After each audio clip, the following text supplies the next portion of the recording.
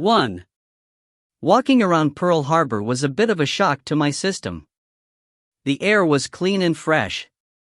The tropical day was one of those that the Tourism Bureau would have endlessly photographed and touted when there were people in the world who could take a vacation to paradise. True to military norms, the lawns were neatly mown, the streets and sidewalks free of litter. And the people. The people were smiling and wearing clean uniforms. Sure, many of the men were sporting neatly trimmed facial hair, which outside of the special operations community was unheard of, but Hawaii was dealing with shortages of personal hygiene products. Other than the rare straight razor, which was now worth its weight in gold, the people of the islands were reduced to electric trimmers. They couldn't get a smooth shave with one of those, so closely cropped beards were the order of the day. After the reception at Hickam Field, we'd been given a ride to a large building designated as the visiting officer quarters. It looked more like a Civil War-era plantation home than a military structure. 2 stories with soaring columns and a gleaming white coat of paint, it was nestled amongst thick stands of palm trees and birds of paradise. A broad, green lawn surrounded it on 3 sides, and all in all, it was nice as hell. Before we'd gone inside, Dog had to thoroughly explore every clump of bushes, managing to leave his mark on each before moving on. I lost sight of him for a few minutes when he wandered around the side of the building, but he came running when I whistled. With a stick in his mouth, which he promptly rammed into my leg as he dashed up. "Where the hell did you find that?" I asked him, surprised that the Navy had allowed any landscaping debris to remain in place. He dropped it on my feet before running 10 yards away and stopping, giving me an expectant look. Smiling, I picked it up and heaved it as far as I could across the grass.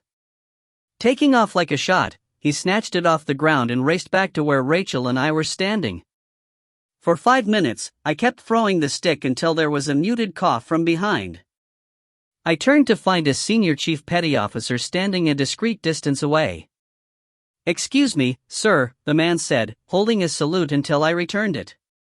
"I'm Senior Chief Wilkins. Welcome to the VOQ. I'll be getting you settled in your quarters when you're ready." "We're ready, Senior Chief," I said, calling Dog to my side. He glanced down briefly before looking back up at me. "I'm sorry, sir," he said. "Working K9s aren't allowed in the VOQ."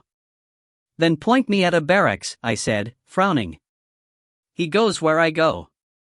He looked at me for a beat before smiling and shaking his head. "I'm sorry, sir. I didn't realize he was a therapy dog. Naturally, he can stay with you. That's not a violation of the regulation." I grinned, glad to be reminded that non-commissioned officers always find a way to make things work. Inside, we were shown to an expansive suite on the first floor with a rubbed mahogany door. 4 large gold stars decorated it, and I paused, shooting an inquisitive look at the senior chief. "Last used by General Carroll, chairman of the Joint Chiefs, just before the attacks," he explained. "Haven't gotten around to removing the stars. With Admiral Packard's compliments." We stepped through the door when he opened it, Rachel and I pausing as another bit of shock rolled over us. The accommodations would have been right at home in any 5-star resort, and after how we'd been living for months, it was an assault on the senses. The senior chief spent a minute giving us the nickel tour, Rachel sighing in delight when she saw a massive, jetted tub in the bathroom. "I'd kill for a razor to shave my legs," she mumbled.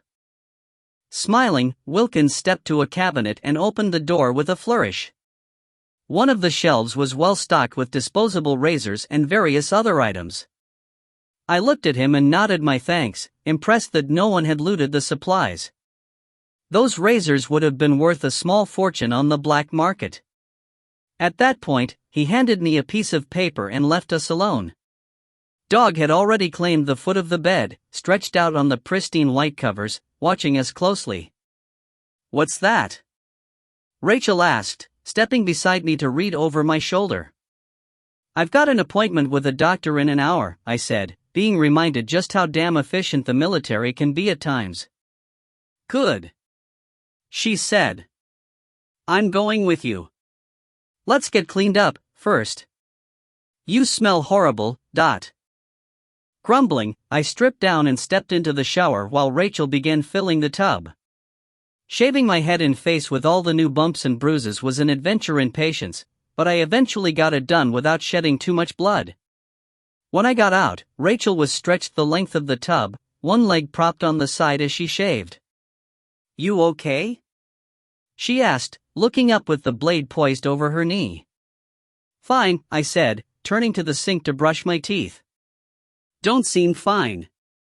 "Same feeling I used to get when I'd come back from an extended operation," I said after spitting out a mouthful of paste. "Normality is strange. A little bit disconcerting. We've been running and fighting for months. Dirty, wet, and cold. Now, here we are, showering and shaving in comfort and safety. Just takes a while to adjust. Don't you feel it?" Rachel lowered the leg she'd been working on into the water and raised the other. For a moment, she seemed to be staring at her foot. "Yes," she finally said. "But I'm not going to let that spoil this wonderful bath." I thought about that for a minute as I rinsed my mouth and rubbed some lotion into my scalp.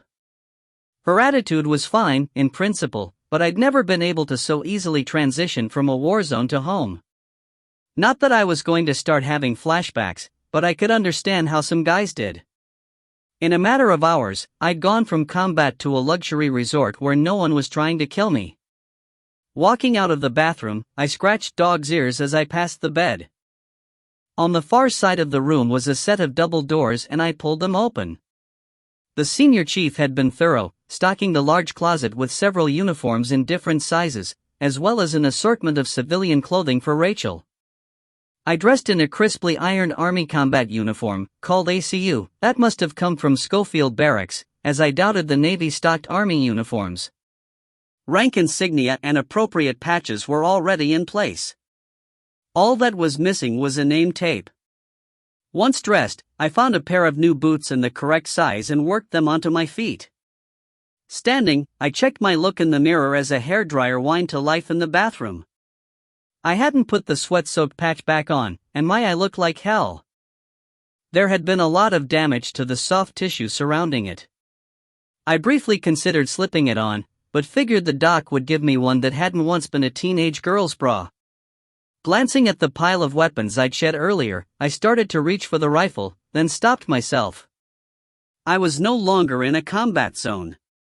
There weren't any infected, or Russians, or militia that was going to attack. Someone very senior to me would probably frown if I wandered around the base with several weapons strapped to my body.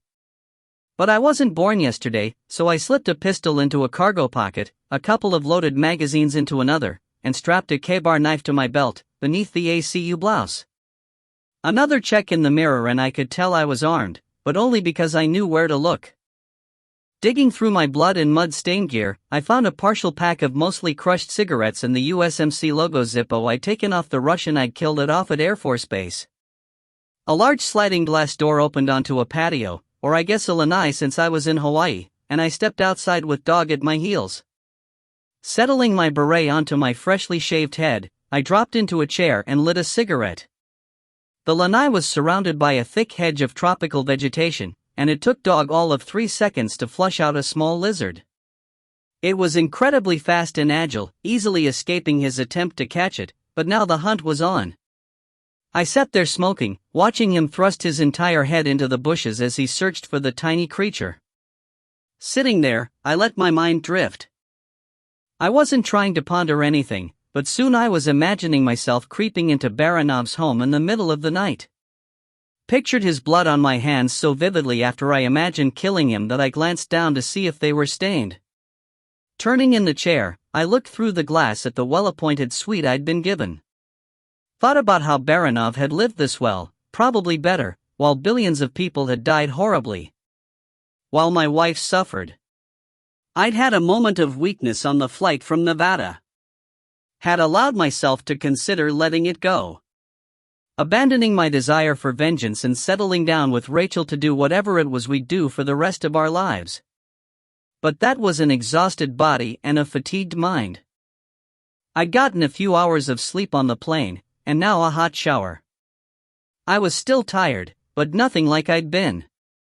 Now, I reaffirmed to myself that I couldn't rest, couldn't put the past fully behind me until I'd taken the life of the man who was responsible for the unimaginable misery that had befallen the world. Got another one of those? I turned in surprise, having failed to notice when Rachel opened the door and stepped out onto the patio. When I saw her, I couldn't help but stare. She was scrubbed clean. Her hair, washed and styled, tumbled across her shoulders and down her back. She was wearing a bright yellow sundress that left her shoulders bare and ended a couple of inches above her knees. The color contrasted perfectly with her skin, which still glowed from the hot bath. After several long seconds, she blushed slightly and looked away. "Stop," she said, an embarrassed smile on her face. "You're stunning," I said. "You're just used to seeing me with greasy hair, streaked with mud and blood," she said. I might have made her self-conscious, but when she raised her eyes I could see a sparkle of pleasure from my compliment. "We'd better go," she said, still smiling as she reached for my hand. "But he should stay here." I turned and looked at Dog. He was still obsessed with finding the lizard, completely ignoring us. My first inclination was to disagree with her, but then I was going to the hospital to see a doctor. Dog would almost certainly not be welcome in that environment. Calling him inside, I reluctantly left him sitting in the middle of the floor, giving me an accusing look for abandoning him. Can't say it didn't make me feel a little like a heel. We stopped at the senior chief's desk on the way out. "How do I get to the hospital?" I asked. "Hummer in the parking lot with a seaman behind the wheel, sir," he said, smiling. "He's at your disposal. Just tell him where you want to go." "Thank you, Senior Chief. And by the way, the dog is in my quarters. Might not want to let anyone go in without one of us." "Yes, sir. I hear those therapy dogs can be quite protective." "And sir," he said, stopping me before I could turn away, "you might want this." He held out a strip of fabric with Velcro backing. My last name was on the face. "Sorry it wasn't ready when you dressed." I took it from him and pressed it in place on the right side of my chest, nodding my thanks. "Thank you for the clothes," Rachel said. "How did you guess my size so well?" The man grinned and pointed at a dark TV screen on the side of his desk. "Base TV broadcasted your arrival at Hickam," he explained. "I already knew you were coming here, and I know the Admiral's sizes. Waited until I saw each of you standing next to him, and that gave me a good idea." "But where did you get dresses?" Rachel persisted. "You're about the same size as my wife," the man grinned. "When I saw you, I called her and she ran over with some of her clothes for you." He shrugged like it wasn't any big deal. "Thank her for me." Rachel reached out and touched his arm. "It's really nice to feel like a girl again, instead of a soldier." Several comments came to mind, but I wisely kept my mouth shut. Taking Rachel's hand, I turned to leave, but the senior chief stopped me again. "Major, Admiral Packard has requested that you join him for dinner this evening in his quarters." 1900 hours, sir. Combat uniform is acceptable." "And the lady?" I asked. "Sorry, sir. Just you." "Thanks, Senior Chief," I said. This time, Rachel and I were able to exit the building. We found the vehicle detail for us in the parking lot, a young kid with an acne-ravaged face waiting behind the wheel. I saw his eyes widen when he got a look at Rachel, but he covered his admiration quickly and leapt out to open the rear door for us. "Where to, sir?" he asked as he studiously avoided looking at the amount of leg Rachel's dress exposed as she climbed into the Humvee. "Hospital," I said, suppressing a grin and following Rachel into the back seat. He firmly closed the door behind me, then jumped behind the wheel. As he drove, I kept seeing him stealing glances at me in the rearview mirror. "Something on your mind, Seaman?" I asked, earning a surprised look. "No, sir." "Sorry, sir," he said quickly, gluing his eyes to the windshield. "Go ahead," I said after a moment. "Sir?" You've got something you want to ask me, Seaman. Go ahead. I don't bite. He was quiet for a stretch, then took a deep breath. You've been on the mainland since the attacks, sir? Yes. Are there any survivors, sir? Any chance? Now I understood what he wanted. Where are you from? I asked, leaning forward and putting my arms on the back of the front seat. Nebraska, sir. Omaha. I'm sorry, I said. I was at Offutt and out into the city a couple of weeks ago. Didn't see any sign of survivors. He nodded, glancing at me in the mirror again. Could there be any outside the city? My family's farm was about 50 miles west of Omaha. Middle of nowhere. Could they have survived? I took a deep breath before I answered. Sure, it was possible. After all, there were a few. Titus in Idaho. The militia in Nevada. The guy at Luke Air Force Base in Arizona I'd encountered on the way to rescue Vance. But the odds were heavily stacked against the likelihood. Did I tell the kid the truth, or let him continue to hold out hope? It's always possible, Rachel said, placing her hand on my leg where he couldn't see. We came across survivors in several places across the country.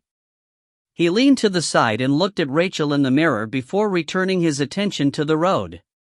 Slowly, he nodded his head and didn't ask anything else during the drive to the hospital. 2. I was surprised when Admiral Packard personally answered the door. His quarters were actually an imposing homestead amongst lush, tropical landscaping. A squad of Marines had established a perimeter around the house and I could hear the beat of rotors as a Super Cobra patrolled the area. The same Marine captain that had been standing close to him at the airfield peered at me from over the Admiral's shoulder. I could tell he wasn't happy about not being between us until he was comfortable I wasn't a threat. Major. Right on time. Please come in.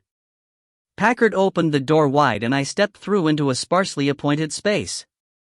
Galleys that way, he pointed after closing the door. Find yourself something to drink, then join us out back.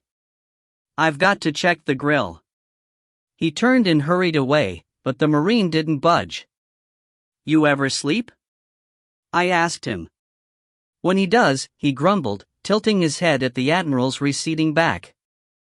I met his eyes, recognizing his devotion to protecting the old man. Pistol in my right cargo, K-bar on my belt at my back, I said. Figured you'd have something, he said. I stared at him a long beat, but he didn't seem to be interested in disarming me. Know what you've done, and what you've been through, he finally said. Keep em.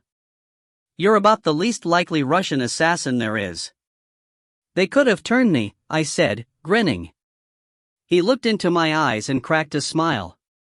With the body count you've racked up? Hell, the old man's probably safer with you near him. Any enemy that shows up will be more interested in killing you than him. Glad to help, I said, feeling the tension between us drop off several notches. I swung through the kitchen, galley, grabbing a cold beer out of the refrigerator. I could hear several voices coming through an open door and followed the sound out onto a large patio. The sun was down and the area was lit with lanterns hanging in the spreading branches of a massive banyan tree. 5 men sat around a large table while the Admiral tended to a charcoal grill. Whatever was cooking smelled wonderful and my stomach growled loudly. I couldn't remember the last time I had eaten something that hadn't been freeze-dried. The conversation stopped when I appeared and the men got to their feet to greet me. 3 were in uniform, but 2 were in civvies. The first to shake my hand was a rear admiral named Black, who growled his name before taking a long gulp of the drink in his hand and stepping aside. Marine Major General Reed peered at my damaged eye as he tried to crush every bone in my hand. If he hadn't had 2 stars on his uniform, I'd have shown him what a real grip was. Then a Navy captain named West who introduced himself as Packard's senior aide. The 2 men casually dressed in jeans and button-down shirts had held back, giving me a chance to give them a quick once-over. Both were tall, straight, and looked to be as hard as granite. I was betting they were SEALs, and wasn't surprised when the first one introduced himself as Captain Britt, commander of DevGru, or the Navy's Special Warfare Development Group. He was the senior SEAL officer still alive. Last came Commander Sherman, a SEAL team leader. "How many men did you get out of Dam Neck alive?" I asked the SEAL captain. Dam Neck, Virginia is where DevGru was based before the attacks. I didn't imagine it had fared well in the immediate aftermath. "Not nearly enough," he said. "Lost a lot of men that day." I nodded, then the admiral called that dinner was ready. Everyone stood around the table as he placed a heaping platter of steaming ribs in the middle. I was surprised when he returned to the grill and brought over a second, even larger one that was quickly covered in foil. "Captain Black!" he shouted. The Marine I'd talked to at the front door appeared almost instantaneously. "For you and your men," the admiral said, hoisting the wrapped food and handing it over. "Thank you, sir, but they'll eat when they're off duty." "Rotate 'em through, Captain. Those boys have had to stand out there smelling me cooking, least I can do is feed them." "Yes, sir," Black said, taking the platter and carrying it away. Once Packard was seated, the rest of us took our chairs. Using a large set of chrome tongs, he quickly piled each of our plates with food. "What did the doctor tell you, Major?" he asked after quickly devouring a rib. "Bullet fragment in my head, sir," I said after chewing and swallowing. "Pressing on the optic nerve, but I already knew that." "How's your vision?" Captain Britt asked. "Right eye's good," I said. "Your left?" he persisted, peering at me from across the table. "No vision," I said, involuntarily reaching up and touching the new eye patch I'd been given. "Doc says it may come back if he takes the fragment out." "If?" the admiral asked around a mouthful of ribs. "He wanted to do it tomorrow, sir," I said, shrugging. "Told him no." "No? Why?" Britt asked in surprise. "Not ready to be out of action just yet," I said, not wanting to talk about my plans to go to Australia. I didn't fail to notice the glances that were exchanged around the table after I spoke. There was a pause in the conversation as we kept eating, then Captain West spoke up. "What did you observe in the Phoenix area when you were there?" he asked, catching me completely unprepared by the change in topic. I wiped my hands on a wet towel and took a drink to buy a moment to compose myself. Why the hell were they interested in Phoenix? Pretty much like every other city I'd been in, sir, with one exception. Didn't see any infected roaming around, other than a small group on Luke. Encountered a single survivor at the Air Force Base, but other than that, nothing much to say. "What about the city itself?" he asked. "Sir?" What the hell was he getting at? Infrastructure. Roads. Buildings.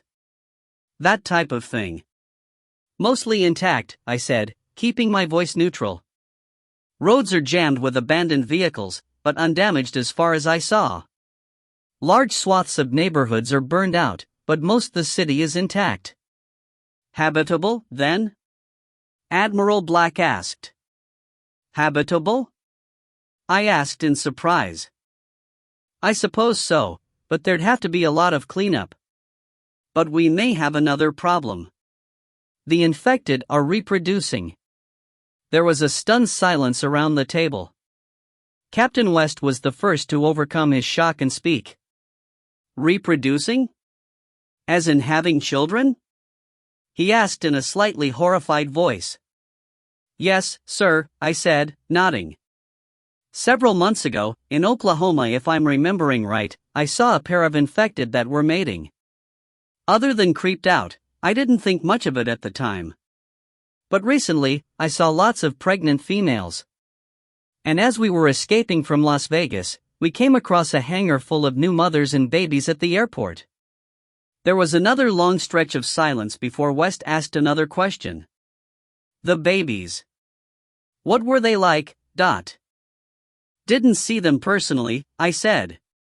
One of the women with my group went inside and I'm going off her report. She said they appeared normal, physically, other than red eyes. But they were calm, quiet, and very alert. Unlike a normal infant. Which woman? West asked, pulling out a pen and a small notepad. We need to speak with her. Oh. I just said too much, inadvertently drawing attention to Nicole. Major? He prompted after I didn't answer immediately.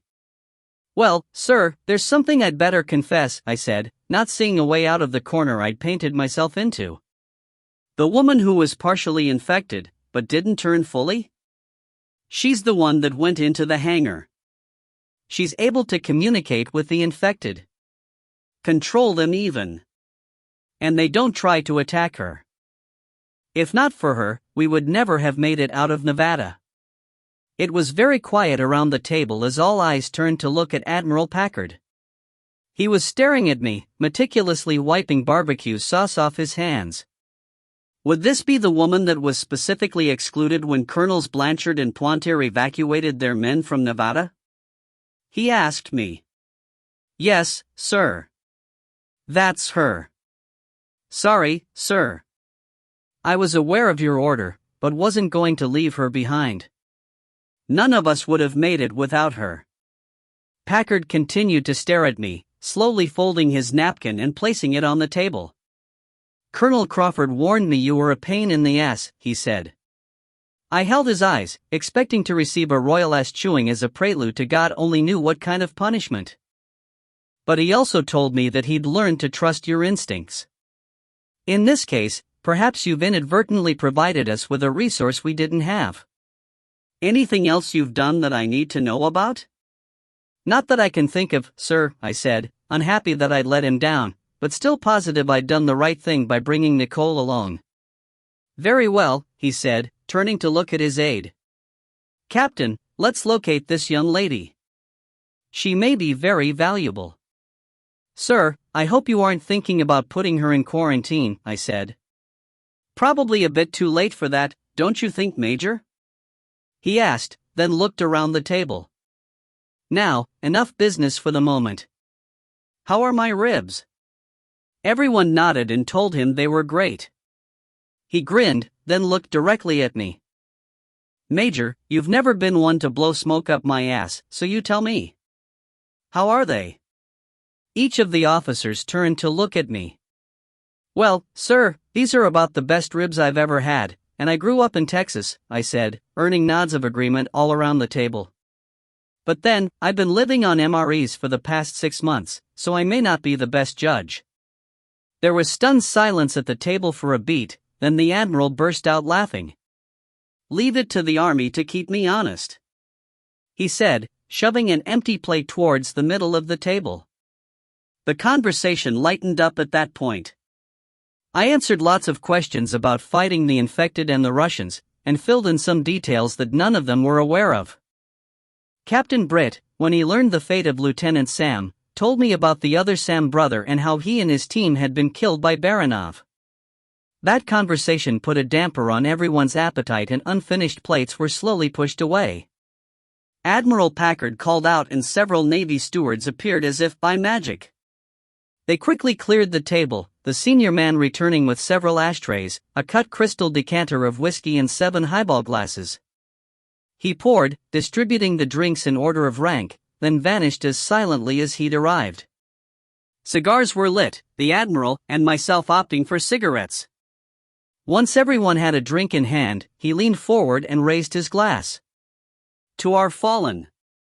We all echoed the toast, each of us drinking deeply. Major, there's a lot going on that you aren't aware of. Captain West, if you would, the Admiral said, leaning back in his chair.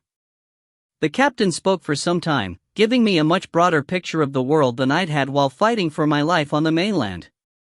But more information is not always a good thing. As I listened to the horrifying news that the planet was dying, I looked around the table at the faces of the assembled officers. I saw anger and fear. As West talked about the Russians sharing American soil with us after we moved into Phoenix, I saw doubt in several of the men. The one thing I didn't see was hope. But I couldn't come up with an argument against the plan for cohabitation with the enemy. How do we pull this off? I asked when he paused to refill his glass. How do we get the Russians to put down their arms and share a city with us? What's to stop Baranov from finishing us off and taking whatever he wants? A bullet in the goddamn head, Captain Britt said, throwing back his drink and reaching for the decanter. Captain West picked back up, describing the plans to assassinate Baranov and break Irina's uncle out of prison. That's where you come in, Major, the Admiral interrupted his aide. Count me in, sir, I said. I was already planning to pay the son of a bitch a visit in the middle of the night. Tell me about your plan, he said. I looked at him for a long beat, hoping I hadn't just stepped into a big pile of shit. The whiskey had loosened my tongue a bit, and maybe I shouldn't have revealed my agenda. Just that, sir, I said. I was going to find a way to get to Australia, then Baranov. Planning to go AWOL? Admiral Black asked, glaring at me. It's not AWOL if I resign my commission first, I said, staring back at him. That's not going to be necessary, Major, Packard interjected. 3. We talked until nearly midnight. The whiskey flowed, making me happy there was a driver waiting to take me back to my quarters.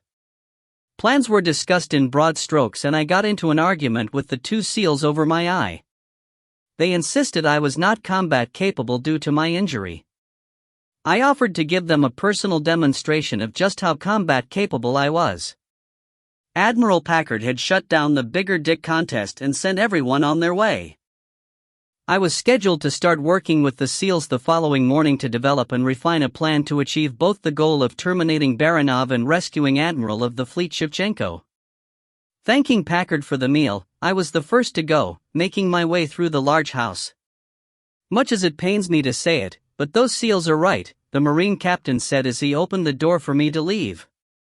I glanced at his name tape, wondering if he was related to the gruff rear admiral I just had dinner with. Right about what? I asked. Your eye, he said. Fucked mine up in Iraq. Detached cornea. Didn't say nothing, and missed a fucking jihadi running in from that side. Damn near got my men killed because of stupid pride. Couldn't have lived with that, and I'm bettin' you couldn't either. I looked at him for a long moment before nodding my head. Good night, Captain. Night, sir.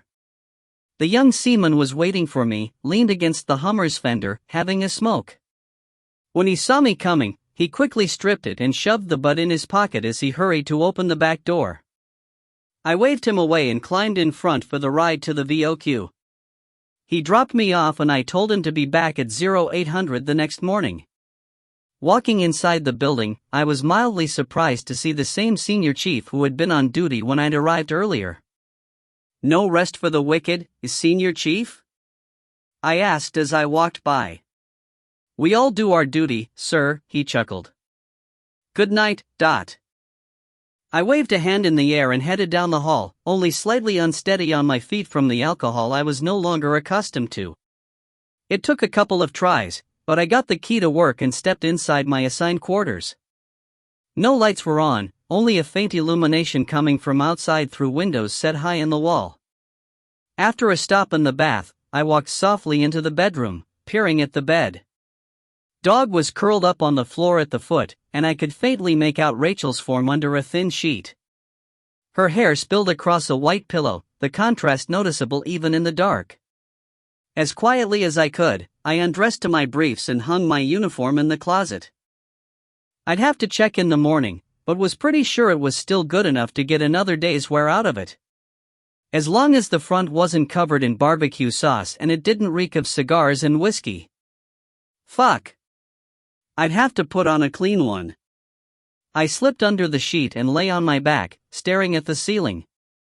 There was a lot to mull over and my mind was racing. It would probably be better if I went to sleep and thought about everything with a clear head the next morning, but it's never been easy for me to shut my thoughts off like that. There was a rustle of fabric as Rachel moved, then I felt her cool hand on my bare chest. "Everything good?" she asked sleepily. I wasn't sure how to answer that question, so I didn't. "What did you do this evening?" I asked instead. She scooted closer, draping her arm across me and resting her head on my chest. "Checked on Igor and Vance. Had dinner with Irina and the girls. Gonzalez and Nicole were there. She's still wearing the glasses you gave her." "How are Igor and Vance?" I asked, shifting my arm until it was around her shoulders. "Igor's good. Sore and bruised, but all the x-rays they took are negative. He's on 4 antibiotics and should be discharged in a day or two if an infection doesn't pop up. Vance will be okay, but the doc's worried about nerve damage from when he was cut open." "Nerve damage?" I asked, turning to look at her, our faces only inches apart. "The worst kind, for him," she said. "He might not ever be able to get an erection again." "Ouch," I said. "Talk about hitting someone where they live. Good whiskey?" Rachel asked when she smelled my breath. "Only top shelf for the Admiral," I said, looking into her eyes. "Too bad," she said. "What?" I asked, confused. She hesitated a moment before continuing. "Tonight was going to be the night, but you're not sober.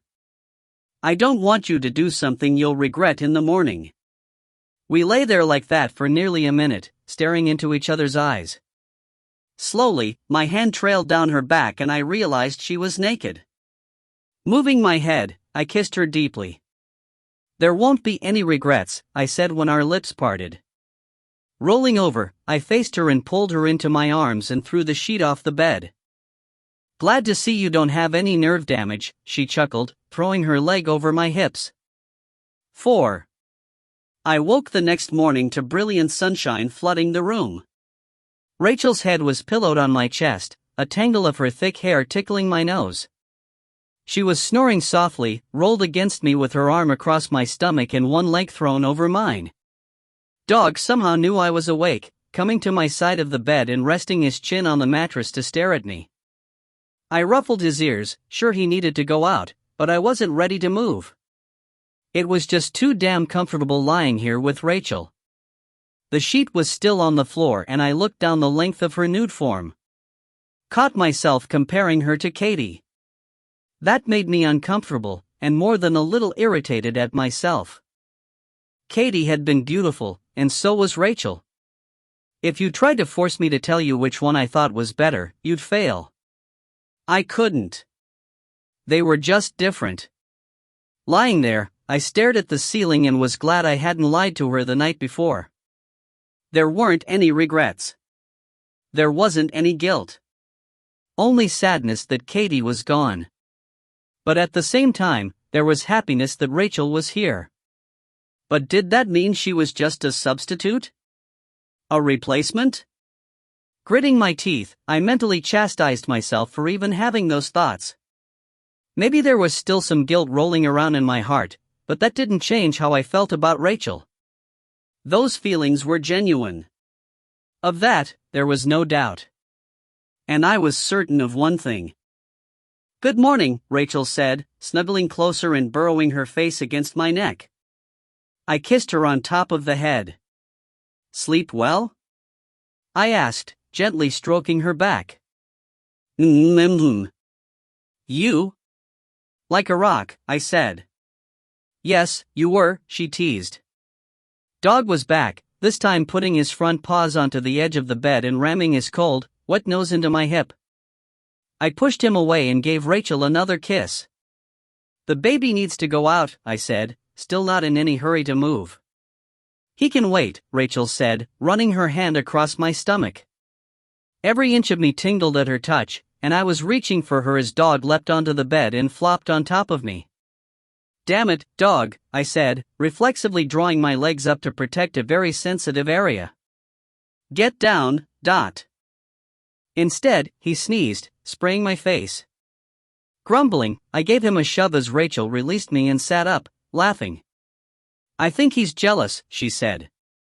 Well, he'd better get over it, I groused, standing up and digging sweats and a t-shirt out of the closet. Does that mean this is going to happen again? Rachel asked, batting her eyes like a B-movie queen.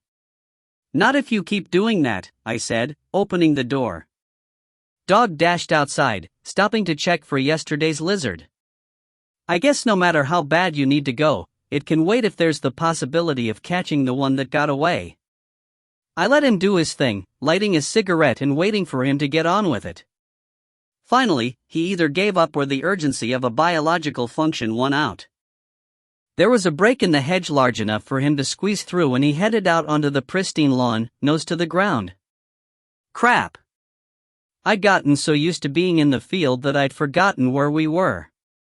He was about to shit a mountain in the middle of a picture-perfect stretch of green grass on a military base.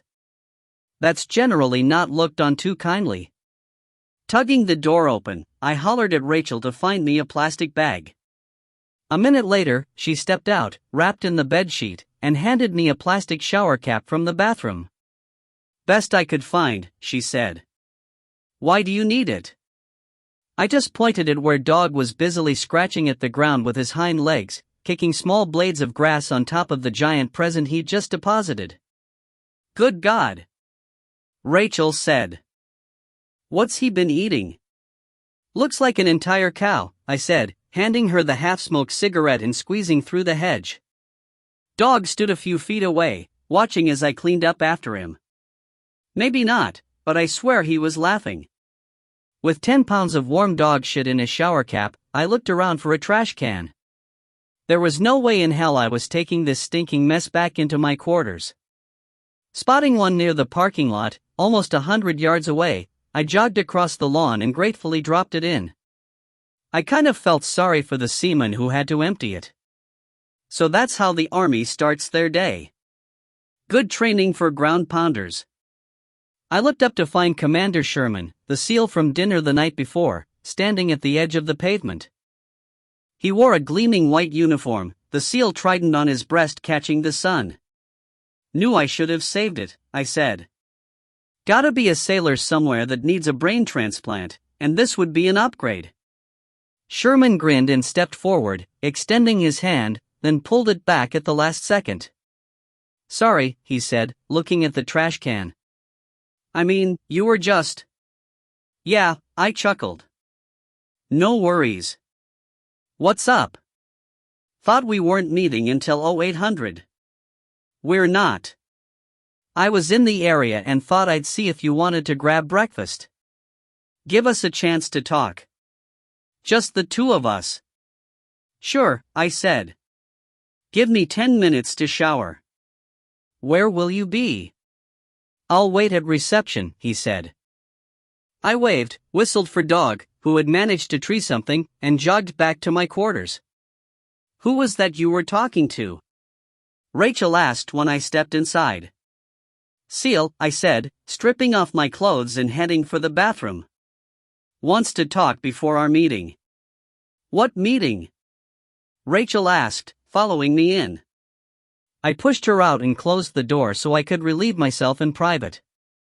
When I flushed, she opened the door and came back in. Grinning, I shook my head and cranked on the shower. What meeting? She asked again. Planning for going after Baranov, I said. And that does not leave this room. Understand? The Navy's going after him? She asked in surprise. I had two choices here. Answer with a yes, which was technically the truth, or give her all the details, including my desire to be included in the operation. I opted for the shorter answer. Not that I wanted to keep things from her, or not be completely open, but I didn't have time for the conversation she'd insist on having if I told her everything. So, you don't have to go to Australia? She asked, still not convinced. The SEALs are adamant that they don't want me there, I said, again telling the technical truth. Good.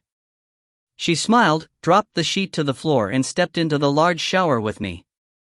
Great idea, bad timing, I said, rinsing soap off. I've gotta go. Rachel leaned in and gave me a lingering kiss before slapping my bare ass. Fuck it. The squid could wait. 15 minutes later I stepped out of the shower onto a plush rug, leaving Rachel leaned against the wall, trying to catch her breath. Gotta be careful what I start, she said, smiling. I grinned at her as I quickly toweled off. Can you do me a favor today? Thought I already did. I couldn't resist the laugh that bubbled up. You did. But I need some clean uniforms. Can you talk to the senior chief and see if you can get me a couple more sets, and find out about laundry? Also, we need some plastic bags for cleaning up after the crap hound. Do you mind? Look, Buster, she called as I headed into the bedroom to put on my last clean uniform. Just because we're back in civilization, don't think I'm going to suddenly become the little woman that takes care of the laundry. I'll do it this time, but you're a big boy. Figure it out for yourself. Thanks, I said, returning to the bathroom and sitting on the closed toilet to pull my boots on. I'll ride with the seal and leave the driver for you. But stay on base. I've got no idea what things are like outside the gates. Okay? You worry more than an old woman, you know that? Rachel asked, turning off the shower. I tossed her a towel and worked on getting the right blouse on my pant legs into the tops of the boots. Actually, I was thinking about going to the hospital and seeing if they could use any help, she said. Boots tied, I stood up and looked at her, smiling. I think that would be great, I said. Dinner tonight? I'll stop by when I'm done. Want to see Igor and Vance, anyway? Yes, she said, stepping close and pressing her wet body against my fresh uniform. I didn't care. Well, not that much. Holding her close, I kissed her, pulling away before I got distracted and left Commander Sherman sitting in reception for the next hour. I love you, Rachel whispered, looking at my good eye. I love you, too, I said after a brief pause. And it felt good to say it. 5. Sherman was waiting for me in the reception area, leaning on the senior chief's station watching television with him. He straightened up as I approached, made a point of checking his watch and led the way outside. We climbed into a Humvee and he drove a short couple of blocks before turning into the parking lot for a Starbucks. I sat staring at the green and white sign after he shut the engine off. It's common for commercial businesses to be on a military base. That wasn't what was bothering me. It was the shock of normalcy as I watched men and women in uniform walking out the door with freshly made drinks to start their day. You okay? The SEAL was standing outside the vehicle, giving me an odd look. I nodded and stepped out. Been living in the apocalypse for the past several months, I muttered. All of this is a bit disconcerting. Know what you mean, he said. Did a couple of back-to-backs in Afghanistan. When I got home, I couldn't go into a grocery store for a week. It was just too weird. But it gets better. Dealt with it before, too, I said. It's just that in the past, I always knew there was a home to come back to. This time, home was gone. Guess I'd gotten used to it more than I realized. Look, he said when I didn't take a step closer to the small building. Not a big deal. Let's go get some chow.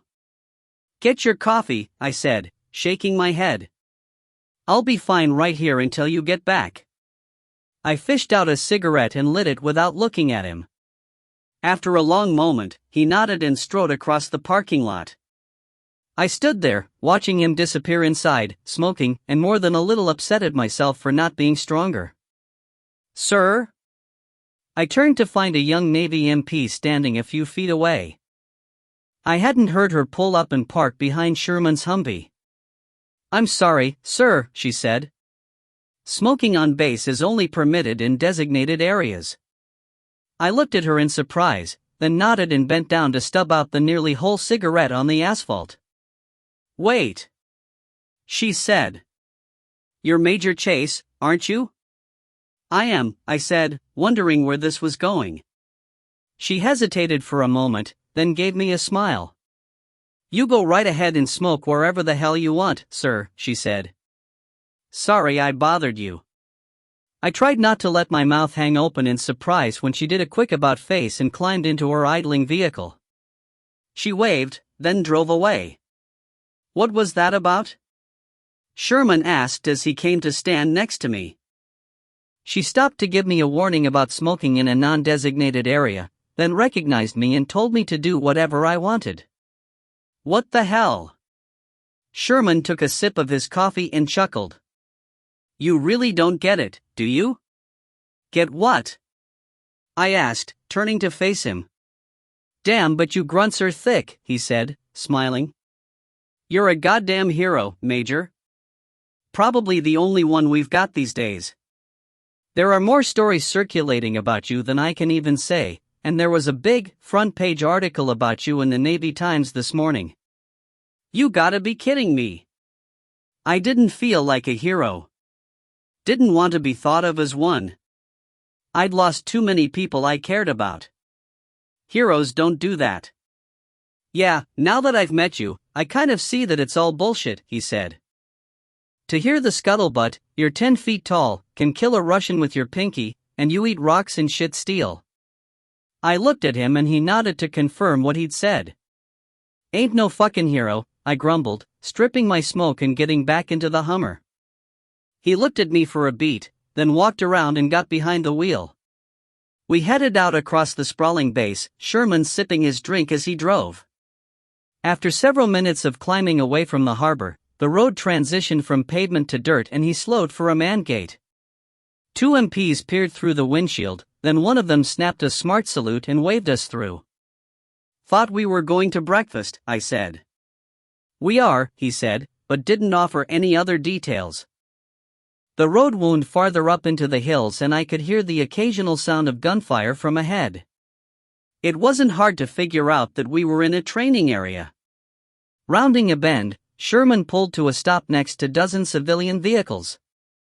Beyond was a pistol and rifle range, a couple of roughly constructed buildings to the side. A red light on top of a tall pole was flashing, warning that a live fire exercise was in progress. We got out and I followed Sherman to where half a dozen men stood watching the training. It was a designated observation area that overlooked the kill houses. There was no roof on either, and in one of them I could see a team of SEALs shredding targets as they practiced clearing the structure. They were moving well, as a unit, and inter-service rivalries aside, I had to admit these guys were damn good. They're getting ready to go to Australia, Sherman said to me in a low voice. That house is built to the plans we could find of the apartment Baranov is living in. They look good, I said. They're the best, one of the observers said. Dressed in jeans and a Motley Crue t-shirt, he was roughly my size, close to my age, and built like a tank. He turned to face me and extended his hand. Master Chief Darrell Baldwin, he said as I shook his. What did you do to your eye? Bullet hit my rifle's receiver and fragmented. Piece of it wound up in my head. Like the patch, he grinned.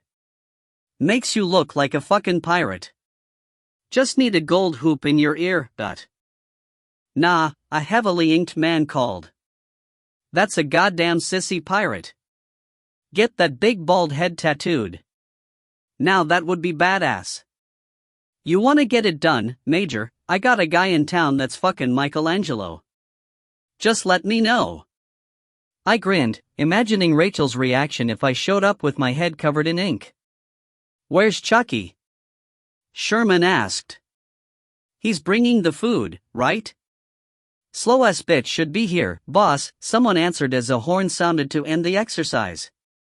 The SEALs in the kill house spent a few minutes huddled, going over their performance with each other, then walked up the hill to where we were standing. I was introduced and shook hands all around, but didn't remember anyone's name after it was over. Where's Chucky? The tall man who had led the team through the exercise asked. Slow-ass bitch is late, half a dozen men said at the same time. Well, hell's bells, the leader said, then looked at me.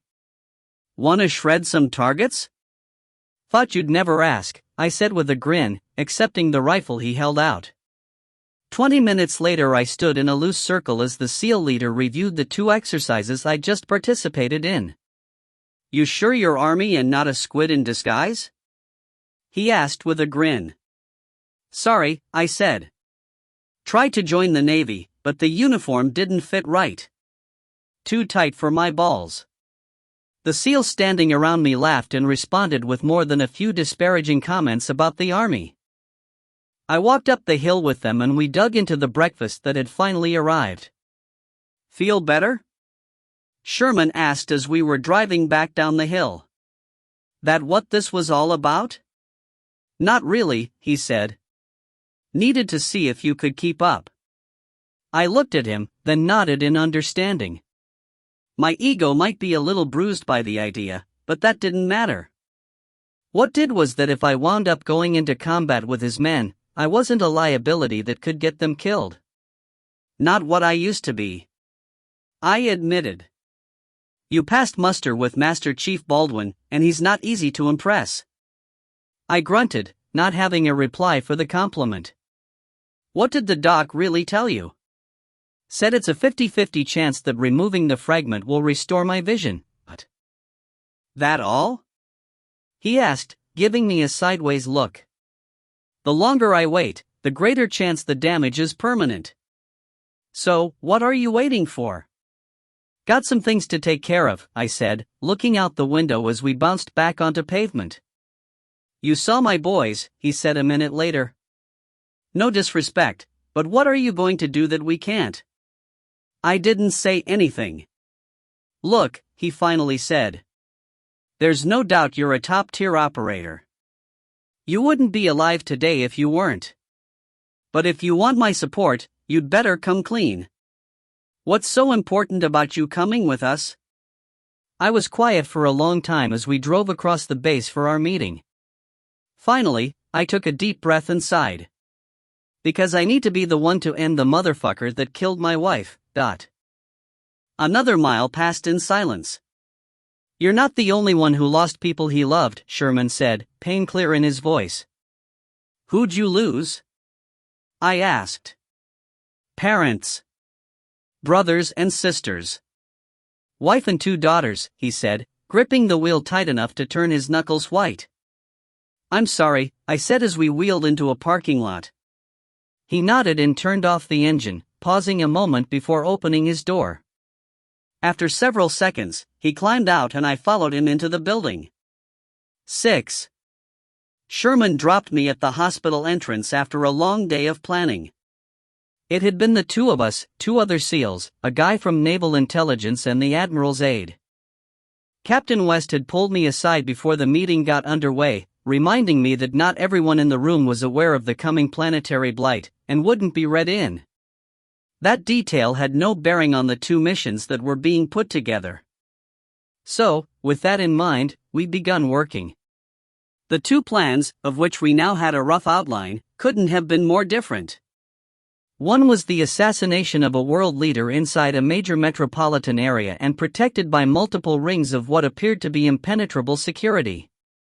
Add to the complexity the fact that he supposedly had the ability to release nerve agent in all of Australia's major cities on a moment's notice, and the difficulty level ratcheted up significantly.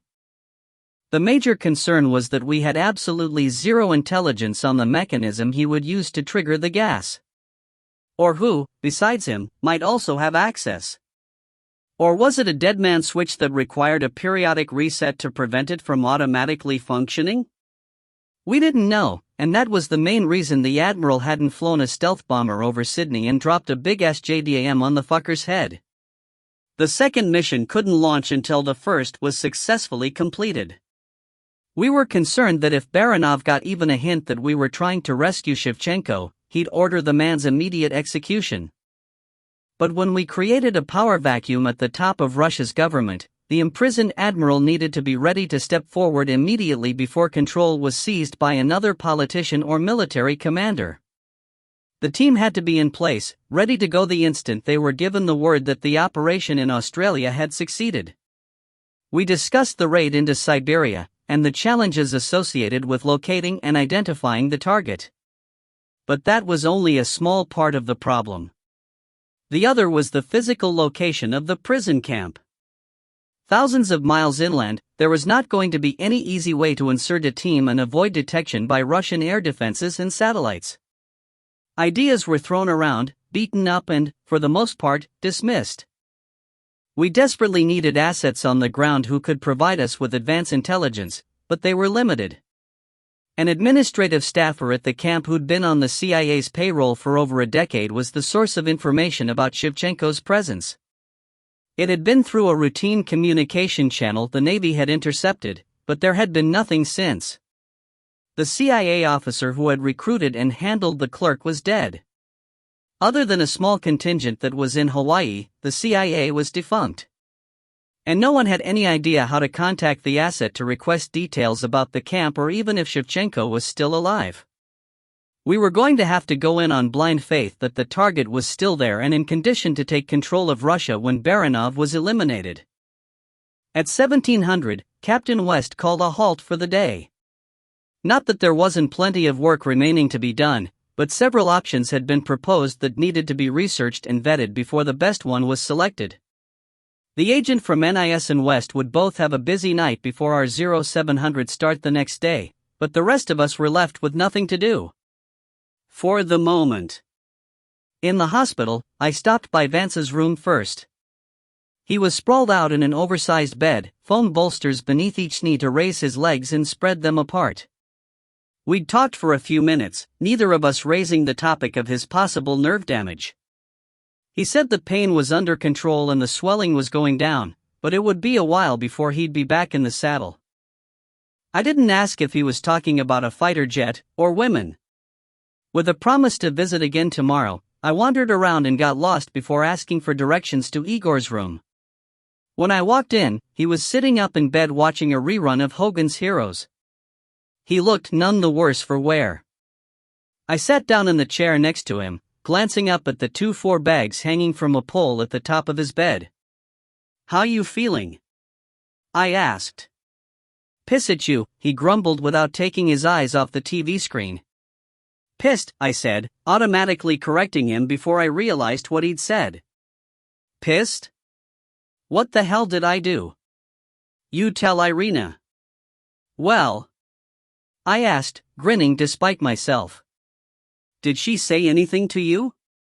Igor turned and glared at me. "She say she love me, dot." "Then why the hell are you pissed?" I asked, smiling. "She act like babushka, now," he grumped. "What the hell's a babushka?" "Old woman." "Are you serious?" I asked. "Irina ain't even close to being an old woman." "Act like it," Igor muttered. "Tell me how take care of self." I burst out laughing, earning another glare from the big Russian. "Don't be a pussy." I sputtered. "You tell Rachel?" "Yes, I did," I said, smiling. "When do that?" he asked, frowning like he didn't believe me. "This morning, jackass," I said, still chuckling. "What is jackass?" "A stubborn goddamn Moscow mule." "I from Minsk, not Moscow," Igor said, clearly not understanding. I laughed at him again, shaking my head.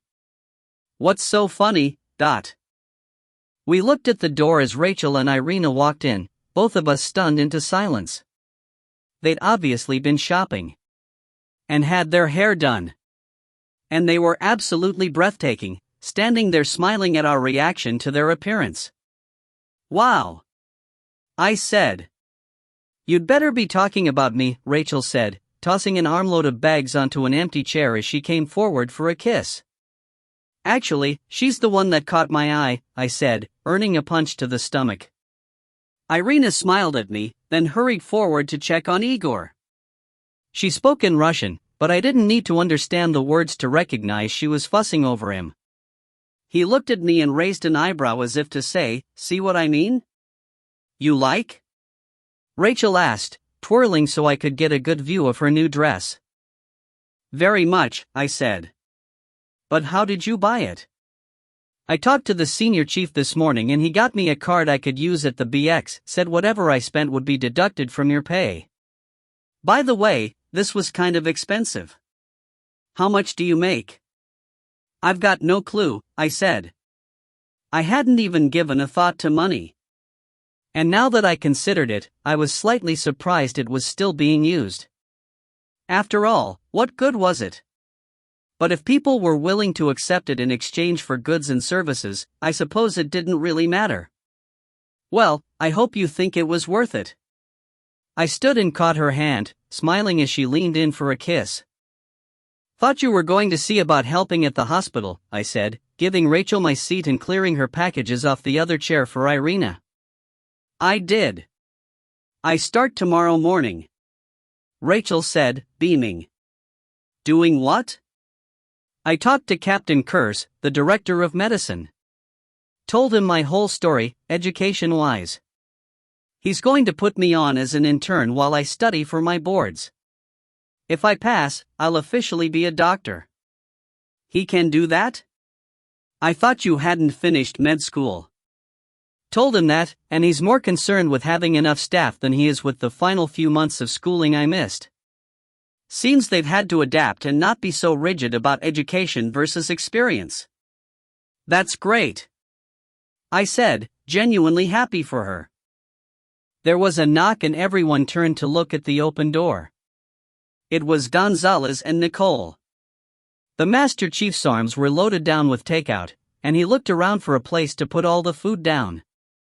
Thought we'd eat in and not leave Igor alone, I said to Rachel and Irina when they gave me curious glances. 7.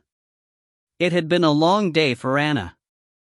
After she'd woken to find a grinning William standing over her, he had left the room without releasing her bonds. Her body ached and her head pounded from the helicopter crash. She had a vague memory of him hitting her, but wasn't entirely sure whether she had imagined that part or not. For a few hours, she drifted in and out of consciousness. When she was awake, she tried to imagine any scenario in which she'd wound up in William's clutches, but couldn't reconcile events with her fragmented memory.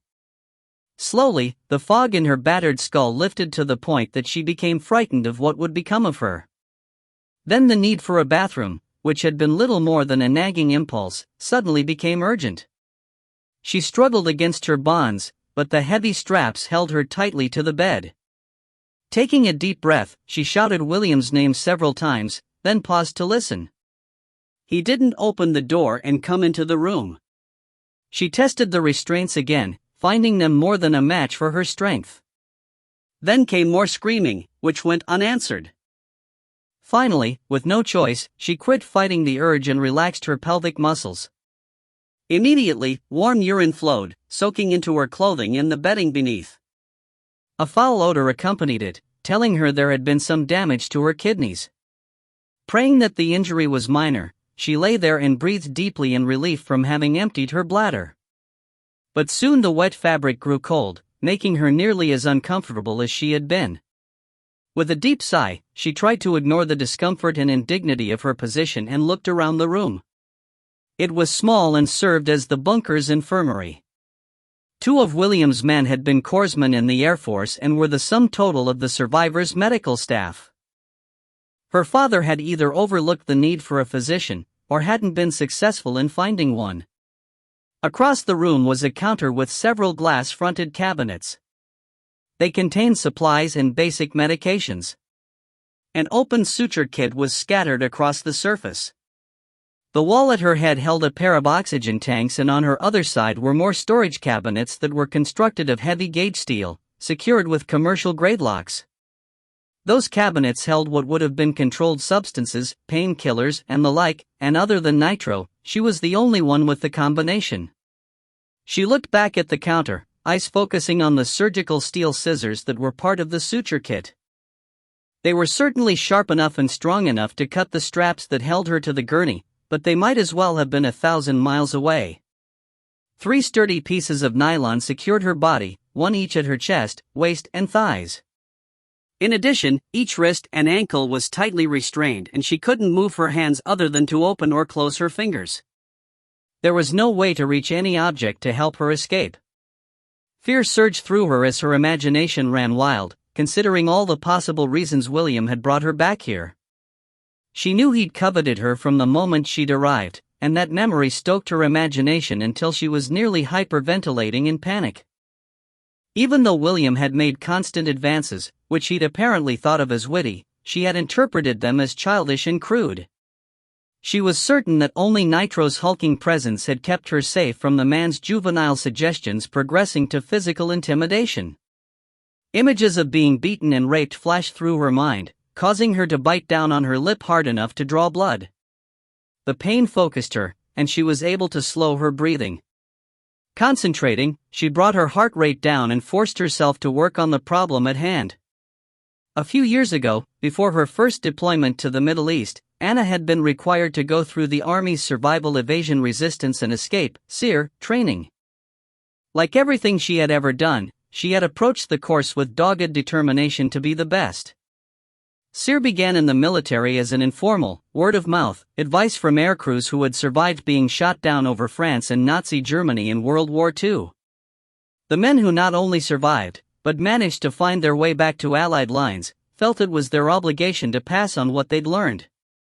The value of this sort of training didn't escape the notice of the military, which ran with the idea and created a formal training program that was required for all personnel who were considered at increased risk for capture by the enemy.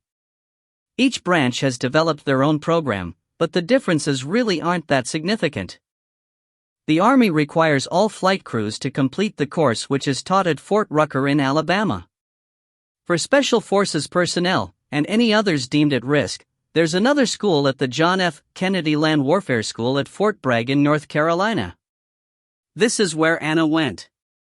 Normally, an officer who never enters the field would not be sent through SERE.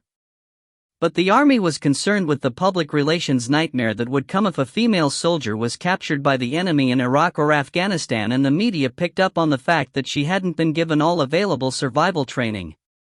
It was a double standard coming out of a highly politicized Pentagon, but Anna hadn't cared. She was excited to be tested. She had shown up on day one of the 3-week course, eager to dive in. The first week had consisted solely of classroom training. 12 hours a day. The soldiers in attendance were told what to expect.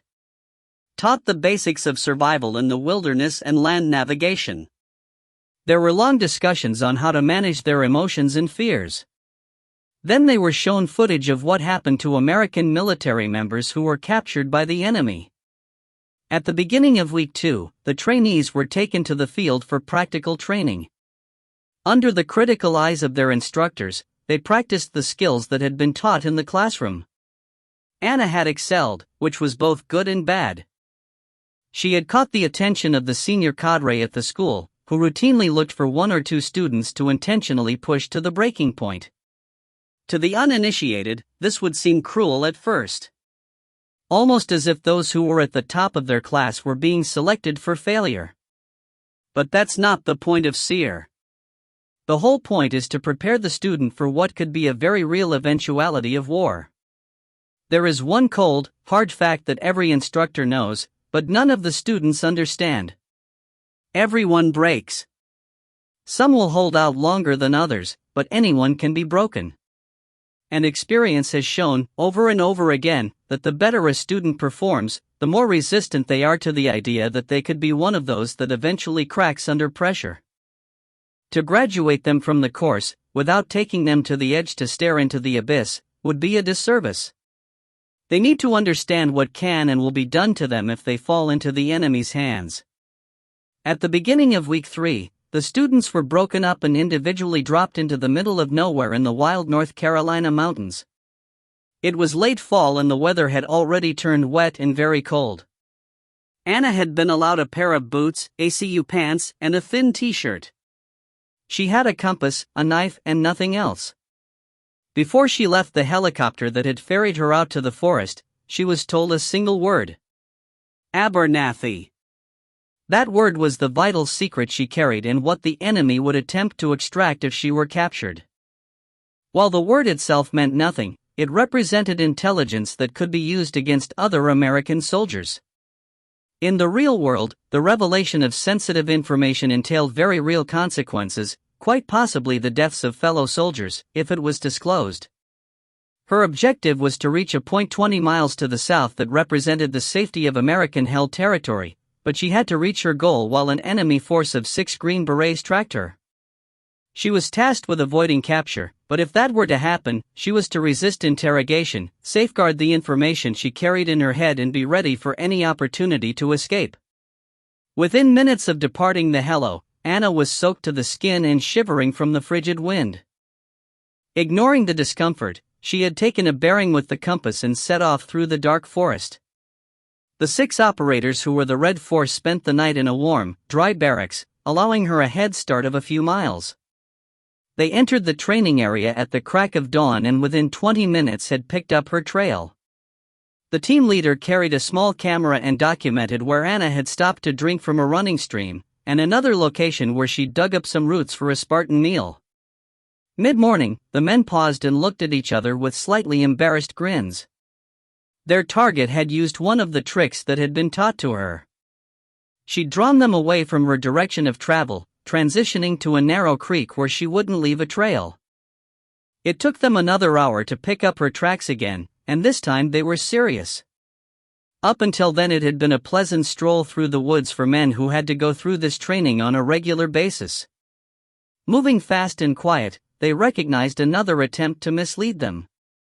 Ignoring the obvious trail, they pushed on and sighted her for the first time within a mile of her objective. Anna had resisted being captured. She had dropped the knife, not willing to risk an accidental injury to her fellow soldiers, but despite aimed weapons and shouted commands, she had refused to submit. Always a runner, she'd led them on a chase, forcing the issue and making them take her down. Even then, she'd gotten in a few shots of her own before being cuffed on the side of the head hard enough to see stars. They had restrained her, hooded her, and taken her to a dark, windowless shack. She was denied food and sleep, and only given 1 cup of water a day. She wasn't released for breaks, forced to urinate and defecate in her pants. When the men weren't torturing her, demanding she tell them what she knew, a massive boombox blasted out heavy metal music, the same song, over and over. She was slapped repeatedly and waterboarded several times. This lasted for 3 days. On the morning of the 4th, a man dressed in civilian clothes had walked into the cabin and shut off the music. He had a large tumbler of water in his hand and gently held it to Anna's lips as she drank greedily. When she was finished, he had smiled at her and apologized for how she had been treated and promised he would make sure she was cleaned and cared for. In disbelief, she watched as 2 of her captors entered and quickly cut her bonds. Nearly crying in relief, she was unable to stand and had to be helped through the front door. Squinting after 3 days of darkness, she didn't see what was waiting at first. Didn't understand what was happening when strong hands ripped at her clothing until she was completely nude. She screamed in agony when a high-pressure hose began spraying her with water that was barely above freezing. This continued for an eternity, then she was roughly hauled into the cabin and forced back into the chair. She was still naked and rough hands quickly secured her in a manner that she couldn't even close her thighs to hide her genitals. Her head was bowed, icy water dripping onto her legs from the wild hair that hid her face. "Tell me what I want to know," the man had purred in her ear as he caressed her bare shoulder. "If you do, I will give you warm clothes. There will be food and more water. And sleep. You only need to say 1 word, and this all ends." He trailed his hand down her arm, then lightly ran a finger up her bare leg, starting at her knee and ending at a point on her inner thigh that made her buck and try to bite him. Laughing, he stepped away and slapped her face before grabbing her throat in a vice-like grip. "You will tell me what I want to know," he said in a voice that defied the violence. "Why not make it easy on yourself?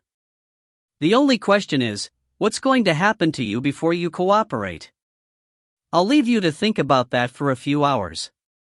Before he stepped away, he grabbed an exposed breast and squeezed, releasing it with a sharp flick across her nipple. "Maybe I'll bring a couple of friends with me," he said, a leer on his face as he ran his hand across her exposed hip. "They enjoy pretty little things like you." He turned away, laughing.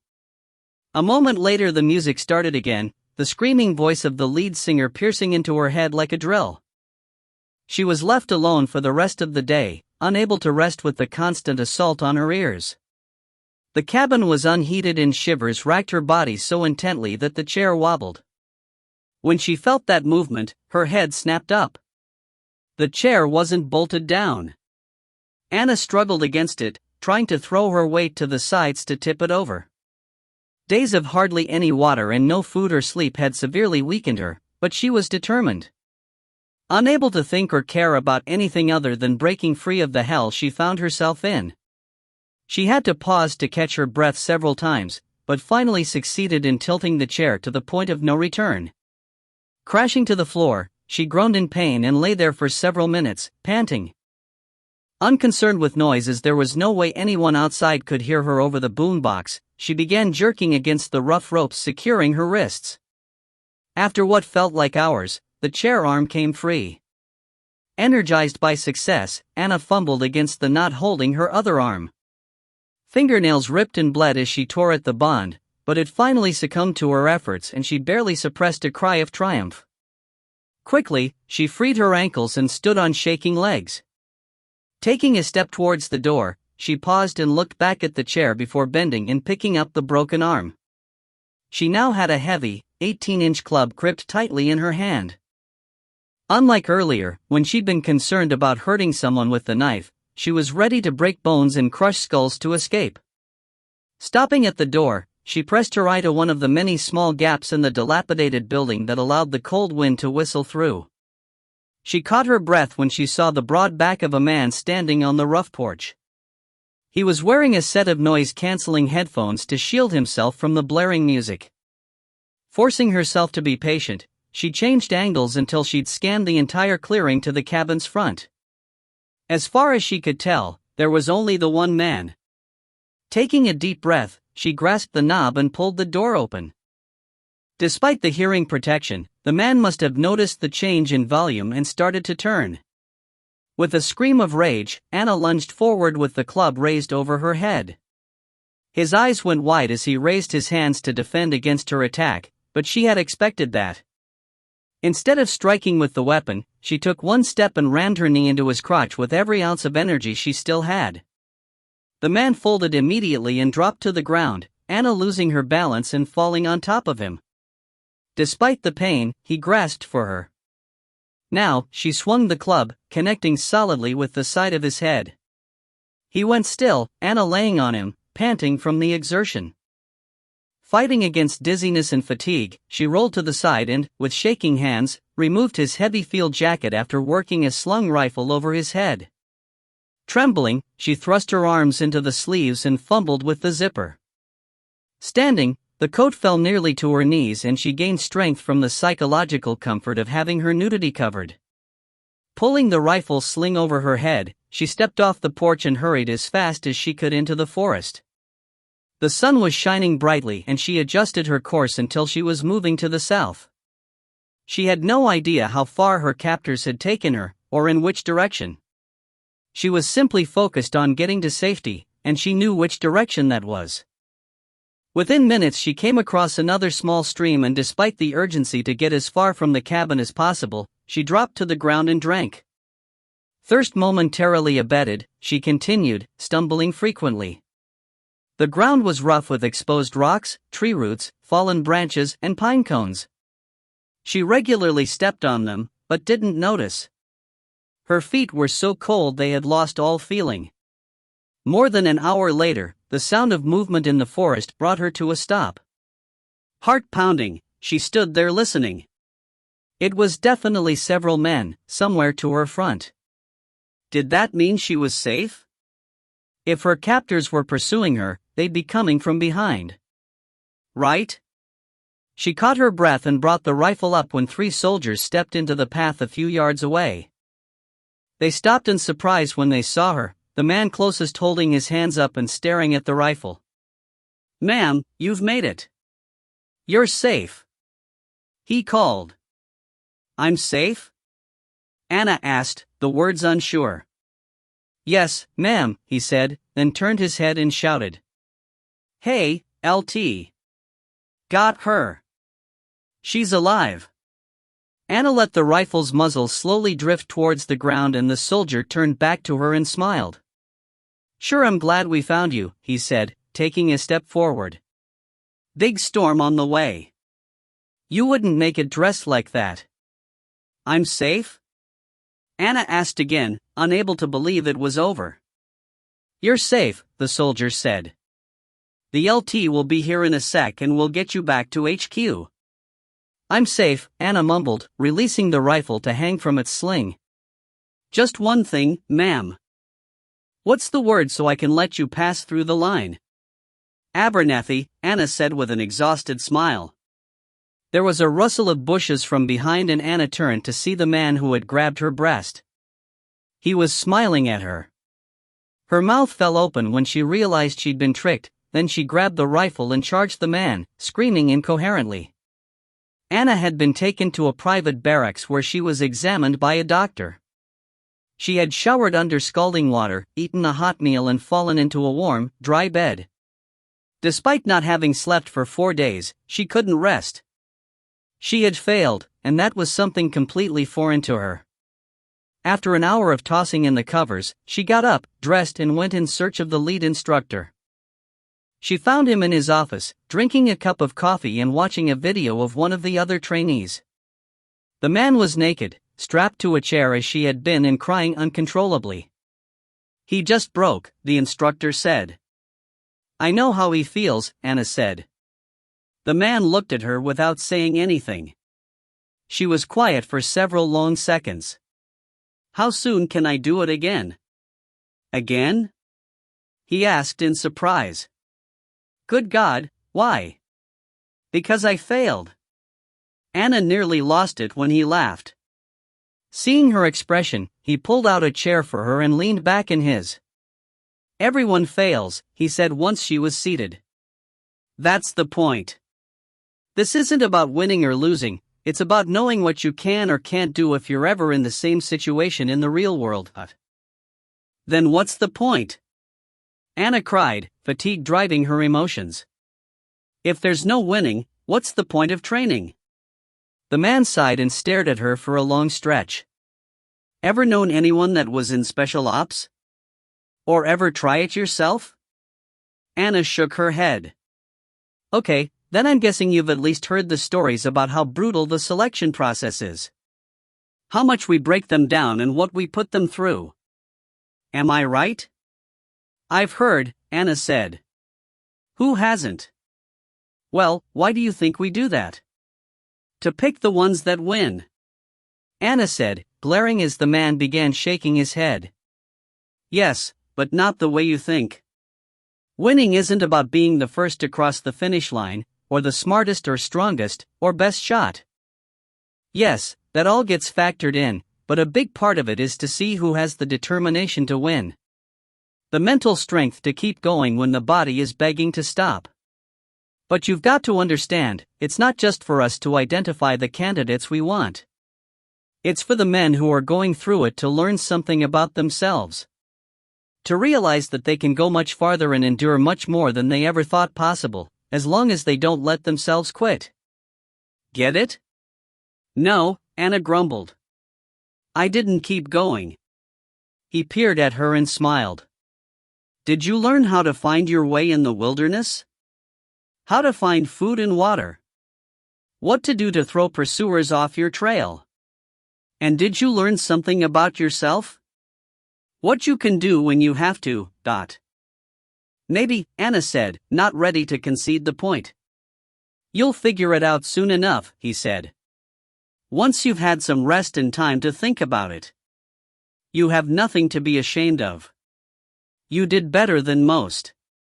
Anna continued to sit there, staring at the instructor for nearly a minute, thinking about what he just said to her. The man I hit with the club. Is he okay? She suddenly asked. Sore balls, a headache and a dozen stitches, but he'll be fine. Think he learned a lesson, too. He underestimated you because you're a woman and an officer. He won't make that mistake again. I shouldn't have hurt him. Yes, you should have. There's a reason this training exists, and that's to prepare you for what might happen. If it didn't feel real enough to cause you to attack a fellow soldier to escape, there would be a flaw in the program that we'd need to address. But you did exactly what you should have. Mind slightly at ease, Anna stood slowly to leave. Exhaustion was winning the battle with her racing thoughts, and she could already feel her eyes beginning to close. One more thing, she said, pausing in the door and turning back. Do you think it's a good idea to have weapons in the training? What if I'd shot someone? The man smiled, opened his desk drawer and held up a thin piece of steel that was about 5 inches long. There was a large pile of identical ones in a plastic case. No weapons go into the training zone until I've personally removed the firing pin. Live ammo, in case you checked, but pull the trigger and nothing will happen. Even so. Years ago, before my time here, there was a Delta trooper taking a refresher. He got loose and nearly beat 3 of the cadre to death before the others could bring him down. From what I've heard, it would have been easier to stop a bull elephant. Anna stared at him in surprise. Like everyone else in the army, she'd heard horror stories about Seer.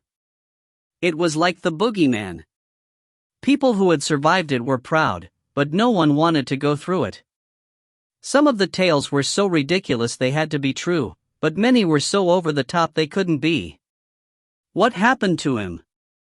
She asked. To him? Nothing. He did what he was supposed to do. Just like you did. But you can bet there were some new safety rules for the cadre put in place after that incident. Anna lay on the gurney in the bunker, thinking about the experience of the Seer course. It was one of those things in life that was so intense and dramatic that she remembered every single moment in graphic detail. That included the training on how to survive and find her way in the middle of nowhere. Now, all she had to do was to figure out how to escape. 8. Dinner was the first meal I truly enjoyed since I couldn't remember when.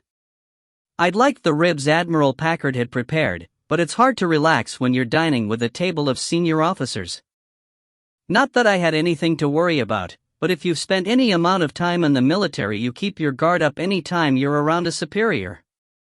But tonight was just good food shared with friends. Even if it was in a hospital room, we were safe in eating something that wasn't freeze-dried and coming out of a vinyl pouch. We'd chatted about everything as we ate, and I learned that the normally reserved Igor could be the life of the party once you got him going. I also learned a few new army jokes from Gonzalez. All in all, I had a great time and might even have laughed once or twice. After dinner, Rachel and I were walking across the parking lot to where our driver waited when a Humvee pulled to a stop next to us with a squeal of brakes.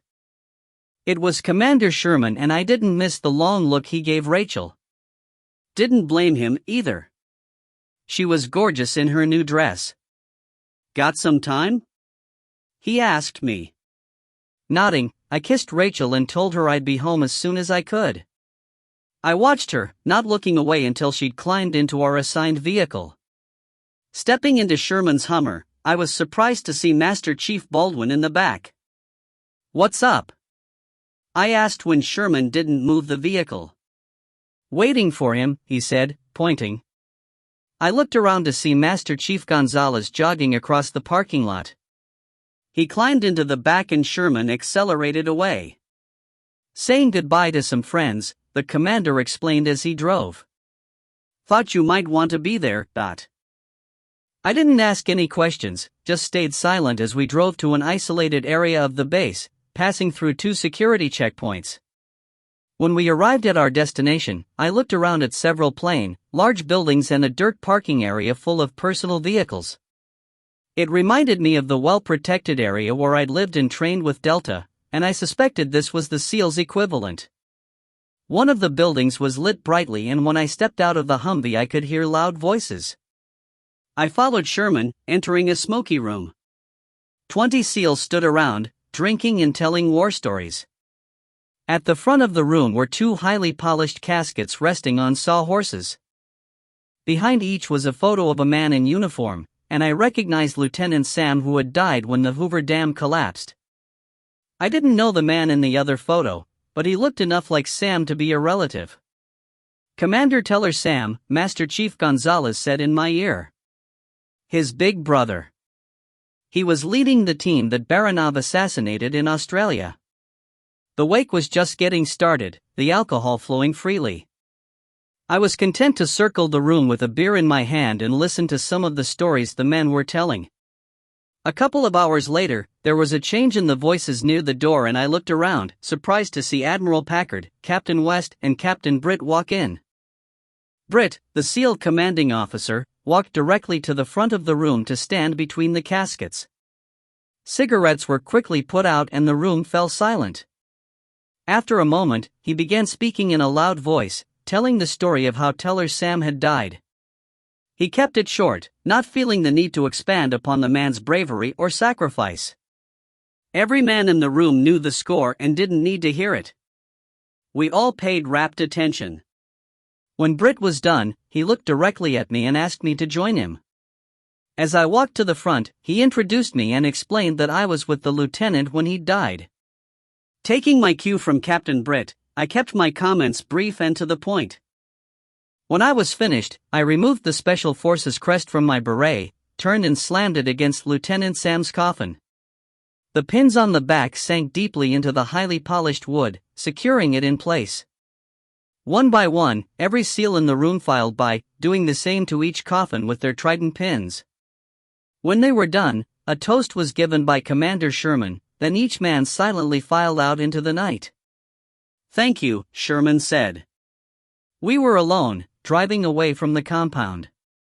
Gonzalez and Baldwin had headed off on their own. "Did you know them?" I asked. "Went through buds with Teller. He was my swim buddy." I nodded, falling silent for the rest of the drive. When I let myself into my quarters, the lights were off and I nearly tripped over one of the shopping bags Rachel had left lying on the floor. Grumbling, I picked it up and put it on the sofa. Dog had been disturbed by my entrance and had to go out, so we slipped through the door to the lanai. I smoked the day's last cigarette as he sniffed at several trees before finding one that was worthy of his mark. Once he was done, we went back inside and I quietly undressed. For new uniforms, still wrapped in plastic from the laundry, hung in the closet. Undressing, I slipped beneath the sheet, pulling Rachel close when she reached for me. "Sorry about leaving," I said. "What time is it?"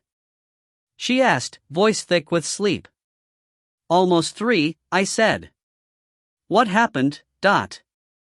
"Wake for Lieutenant Sam and his brother." "His brother?" Rachel asked, coming awake. She raised her head and looked at me in the faint light. I told her an abbreviated version of the story. "I'm glad you got to go," Rachel said when I was done. She rolled away to take a drink from a water bottle on her nightstand. "Me too," I said, honestly. "Hate these damn things. Been to too many of them, but I won't miss one if I can help it." She was quiet for a minute as I stared at the ceiling, enjoying the feeling of her hand on my bare chest. "What's on the agenda for tomorrow?" she asked, yawning. "Got some plans in the works," I said. "Like what?" "Can't talk about them," I said, doubting that would satisfy her curiosity. "Don't even try that with me," she said, a warning tone in her voice. "Real world, remember? That means classified information that I can't share." She watched me closely, taking a slow, deliberate drink of water. After only a few seconds, I started feeling like a mouse that was about to be pounced on by a cat. "Not sure how I feel about that," she finally said. "I'll say this as gently as I can," I said. "It doesn't matter how you feel about it. It's just the way life is in the military." "Bet I can get it out of you," she said, tugging at the sheet that covered my lower body. "I'll have you know I was unbreakable in SEER training," I said pompously, and exaggerating just a little. "So, go ahead and do your best." "What's SEER?" "Survival, evasion, resistance, and escape. So, which are you going to use?" "Evasion? You can't resist me, and I sure as hell aren't letting you escape." Right now, survival. That means sleep. I've got a meeting in 4 hours, and you start at the hospital today. Sounds like evasion to me, Rachel said, getting back under the sheet and snuggling against me. Whatever works, I said, eyes drifting shut. Thanks for the uniforms, by the way. No problem. They went on your card, too. I snorted, but didn't answer. Sleep was too close and the brain was shutting down. How long are we going to stay here? Rachel's voice brought me back from the edge of slumber. What? Here. These quarters. Not that they aren't very nice, fabulous in fact, but wouldn't it be great to have a place of our own? Maybe something on the beach.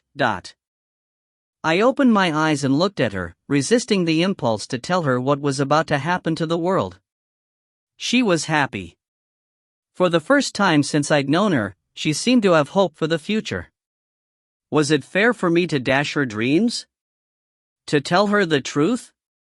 For that matter, the truth was a very closely held secret. If I did tell her, I could wind up with my ass in a huge sling. Lying there with Rachel in my arms, I thought about that, all chances of sleep evaporating into the darkness. After several minutes, I sighed in resignation. She deserved to know. Turning to look at her, I sighed again when I saw her eyes were closed and heard a gentle snore. 9. I managed to get 2 hours of sleep, rising with the sun and taking a quick shower.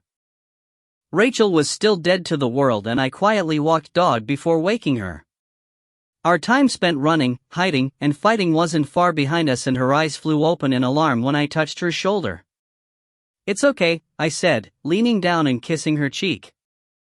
I'm leaving. Just wanted to make sure you didn't oversleep and miss your first day. Rachel smiled and reached for me, but I ducked away before she could pull me back into the bed. It would have been too easy to get wrapped up in her and lose all track of time. Behave, I said, stepping away and giving myself a final check in the mirror. Really? She asked, pulling the sheet to the side to expose her nude body. I sighed and shook my head in frustration, barely resisting the urge to accept her invitation. Not fair, I said, grabbing my beret and walking to the door. I paused with my hand on the knob and looked at her laying there, smiling at me. Saw how happy she was, and felt a pang of guilt that I hadn't already told her what was coming. Leaving the driver for you. See you tonight, I said, quickly getting out of there before I changed my mind. I set out at a fast walk, enjoying the fresh morning air. A strong breeze was blowing, bringing the smell of the sea and clearing the fogginess in my brain from not having gotten enough sleep. It was a gorgeous day, but I didn't really notice as I looked and listened for birds.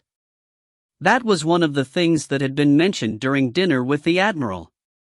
The absence of birds as a harbinger of things to come. And try as I might, I couldn't find a single one. There was no song to greet the new day. Captain West had likened their disappearance to a canary in a coal mine. Long before humans realized there was a problem, the birds had fallen victim to the virus. My first stop was to see Jessica. It was a 10-minute walk and I was warmed up and feeling pretty good, despite the gloomy thoughts in my head, by the time I arrived. But I didn't have ID to check through security. There hadn't been time yet to go over to Schofield Barracks and stop into Bupers to have one made. For that matter, I was a little like a man without a home at the moment. As far as the army was concerned, I wasn't sure I really existed. Yes, I'd been recalled to service, and Colonel Crawford had given me a stack of paperwork I'd signed and delivered to the JAG office at Arnold Air Force Base. They were supposed to transmit it on to the Army, which would have then made things official, but there had been an outbreak within hours that had devastated the base. And even if the paperwork had been scanned in and forwarded, I wasn't at all confident the Army would have bothered to get it entered into the system. Not with everything that had been happening at the time. But some of this was my fault. It was my responsibility to report, and I'd failed to do so. I should have trotted my happy ass over to Schofield when I arrived, found the base commander and made things official.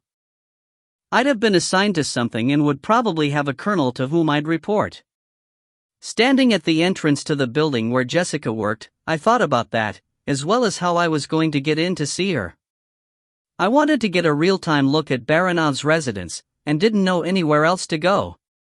Looking around in indecision, I spotted a man in a pristine, white uniform seated on a bench across a broad stretch of lawn that overlooked the harbor. He was too far away for me to make out features, but the squad of Marines that formed a perimeter around the area where he sat gave away that it was the Admiral. I headed off in his direction, hoping he would have one of his guards walk me through security without any problems. Captain Black saw me coming well in advance. He reached up to touch his ear and I guessed he was alerting the security detail that I was approaching. A couple of the Marines gave me a look, but didn't try to stop me as I passed. Black turned and spoke to the Admiral, who stood and turned to face me. When I was close enough, I came to attention and saluted, holding it until Packard returned it. "Good morning, Major," he said. "Morning, sir. Something I can do for you?" "Sorry to bother you, sir. I need to get in to see Chief Simmons, but don't have any ID. I was hoping you could have one of your protection detail get me through security." "Have a seat, Major. I'm heading there myself in a moment and you can come through with me." The Admiral resumed his seat and I sat down next to him, facing the harbor. The view was simply stunning, and I could understand why he had chosen the spot to take a break. "Smoke?" he asked, extending a pack towards me. I took the offered cigarette and lit it with the Zippo I carried. After clicking the top closed, I held it in my hand, looking at the globe and anchor with USMC below it. "What's a soldier doing with that?" Packard asked. "Took it off a dead Spetsnaz," I said. The Admiral nodded and didn't ask for any details. "What's your opinion of the planning, Major?" His question surprised me, but also reminded me that he was a good commander. I had no doubt he had been thoroughly briefed by Captain West, but he wasn't going to miss an opportunity to receive another opinion. "Baranov is a hell of a hard target, sir," I said after collecting my thoughts. "I don't see how we're going to get to him without killing half the citizens of Australia. There's just too much security to get in unnoticed, and I have no doubt that old bastard will release the nerve agent the moment he realizes he's under attack." Packard didn't say anything, just kept staring at a heavily damaged ship that was anchored near the USS Arizona Memorial. "Camp 7 is a different story," I continued when it was apparent he was waiting for me. "The SEALs can get in place, but it's going to be a hell of an operation just to reach it, then they've got to get out of Russia." "You avoided answering my question," he said, staring at me from beneath bushy eyebrows. "I asked what your opinion is of the planning, not to recite something I already know." "Sorry, sir," I said before going quiet and taking a drag from my smoke. "Major, I've gotten a good feel for you in the past few months. At first, I thought you were just a very effective blunt instrument. But you've shown yourself to have a keen tactical mind. Not that you don't sometimes take a risk, but without risk there's no reward. I know my SEALs. They're the best warriors the United States military has ever produced. No offense." "None taken, sir," I lied.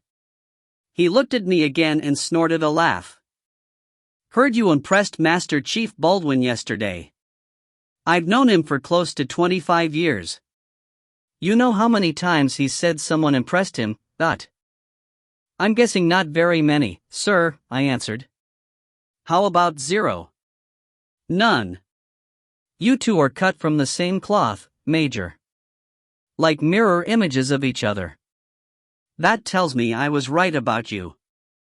I had no idea where the old man was taking this conversation. It felt disjointed, almost as if he were just saying whatever came to mind. But I had a feeling he was building up to a point. Those officers in there are some of the best and brightest. A couple of them spent a lot of time in the Middle East over the past decade. They know their stuff. But they didn't just spend the last 6 months fighting the infected and the Russians face to face.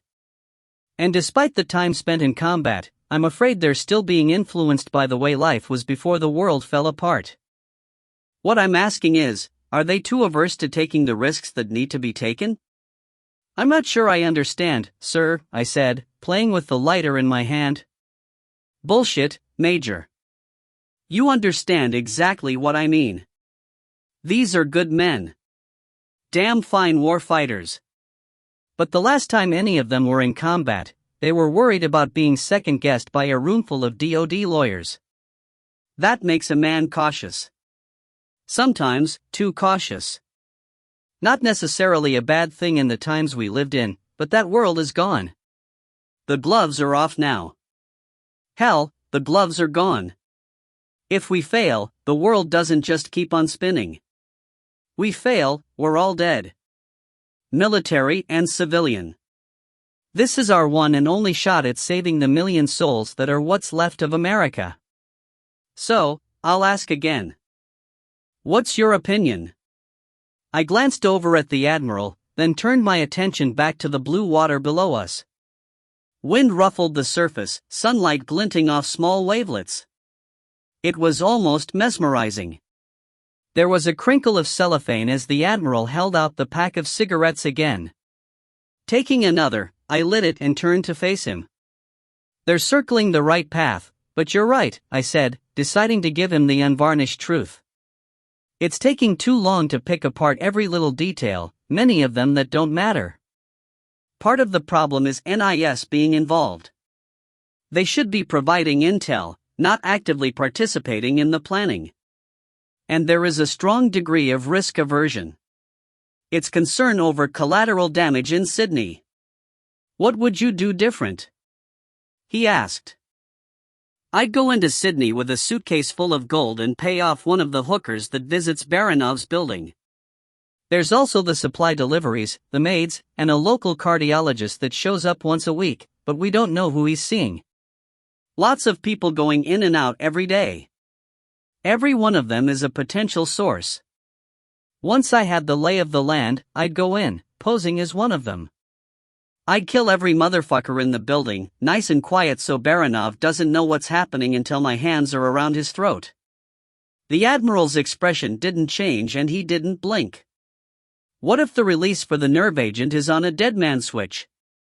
I'm willing to bet it's not. Why? He asked.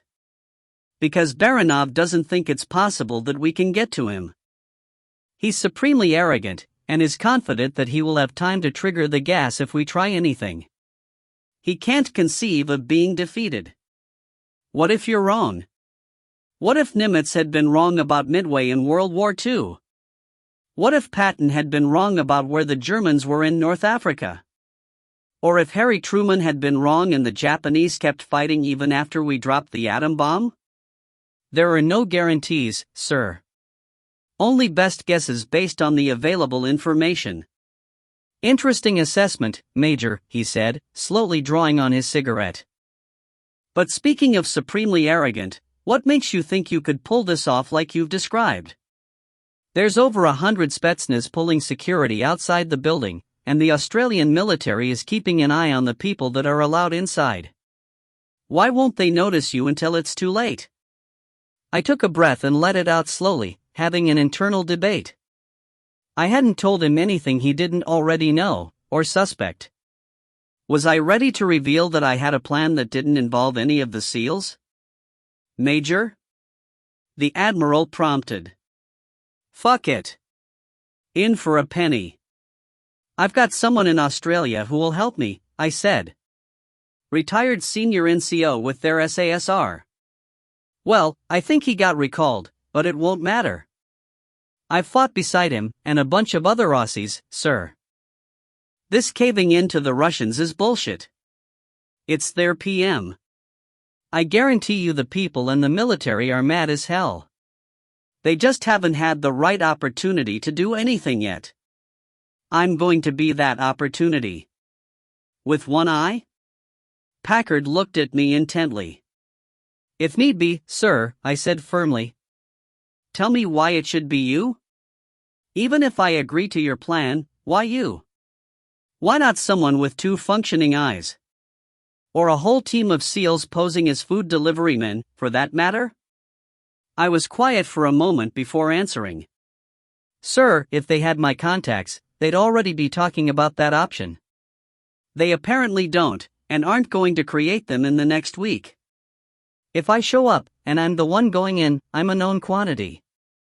The Aussies are going to be worried about those gas canisters in their cities getting set off. We need someone on the inside over there to convince them that the man going inside can get the job done. I have that credibility. Your SEALs don't. If we want the Australians' help, which we absolutely need, it has to be me. He looked at me for nearly a minute, thinking about what I'd said before asking another question. Why do you think they haven't already gone in?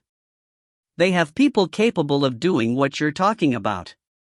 At the moment, they don't have the proper motivation, I said.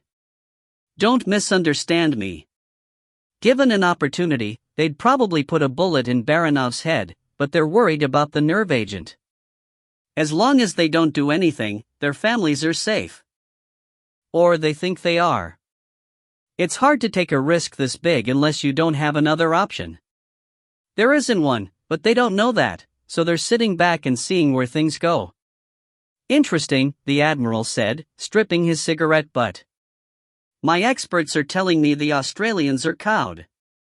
That they're going to continue cooperating with the Russians. With all due respect, sir, your experts are full of shit. Australians aren't that different from Americans. Similar history and values. I'm sure they're right about the politicians, and probably even a small portion of the population, but the men I know are busy sharpening their knives. Waiting for the right moment. They just need to be shown that moment is now. Guaranteed. Given this a lot of thought, Major? He asked. Some, sir, I said. I won't ask if you were just biding your time. Looking for a way to accompany my men, then ditch them when you got there and do it your way. Thank you for not asking, sir, I said, grinning. He shook his head and thumbed another cigarette out of his pack, handing it to me. Back to my earlier question, he said as he lit up. What about your eye? How effective are you going to be once you're inside? It's a concern. I grudgingly admitted. But I can manage it. I'm already getting used to it. I talked to your doctor late last night, the Admiral said, surprising me. He says he can remove the fragment robotically. Basically, an outpatient procedure. You'll be down for a couple of days at the most, but. Yes, sir. That's what he told me. Don't have the time. Packard stretched his back and stared at the harbor for a long time. I could tell he was trying to reach a decision. The only question was whether I was about to get arrested and confined to quarters, or if he was going to roll the dice and unleash me on Baranov. Either way, I was going to Australia. No one was going to stop me. Here's the deal, Major, he finally said. You go to the hospital. This morning. Now. Have the surgery. If it's successful, we'll know in a day or two, and I'll approve your plan. If it's not, someone other than you will be the one to go into Baranov's building. We cannot risk failure because of your limitations. Do I have your word that you will abide by my decision and act in a liaison role with the Australians if the surgery does not restore your sight? He had turned on the bench to stare at me as he spoke. I met his eyes, surprised, but also hesitant to give up the opportunity to personally kill Baranov. What swayed me was something Commander Sherman had said the previous day. I wasn't the only one who'd lost people he loved. You have my word, sir, I finally said without looking away. The Admiral watched me closely for several seconds before smiling and clapping me on the knee. Captain Black, he shouted. The Major needs a ride to the hospital. 10. Anna was resting, trying to save her strength for when an opportunity to escape presented itself. She had successfully, for the most part, compartmented the part of her body that was crying for food and water. Having experienced this before, she knew that the deprivation was weakening her body, but at least she was able to sleep.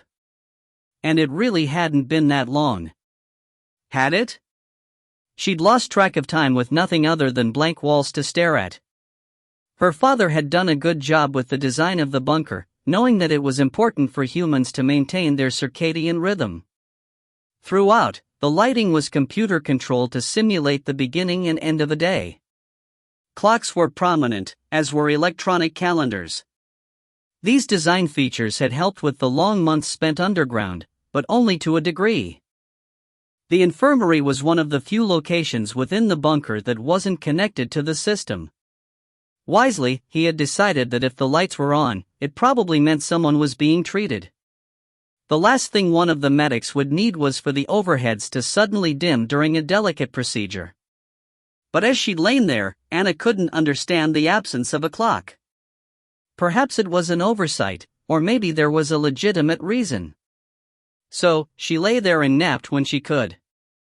Other than dwell on her situation, there wasn't anything else to do. One thing she'd taken away from SEER training was to be ready.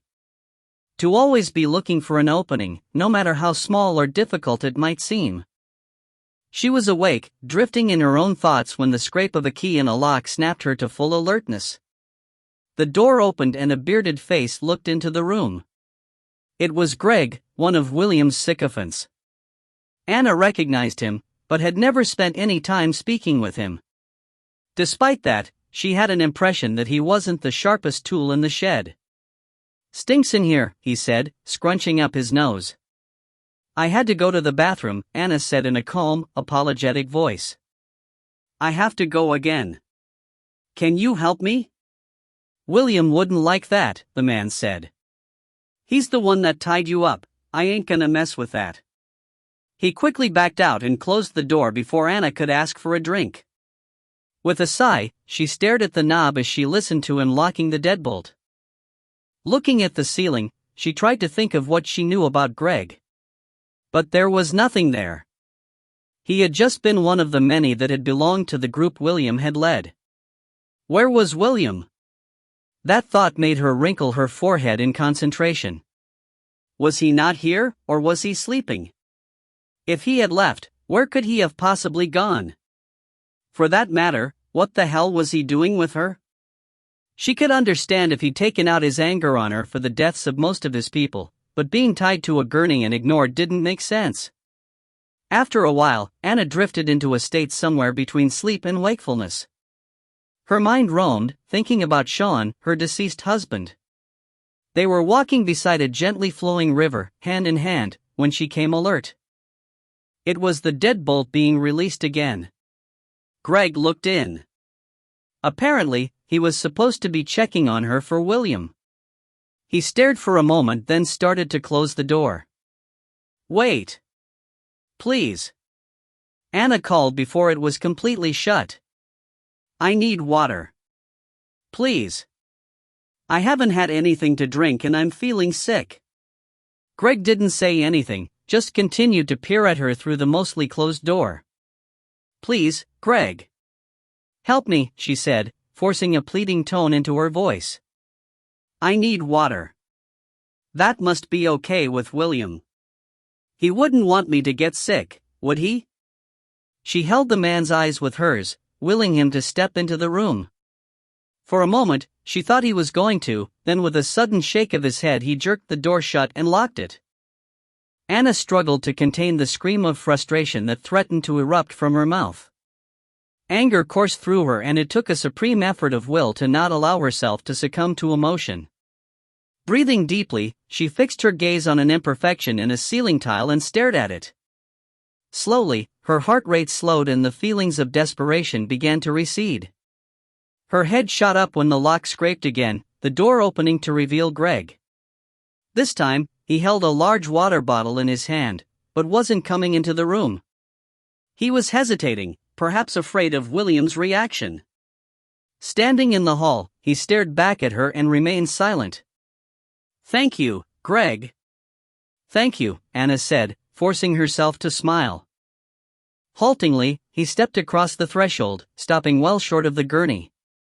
"I could get in trouble," he finally said, looking like he was preparing to bolt out of the room. Not for helping me, Anna said quickly before he could run. William will thank you. I know he's busy and he must have forgotten about me. He wouldn't want me to get sick. Told me to check on ya. Make sure you was breathing. Didn't say nothing about water, Greg said in a voice that was reminiscent of a petulant child. Right. Anna cried, seeing an opening. And you know what will happen to me without water. I could die, Greg. So, you're doing what William wants. Keeping me alive. The man stood motionless for a long time, considering her argument. She could see him trying to work out the connection between water and her not breathing and realized he was even less intelligent than her original impression. She was debating with herself the wisdom of continuing to try and convince him when he suddenly moved forward and held the bottle up. Anna tilted her head as far forward as possible while Greg held the water to her lips. She drank deeply, pausing to breathe through her nose without taking her lips from the bottle for fear it would be withdrawn. Thank you, Greg, she said with a genuine smile when she had drained the bottle dry. You saved my life. The man blushed and looked away, unable to meet her eyes. Anna had been an early bloomer, with boys chasing her since the 7th grade, and she immediately recognized that Greg was infatuated with her. That could be to her advantage, as long as she didn't overplay her hand. Thank you so much, she said. You really did save me. I don't know how much longer I could have gone without water. You're a really good man, Greg. He blushed harder and looked at her face with quick glances as if he were trying to determine if she was sincere. Can I ask for another small favor? Please? I can't do nothing else, he responded quickly, but didn't move away from the gurney. I have to go to the bathroom, Anna said, twisting against her bonds to reinforce the urgency. I've already had to go in my pants, and I really don't want to do that again. My quarters are only 2 doors down. Please, Greg. Just a quick bathroom break and some clean pants. I promise I'll behave. I owe you for the water. No, he said, shaking his head. William would be mad if I let you go. He started to step away, stopping when Anna spoke again. I'm not asking you to let me go. She said. Just the bathroom and dry clothes, then I'll come right back and you put the restraints back on. I couldn't escape from you, anyway. You're much too strong for me. Greg stared at her, and once again she could see the laborious decision-making process taking place behind his eyes. This time, she decided to try and give it a nudge. No one will know, she said. It'll only take a minute, then I'll be right back here like nothing ever happened. Please, Greg. You're a stand-up guy, giving me that water. I just want to pee in a toilet like a lady and get clean so I don't have to smell myself. Stinks pretty bad, doesn't it? He stared at her for nearly a full minute in silence. She saw the moment he made his decision, then her heart dropped when he quickly moved to the door. But instead of leaving, he poked his head out and looked both ways, before hurrying back to the gurney. If you try anything, I'll have to hit you, he said as he released the first strap. William would be pissed for sure if he knew I was doing this. No messing round. Piss, change clothes, then back in here. Okay? One strap was free and he paused with his hand on the second one, waiting for her answer. I promise. Thank you, Greg. He quickly released all the straps, then had to help her to her feet. After too many hours being flat on her back, she was a little unsteady. Anna smiled brightly, placing her hand on his arm. He blushed again, then urged her to hurry. Gotta move, he said. Don't know when William's coming back and we're both in trouble if he catches us. Anna nodded and led the way to her quarters. Stepping through the door, she started to close it but Greg blocked it with his arm. Not leaving you alone. Okay, Anna said, heading for the cramped bathroom. He followed closely, but this time he was content to allow her some privacy. He stood facing the closed door with arms crossed over his chest. Anna hadn't been lying about her need for a restroom, and quickly relieved herself. Removing the soiled clothing, she put on a robe that was hanging from a hook on the inside of the door before opening it. Greg was waiting for her and took a couple of steps away as she opened her closet. Flipping through several garments that were on hangers, she shifted her body to block his view of what she was doing with her right hand.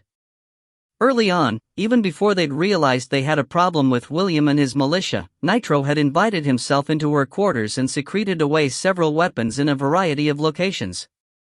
One of those was on the inside of the tiny closet's door. He secured a leather slide holster to the vertical surface with several lengths of duct tape, slipping a sound-suppressed pistol in once it was secure. Anna fumbled for it briefly as she kept her eyes focused on the clothes she was rifling through. Feeling the butt of the weapon, she wrapped her hand around it, drawing it smoothly and silently. Stepping away from the closet, she pivoted quickly and moved as far away from Greg as she could in the cramped quarters, bringing the muzzle in line with his chest. His eyes flew wide, mouth dropping open in shock. "You lied!" he cried, sounding genuinely hurt and disappointed as he took a step forward. "Stop!" Anna shouted. "I don't want to hurt you, Greg. You've been nice to me. All I want is for you to go to the infirmary and I'll tie you up." "No. William will hurt me if I let you go, Dot." He started to take another step and Anna shouted a warning as her other hand came up to brace her gun hand. "Greg, don't!" she cried again. He frowned in anger and lunged. 11. I blinked, trying to focus on the world around me, but didn't have the energy to try very hard. It took me several minutes to remember where I was and why I was so tired. There was a rustle of fabric and a young woman wearing scrubs appeared in my field of view. "How are you feeling?" she asked. "Okay," I mumbled, my tongue thick and stiff. "That's the anesthesia," she said, apparently recognizing what I was experiencing. "It will pass fast." "Everything good?" I asked, earning a smile from her. "The doctor will be in shortly," she said. "Just rest." I think I nodded, then drifted back into unconsciousness. Then voices woke me, and I opened my eye when a cool hand was placed on the side of my face. Rachel leaned in and looked at me. She wasn't smiling. "I'm going to kick your ass for not telling me," she whispered, gently kissing the side of my face. At first, I didn't understand why she was dressed in scrubs with a stethoscope around her neck, but I was a little more with it this time and memories came flooding in. "I love you," I said, trying to smile, but I think all that happened was I drooled. "Not good enough, asshole," she said, smiling this time. "For now, take it easy. We'll talk about your communication skills when you're better." I was feeling more alert, but I also had a hell of a headache. With help from Rachel and the nurse, I managed to sit up in the bed and slowly look around. I must have been in what was a recovery room, several other beds spaced around the perimeter, but at the moment I was the only patient. The nurse extended a plastic cup of water with a bendy straw and I took slow sips. "How are you feeling?" I looked up and saw the doctor standing over me. "Head hurts," I said, squinting in pain. "As it should," he said. "You just had 2 surgical instruments inserted behind your eye. Let me have a look." He stepped closer and gently removed a thick bandage that covered the left half of my face. I was hoping I'd at least be able to see some light when it came off, but there was nothing. Leaning close, he held an instrument in front of my eye and peered through it. "Well?" I asked, feeling more like my normal, cranky self. He finished the examination and straightened up, handing the instrument to the nurse. I removed the fragment. It was pressing on the optic nerve. There was no visible damage, but that doesn't really mean anything. Nerves can be damaged and without an MRI, it's impossible to tell. Even then, it's not always accurate. "So, do an MRI," I said. "Can't. There's another fragment in there, near your sinuses. It shouldn't cause you any problems and it would be a major surgery to remove it. So? I asked. MRIs use very strong magnets, he said. Strong enough to tear that fragment right out of your skull. You wouldn't want to experience that. You sure it's not part of the copper jacket from a bullet? I asked. Copper's non-magnetic. No. Are you sure it isn't steel? Want to find out the hard way? Good point, I grumbled.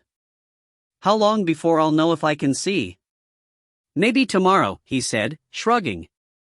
Maybe the day after. Or, it could be a week. That's the thing with nerve trauma. There is no schedule. It either heals, or it doesn't, and no two people are the same. But I'd say the odds are against you if at least some of your vision doesn't start coming back within 2 days. Anything else you can do? I asked. He shook his head. All we can do is wait. Best thing is for you to take it easy for a few days. Give your body a chance to rest and recover. I nodded, instantly regretting it when a sharp pain stabbed through my skull. While I've got you, he said. I have some questions that need to be answered for your records. What kind of questions? I asked. You know the military, he said with a smile as he hooked a rolling stool with his foot and took a seat. We have to document wounds. Besides, you've got enough relatively fresh scars to qualify for a Purple Heart. Probably with clusters.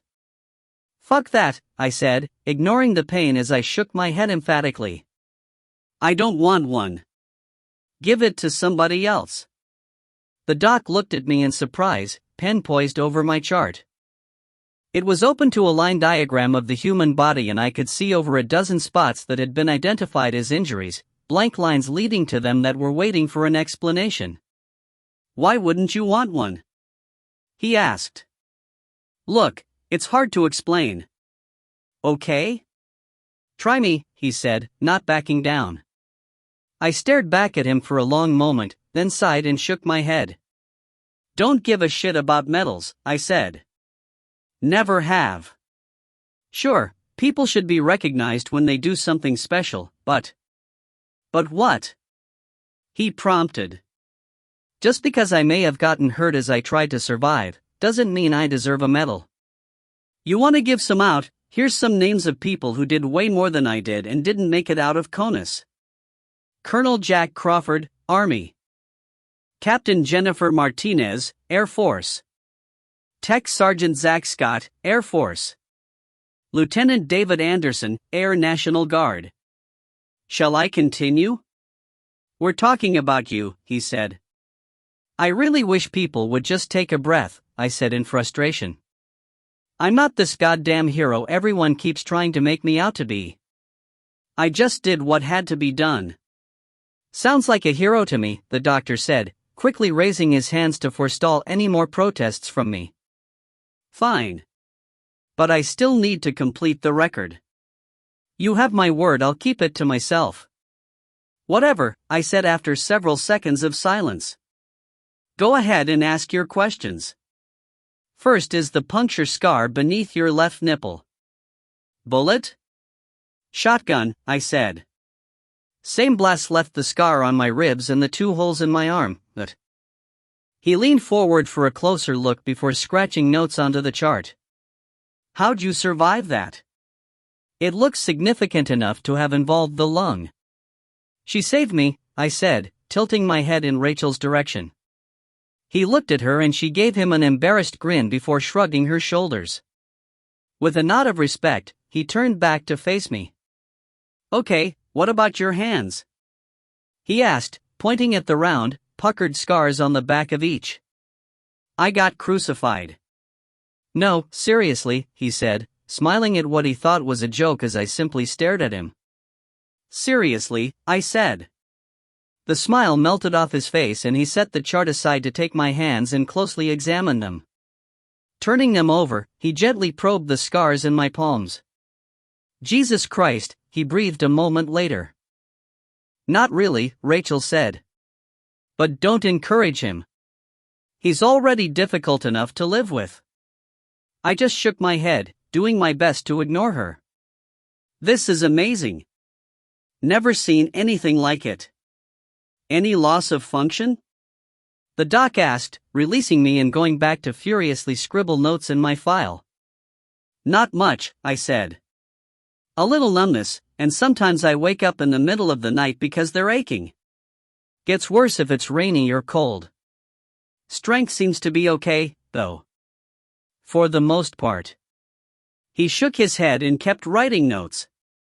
I didn't like doing this, but realized the man had a job to do.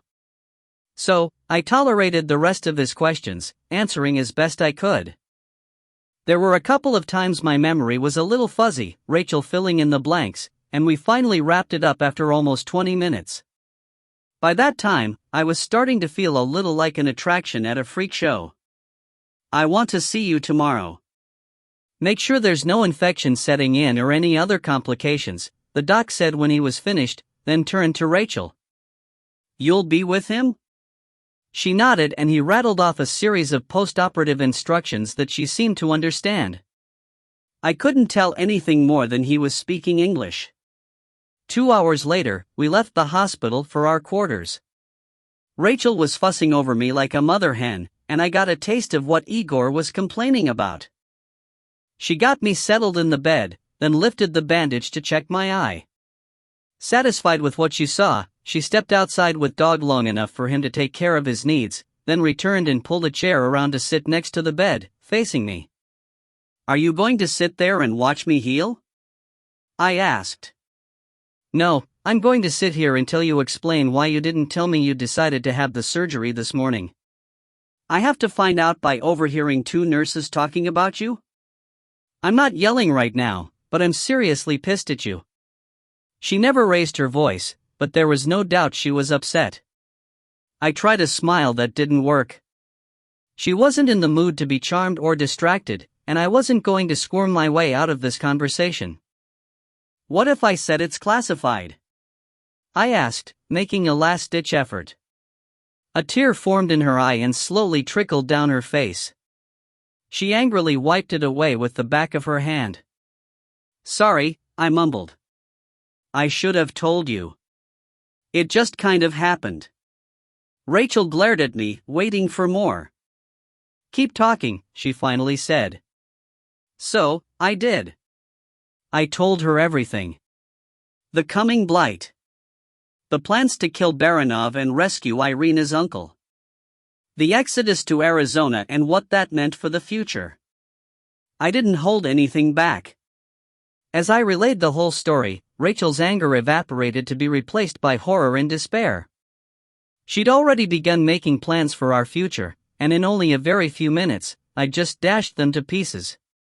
This can't be happening, Rachel said when I was done. Tears were once again streaming down her face and she dashed into the bathroom to find a tissue. I could hear her blowing her nose, then she returned, eyes rimmed in red. I didn't know what to say to comfort her. I'm sorry I didn't tell you, I finally said. I saw how happy you were, and... You're an idiot.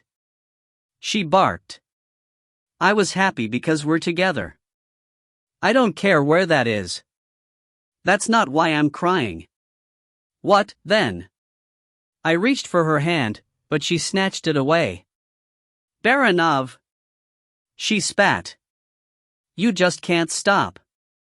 Your luck is going to run out. Isn't it time to let someone else do the fighting? Don't think it's going to be an issue, I said, looking away. If I can't see, I won't be the one going in. Rachel looked at me for close to a minute, then suddenly stood up. Where are you going? I asked.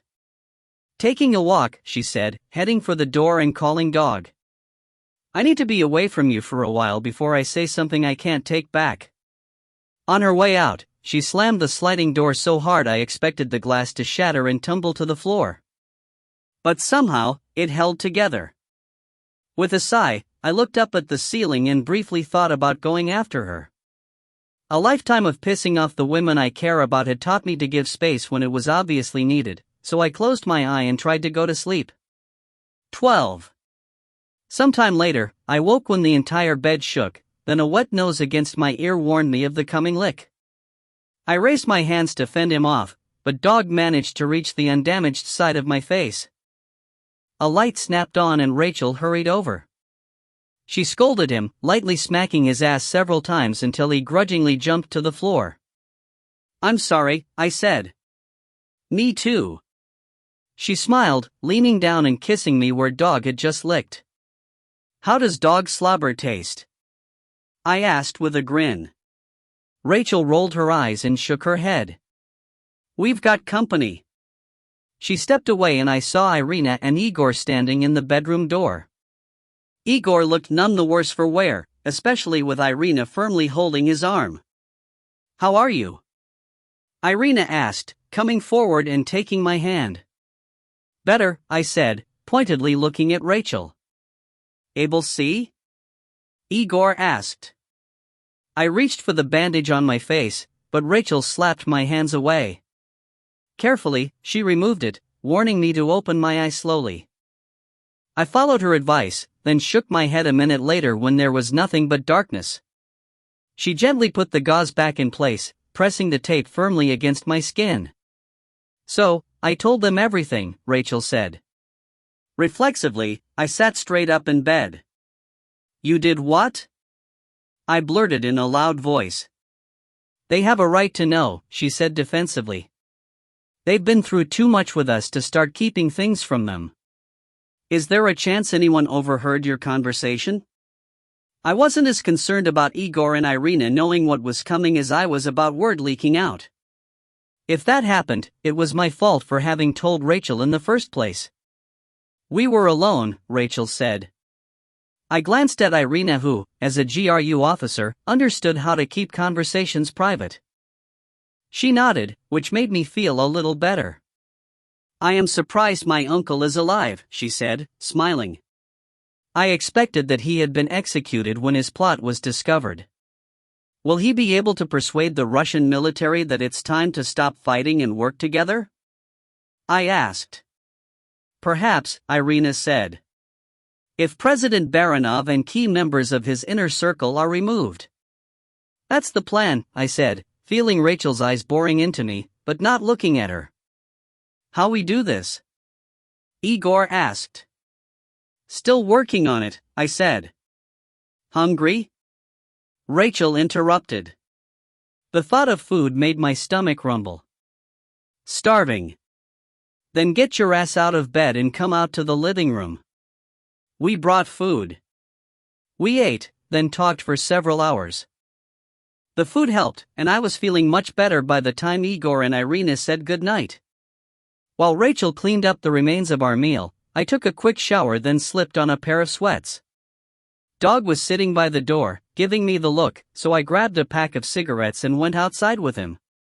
We squeezed through the hedge and I let him sniff to his heart's content as I lit a smoke. The hedge rustled behind me, then Rachel took the burning cigarette out of my hand. You don't need the smoke in your eye, she said, stepping away when I made a grab for it. With a sigh, I lit another and ignored the look she gave me. Eyes covered with a bandage, I said. She shook her head in resignation and moved close to me, circling her arm through mine as we watched Dog dash from tree to tree. I want you to come to Australia with me, I said after a minute of companionable silence. Really? She asked, sounding surprised. Really, I said. You're the one who keeps reminding me we're back in the real world and can't just do whatever we want anymore. How the hell are you going to bring me along? I can fight, but it's not like I'm part of the team. Leave that to me, I said. When are we going? Soon. A few days at the most. Rachel was quiet for a long time, the two of us waiting for Dog to find the right spot. How do I talk you out of this? She asked softly. You don't, I finally said. This is something I have to do, or at least be a part of. I've tried to let it go, but I can't. Can't fully move on until it's taken care of. Igor made me understand that this afternoon, she said. I looked at her in the moonlight, surprised. Well, he must not be too pissed at me. Dog finally found an acceptable location for his deposit. While I cleaned it up, Rachel headed back inside. Leaving another 10-pound present in the trash can, I went inside and surprised myself when I fell asleep almost immediately. The next morning, I kept my appointment with the doctor, who proclaimed that there was no indication of infection. But neither was there any sign that my vision was coming back. Rachel had a shift at the hospital, so I left her there and headed out to find my driver. Your quarters, sir? He asked as I walked up to the waiting Humvee. No, I said, climbing in front. I've got a meeting to attend. I spent the rest of the day with the small team working on the plans to assassinate Baranov and rescue Shevchenko. Feathers were ruffled, and a couple of times Captain West had to intervene. The way he was supporting me was a clear indicator that the Admiral had decided to go with my ideas. Not that I was wanting to do anything radically different, but it was time to get out of the conference room and into the field. We didn't need to discuss every tiny detail, especially since there were so many things we didn't know.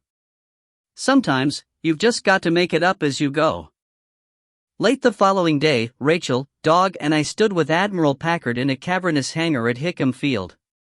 The doors were closed to prevent any prying eyes from seeing the activity as a team of 8 SEALs, Igor and Irina, loaded their equipment aboard a stealth bomber. This team was heading for Siberia. A tanker was already in the air, heading for a rendezvous point over northern Japan. The B-2 would refuel, then fly over Chinese territory, continuing across Mongolia and entering Russian airspace. Giving the city of Irkutsk a wide berth, they would jump 10 miles west of Camp 7 onto the frozen tundra.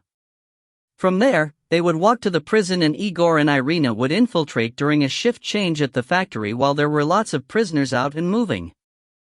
The SEALs would remain hidden outside the wire while Irina located her uncle. Here was where the timing became problematic.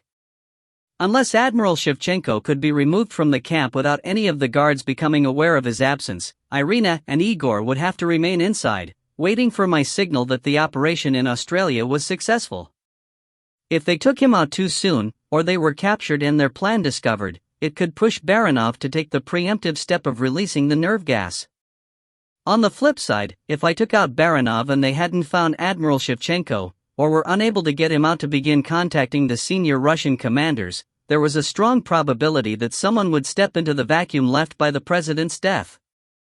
That would create an entirely new set of problems, as we had no clue who that person might be, or what retaliatory actions they might take against either Hawaii or Australia. These concerns had been debated hotly in the planning room. Captain West had finally silenced the conversation with a few terse words. Admiral Packard joined us as the meeting stretched into late evening, listening attentively as I outlined my proposal. When I was done, he'd taken the time to go around the room and ask for each man's opinion. The SEALs had come around to my way of thinking, though I knew they had some reservations.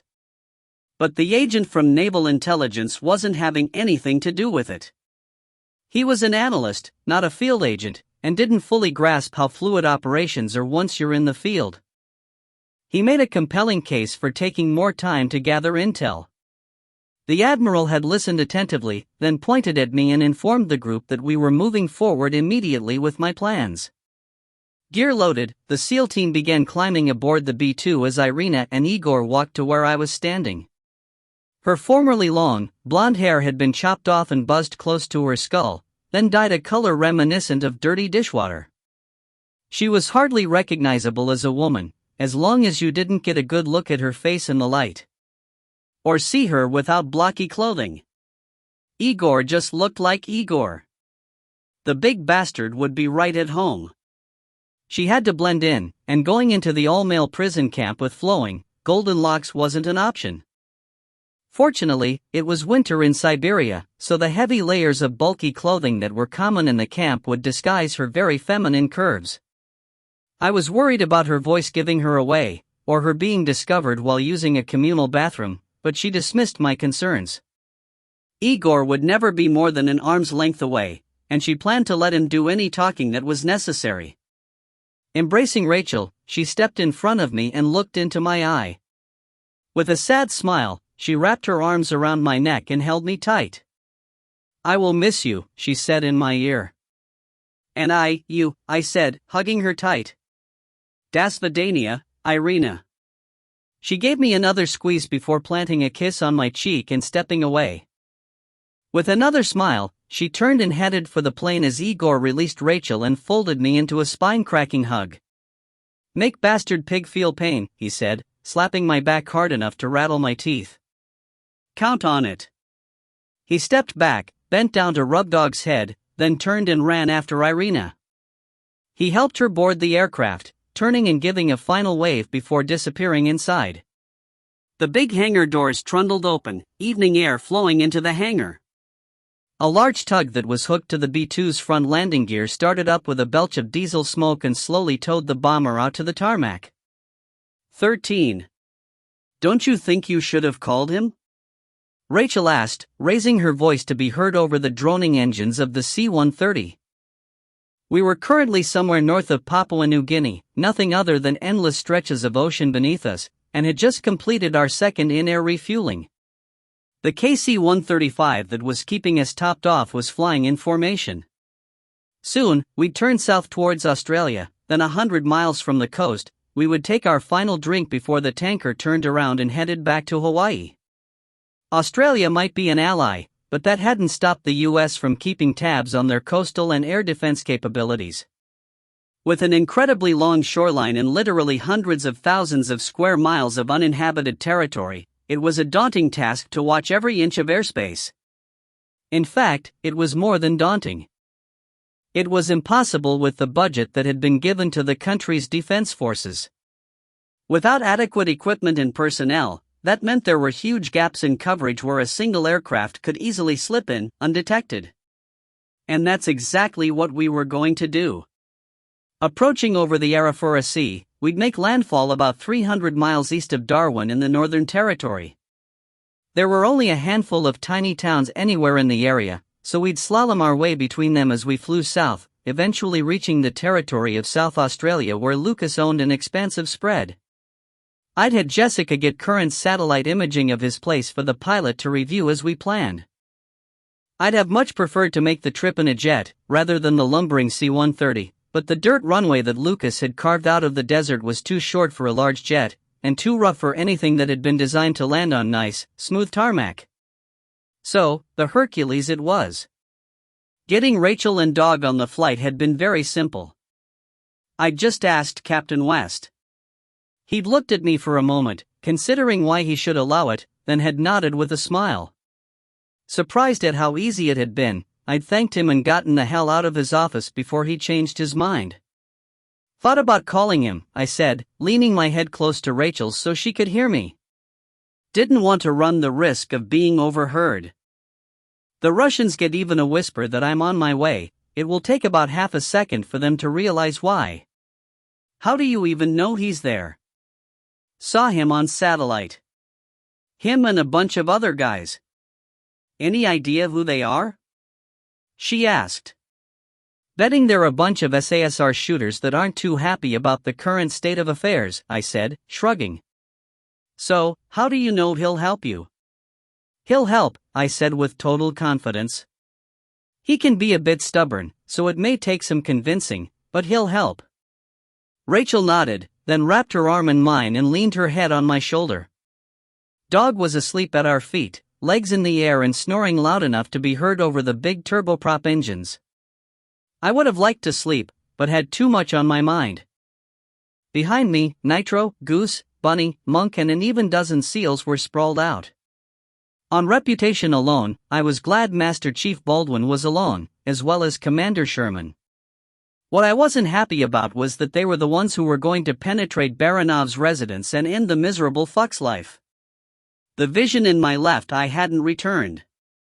The doctor had examined me a few hours before flight time, declaring that there was still no sign of infection and I was healing just fine. But when he aimed a specialized instrument's bright light into the damaged eye, he'd clucked softly. The pupil wasn't reacting, which indicated the optic nerve had not recovered. It had been 48 hours since the surgery to remove the bullet fragment, alleviating the pressure on the nerve. And nothing had changed. It seems that if there's not some degree of improvement within 2 days, the odds of regaining my vision began going down dramatically. He'd told me he was sorry, but there was nothing else he could do. So, because I'd given the Admiral my word, I'd reconciled myself to sitting this one out on the sidelines. I was just here to pave the way with Lucas. Sighing, I tilted my head back and fell asleep. It seemed like only minutes had passed before the co-pilot was shaking my shoulder. Dog was giving him the evil eye, but it's hard to look mean when you're lying on your back with 4 feet straight up in the air. 30 minutes out, sir, he said. Okay, I grumbled, wincing when my back complained about the position I'd been sleeping in. What's the local time, Dot? We'll be landing a little before 0600. Sun will just be coming up. I nodded my thanks and he disappeared back into the cockpit. Pushing Rachel off my shoulder, I got to my feet and stretched, unable to suppress a grin. If Lucas was sleeping in this morning, he was about to get one hell of a rude awakening. Looking over my shoulder, I saw the Master Chief rousting his men. Nitro was snoring as loud as a jet engine, and I decided to let him sleep. He'd wake up when the landing gear touched the ground. What's going on? Rachel asked. Half hour, I said, walking back to where Sherman and Baldwin were making cups of freeze-dried coffee over a chemical heater. Got an extra? I asked. The Master Chief reached into his pack and pulled out a battered tin cup, pouring half his coffee into it. I thanked him and took a sip of the high-octane brew. It tasted like used motor oil, and smelled worse, but gave me the jolt I needed. So, when we land, I'll go first, I said. Once everyone is calmed down from us dropping in unannounced, I'll call you out. Think there will be a problem with those SASR shooters you saw? Sherman asked. We'd already talked about this, but I didn't blame him for worrying. The last thing he needed was to get into a row with the locals. Don't think so, I said, giving the same answer as before. Just let me talk to Lucas and he'll deal with them. I returned to my seat and stood looking at Dog. While I was gone, he jumped up and didn't seem inclined to let me have it back. Rachel, with her arm around his neck, wasn't helping. Grumbling, I went forward and stuck my head into the cockpit. The world beneath us was still dark, but the sky to the east was lightening quickly. Chatting with the pilots, I watched as the first rays of the day lit the ground of Australia. Except for the deep red color, at least from this altitude, it didn't look all that different from Arizona. Lots of sand and rocks and low-growing shrubs that managed to survive on only a few inches of rain a year. There it is, the pilot said, pointing at a collection of buildings and a long, straight scar on the earth that was Lucas's runway. Better take a seat. This may be kind of bumpy, Adot. I hurried into the back and dropped into the row behind Rachel and Dog as the big plane banked sharply to the right. An instant later, we were in a steep descent and she caught her breath, looking at me with fear in her eyes. Military pilot, I said, shrugging and tugging my belt a little tighter. I don't think it helped as she let out a small squeak of fright when the plane suddenly leveled off and there was a hard impact as the landing gear hit the ground. We were thrown forward as the pilot reversed thrust, slowing the heavy aircraft much faster than one would ever experience on a commercial flight. The door to the cockpit was braced open, and as we rolled to a stop I could see a dense cloud of red dust swirled up by our landing. It completely enveloped the windscreen for a moment, darkening the interior of the aircraft, then was sucked away by the giant props. We rolled to a complete stop, engine screaming, then the pilot throttled down. That got their attention, he shouted over his shoulder, a shit-eating grin on his face. I stood and headed for the back, kicking Nitro's foot to wake him up, then hit the button to lower the ramp. It descended with a whine of hydraulics and I walked out on it, riding down to the powdery red dirt of the runway. Stepping clear of the plane, I emerged with the rising sun in my face and looked around. In the distance, a single figure on an ATV was racing towards me, half a dozen dogs following at a full run. I suspected there were a few rifles I couldn't see, trained on my heart at the moment. Dog, who had followed me out, stood close to my left side, growling softly. I quietened him with a hand on his back. Nitro ignored my instructions and walked up to stand on the other side, grunting and yawning as he stretched. In the open, I stood and waited as the rider drew closer. When he was still 50 yards away, he slowed. At 25 yards, I recognized my friend and raised a hand in greeting. He pulled to a stop in front of me a few seconds later, eyes wide in surprise. "What the bloody hell are you doing here?" he asked, climbing off the machine and standing in front of me. The pack of dogs, all some indeterminate mix of breeds, caught up. They began to dash forward, yipping at Dog, who surprisingly was ignoring them. Lucas whistled shrilly and they immediately came to heel near the ATV. "Figured it was time to stop by and tell your wife some stories about you she probably hasn't heard," I said. "Stupid yank," Lucas said. "By now, there's nothing that could surprise her." With a smile, he stepped forward and hugged me, then quickly moved back and lifted his arm in the air to give a signal. "Bloody hell, Nitro! Did you get uglier?" he asked with a broad smile as the two men briefly embraced. "Don't you start."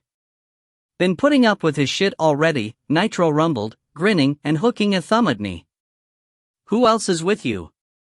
he asked, leaning sideways to peer into the plane's dark interior. "Brought a few friends, Dot." I grinned and whistled. Commander Sherman appeared at the top of the ramp and led his and Nitro's men into the Australian morning. They formed a loose semicircle at my back, then Rachel pushed through their ranks and came to stand next to Dog. Lucas smiled at her and extended his hand. "Katie, I've heard a lot of wonderful things about you."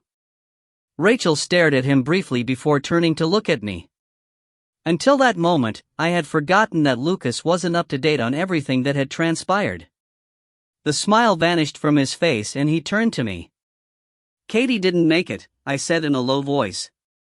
"This is Rachel." "Rachel, Lucas Martin." They shook hands quickly and I could see the embarrassment on his face. "I'm sorry, mate," he said in a subdued voice. I shook my head, not wanting to have this discussion right now. "Hello, hello.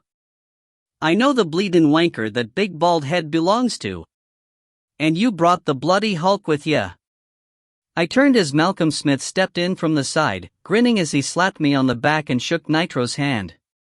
A rifle hung at his side and he was in an unusual camo pattern that blended well with the Australian dirt.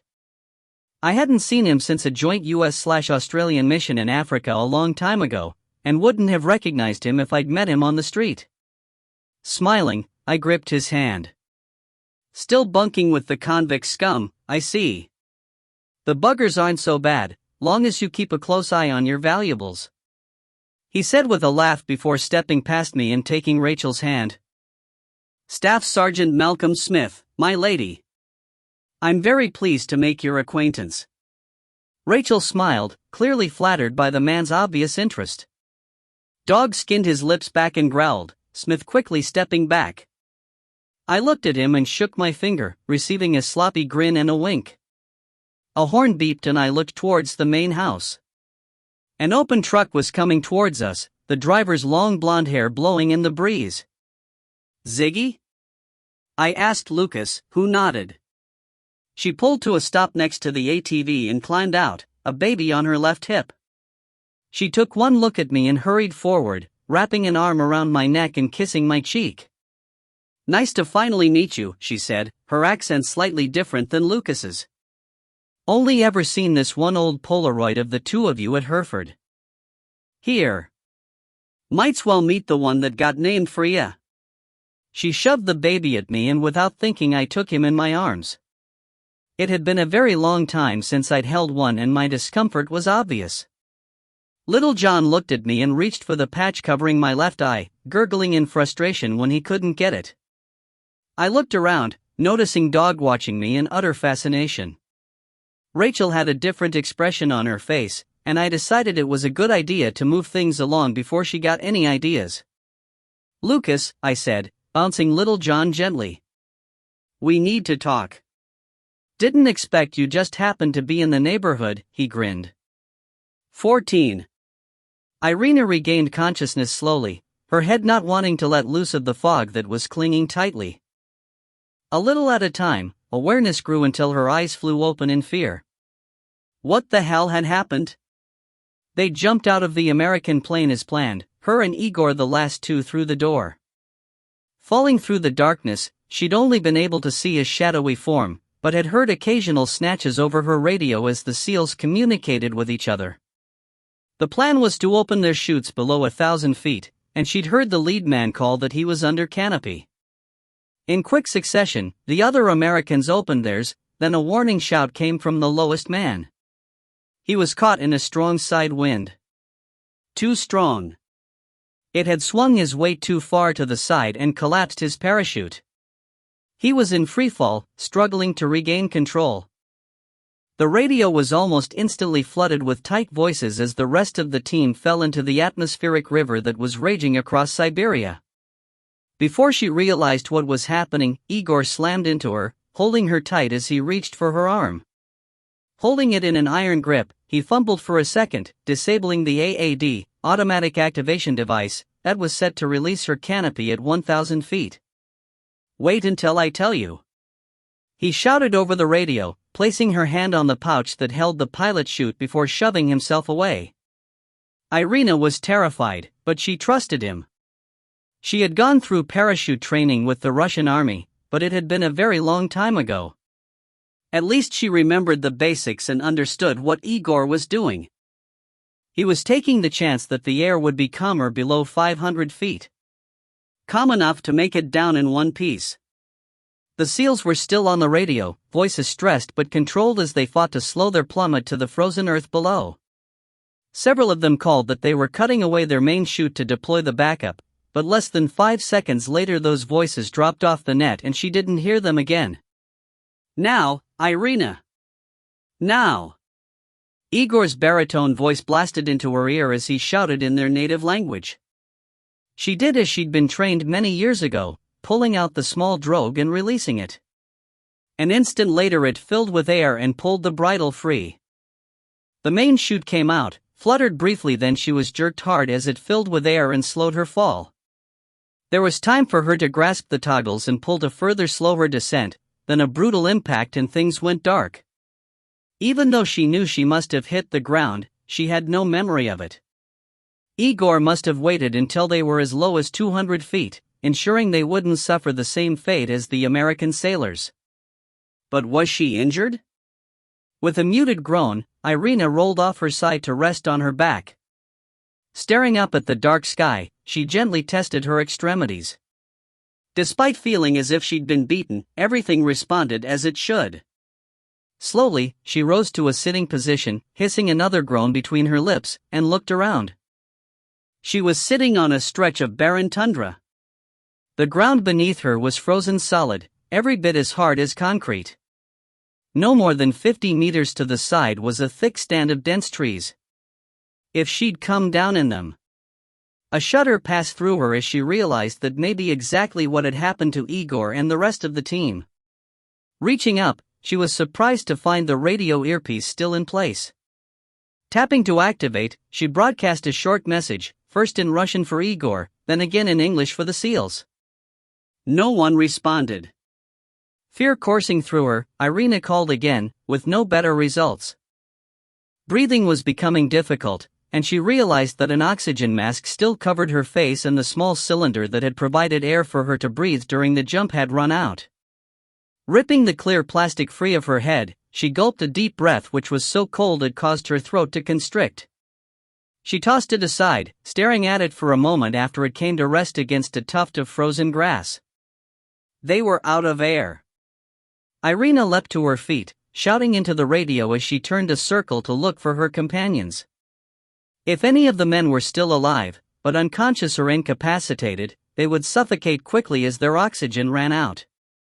Still no response over the radio, and she didn't see any bulky forms lying on the tundra or parachutes flapping in the stiff night wind. Shrugging out of the parachute straps, she turned towards the trees and started running. If anyone had come down even remotely close to her, she should have been able to see them in the pale moonlight. That left the forest, or they were so far away she'd never find them in time. Stumbling as she ran, Irina continued broadcasting, hoping to hear an answering voice. By the time she reached the edge of the trees, she'd given up on locating anyone with the radio. Dashing in, she promptly tripped over an exposed root that was hidden by the darkness on the forest floor. Her battered body cried out in pain, but she forced herself to get up and keep moving. The sound of fabric flapping in the wind drew her to the first body. It was one of the seals. Apparently, he'd successfully deployed his reserve chute, but had been too low and too close to the forest. The nylon canopy was tangled in the branches of a barren tree, the American's shattered body lying on the hard ground. Irina took a moment to check for a pulse, quickly pulling her glove back on when she only felt frigid skin. She took the time to grab the night vision goggles off the man's head, but let them fall to the ground when she saw they had been broken by the impact. Taking his rifle and several spare magazines, she pushed deeper into the forest. Reaching a small clearing, she paused at the sight of another parachute dangling from a tree branch. The harness swung in the wind, several meters above the ground, but it was empty.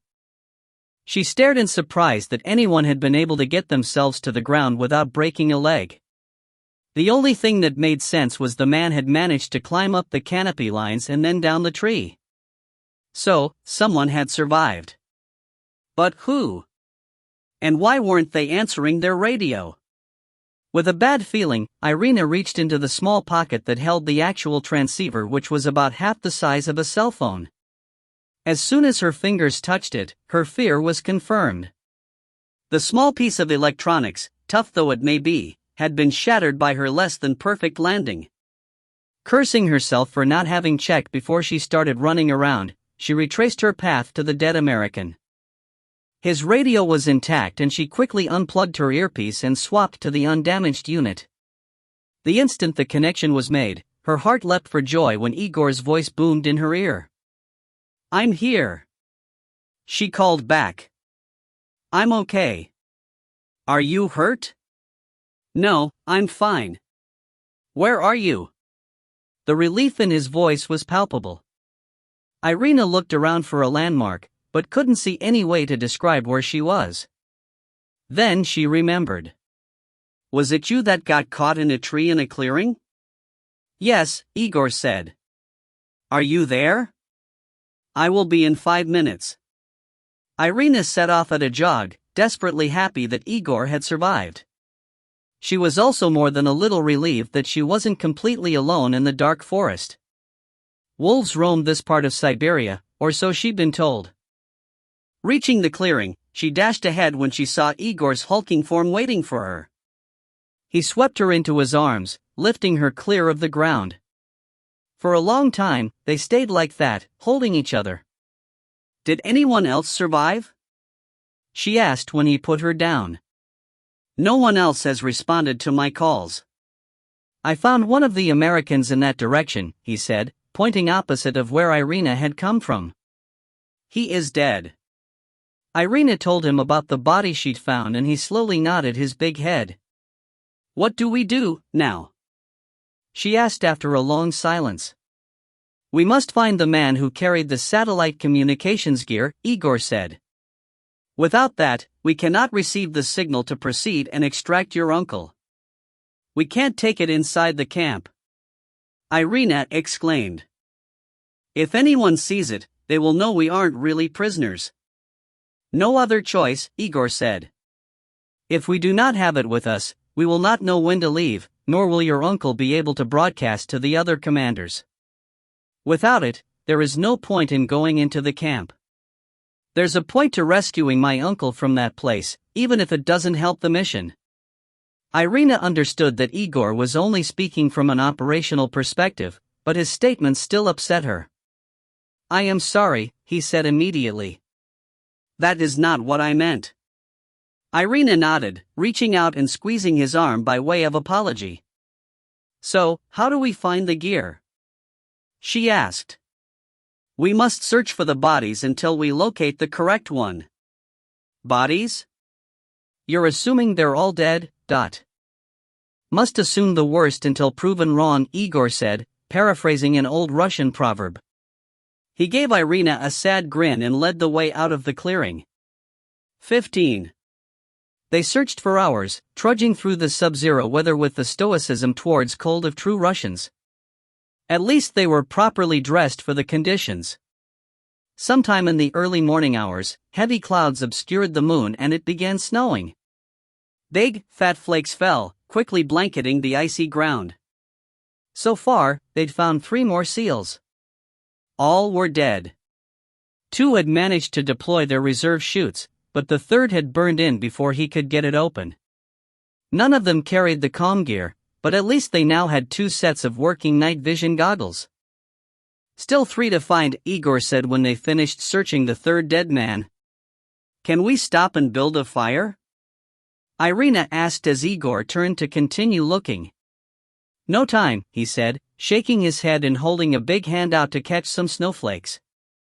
It isn't stopping, and soon the bodies will be covered and we might not find them until the spring thaw. We must keep going.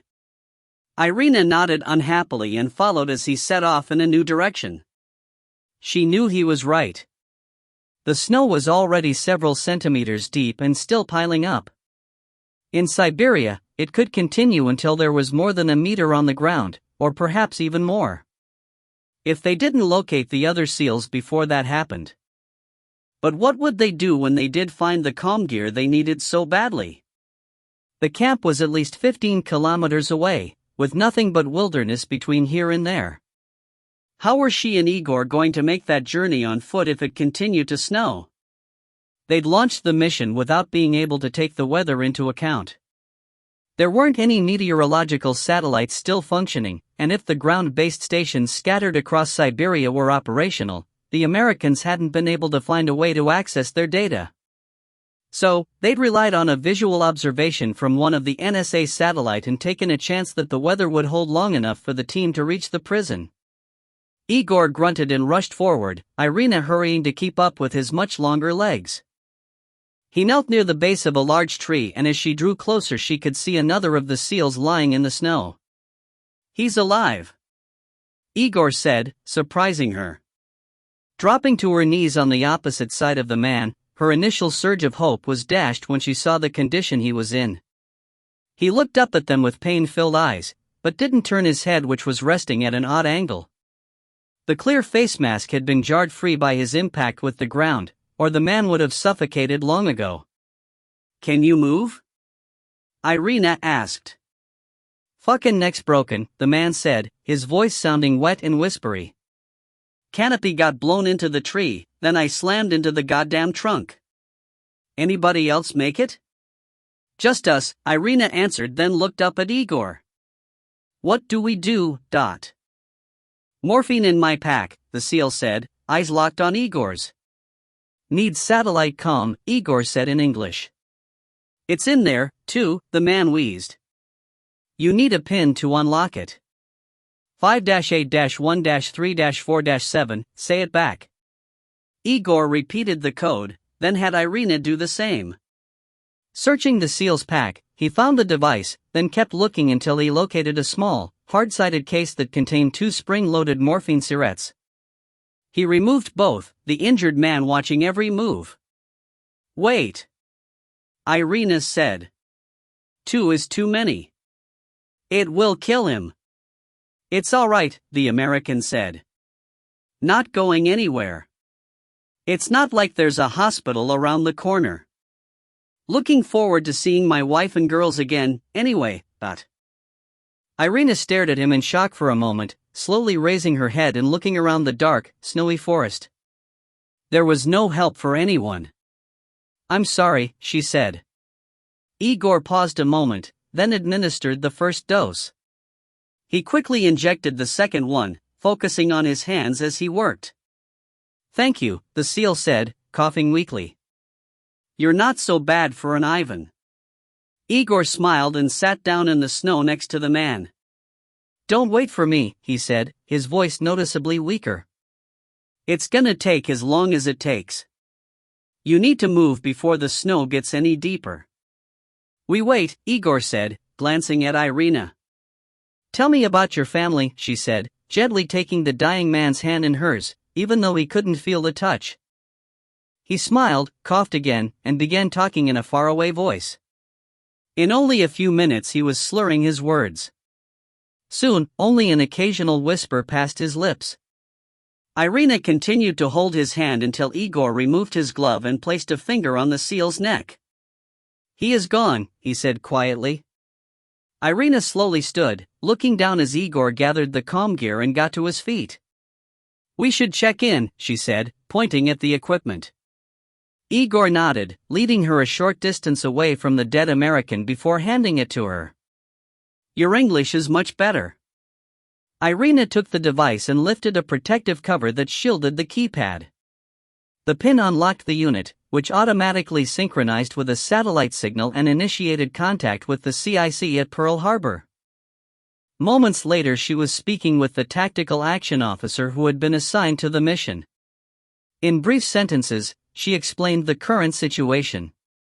The man listened without interrupting. Are you able to continue? He asked when she was done. Yes, Irina said. We are proceeding. Check in before infiltrating target, he said, then broke the connection. What did they say?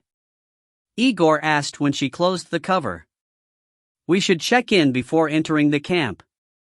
He nodded and took the unit back, checking their position with the GPS before slipping it into a deep cargo pocket in his pants. 18 kilometers, he said, pointing to the west. Do you need to rest? We should go before the snow gets any deeper, Irina said, shaking her head. 16. Lucas and I sat in a couple of battered chairs under the shade of a ratty umbrella that was stuck into the dry dirt. We were about 50 yards from the main house, and other than a spot to escape his screaming herd of children, I couldn't figure out a reason for its location. It's kind of like he'd walked until reaching a point where it was quiet, then had speared it into the ground like a country planting a flag after seizing territory. It was hot, being summer in the southern hemisphere, but I wasn't complaining. I've always been a warm weather guy, never appreciating the cold. Personally, I think anyone who enjoys putting on 20 pounds of clothing and playing in the snow is a little touched in the head. The wind shifted and the familiar odor of livestock drifted across me. On the far edge of the main house was a large pen that held at least 100 sheep. There were also nearly half that many lambs running around amongst them. To the side, a group of goats stood in the shade of a pole barn, keeping a close eye on us. Reaching into the cooler between us, I stuck my hand into the half-melted ice and grabbed another can of beer.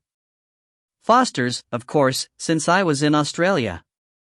Watching Dog playing with Lucas's dogs, I popped the top and thought that maybe he had things pretty good.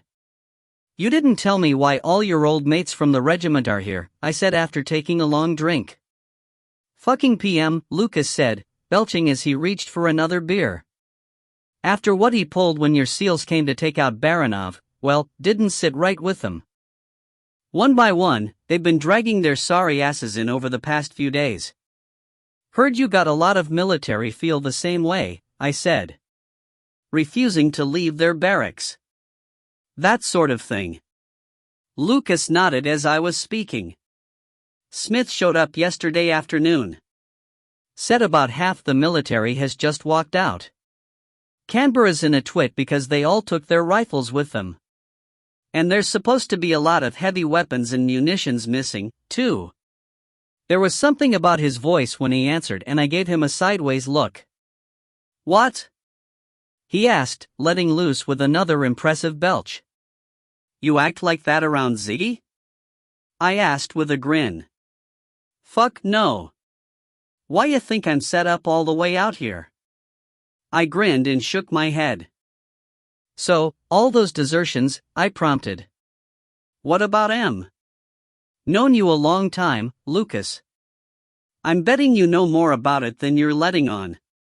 He looked at me for a moment, then turned to face the horizon and took another drink. You overestimate me, mate.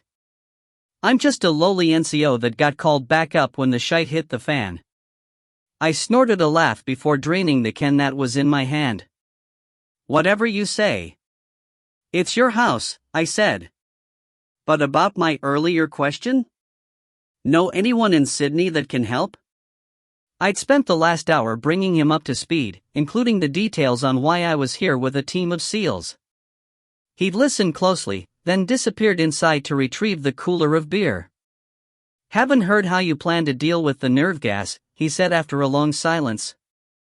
That bastard releases it, well, there are going to be a lot of dead people. I nodded in agreement and explained to him the same argument I'd made to Admiral Packard. Sounds like you're flying by the seat of your pants. Again, he said when I finished. Kind of, I admitted. But you know I'm right. And you know we've got to get rid of this fucker. You'll probably be fine out here in the middle of the desert, but one way or another, there's going to be a lot of people in the cities that will die. Whether he pushes the button, or they starve to death because there was no time to prepare. He looked at me for a long stretch, then pulled out 2 more beers and handed one to me. This is fucked, Lucas said as he popped open the fresh can. No doubt. But we've got a chance to make the best of it. If we can get rid of the threat of nerve gas attacks in Australia, or Hawaii being attacked again, there's time to do what needs to be done to ensure the survival of both countries. But the goddamn clock is ticking, brother. It's time to shit or get off the pot. Need to think about it, he said. I didn't say anything. There wasn't a point. I'd laid out the case and it was now up to Lucas. In a way, I felt sorry for him. I just dropped in out of the sky and told him the planet was going to die. All things considered, he was taking it better than I'd expected. What happened to Katie? He asked, surprising me at the sudden change in topics. I sighed, then told him an abbreviated version of the events that had resulted in my wife's death. How are you dealing with it? He asked. Some days are better than others, I said truthfully. Looks pretty good to me, that Amazon goddess you brought with you, he said. Fuck you, Lucas, I said, guilt-fueled anger immediately boiling inside me. You think killing Baranov is going to bring your wife back or make things even? He asked, not backing down an inch. Or is it settling a debt so you can diddle the Sheila without feeling guilty? Lucas, I growled in a low voice. You're about 1 word away from getting your ass stomped into the dirt. He looked at me for a long moment, then stood. I leapt to my feet, ready to carry out my threat, but stopped in surprise when he held his hand out. I'm sorry, mate. I really am, but I had to see how you'd react. Had to know if you were on the up and up, or just here for vengeance. I stared at him for a few seconds, breathing hard as the anger slowly dissipated. Finally, I shook his hand, then grimaced when he pulled me into a hug. Great way to get your ass kicked, I groused when he stepped away. Lucas laughed and shook his head. Like you could, he snorted. I shook my head and sat back down. Wanted to see the anger, he said.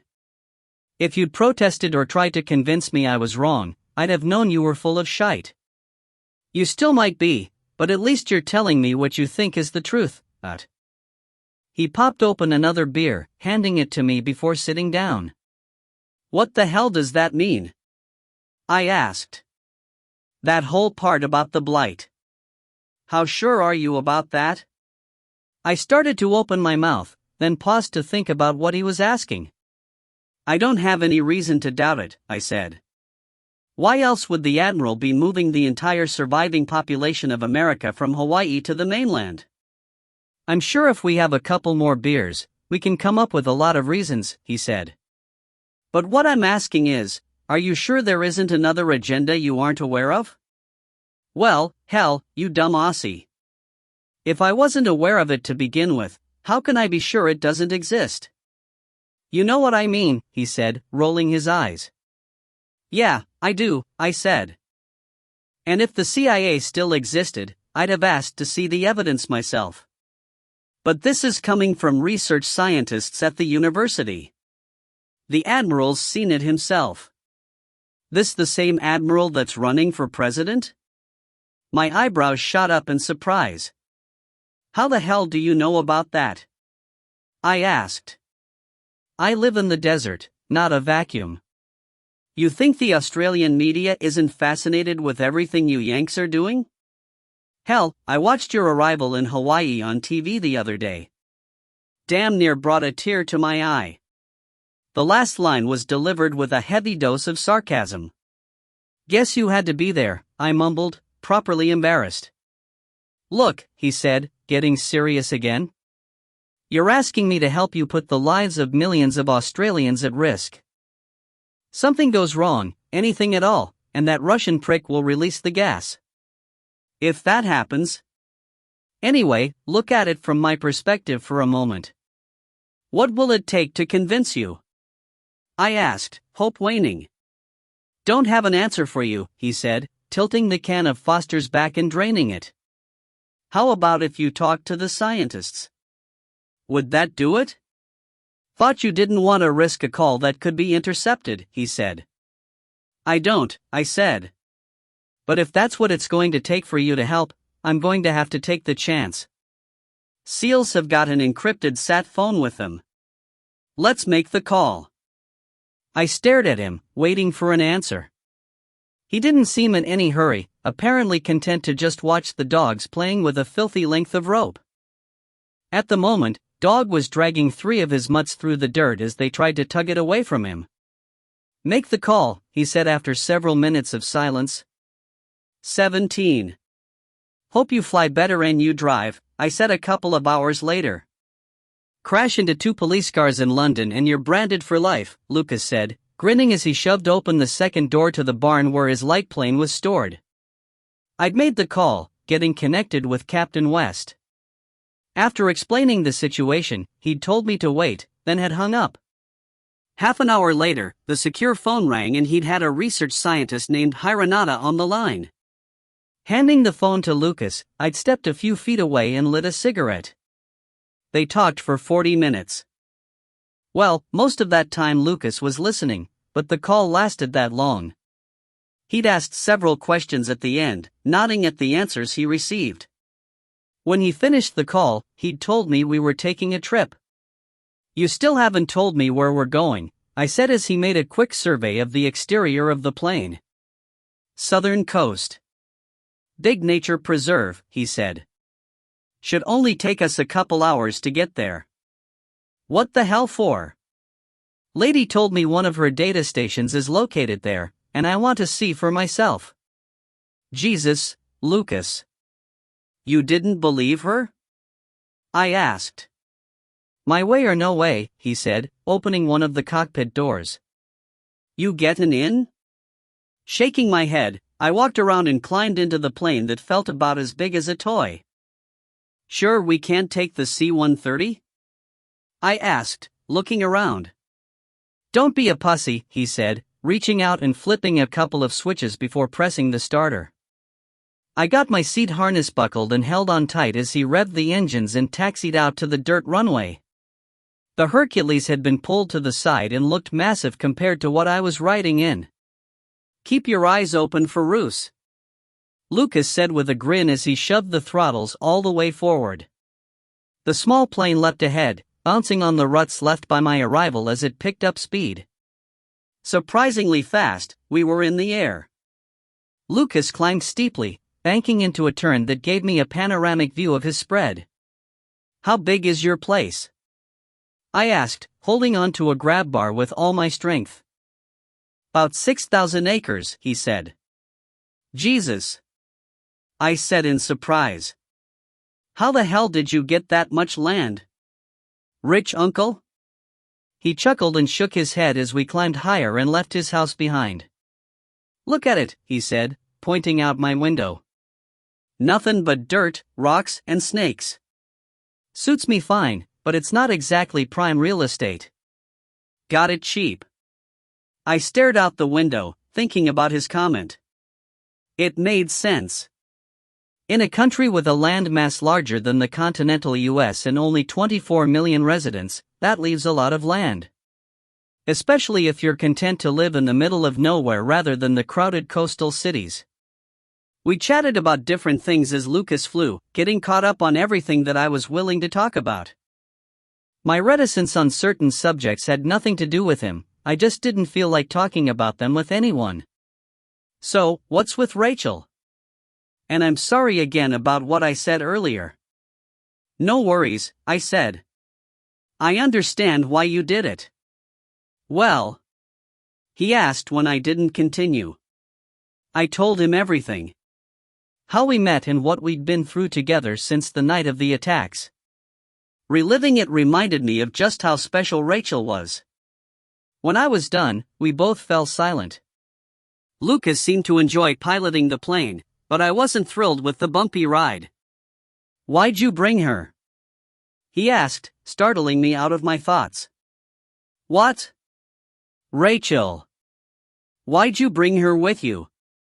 She's not an operator. Because I'm not going back. This was the first time I'd voiced the decision I'd made. Why not? Lucas asked, turning to look at me. If I survive this, my future's with her. The only place to live if I go home will be in Arizona. Too many ghosts for me. Couldn't settle down there. Wouldn't be fair to Rachel. So, I was thinking it was time for a fresh start. Here? That's what I was thinking, I said. Hell, why didn't you say so already? He said with a smile. Got miles and miles of empty. I'm sure we can find a place for you to build.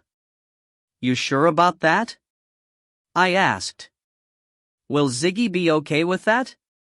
Lucas threw his head back and laughed. Will Ziggy be okay? You saw how many swinging willies there are at my place. Not a single one of those sods has got a wife. Plenty of exes, but all of them came alone. It's turning into a boys' club.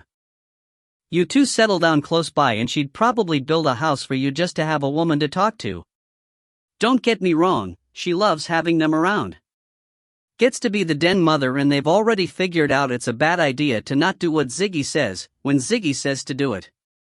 But it would be good for her to have a friend that was more mature than a high school footballer. I smiled at his words, but he'd only answered half my question. What about you? I asked when he was through laughing. Mate, he said, turning to look at me. I already made you an offer a few months ago. Nothing's changed as far as I'm concerned. Thank you, I said. Don't thank me yet, he chuckled. You two live in close, guess who gets babysitting duty on Saturday nights, Dut? Before I could respond, he banked hard to the left and headed for the ground.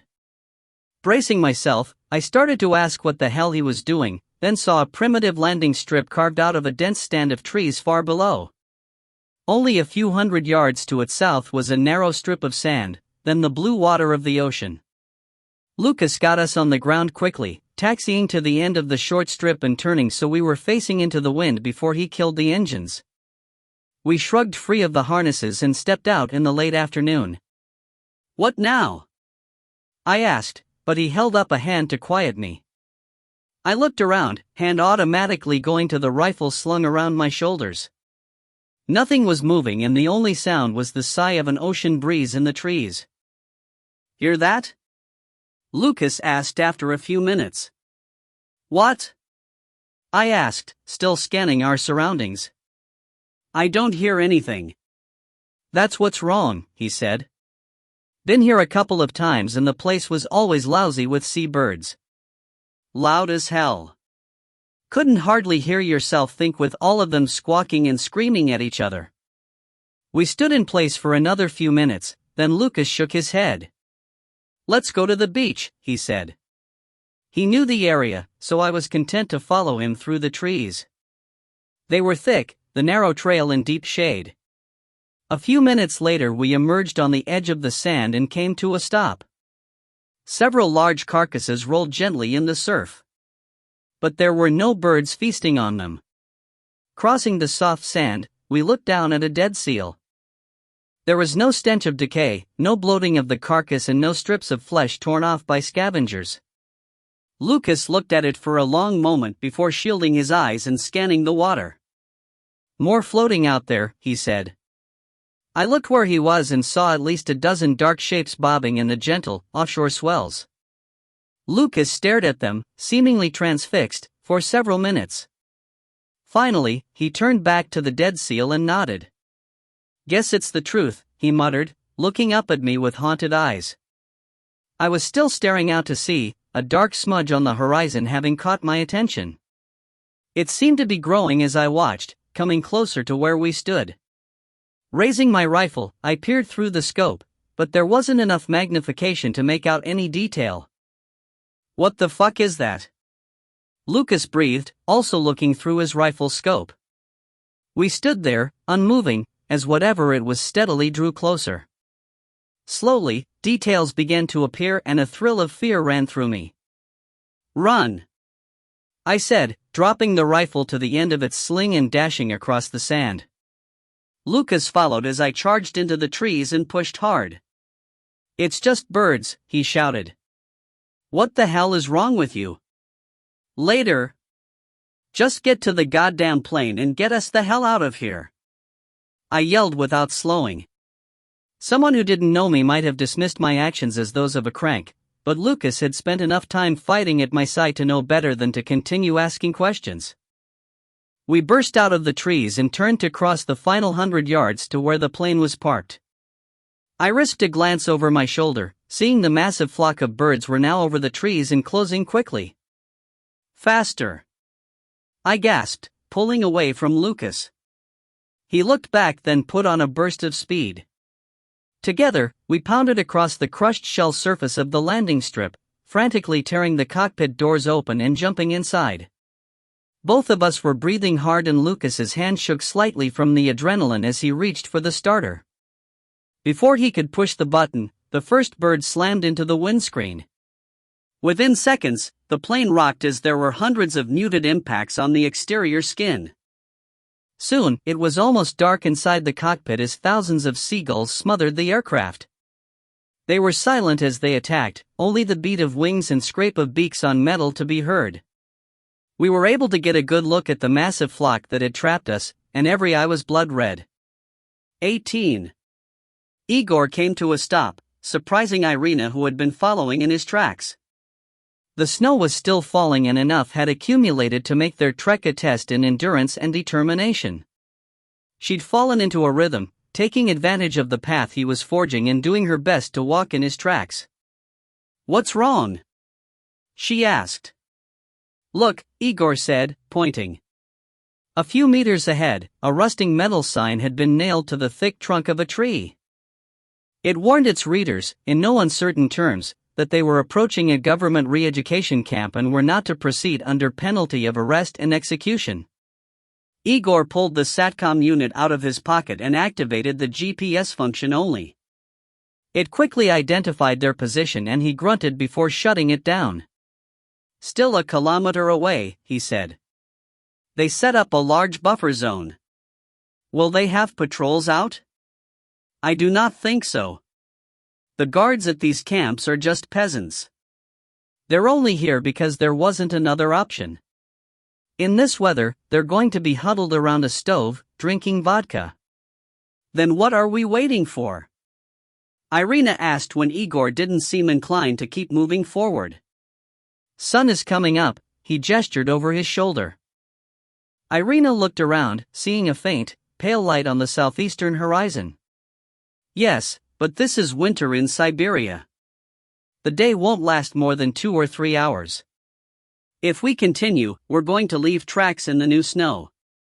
And if I'm wrong and the camp does send a patrol out once it's light, they'd have to be blind and stupid not to know someone walked in during the night. No, we need to wait until the day passes." Without further discussion, Igor turned, stepped around Irina and retraced their path for nearly a kilometer. "This is good," he said when he stopped. They were in a particularly dense part of the forest and Igor set about gathering fallen branches. Shaking them free of snow, he quickly built a small lean-to beneath the spreading boughs of a massive evergreen tree. It grew so thickly that the carpet of needles at its base had been protected from the snow and was completely dry. Scraping them into a pile, he placed twigs on top and set to work with a flint. After only a few sparks, they burst into flames. Carefully, he added bigger sticks, occasionally snapping some of them with his knee, until the fire was large enough to provide them with some heat. While Irina huddled as close to the flames as she could, Igor removed a parachute canopy from his pack, folded it over several times, then spread it over the frame of the lean-to he'd built. With it in place, they were sheltered from the wind and the air quickly grew warm from the fire. "You sleep now," he said, sitting with his back to the fire, rifle resting across his knees. "Wake me in a couple of hours," Irina said, gratefully laying down by the fire. "We'll take turns keeping watch." Igor grunted, but she was already asleep. When he shook her awake, it was dark and the wind was howling even worse than before. Sitting up, she looked around, then turned towards him. "You were supposed to wake me. You haven't slept?" "I rested," Igor said. Irina shook her head and stepped around the tree to relieve herself. While she was taking care of business, Igor prepared 2 American MREs which they quickly devoured. He tossed the trash into the flames, the packaging quickly reduced to almost nothing. Once it was no longer identifiable, he smothered the fire with snow, folded and returned the canopy to his pack and dismantled the lean-to. They set out after that, Igor having to force his way through the fresh snow that had covered their trail from earlier in the day. Irina, fatigued even though she'd slept, struggled to stay in his tracks. It was no longer snowing and she glanced behind them to see clear signs of their passing. "Don't we still have the same problem?" she asked. "We're going to leave tracks that can be seen tomorrow." "Smell the wind," Igor said without breaking stride. Irina frowned, but did as he said. The air was heavy and cold enough to burn her sinuses.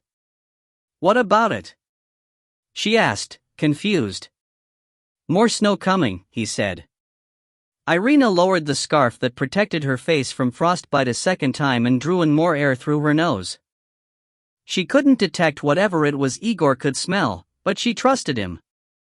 Shrugging, she rewrapped her face, making sure the thick fabric was pulled all the way to the night vision goggles that protected her eyes from the icy weather. Over an hour later, they huddled behind a tree, staring at Camp 7. It was sprawling, stretching farther into the distance than they could see. Ahead of them, a single strand of barbed wire attached to wooden posts defined the perimeter. There were no guard towers. No wall. Hardly even any lighting. None of that was needed. If a prisoner wanted to slip out and take his chances in the Siberian forest, that was fine with the guards. They'd just go out and retrieve the frozen corpse the next day. A haze hung over the camp. It was in a shallow valley, sheltered from the bone-chilling wind that blew from the north. The prisoner barracks were heated by wood stoves, and the outside air temperature was so cold that instead of rising, the smoke settled to hover near the ground. Igor pulled out the SATCOM and handed it to Irina. They had already discussed the need to check in before entering the camp.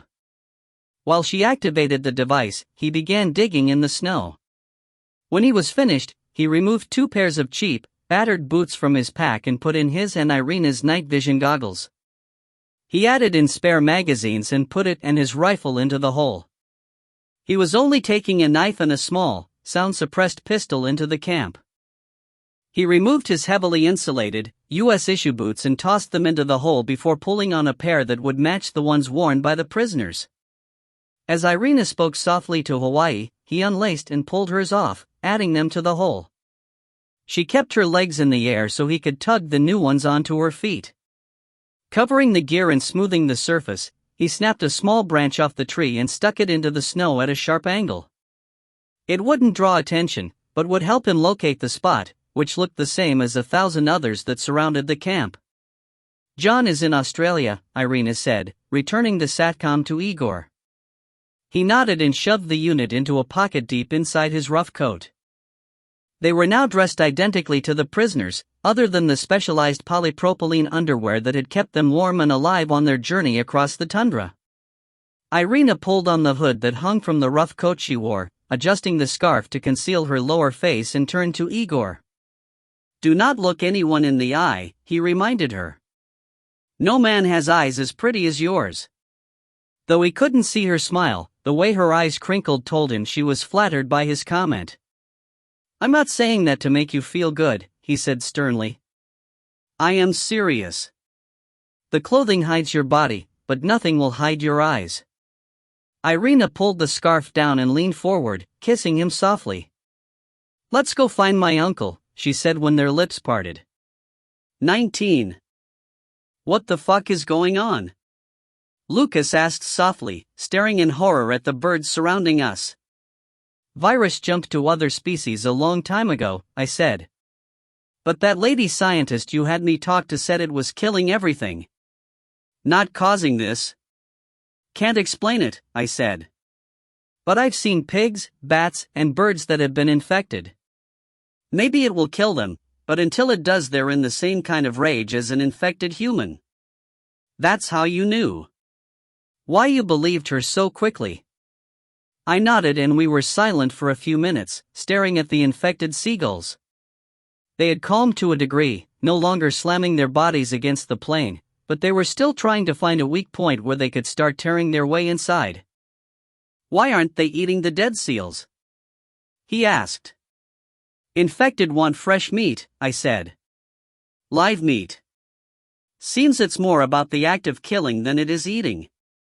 That's just my observation, and it may be complete bullshit, but it's what I think. Well, that's fucking great, he said after a few more minutes passed.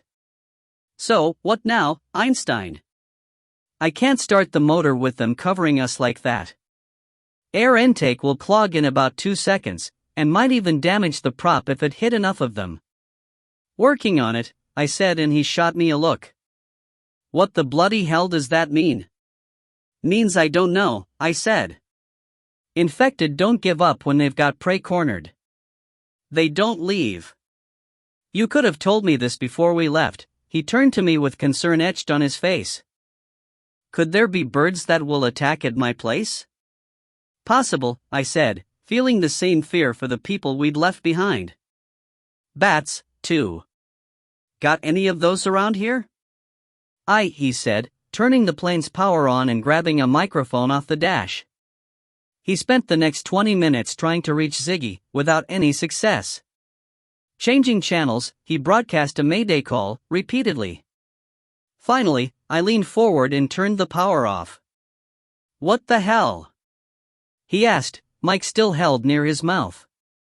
Signal isn't getting out with us sitting on the ground, I said. Save the batteries. He glared at me, anger replacing his fear. I held his eyes until he took a deep breath and looked away. With slow, careful movements he returned the microphone to its hook. You're right, he said in a low voice. Don't suppose you've got a sat phone? Yeah, I do. Back at home. He looked around at the dozens of beady red eyes that stared back at us through the windows. Okay, then. Did you tell anyone where we were going? Yeah. Ziggy knows. Smith, too. Alright, so how long before they come looking for us? Probably not until tomorrow, at the earliest, he said. Then it's an 8-hour drive across the outback, and that's if they go straight through as fast as they can on dirt roads. If they're searching for us as they drive, they'll be going slower. Stopping every few miles to look around with binoculars. Best case, someone might find us in 2 days, but probably much longer. Won't make it that long, I said, earning a nod of agreement. It was late in the day, but even with the sun approaching the western horizon, it was hot in the plain. The night wouldn't be as bad, but when it came up tomorrow morning, we were going to start baking. Rachel and I had been in a very similar situation when we'd first met in Atlanta. Trapped in a vehicle in the hot summer sun, but all we'd had to do was find a way to start it. What about the Herky bird? I asked, meaning the C-130 Hercules I'd arrived in. Sure, there's room for it to land here, Lucas answered. But then what? They're trapped, too. Besides, unless you've got some kind of psychic connection back to home, how the hell are they going to know we're in trouble? Damn, But you're a negative little whiny bitch, I said, smiling so I didn't get my teeth knocked out. My family. My kids. If they're outside and one of these flocks shows up, they could be in trouble before they even know there's a threat. He pointed at the seagulls clustered on the windscreen. Look at those fucking beaks. Few hundred of those bastards would shred someone right down to the bone in nothing flat. I nodded, the smile gone from my face. Sorry, I said. Lucas didn't say anything and we lapsed into silence, watching the infected birds watch us. The sun was setting and I hoped that with darkness, instinct would take over and the seagulls would leave to find a place to roost. But as night fell, they didn't show any sign of abandoning their trapped prey. As the evening wore on, Lucas tried the radio several more times, with the same results as earlier. While he was doing this, I began poking around the interior of the plane. Opening compartments. Looking under seats. What are you doing? He finally asked, shutting the power off and plunging us back into darkness. Don't know, I said. Just thought I'd see if there was anything we had that would give me an idea. Well. Nothing, I said in a distracted voice, staring at the flare gun I'd found in an emergency kit. What? He asked softly. I didn't answer right away, trying to turn my wild musings into a workable idea. Any way to dump fuel without going outside? I asked without looking up. Yeah. There's a valve in the back in case the tank needs to be drained. You're thinking of fire? I shook my head, then shrugged. Human infected react differently based on sex, I said, turning the gun over and breaking it open to check the shell in the chamber. Males will stand right there and burn to death. Females, some of them at least, respect fire and will avoid it. What about birds? No idea, I said. We got enough fuel to try, and make it home if it works? Sure, but there's a bigger problem, Lucas said. That fuel will dump onto the ground right under us. Once it's lit, we've only got a few seconds before we have to move. This baby isn't exactly fireproof.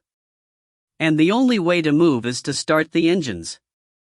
If they're still blanketing us like this, well. I nodded, liking the idea less than when I'd come up with it. Last resort, I said. Kind of feels like we're already there. We're okay for now, I said. Sun's down, but we've gotta be out of here by morning. Easy for you to say, Lucas said, looking at me. You don't need to take a dump. Are you fucking kidding me? What are you, like 4 years old? Hold it. Lucas grinned, leaned to the side and ripped an obnoxiously loud fart. It took about 3 seconds for the smell to hit me. Covering my nose and face, trying not to gag, I turned away as he broke into laughter. At the moment, it might be worth facing the flock of seagulls just to have some fresh air. An hour, and several horrendous farts later, I was ready to start a fire in the plane just to escape his flatulence. Lucas was unapologetic, probably because I'd called him a 4-year-old. In desperation, I took 2 rounds out of my pistol and shoved one up each nostril. It actually did help. The smell of oiled metal with a hint of burnt gunpowder masked the nauseating miasma coming from my friend. It also sent him into a laughing fit, which made him fart even more. Okay. Enough. I said, fanning the air in front of my face. I give. We've gotta try the fire. If I have to spend the entire night in here with that smell, I'm going to shoot you. Yeah, that'll work, Lucas sputtered. No gas is going to escape if I'm dead. Despite our circumstances, I couldn't help but laugh at the image he'd just conjured in my head. After a couple of minutes, we settled down. How long will we have once we start the fire?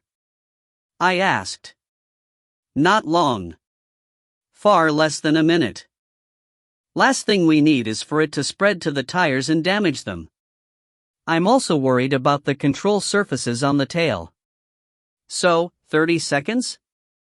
I asked. Maybe, Lucas said, shrugging doubtfully. Never tried something this crazy. You think it will actually work? Better than sitting here and dying of asphyxiation, I said with a grin. Okay. I'll dump a couple of gallons. Then one of us has got to stick his arm far enough out of a window to get the right angle to land the flare where it pulls up. I looked at the massive birds pressed against the windscreen. Their hooked beaks would shred the flesh from my arm in seconds, and there was the very real risk that I'd drop the flare gun when they attacked. There was a roll of duct tape under the seat and I picked it up, thought for a second, then looked at Lucas. What? Give me your shirt, I said. What the hell for? It's heavy canvas. Tough. I'm going to wrap it around my hand and arm, then cover it with duct tape. Should give me enough protection that I don't drop the flare when they attack. I hooked a thumb at the seagulls. Lucas looked at them for a second, then quickly stripped his shirt off. With his help, I taped the gun into my hand, then pulled first one, then the other sleeve over my arm. Starting at my hand, Lucas began wrapping me like a mummy, working all the way to my shoulder. When he was done, I could barely bend my arm, but the makeshift armor should buy me enough time with the birds. Ready? He asked. I nodded. Remember, the fuel is going to be beneath the center line of the plane, about 2 meters up from the tip of the tail. He climbed out of his seat and squeezed into the back, ripping another fart as he moved. Gotta be flammable as hell in here by now, I said.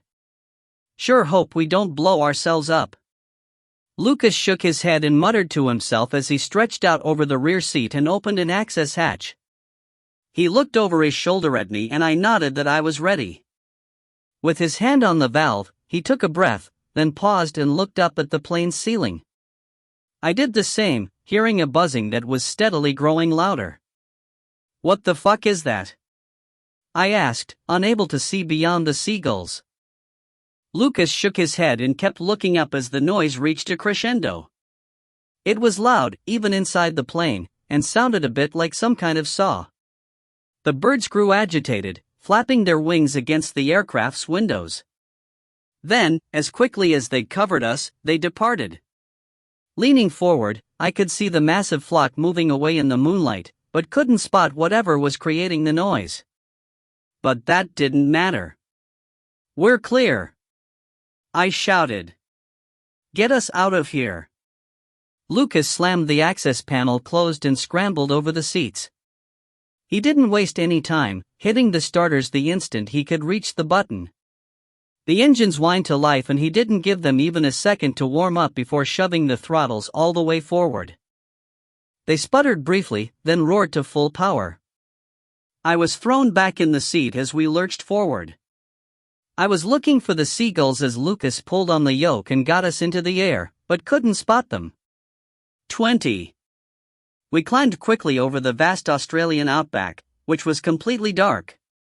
As I struggled to remove the duct tape that was binding my arm, Lucas tried the radio, finally succeeding in reaching Ziggy once we were at cruising altitude.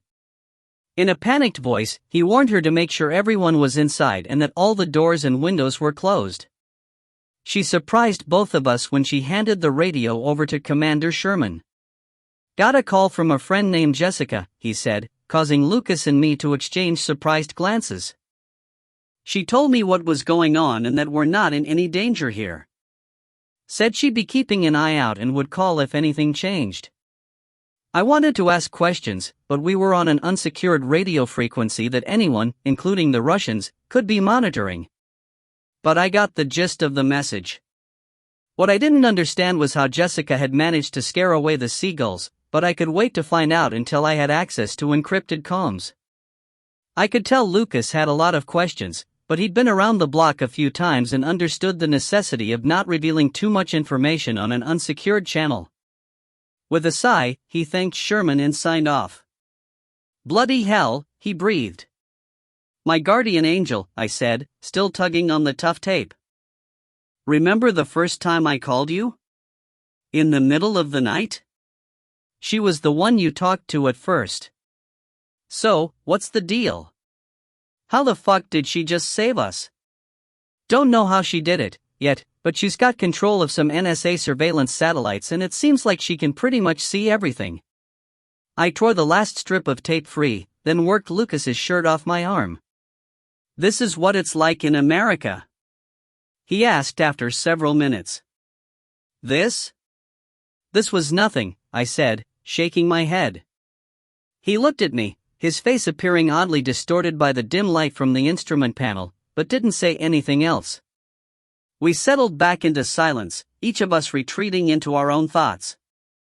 For a while, I marveled at the feeling of flying through space. Above, the sky was perfect, black velvet with millions of stars twinkling like scattered diamonds. The entire experience was awe-inspiring. "I'm starting to understand why you like flying," I said, staring up at the Southern Cross. "Nothing quite like it," Lucas said. "Ever been on a ship in the middle of the ocean at night?" "Couple of times," I said. But both were aircraft carriers and they were conducting flight operations. It was nothing like this. We fell silent, again, and 90 minutes later spotted Lucas's homestead well before we were overhead. It was lit up like Times Square on New Year's Eve, brilliant electric lights starkly in contrast against the dark ground. "What's your power source?" I asked as we began to descend. "Solar and a couple of generators," he answered, peering out the side window at the lights below. "Lots of batteries, and they're usually more than enough to get us through the night, unless we had a cloudy day. But those are rare out here. Ziggy must have fired up the generators. Looks like she's got every light in the place burning." I could hear a degree of irritation in his voice, so I dropped the subject. He was probably worried about the fuel that was being consumed, and rightly so, but that was between him and his wife. The last thing I needed was to get caught up in an argument that had nothing to do with me. Lucas descended at a steep angle, turning on bright landing lights and buzzing the length of the runway. It seemed as if we were flying low enough to skim the rough, red dirt. "Checking for wildlife," Lucas explained. 200-pound roo can ruin your fucking night. Mate of mine, landing at night, hit one a few months ago. Didn't survive the encounter. I grasped the grab bar tightly as he climbed steeply, banking hard to circle around and line up for a landing. "Maybe we should check again," I said, knuckles white as I held on for dear life. "Maybe we should check for birds," he said as the plane's tires thumped onto the dirt. Speed bled off quickly and he taxied at a sedate pace to the barn. The doors were still open and he steered us in, overhead lights coming on automatically. Engine shut down, I was happy to step out onto solid ground. After helping spin the plane around so it was facing out, I just had time to get my hands up before Dog slammed into me. I guess I'd been gone too long for his liking. Some of Lucas's dogs followed him into the hangar and started in our direction to see what was going on, but Dog faced them and rumbled a loud warning growl. They stopped in their tracks, then turned and raced off into the night. Stepping into the open air, I caught the whiff of cooking meat and realized I was famished. Lucas and I both stood there for a few moments, looking up at the sky and scanning the horizon. Seeing nothing out of place, he closed the doors and climbed onto a battered ATV that was parked to the side of the hangar. He started the motor and looked at me expectantly. I glanced around, but there wasn't another vehicle. "You getting on?" he asked. "It's damn near a click to the house." "Think I'll walk," I said, staring at the tiny rear seat that would push me forward until I was pressed against the part of his anatomy that was emitting all the foul odors. "You really think I'd say anything about you riding, bitch?" he asked with a grin. I raised my middle finger and set off in the direction of the bright lights. The ATV's motor revved, then Lucas shot past, leaving me walking in a cloud of powdery, red dust. Dog stayed at my side and I told him about what I'd been doing as we plodded along. He was a good listener. It was a warm night after a hot day, and Ziggy had set up several long folding tables on a large patch of green grass that was what I'd call a backyard. Strings of light bulbs stretched from several tall poles to the side of the house, creating a party atmosphere. Farther out, brilliant floods were aimed towards the open desert, creating a perimeter of light around the entire area. All of Lucas's men, Nitro and his crew as well as the SEALs were seated around the tables, drinking beer. His older kids were running around, chasing each other and crawling under the tables. Ziggy, little John on her hip, worked 2 massive charcoal grills, and whatever she was cooking smelled heavenly. Rachel walked out of the house, carrying a giant platter of raw meat. Music played from a boombox and voices were raised in conversation and laughter. I stopped at the edge of the light, dog looking at me curiously. For a moment, I just watched, a little out of sorts. It had only been a few days since I was running and fighting the infected and the militia. Only a couple of hours since I was trapped by a flock of infected seagulls. The scene before me felt surreal. Something I'd never expected to experience again. Lucas, wearing a fresh shirt, came out of the house and spotted me when he looked around. Skirting the tables, he walked to where I was standing in the shadows. "Ziggy's world-famous lamb chops," he said, stopping next to me and turning to watch his wife cook. "Smells great," I said distractedly, watching as Rachel looked around, trying to find me. "Is that going to keep happening?" "The animals, I mean." "Probably, but I can't say for sure," I answered. "Ran into a bunch of infected razorback hogs a few months ago in Arkansas, and a whole lot of bats in Texas that I'm pretty sure had the virus, too. I've seen vultures that were infected. Seems like all the animals in North America are dead now, but it's been going on a lot longer there than it has here. Can't tell you how fast they're going to start dying off." He nodded in thought as we watched the party. Everyone seemed to be having a good time, enjoying a break. At least for the moment. "So, we kill Baranov." "Then what?" Lucas asked. "You've got the info," I said. "You tell whoever you think is the right person. Lot of work to be done. Gotta move people out of the cities and get a lot of them to start planting food in areas where the virus can't survive. Need to bring in as much livestock as you can, too." 24 million, Lucas said softly. "That's a bleedin' lot of people to relocate in less than a year." "That's why I said you tell whoever you think is the right person," I said, nodding in agreement with his comment. "There's no time for the goddamn politicians to play games." "I'm thinking it should be us that goes in," Lucas said. "The regiment, I mean." I turned and met his eyes. Understood his thinking. "All that matters is it gets done," I said. "Who pulls the trigger or twists the blade is unimportant." "You sure about that?" Lucas asked, squinting as he watched me closely. I sighed after several seconds of his scrutiny. Truthfully, I'd love to feed that motherfucker his balls before I choke the life out of him. But what I want isn't as important as all the people that will die if this isn't done fast and done right. So, yeah. I'm sure. He kept looking at me for several long, uncomfortable moments, finally turning his attention back to the festivities. What I wanted to hear. He slapped me on the back. "Now, let's go get a beer before it's all gone." We walked forward, Rachel spotting us as soon as we stepped into the light. Smiling, she grabbed an unopened can of beer out of Nitro's hand, ignoring his protests and hurrying to greet me. Lucas peeled away, passing her as he headed to help his wife with the cooking. Rachel wrapped her arms around my neck, kissing me deeply before stepping back and popping the top on the Fosters. "Heard you had some excitement," she said after draining half the can. I took it from her and finished it off before speaking.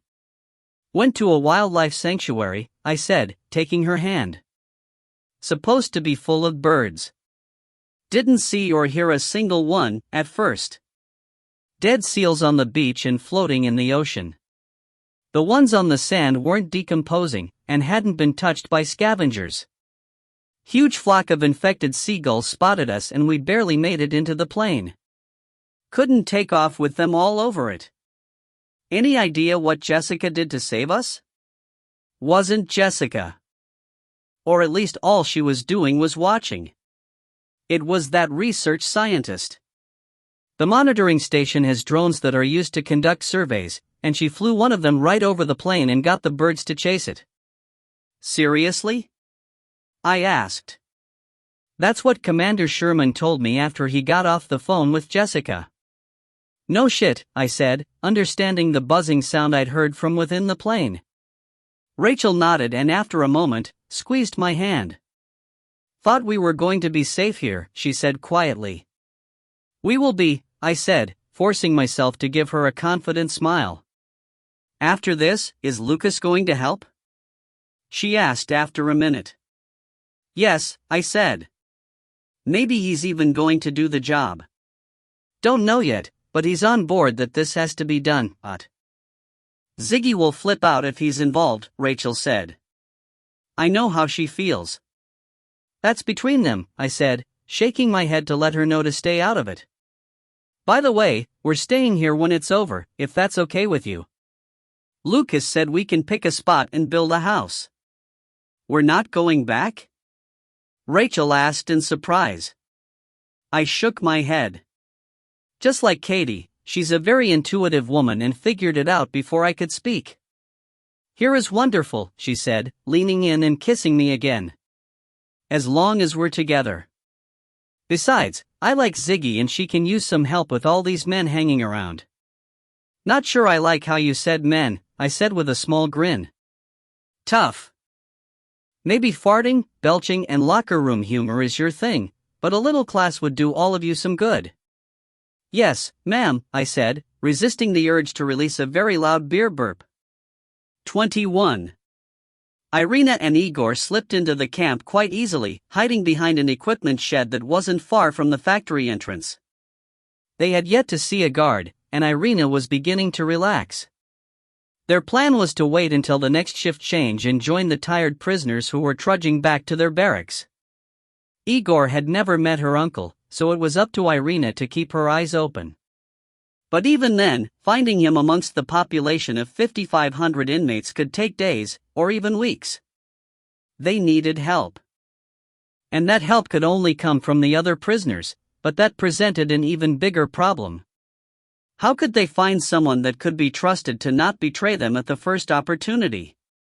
Yes, the camp held political dissidents, not criminals. In theory, that should mean the men were idealists and united against the Russian government. In theory. Reality was almost assuredly quite different. Various political views would divide the men into groups that didn't like each other. And there was also human nature at play. Life in a Siberian detention camp was harsh, at best. What would it be worth to the administration if Igor and Irina were turned in? No more forced labor in the factory? Extra rations? Additional blankets and clothing to survive the long winter. They had discussed all of these possibilities, finally deciding that it wasn't worth the risk to seek help from anyone. So, the slow, laborious process of circulating throughout the camp until they located Irina's uncle was the path they agreed upon. A dangerous one that could very well draw attention to their efforts, but neither had a better idea. A loud horn split the silence of the snowy night, causing both of them to jump. A minute later, the first trickle of workers began appearing from within the factory. Getting to their feet, they hurried forward, falling in with the group that led the way. Irina quickly dismissed each of the men to their front, slowing her pace so the ones behind could catch up. She hadn't needed to see the men's features as they were too short. Her uncle had been a large man, as tall as Igor and nearly as broad. She knew that after time in the camp, he had almost certainly lost weight, but his height wouldn't have changed. That thought gave her an idea and she grabbed Igor's arm, pulling him close. Slowly move through the groups, she whispered. I only need to check the ones as tall as you. Igor nodded and slowed even more, pretending to have something wrong with his boot.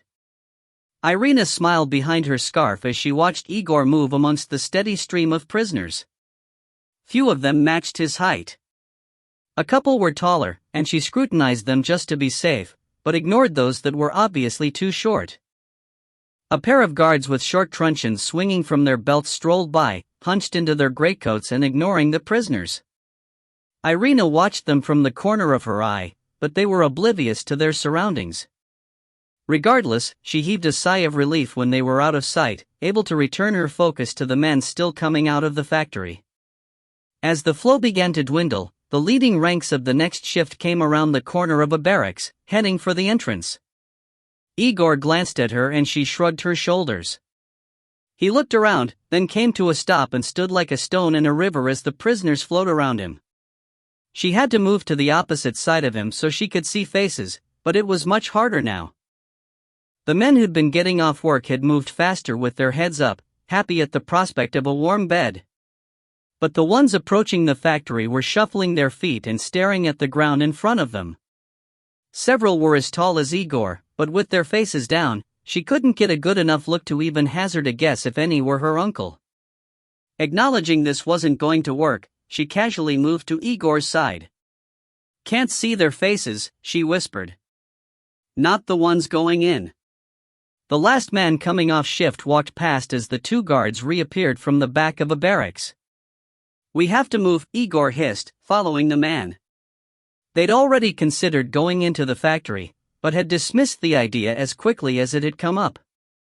It would be readily apparent that they didn't know what they were doing or where they should be, and that would draw unwanted attention from the guards and supervisors that ran the place. Increasing their pace, they caught up with the straggler, walking close behind him. The guards ignored them, but both suspected they would have been approached if they'd continued to mill around near the factory entrance.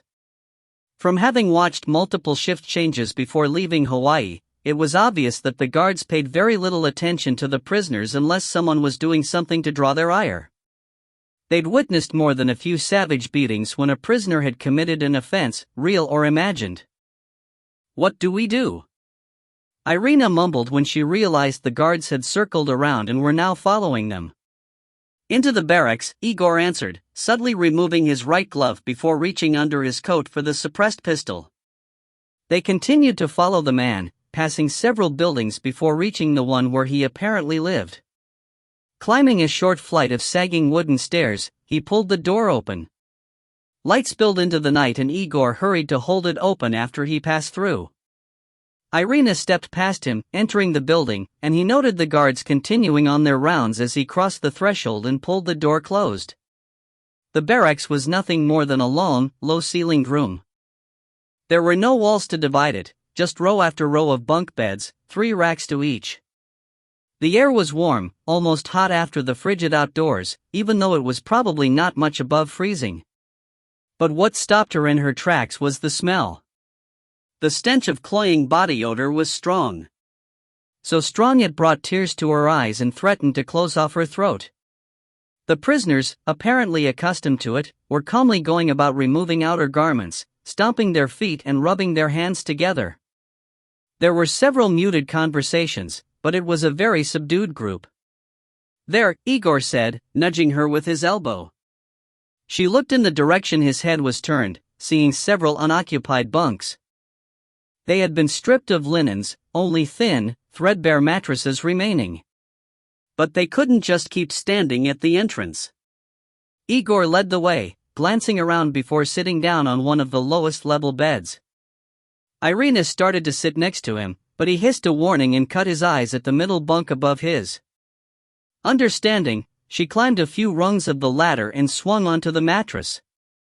No one was looking in their direction and Igor scooted around and lay on his back, arms under his head. Several minutes later, Irina rolled onto her side and closed her eyes. 22. Irina's eyes flew open at the sound of the first blow. A meaty thunk from a fist striking flesh. She turned over, catching her breath when she saw Igor fighting with 3 prisoners. A 4th lay on the filthy floor, unconscious or dead as blood poured from a split on the side of his face. Unconscious, she realized without even thinking about it. Dead men don't bleed. Igor fought with a silent fury that took her breath away. She knew he was a trained operator, had watched him battle infected for months, but this was different. This was an attack by a superior number of humans who weren't affected by the virus. 2 of them lunged at the same time. The 3rd man, equally as large as the big Spetsnaz soldier, holding back for the moment. Igor met the charge, slipping one punch and blocking the other with a raised arm. Spinning, he slammed his elbow into the temple of one of the men, dropping him like a sack of wet laundry. Continuing the movement, he grabbed the second man as momentum carried him past, grasping his head and twisting violently to the side.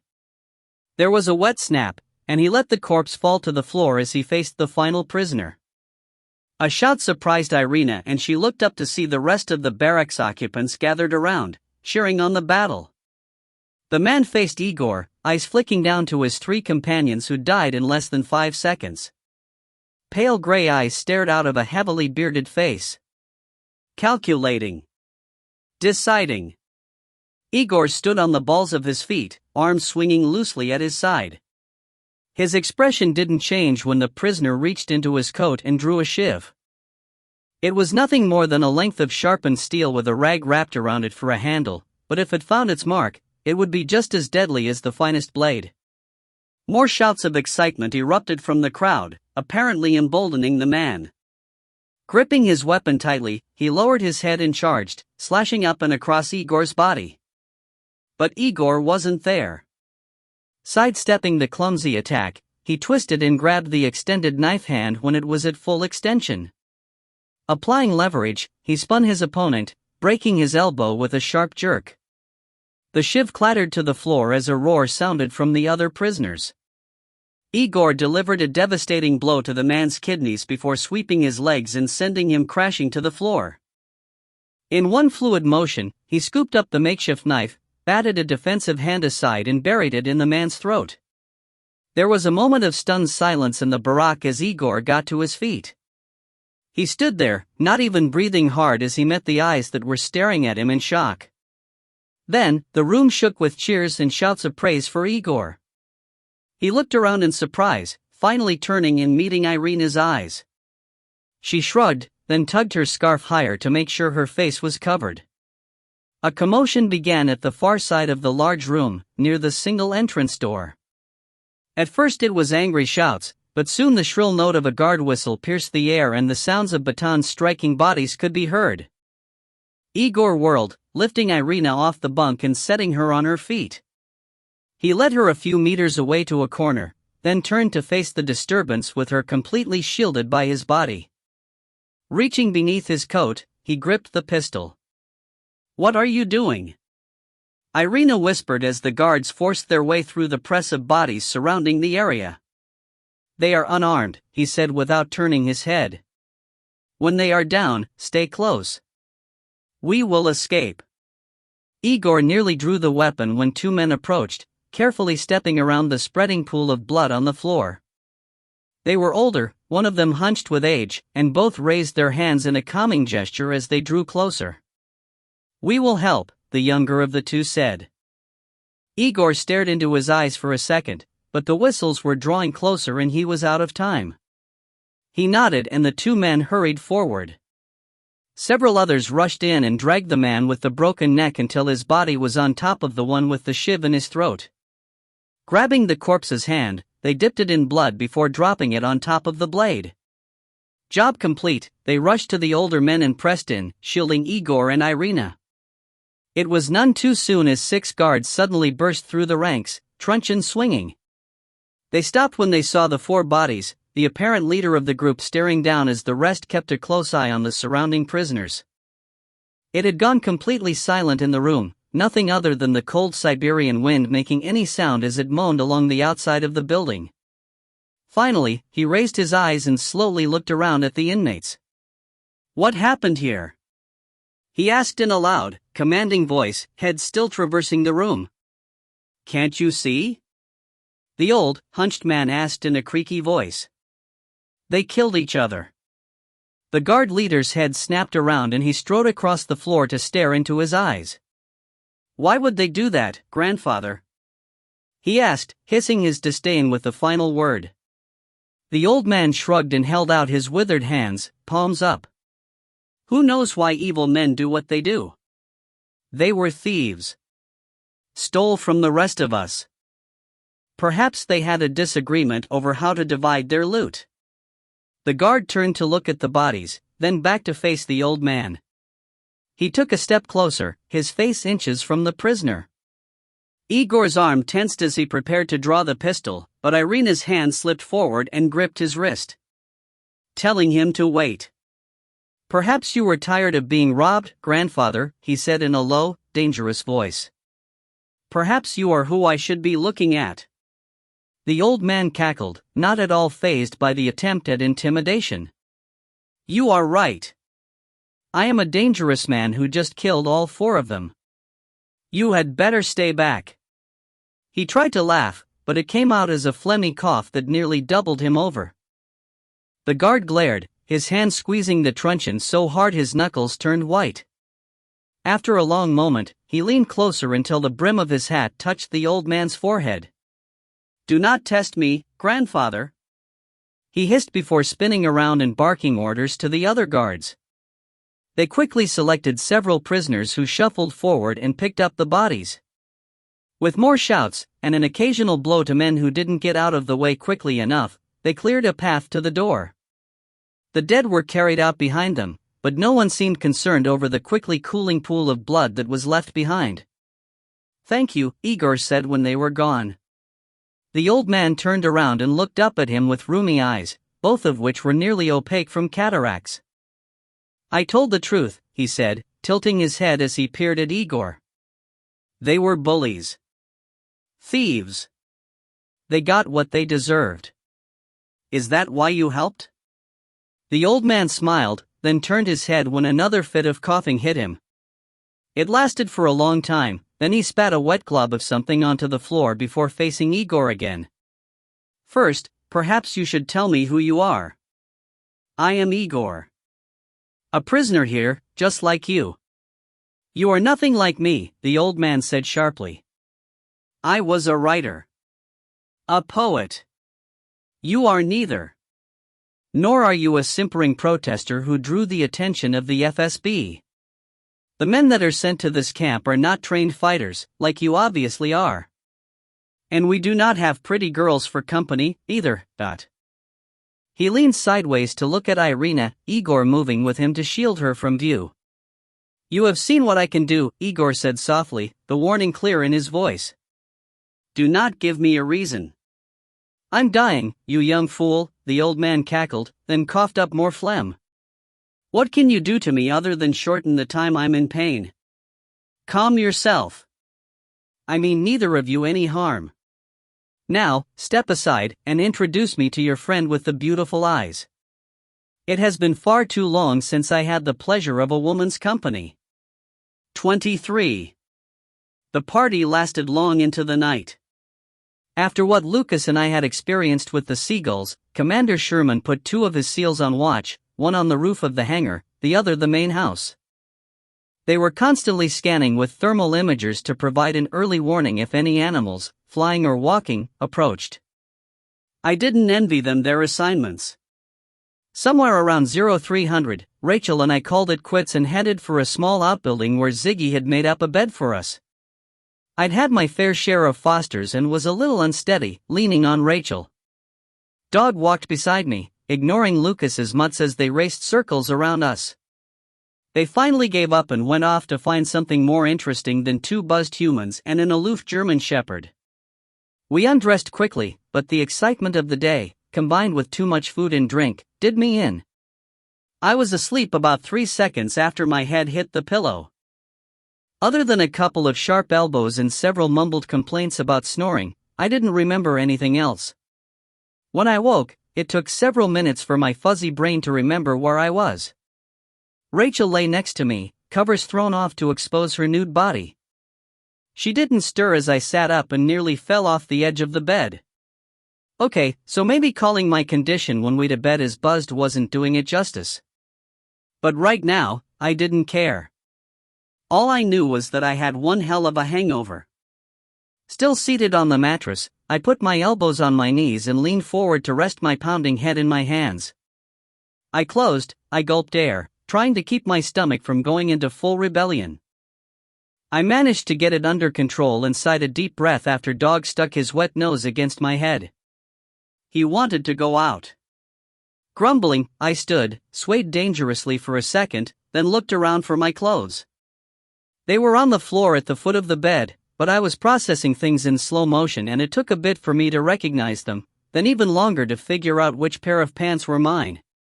It didn't occur to me until after I'd already pulled them on that all I had to do was pick the larger pair. Dog was dancing with impatience by now, looking between me and the door. I reached for my shirt, but came up with a bra. Dropping it back on the pile, I said the hell with it. I'd survived taking Dog out without a shirt, so I grabbed my boots and stumbled to the door. When I opened it, the brilliant sunshine and heat of the Australian day nearly knocked me down.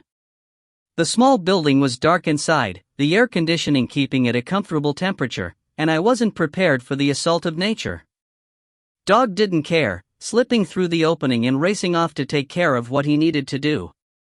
"What the hell?" Rachel yelled, her voice rough. "Close the goddamn door." She had pulled a pillow over her head and didn't seem in any hurry to get out of bed. Grumbling, I stepped out into what looked like late morning and closed the door behind me. There was a small outhouse that serviced several outbuildings and I made use of it before stumbling towards the main house. Lucas was seated beneath a tree that shaded the area where we'd partied last night, playing with little John. Ziggy was working the grill, the smell of food cooking nearly sending my stomach over the edge. Stumbling up, I dumped my boots on the ground and dropped into a chair next to Lucas, gently resting my head on the table with a groan. "Drink too much?" he asked, deliberately shouting. "Can I borrow your gun?"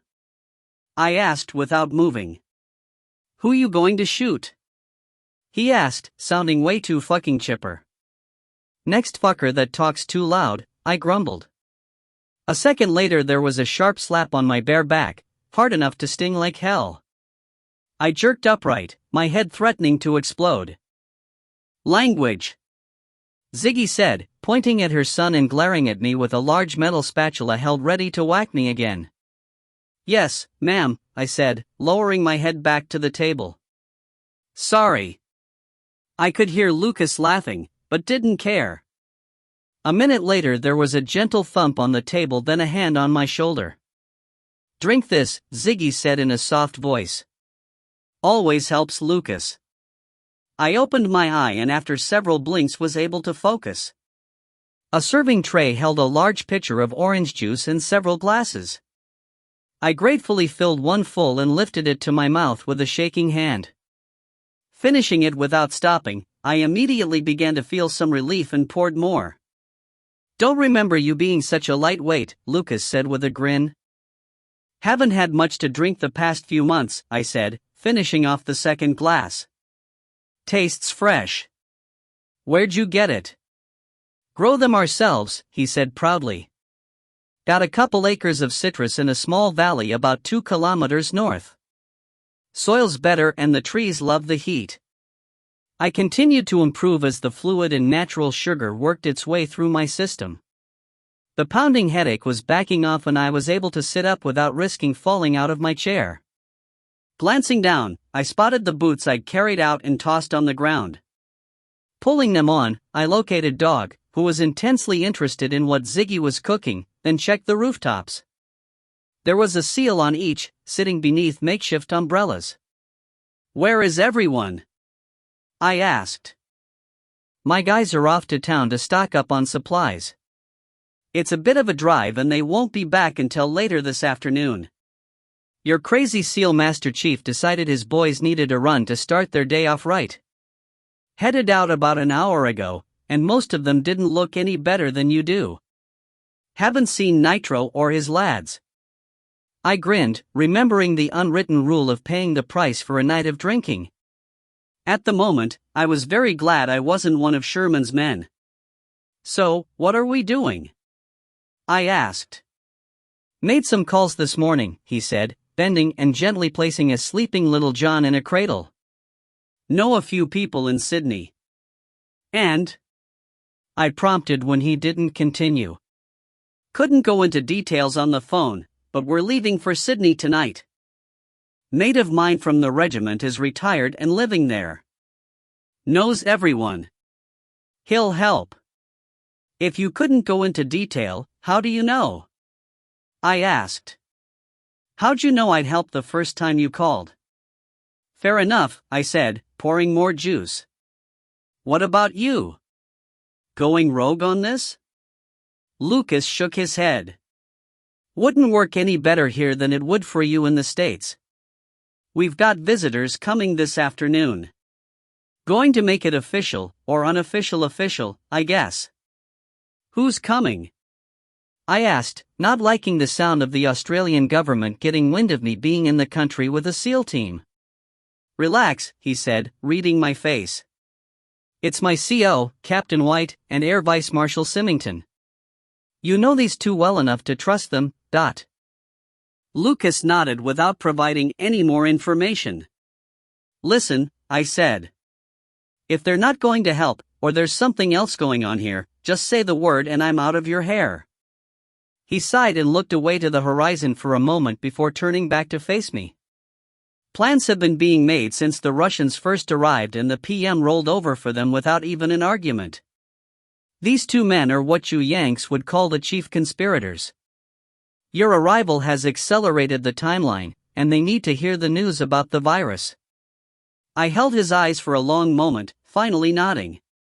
We looked around when a door banged loudly. It was Rachel, standing in front of the outbuilding, both hands shielding her eyes from the brutal glare of the sun. Her hair was a complete mess and it looked like she'd buttoned her shirt wrong from the way it fit. Guess she'd had more to drink than I'd realized. She slowly made her way to the shade of the tree and sat down next to me. Is it always this hot? She grumbled. This? Lucas asked, speaking in a much softer tone than when I'd arrived. This is just a warm, spring day. Wait until summer. I poured juice into a fresh glass and pressed it into her hand. After a tentative sip, she downed it quickly. Ziggy came over and handed the spatula to Lucas. Come into the house, she said to Rachel. You can use a real toilet and shower. You mean I didn't have to use the outhouse? I asked as Rachel stood to follow her. Not you, Ziggy said, glaring with hands on her hips. You curse around my child, you can crap in a hole in the ground like an animal. He's not even old enough to understand, I protested, but not too strongly. If the first words out of his mouth sound like a bloody soldier, guess who I'm coming after? She asked, then turned to lead Rachel away without waiting for a reply. Lucas laughed, slapped me on the back and went to check the grill. We lifted off the red dirt runway slightly before midnight. It was another perfectly dark night in the outback, the stars seemingly close enough to touch. Rachel and Dog were in the back seat, her hand resting lightly on my shoulder as she leaned forward for a better view of the heavens. The two Australian military officers had arrived early in the afternoon, and I'd been pleasantly surprised, especially after hearing accents that sounded more British. There hadn't been any indignation over finding American military on Aussie soil, or angst over why we were there. In fact, Vice Air Marshal Symington had personally apologized to both me and Commander Sherman for his cowardly Prime Minister who had allowed Baranov to execute a group of SEALs. The meeting had gone well, but perhaps some of that was because we were gathered around tables under a tree, eating pounds of grilled chicken, courtesy of Ziggy, instead of confined in a conference room. The two men had listened to everything I had to say, as well as Lucas's account of what had happened at the wildlife sanctuary. There was a lot of concern over the possibility of Baranov making good on his threat to release the nerve gas, and I made the same argument that had gotten Admiral Packard on board. A risk had to be taken. There was no way around that fact. Devastation was assured if we did nothing and left the Russians in control of the country, but at least there was a chance if we acted now. After the meal, the two officers excused themselves and took a walk for a private conversation. It didn't take them long to arrive at the only conclusion that gave Australia, and the remainder of the human race, an opportunity to survive. And they were insistent that it be their men that went into the building and terminated Baranov. Lucas, much to Ziggy's chagrin, was tasked with leading the team that would go to Sydney. Not coincidentally, that team was already assembled and in residence at his compound. It was decided they'd drive, and they set about getting ready to leave as soon as possible. After much argument, it was agreed that I would be allowed to accompany them as an advisor, but none of us Americans were going anywhere near the action. I'd had to pull Commander Sherman aside for a long conversation. It had taken some effort, but I'd won the argument with the simple logic that it didn't matter who completed the mission, as long as it was successful. He grudgingly acknowledged that if the worst-case scenario happened, and the nerve gas was released, it would be much better if it was because of actions by the Australians. We didn't need them as an enemy. We had enough of those. Nitro had shrugged his massive shoulders and gone in search of a beer. Sherman and his team would remain at the compound, along with Nitro and his guys, making sure Lucas's family was well protected while he and his men were in Sydney. It wasn't the way I'd envisioned things going, but you have to be flexible when plans change. How long to Sydney? Rachel asked from the back seat. Little more than 5 hours, Lucas said. Plenty of time for some sleep. 24. The eastern horizon was quickly lightening when we touched down at Wedderburn Airport, south of Sydney. There was only a single runway, carved out of the surrounding forest with a grouping of perhaps 50 small hangars at the southern end. You just land wherever you like? I asked as we slowed to taxi speed. Private field. Have to belong to the New South Wales Sport Aircraft Club to use it, he said. This is where I learned to fly, when we decided to move to the outback. He taxied to the farthest row of hangars, making a sharp left. 3 down on the right, a door in one of the small, sheet metal buildings was open, light spilling across the tarmac.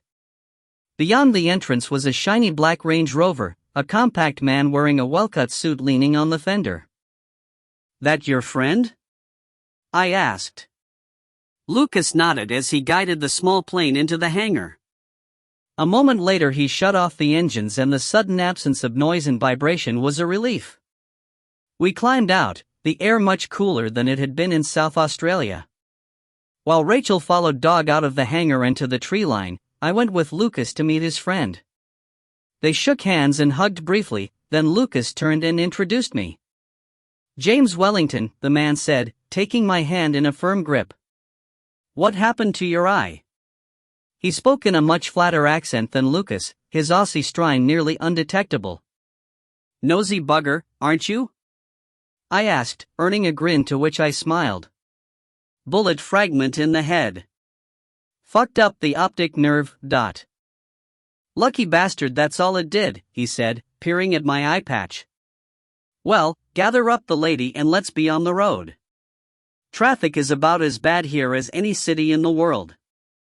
We can just beat some of it if we aren't mucking about. Rachel joined us, smiling politely at Wellington's overly solicitous greeting. Dog, seemingly aware the man was wearing a several $1,000 suit, immediately rubbed against his perfectly creased trousers. To my surprise, he knelt and rubbed Dog's neck, apparently unconcerned with the forest of fur that had been deposited on his clothing. A few minutes later we were on the B69, heading north towards Sydney. Traffic was heavy, despite the early hour, and growing worse as we approached the city. Wellington pushed a button on the dash, activating a small screen set above the radio. It displayed several graphs that were updating in real time, and after a brief examination he nodded to himself. We can talk, he said. No electronics within the vehicle. What exactly is it you do, James? I asked. Security specialist, he said, speeding up and changing lanes. I hadn't failed to notice that he was paying close attention to the mirrors. Got out of the regiment 'cause I couldn't take any more of Lucas, then started my own business.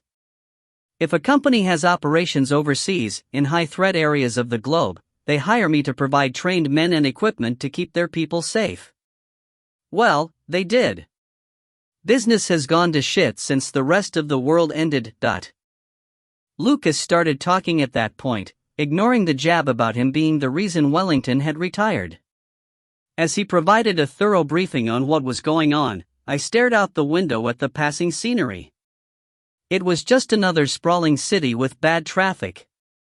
Maybe worse traffic, I acknowledged to myself as we came to a complete stop for several minutes before we could merge onto the M31. How is it there's enough gas for all these people to be driving? I asked when Lucas was done and Wellington had finished with his questions. Gas, oh, petrol. Well, that's one of the few things the PM has done right. He sent some lads to acquire a few supertankers that were just floating at anchor in the Persian Gulf. Still doing it, and we've got some men in the oil fields that aren't too hot with radiation. Something like 24 locations in Saudi Arabia are pumping, and we've got tankers making routine deliveries. We have several big refineries here at home and they are working round the clock, keeping things as close to normal as possible. By this time, we were on the M5, heading east towards downtown Sydney, crawling along at a blistering 10 miles an hour. Ahead, through pollution and humidity haze, I was just starting to make out tall buildings in the city center. Somewhere in there was Baranov, probably still asleep in his luxury penthouse, comfortable and alive while Katie was in a cold, unmarked grave.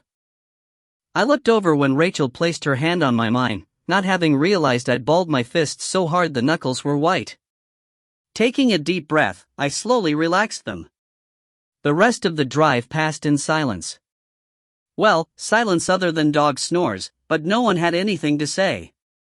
The traffic was brutal and it took nearly an hour to go the final 10 miles into the city. The M5 ended and dumped us onto surface streets which Wellington navigated like a native. 30 minutes later, he turned sharply into a narrow alley, followed it for a block then swung into an underground parking garage. Access was controlled by a heavy, rolling gate which he opened with the press of a button on the dash. Wheeling into a reserved parking slot, he shut the engine down and we all climbed out. "Where are we?" I asked as he led the way to an elevator. "My corporate office," he said. "We're secure here. State-of-the-art counter-surveillance and the whole building is hardened." Riding up in the elevator, Dog deposited more hair on his trousers. When the doors slid open, we were admitted to a stark lobby with a ballistic glass wall that protected the working spaces. An immensely ugly man wearing an expensive suit that was strained by his bulging muscles was seated to the side, behind an imposing desk. His hands were out of sight and I suspected there was at least one defensive weapon immediately at his disposal. Wellington nodded at him and a buzzer sounded as a secure door was released. Walking quickly, he ignored a well-appointed office area and pushed open a thick steel door after swiping his keycard. Stepping through, I realized that the fancy digs were to impress visiting clients. Now, we were in a working area with bare concrete floors and unfinished drywall. Directly ahead was a large briefing room with 3 men already seated around a table. Our host breezed into the room, removing his suit jacket and hanging it on a dangerously leaning coat tree. As we filed in, he introduced Lucas, Rachel and me, then went around the room. Senior Sergeant Tony Brillard, retired British SAS. Works for me now as my intel chief. Captain Helmut Schmidt, retired GSG-9 and my cyber chief, and Chief Inspector Ashley Tanner of the New South Wales Police Force. Each man gave us a thorough visual scrutiny, nodding as he was introduced. Dog circled the room, coming back to stand next to me. Wellington dropped into a chair and waved for us to take our seats. I glanced at Lucas, then the cop sitting across the table. He stared back at me, a neutral expression on his face. "You're a cop? Currently a cop?" I asked. "As I see it," he said slowly, "this fucker has broken more laws in my country than I can even count, including multiple homicides when he shot your countrymen. He needs to be stopped." "Stopped as in arrested, or?" I asked. "Arrested is the proper way to do things. But if he were to resist, I don't suppose I could blame a man for defending himself." I nodded, not asking any more questions. "I've heard of you, Dot." It was Schmidt, the German counter-terror man. I was surprised at the heavy accent that made him sound like Arnold Schwarzenegger. "How's that?" I asked, staring at him. Not much to do lately, so I've been snooping about in the American systems that are still functional in Hawaii. You've been busy. I nodded, not knowing how to respond to that. But I was sure as hell going to call Jessica at the first opportunity to let her know there was someone poking around in her domain. Enough of that, Wellington said. Let's get down to business. Lucas, if you'd repeat what you told me while we were driving? Lucas cleared his throat, paused a second to collect his thoughts, then began speaking. He went into greater detail than he had in the Range Rover, providing more background on me, then expanding into details about the virus and the coming planetary blight. Each man in attendance was a professional and, despite the expressions of concern, they kept their questions on topic. Very good, Wellington said when Lucas was done. Now, we didn't have all that information, but when you called I made a logical assumption that the plans we'd previously discussed were being accelerated. By the way, where are your lads? Driving, Lucas said, glancing at his watch. Should be arriving late tonight. Wellington nodded and jotted a note. I'll make sure we have appropriate accommodations prepared. Are they on comms? Can you get an address to them, Dot? Lucas nodded and Wellington tore off a piece of paper and scrawled on it before handing it across the table. I'm glad you're here, Lucas, but this is going to be even more difficult than we anticipated. There are some new developments. Gentlemen? He turned his head to look at the three men seated next to him. 25. Captain Jack Morrow stood on the bridge wing of the supercarrier USS Ronald Reagan, enjoying the brisk wind in his face as the ship sliced through the gentle swells of the Gulf of Mexico. The giant carrier had been several miles offshore when the Russian missiles had detonated over the Bahamas, and that was the only reason it was still operational. The intensity of the shockwaves that battered it had resulted in heavy damage to the island, or superstructure, of the ship, destroying all its exposed radar and communications equipment. The thick glass that made up the bridge windows was blown out, killing and maiming many of the sailors on duty at the time of the attack. All aircraft that were on deck were either destroyed in place or blown over the side to sink into the ocean. Those that weren't lost to the sea had their tanks ruptured, fuel spilling out and igniting to form flowing rivers of fire. The Reagan had taken more damage from these than it had from the nuclear shockwaves. It had been designed and built to survive almost anything short of a direct hit, but the flaming fuel found every crevice, seam and crack in the flight deck, dripping fire into the spaces below. Rear Admiral Kelly, commander of the Carrier Strike Group, CSG, had been on the bridge and died in a storm of shattered glass. Captain Morrow and the executive officer, Commander Teller, were fortunate to have not been on the bridge, and both men led the efforts to battle the fire that quickly spread. The damage was extensive and the giant ship had lost power when several large electrical distribution systems burned. Flames spread throughout the hangar deck, threatening dozens of aircraft. It was only through the heroic efforts of the crew, of whom over 300 perished in the flames, that the ship was saved. Emergency repairs were made at sea, many of the technicians ignoring blaring radiation alarms as they rushed to restore power. The Reagan was adrift, a strong current slowly carrying them closer to the nuclear inferno that was all that remained of the Bahamas. More lives were lost, but they did their jobs and the captain was able to limp the ship to a safe distance. They were deaf and blind, and alone. Weeks earlier, the two submarines that accompanied the CSG had been lost to the enemy. Slowly, the once formidable formation of ships was whittled down as a lone Akula attack subsank one after another. The Reagan CSG had received the same software update as many of America's ships had, and was unable to detect the Russian vessel. A single line of code, inserted by a civilian contract programmer who had been paid handsomely by the GRU, rendered their sonar deaf to the signature of all Akula-class submarines. As they'd continued to lose ships, a senior sonar man aboard the Reagan had solved the problem. After 48 panicked hours of troubleshooting hardware and software, all while fellow sailors were being killed as their ships were destroyed, he had tried a Hail Mary. Without his department chief's permission, let alone the skipper's, he'd reformatted the servers and loaded a previous version of the code that ran the system. The moment it came online, the enemy was detected. After a brief chase, the sub was sent to the bottom by a Seahawk helicopter dropping a torpedo directly above its location. But by this time the CSG had been severely degraded. 2 of the 3 Ticonderoga-class cruisers had been lost as well as 5 of the 7 Arleigh Burke-class destroyers. When the Russian ICBMs detonated, the last remaining cruiser had been in port and was destroyed. The 2 destroyers, which had remained with the Reagan farther out at sea, did not fare as well as the massive carrier when the shockwave tore across the surface of the ocean.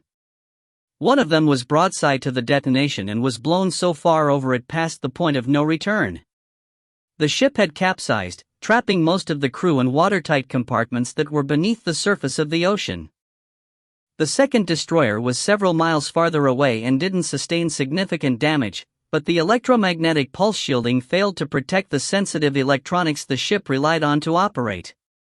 It was instantly disabled, and only years in a shipyard and a complete refit of every wire and circuit would ever allow it to sail again.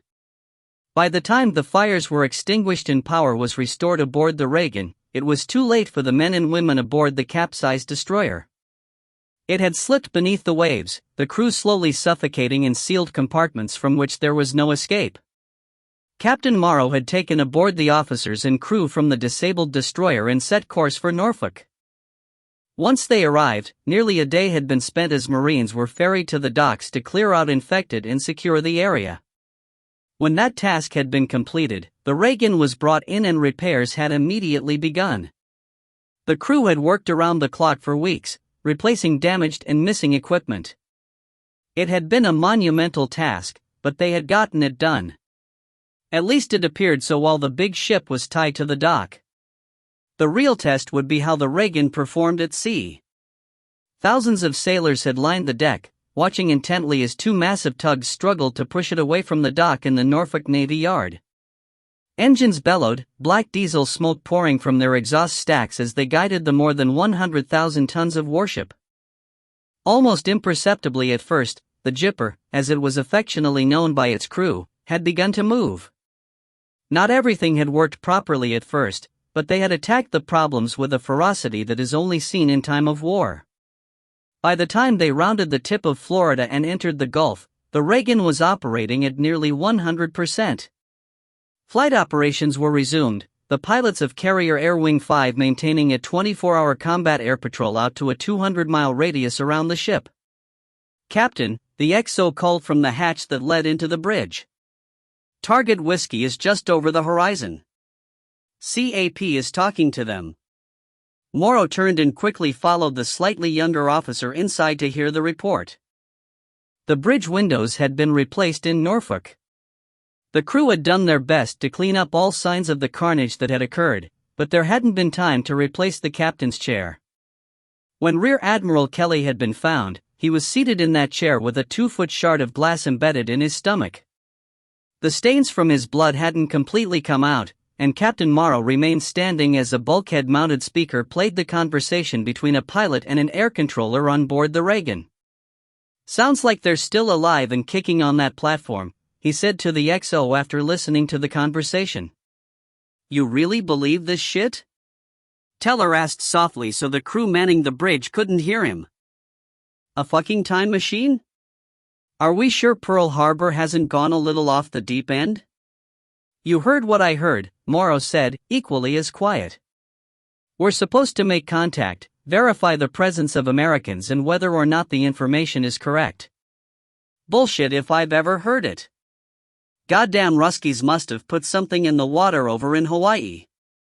Morrow grinned because he'd had similar thoughts.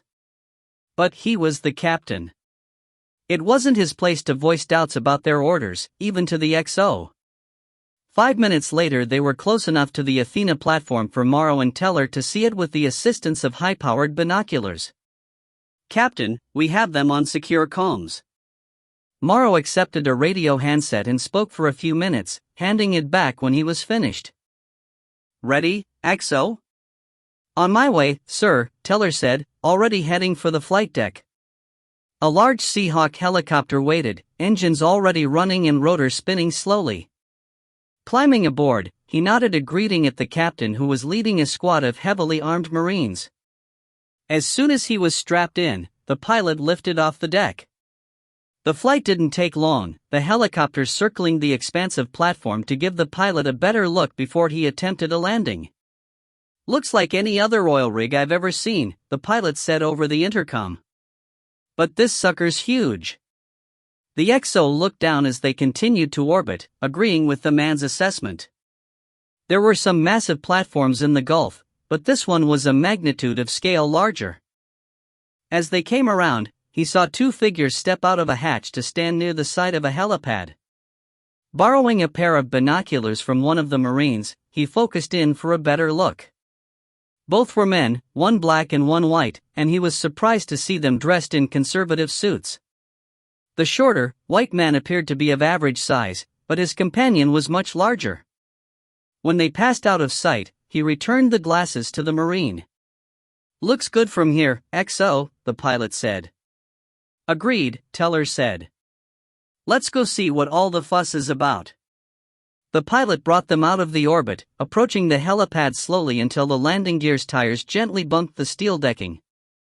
He kept the engines running as the XO slid the side door open and jumped down. The Marines were right behind him, spreading out with their rifles tight against the front of their bodies.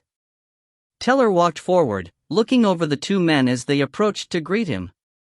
The shorter man extended his hand to Teller. "Welcome to the Athena Project, Commander. I'm Ian Patterson, the director of this facility," the man said, then turned to the hulking figure at his side. "And this is Special Agent William Johnson of the FBI. I can't say I'm not happy to see the Navy, but now that you've announced our presence to anyone watching, I trust you will be remaining in the area to provide security."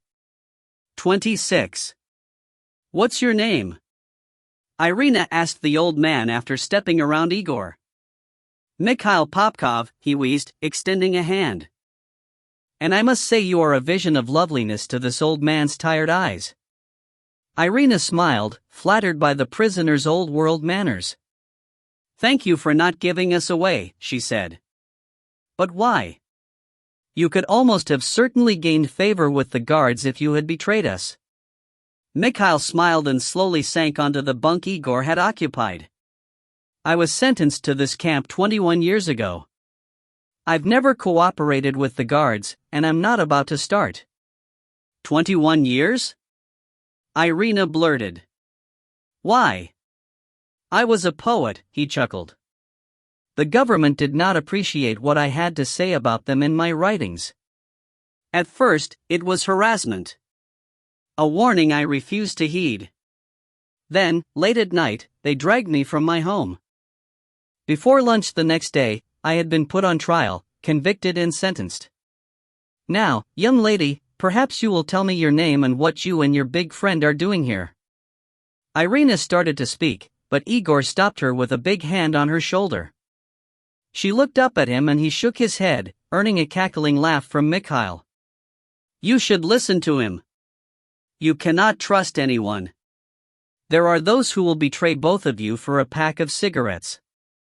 If I can't trust anyone, why should I trust you?" Irina asked, earning another laugh. "I suppose you don't know that you can," he said, catching his breath after a fit of coughing. "But I will be dead soon. There's nothing the guards can give me that I want. I may be old and dying, but my eyes still work. You don't belong here. Either of you. Your clothing is close, but you didn't get it here. And women aren't sent to this camp. You've obviously just arrived, and if a guard gets a good look at either of you, he'll know something is off." Irina and Igor exchanged a quick glance, then she slowly looked around at all the men who were crowded in to stare at her and listen to the conversation. None of them were young, several even older than Mikhail. "Who were the men who attacked my friend?" she asked, buying time to make her decision. "I already told you. Bullies and thieves. They are recent arrivals, all less than a year ago. They were young and strong enough to take what they wanted and none of us could stand up to them. They worked for a criminal in Moscow who ran afoul of the government. Didn't belong here, but I guess the normal prison camps are full. There's more like them in other barracks." "How recent?" Igor asked. Mikhail considered the question for a moment before answering. No more than 9 months. Igor turned his head and surveyed the grouping of obviously unused bunks. Why is there space here? He asked. The ones you killed were the last to arrive, Mikhail said with a shrug. Look around, young man. Most of us are very old. It's rare that a week goes by without someone dying. No new ones to replace them. They don't know, Irina whispered to Igor in English. Don't know what? Mikhail asked, grinning at her surprise that he understood. She was quiet for a moment, looking at Igor, who shrugged his shoulders to leave it up to her. With a sigh, she began relaying a carefully edited version of the story of what had happened to the world. The men surrounding her pushed in closer, hanging on every word. When she was finished, there was not a sound from any of them. After a long pause, Mikhail coughed and struggled to stand. Reflexively, Igor stepped forward and helped him come to his feet. Baranov did this? He asked. Irina nodded. Mikhail slowly looked around at the saddened faces. That explains why there have been no new arrivals for months. And the guards have been on edge. You asked earlier why you should trust me.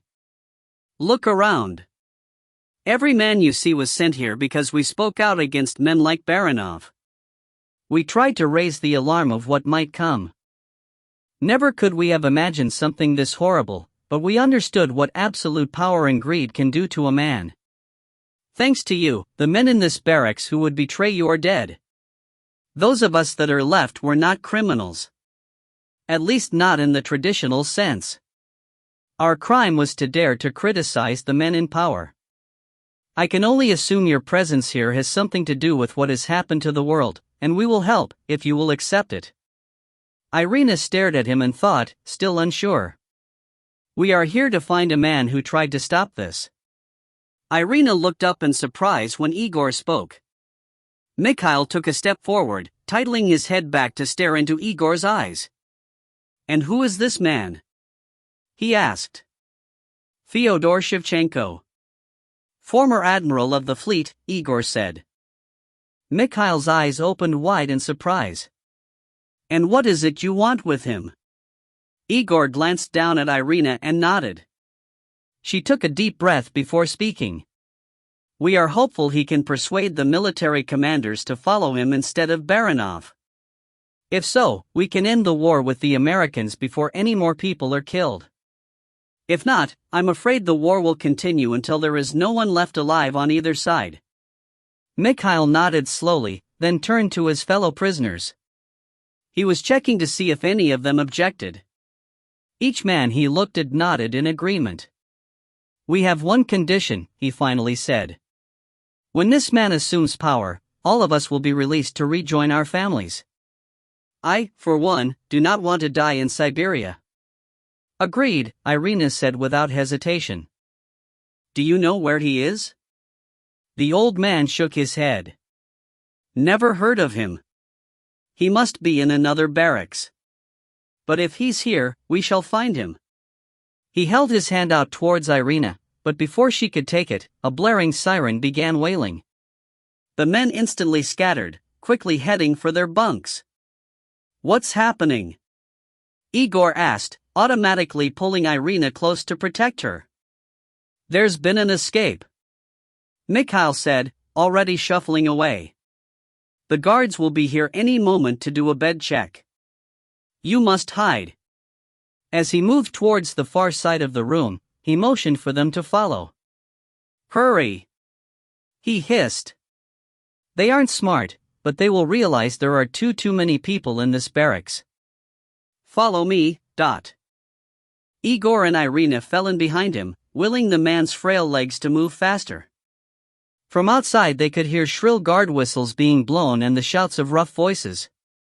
Reaching his bunk, which was closest to an ancient wood-burning stove, Mikhail circled around it to where 2 other prisoners had removed several of the rough boards that formed the floor.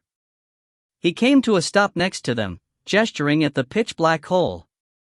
Inside. Irina hesitated, but Igor scooped her up and dropped her in. She fell a short distance and landed on her feet, the floor now level with her hips. Igor leapt in, pulling her down without a word as the men quickly replaced the boards and sealed them in darkness. 27. Anna pulled the trigger when Greg lunged, the pistol coughing out a round as he slammed into her. She fell back into the small bathroom, narrowly missing striking the back of her head on the toilet as he crashed on top of her. In a panic, she pushed against his weight, not realizing at first that he wasn't fighting back. After a moment, she ceased struggling and, with a grunt of effort, rolled the much heavier man aside. Scrambling as far away as she could, she raised the pistol, aiming at his head and holding it steady. If he so much as twitched, she was ready to put a bullet in his skull. But after nearly half a minute, Greg didn't move. She shifted her eyes and watched, noting that he didn't seem to be breathing. Exhaling slowly, she lowered the weapon and got to her knees. Reaching out, she placed her hand on his neck, searching for a pulse that wasn't there. Placing the pistol on the cold, concrete floor, she rolled the body over. It was limp and lifeless. She looked at the dead eyes, then at his chest. Directly over Greg's heart was a small, circular burn mark on his shirt with a neat hole in the center. There was very little bleeding, but she knew that was normal. Without a functioning circulatory system, there's nothing forcing blood out of an open wound. She stared at the man for a moment, experiencing a fleeting sense of guilt over having killed him. That hadn't been her intention. She'd only wanted to escape, not end the life of a man who didn't seem to fully understand what he was involved in. Not that she thought he was a good person, but the real villain, the one who deserved a bullet in the heart, was William. Shaking the thoughts out of her head, she jumped to her feet and nimbly leapt over the body. Grabbing it by the ankles, she dragged it out of the bathroom.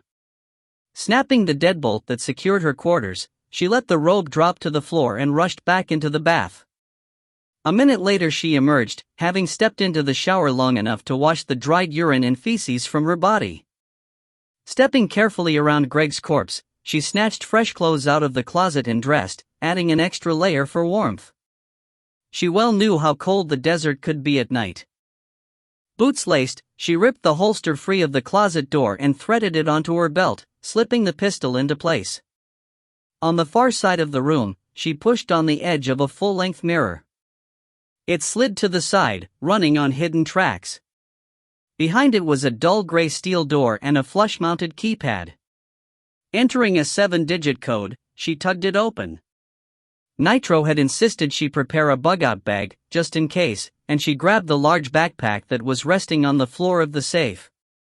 It was heavy, but manageable, holding extra clothing, a week's worth of MREs, water purification tablets, an extra pistol, spare ammunition, and a variety of survival gear. Shrugging into the straps, she settled it on her shoulders and reached back in for a short-barreled, suppressed rifle. A sling was attached to the weapon and she worked it over her head. Next, she opened a small fridge and quickly drank several bottles of water. Feeling optimistic, Anna moved to the door and turned off the room's lights. Gently, she disengaged the deadbolt and, as quietly as possible, turned the handle to release the latch. Cracking it open, she peered into the hall, listening intently. She neither heard nor saw anyone, and after a second of hesitation, pulled the door fully open, brought the rifle to her shoulder and stepped into the corridor. The lights were dimmed, indicating it was dark outside. She hoped this also meant that anyone else who might have been in the bunker with Greg was asleep. The militia had never seemed interested in posting guards or participating in watches. Nitro and his men had taken that responsibility, and she hoped the lackadaisical attitude taken by William's men hadn't changed. There was almost no sound from her boots as she moved quickly down the hall. Her quarters were deep inside the mountain and it was a long walk to the exit. She resisted the urge to break into a run, forcing herself to remain calm and follow the training the army had given her. Training that had been greatly enhanced by the time she'd spent with Nitro. Frequently glancing over her shoulder, she moved through the dim hallways of the bunker without encountering a soul. Or even a sign there was anyone here, other than herself. Occasionally, she passed rooms where the door stood ajar, slowing and checking each before continuing. When she finally reached the large garage that had been constructed at the bunker's entrance, Anna was beginning to feel confident that she would escape. As soon as the thought passed through her mind, she silently cursed herself. Optimism is good, but consciously thinking about it can make you let your guard down. And that's exactly what she had done. Stepping into the large, open space, she was as surprised as the man who was seated on the hood of a Humvee, smoking. She recognized him, but had no idea what his name might be. For an instant, both remained frozen, staring at each other in surprise. He moved first, letting the cigarette drop from his hand and reaching for a holstered pistol. Anna was a beat behind, but her weapon was already at her shoulder, the muzzle aimed in the man's general direction. As he dropped to his feet and tore at his belt, she brought the rifle on target and fired twice. Both rounds tore into his chest and sent him spinning to the floor. Anna approached cautiously, rifle steady on the man as he slowly writhed in pain. He had abandoned any effort to draw his pistol. Stepping closer, she noted a spreading pool of dark red blood and could hear a death rattle coming from the man's lungs. She started to move past for the driver's side of the Hummer, but a lecture Nitro had made her listen to caused her to pause. There had been a lot of boring days after the attacks and Nitro had found a way to pass the time. He'd taken Anna under his wing and done his best to teach her the lessons of a lifetime spent in combat. She'd been uninterested at first, not seeing the point and preferring to while away her days mourning for Sean and her father. But he was having none of that and had cajoled and badgered until she'd relented. Now, the topic of one of their conversations had stopped her from turning her attention away from an injured man. Nitro had told her that you never leave an enemy alive, especially one who was still armed. Anna had rejected the premise at first, but he hadn't given up. He'd kept at it until she understood. An injured man, even one who was obviously mortally wounded, can and will use their dying breath to exact vengeance on the one who killed them. Beyond that concern, leaving someone alive is like handing intelligence to the enemy. If they are found by their comrades before they expire, they can reveal things like who their attacker was, how many there were, where they came from and where they went. It was the last part that gnawed at Anna as she thought about her situation. If William were to find the man she'd shot before he died, then he'd know she was alone. But if all she left behind were bodies, William would most likely underestimate her. He wouldn't believe it was possible for her to have killed two of his men and escaped on her own. He would immediately think she'd been rescued, and the first person he'd suspect would be Nitro. That would be good for Anna. She knew William was afraid of the hulking Delta trooper. And with good reason. Nitro had made it clear on more than one occasion that he would be very happy to slice the militia leader into small pieces and feed him to the coyotes. So, if William suspected that Nitro and his team had come for her, he might be inclined to accept his losses and not head out in pursuit of her. Decision made, Anna pulled the rifle tighter to her shoulder and aimed at the man's head. She watched through the sight for a few seconds, struggling with killing someone in cold blood. It was one thing to shoot a man in the heat of battle, when it was him or you, but it was quite different when there wasn't an immediate threat. As this thought went through her head, she realized the man had stopped moving or making any sounds. Not lowering her weapon, she watched him closely for several seconds, not detecting any signs of life. Finally, with her finger tight on the trigger, she stepped closer and kicked the man's foot before leaping back to a safe distance. He didn't react or move, so she changed position, shuffling sideways, until she had a view of his face. Dead eyes stared at the large slick of blood that surrounded the corpse. With a sigh of relief, Anna lowered the rifle and hurried around the Humvee. She tossed her pack inside and rushed to the far wall, slapping a button that activated the camouflaged garage door.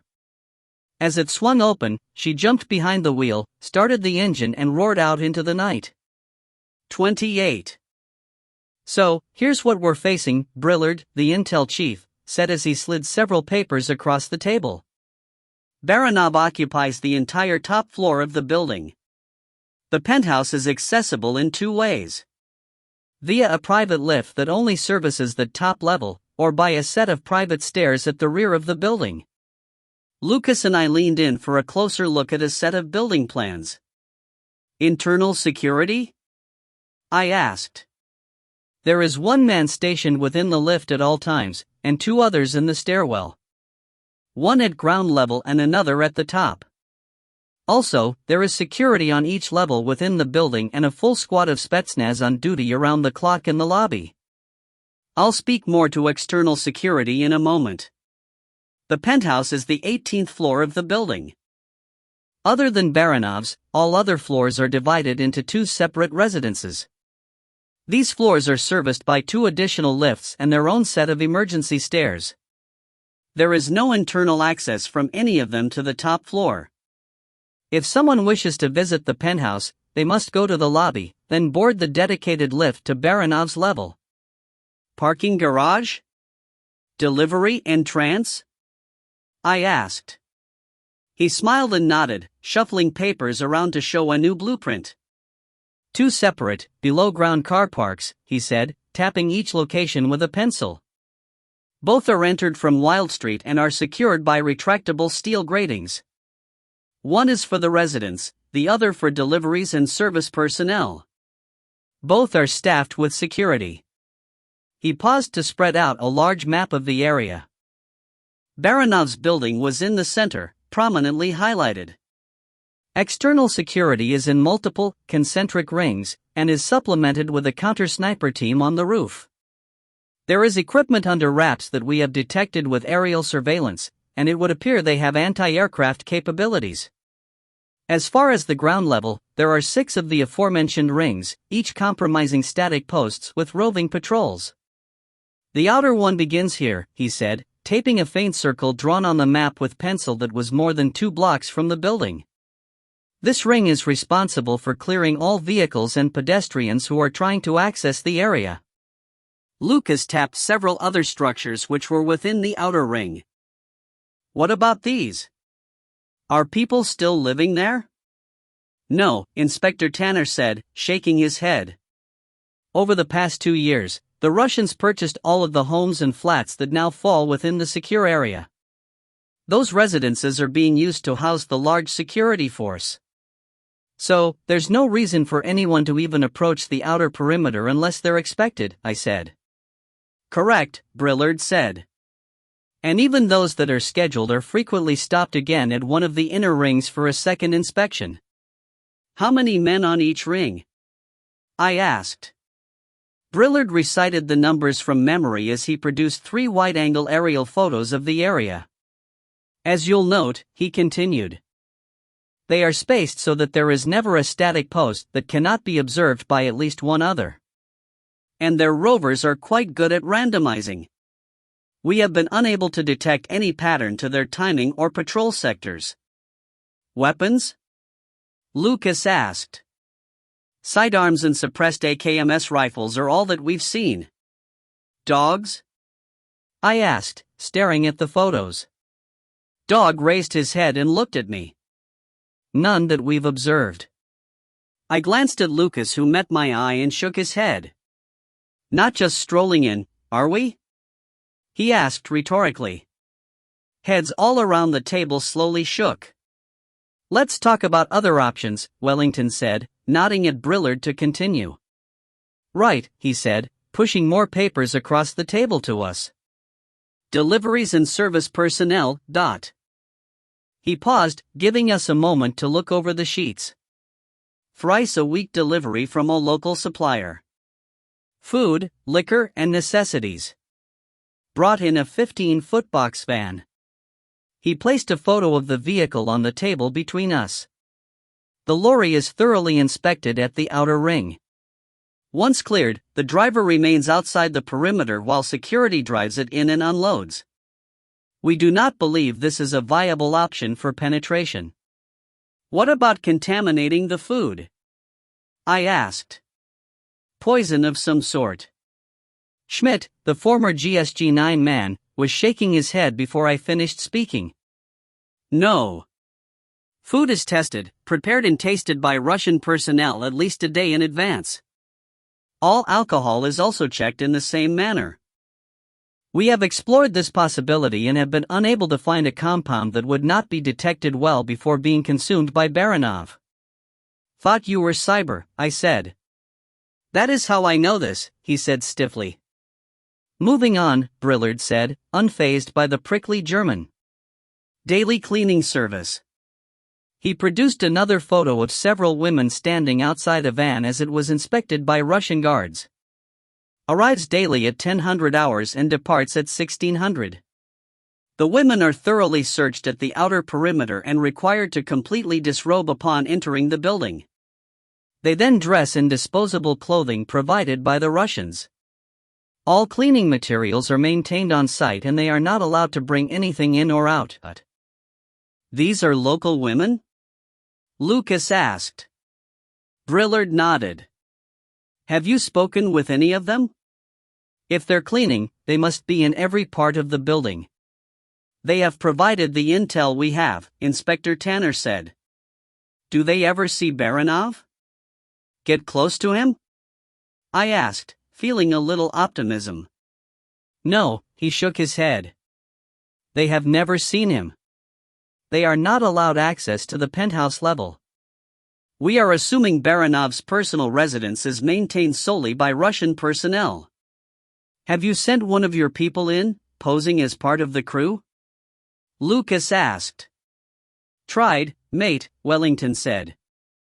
Got her hired by the company so she was legit, but they turned her away at the perimeter because she couldn't be vetted. Vetted? I asked. They're backgrounding people at the outer ring? Hadn't gotten to that part yet, Brillard said. But yes, they are. Under the orders of the PM, they were allowed access to police and defense force databases. They can check any person who presents him or herself for entry. I leaned back in my chair, feeling frustrated as it seemed all these guys were doing was telling us what wouldn't work, not what would. Okay, I said. Don't mean to be the rude yank in the room, but how about telling us what will work instead? Anything? It was quiet for a moment, then Wellington looked at Lucas and chuckled. Can't say you didn't warn me about him, mate. Lucas smiled and shrugged his shoulders. I did, he said. And I appreciate all the work you've obviously done, but he has a point. How do we get in? Wellington was still for a second, then looked at Brillard and nodded. We've identified one possibility. The men in residence have what is apparently a voracious appetite for prostitutes. There are daily visits, primarily in the evening hours. He laid a stack of photos on the table. Lucas picked it up and flipped through before handing it to me. Each was of a different woman being cleared through perimeter security. All were young, tall, beautiful, and dressed in expensive clothing that revealed more than it covered. Any success in turning one of them or sending someone in? Lucas asked. Here's the problem, Inspector Tanner interjected before Brillard could answer. All of them work for the Russian mafia, which has a rather strong presence in Sydney. Most were brought here from Europe, with a few from Asia. It's impossible to speak to one of them without alerting the Russians, nor can we simply insert an agent. They're trusted because they're coming from a Russian pimp, who brought them in from out of the country. Right? I asked. That sums it up rather nicely, Brillard said. They are, in actuality, nothing more than slaves to the mafia. They are guarded at all times and escorted to and from the building. I don't understand, I said. You said this was a possibility. How? Tanner looked at me and smiled. What if the police were to crack down on the mafia and shut down their operations? The Russians aren't going to wait long to start looking for an alternate purveyor to supply them with women. 29. Are you fucking kidding me? That's your plan? I asked sarcastically, earning a frown from Tanner and a calming hand from Rachel on my arm. Lucas and I exchanged glances, then he leaned forward and placed his forearms on the table. My friend here isn't the most patient Yank you'll ever meet, he said. But I have to agree with him, again. There are more problems with that suggestion than we have time to discuss. The biggest one is, where are we going to find women to pose as prostitutes? Whoever we send in is going to be expected to perform the services for which she is being paid, and if she doesn't, I don't imagine it would be conducive to her continued good health. Tanner glared at him and started to open his mouth to argue, but Wellington leaned in and cut him off. "Easy, mate," he said to Lucas. "You should know me better. Allow the chief inspector to continue." After a moment, Lucas leaned back and crossed his arms over his chest. I could tell he wasn't any happier than I was, and I was having a hard time keeping my mouth shut. But I followed his lead. For the moment. "Right," Tanner said, making a production of clearing his throat before continuing. "As I was saying, the police shut down the Russian mafia's operation. Arrest everyone, including the girls, and rotate them through the system to slow down the legal process and keep them from seeing a judge." "How long can you make that work?" Lucas asked. "Normally, 3 or 4 days. But under the circumstances, there are people who will help, and I can probably stretch it out to at least a week before some bleeding heart gets wind of what's happening." "So, we should count on 5 days," I said. He looked at me for a moment before nodding. "That would be the safer estimate," he said. "Fine," I said when he didn't continue. "What about Lucas's question?" "There is an operation in Sydney, run by a local, using local women. The words pimp, hooker, escort, or prostitute are never used to refer to their business model. They are strictly top shelf and arrange for companions to spend time with celebrities, politicians, wealthy businessmen, and professional athletes. That type of clientele. If you don't know the right people, you won't be able to find them. The proprietor is cozy with the senior levels of the government and is protected. Untouchable by law enforcement." "I don't understand." "I thought prostitution was legal here," I said. "It is, in a manner of speaking. In a licensed brothel. But going to the client at the behest of an individual who is profiting from the prostitution is illegal. Now, as I was saying, there are 2 aides who work for the PM that are in direct contact with the Russians. My expectation is that as soon as the Sods realize their mafia pimp and his women are unavailable, there will be a call placed to one of these aides, seeking an alternative. And I am quite confident I know who will be suggested as a replacement. What good does that do us? If this new pimp is tight with the powers that be, why would he help rather than just alert the PM to what we're doing?" "Why would the women?" Tanner looked at me and sighed. "If I could finish speaking without interruption, your questions will be answered." I took a deep breath, resisting the urge to tell him to just get to the fucking point. "Very well," he said in a haughty tone. "You are correct about the man in charge. He is well protected at the highest levels, and would immediately betray us. If he were still in charge of the operation." He paused and looked at me and Lucas expectantly. "We take him out?" I asked in surprise. "Perhaps not in the manner you are used to, but we remove him and take control of his business. The women have no love for the Russians and can be paid to do most anything we ask." "They aren't assassins," Lucas said. "We've already got intel from the cleaning service." "I'm failing to see the value in exchange for the effort required to pull this off.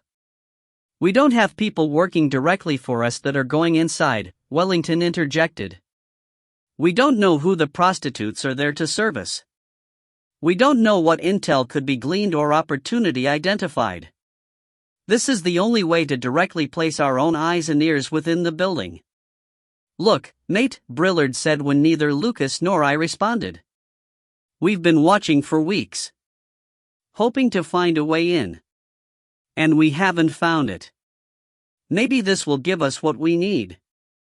Maybe Baranov likes to climb on top of a young woman, which means we'd have an opportunity to get some intel about the penthouse. Maybe she can spot the nerve gas trigger. We don't know what we don't know."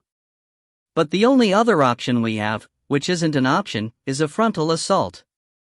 And with the protection that is in place, that would be rather noisy and give the bastard more than enough time to press the button."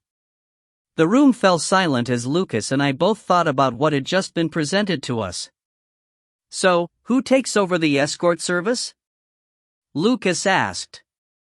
He does. Wellington spoke without hesitation, pointing at me. Me? Why the hell should it be me? I asked, caught completely unprepared. Because the Russians have access into both police and defense force files, as we've already told you, Schmidt said. Anyone in Australia that has even had a license to operate a motor vehicle is in at least one of those databases. Photograph included, and in many cases fingerprints as well. You are not. You guys have been watching too many goddamn spy movies, I said, earning several dirty looks. The Russians' pet mafia pimp gets arrested, forcing them to find a news source for hookers. Then, we're just going to take it on faith that they'll contact this specific escort agency, which mysteriously has a new owner who just happens to be an American. Russians are many things, but they ain't stupid. They're going to smell a rat. The room was quiet again as I stared them down. Lucas remained very still for several long moments before speaking. I must agree, he said in a gentle voice. I understand why you have proposed this course of action, but there are too many opportunities for things to go wrong. There must be another way. More silence, then Wellington looked at the three men seated across from me. Told you they wouldn't like it, he said with a smile before turning to face us. And I don't like it either. But as Tony has pointed out, there is no other way inside that does not involve a tactical assault. What about a goddamn JDAM straight down onto the roof of the building? I asked sarcastically. Just blow all of them straight to hell. Typical American, Schmidt said. Blow everything up with a bomb instead of getting your hands dirty, but... I started to come out of my seat, pausing when Lucas put a restraining hand on my shoulder. The German's eyes were locked on mine and he had a faint smirk on his face, pleased he'd gotten under my skin. Perhaps it's time for a short break, Wellington said, standing without waiting for an agreement. Wait, Rachel said, speaking for the first time. What do they do if something needs repaired? Repaired? Brillard asked. Yes. Like an electrical problem or a plumbing leak or something like that. Have they had to bring in any contractors? No, nothing like that, he said, digging through a sheaf of papers until he found the one he wanted. He trailed his finger down to the midpoint and read briefly before looking up. Exterminator has been in twice since they've been here, but... Why?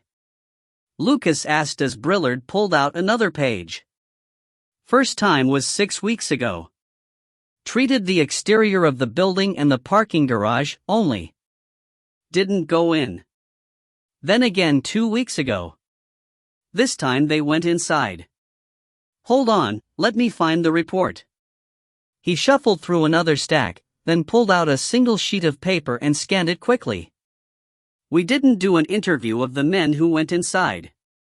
Felt it was too risky that word would get back to the Russians that someone was asking questions. All we've got is what Schmidt pulled off their computer, which is nothing more than a list of the types of chemicals employed, and the quantity used.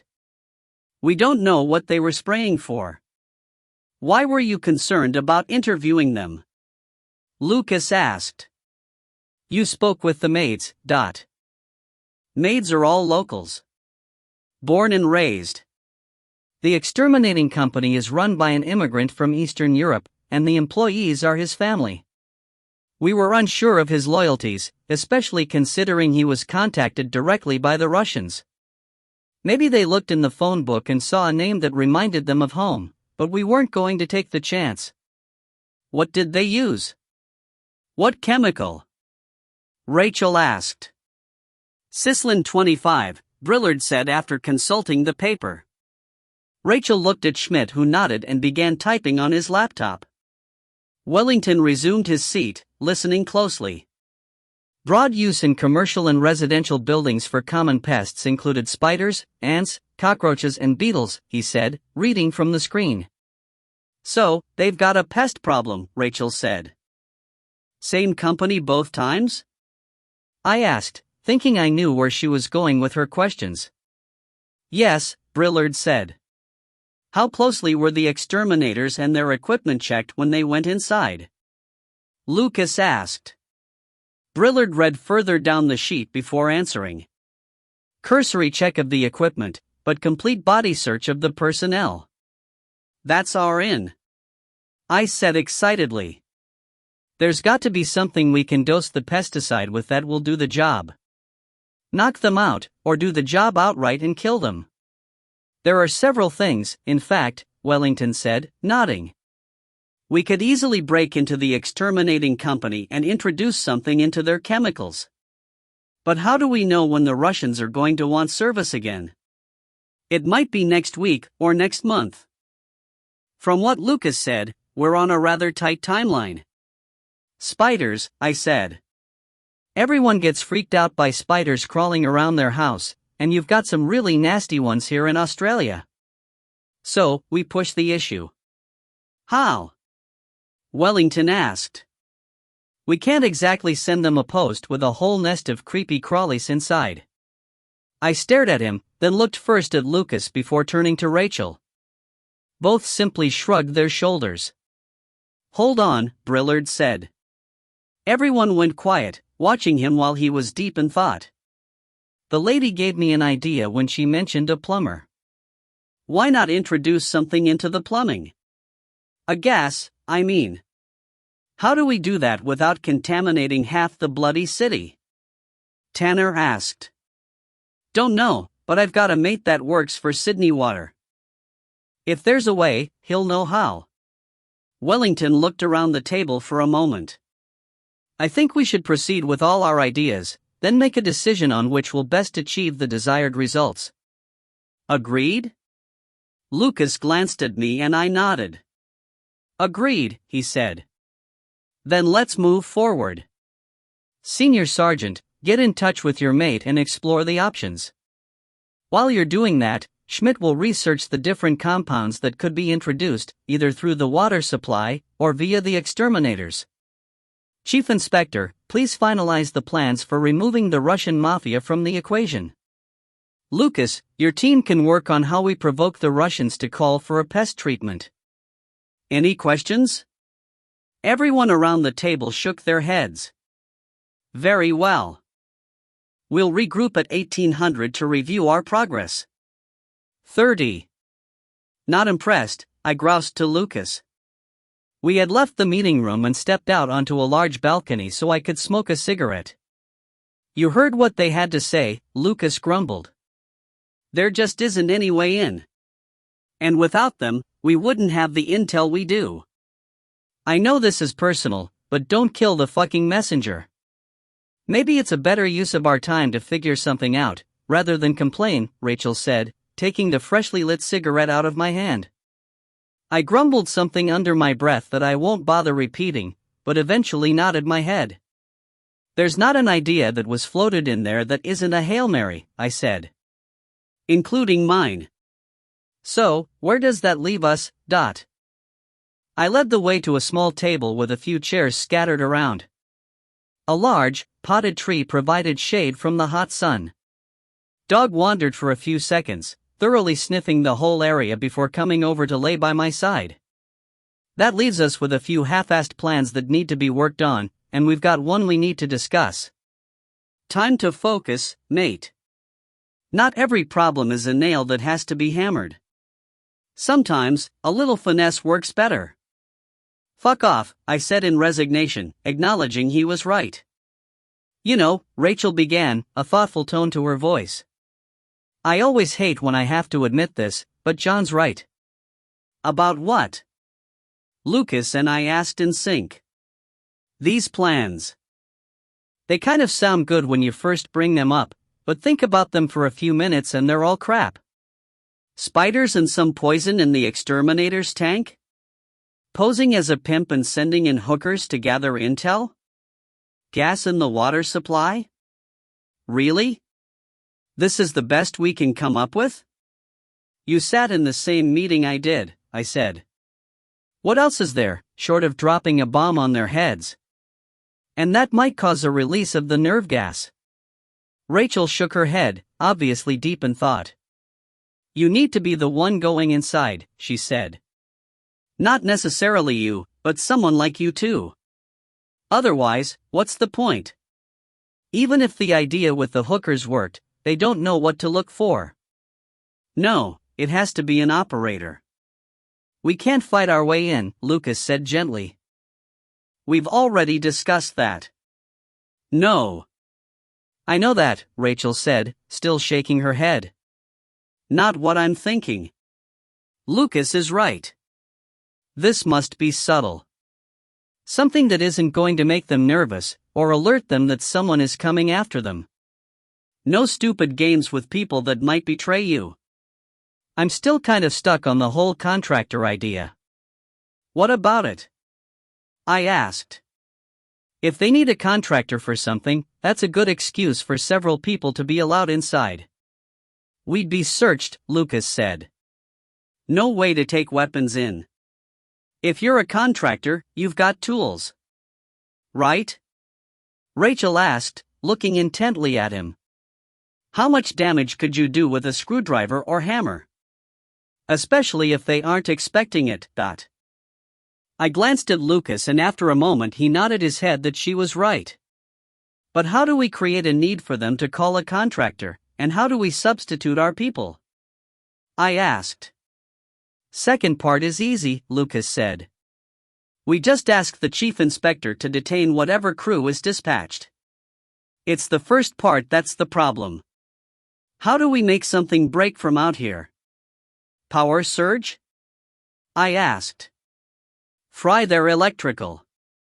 Maybe, Lucas said. What else? The sewer. Rachel suddenly blurted. Brillard's friend that works for the water company. Think he could cause their plumbing to back up? Toilets start overflowing and they're going to be screaming for a plumber, and in a hurry to get him inside and working. And the best part is that it shouldn't make them nervous, and we're not depending on untrained, unknown people. At least not like the other ideas.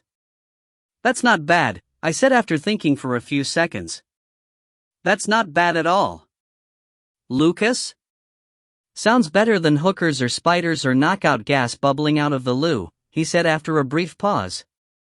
Come on. Let's go back inside and get everyone back together. It only took a couple of minutes before we were all back in the meeting room. Tanner and Schmidt looked annoyed at having been interrupted, but I didn't care.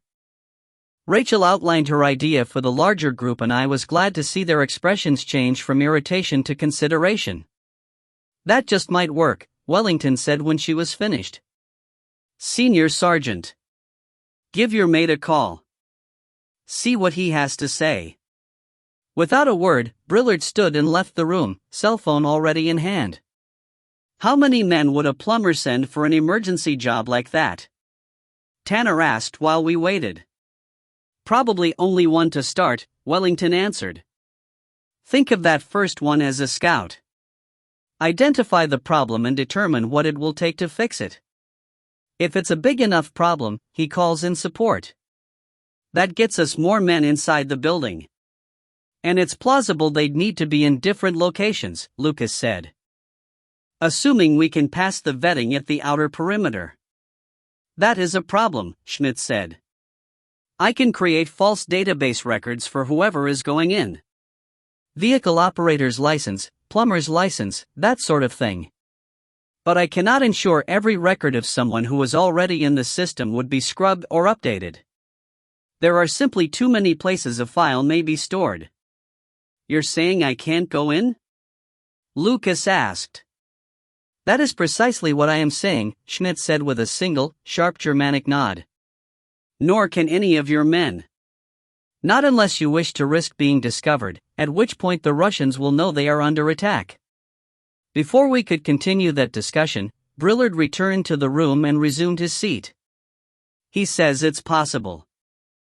Not easy, but possible, he said. He's on his way here to speak with us. Should arrive in slightly more than an hour. Back to the previous conversation, Lucas said to Schmidt. Are you absolutely certain you cannot clean up all of an individual's records? The German heaved a dramatic sigh before answering. As I have already explained, I cannot guarantee 100% success. Records are routinely shared amongst different government agencies, insurance companies, the defense forces, and many more. They reside on multiple servers. Allow me to demonstrate. He leaned forward and spun an oversized laptop around to our side of the table. There was a soft click as he took a pic of Lucas's face. Turning the computer back, he typed furiously for nearly a minute, then paused to review the results. Martin, Lucas Marion, he read from the screen. There are currently 183 separate entries for you that contain a photo. Military records. Property records. School records. Marriage announcement, to name only a few. What I just did is exactly what the Russians will do. Now, see what happens when I repeat the process.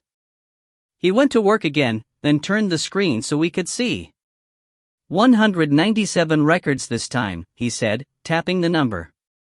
And if I do it again, the number will be different. Perhaps more, perhaps less. It does not matter. Due to the variety of server technology, as well as whether a server is available or not at the moment of my search, the results will consistently be inconsistent. I can remove or modify all records I find, but I cannot be certain I've found every record. One miss and a discrepancy will be noticed by the Russians. I go in. I'd spoken quietly and intentionally didn't look to my left to see Rachel's reaction. Schmidt looked at me a moment, then took my photo with his laptop's camera and ran another search. After several long minutes, much longer than it had taken to find multiple records of Lucas, he turned the screen around and pointed at a string of text. 0 results found. Can't do this by yourself, Lucas said. I could tell by his tone that he wasn't happy. But I could also tell that he was agreeing it was all that made sense. I know where I can scare up some more Americans that shouldn't be in any Aussie database, I said. One of them's sitting next to you, Rachel said, gesturing at Schmidt. He glanced at Wellington, who gave him a nod, before taking her photo and starting a search. It ran for nearly as long as mine and also returned no results. Lucas, I said quietly. Call your boys and tell them to turn around. When they get back, my guys will hit the road. By the time they arrive, we'll have all the details worked out. Excuse me, but exactly who are your guys? Wellington asked. SEALs and some Delta, Lucas answered for me. I've listened to everyone, Wellington said. And while I agree we must take action, I'm rather uncomfortable leaving the fate of my country and its people in the hands of foreigners. No offense. None taken, I said, completely understanding his sentiment. But it doesn't seem as if you have an option. There was a long silence. Nothing my lads and I can do that he can't, Lucas finally said. I've told you the stakes. I've seen that the virus is here with my own eyes. Saw what it has already done to our wildlife. Wellington stared at him before turning to me. If this goes bad, and the nerve gas is released, millions of people will die, I said, finishing his sentence. I'm only too well aware. And if that happens, and the PM gets word that Americans were involved, what do you think will happen then? Tanner asked. If this goes wrong, it won't matter. There won't be any Australians or Americans left. You think the Russians aren't going to hit that button the moment they realize what's happening? They're going to wipe you out and take your homes. Then, we'll be next. Everyone was quiet when I finished speaking. Lucas looked around the table at each of them and nodded. Right, Wellington said, breaking the silence. Lucas, are you sure you're on board? As he pointed out, we appear to have no other choice. Very well, he said after another stretch of silence. Make your calls and get things arranged with your men. You have our support. He stood and walked out of the room, the other three quickly gathering their possessions and following. I turned to look at Lucas and couldn't contain a shit-eating grin. Marion? Go bugger yourself. He grumbled. 31. Sure, mate. I can do it, but it isn't going to be easy. We were back in the meeting room, listening to Brillard's friend from Sydney Water. His name was Ethan Turner, an older man dressed in jeans, work boots, and a heavy canvas shirt. With thick, calloused hands and a permanently tanned face, there was no mistaking him for an executive. Actually, I was relieved to have a man who looked like he knew what he was doing rather than a conference room warrior. What's not easy? Lucas asked. Well, first off, gotta get into the sewer and make my way to where the building's tied in. Then, need some way to seal up the pipes that drain into the main. Big building, so they're probably about 1/3 of a meter in diameter. Need to plug in, and need something that will support the weight of all the water that's going to back up above the blockage. But as I said, we gotta get there. What's the problem? Lucas asked. Turner leaned forward and thumped a heavy finger on the paper map that Brillard had used to draw the Russian security lines around the target building. These bloody bastards set up a perimeter a long ways from where we need to be, which is here, he said, indicating a point immediately adjacent to the building. Normally, I'd just pull up to where I needed to go in, yank a manhole cover and climb down. But I'm guessing we can't do that. He paused and glanced around the room, receiving several nods. So, that means I gotta go in out here somewhere, he said, pointing at a spot a couple of blocks away from the Russian line. Main sewer line's 1.5 meters in diameter, and that's a long fucking way. 4 feet? That's it?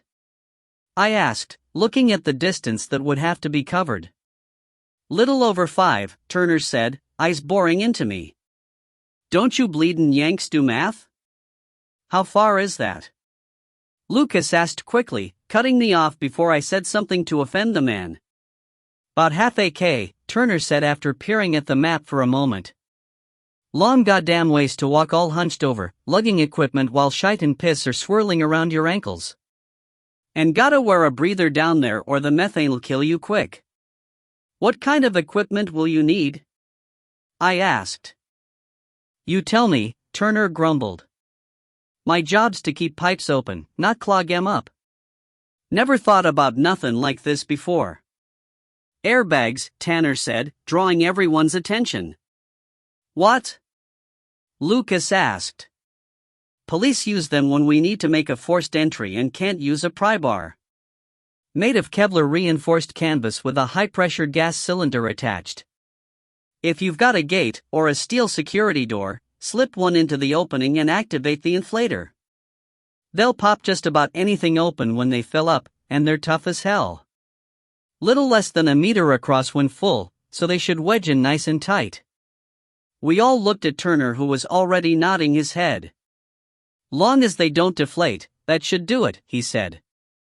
Not until someone opens the release valve, Tanner said. How many will we need? Lucas asked.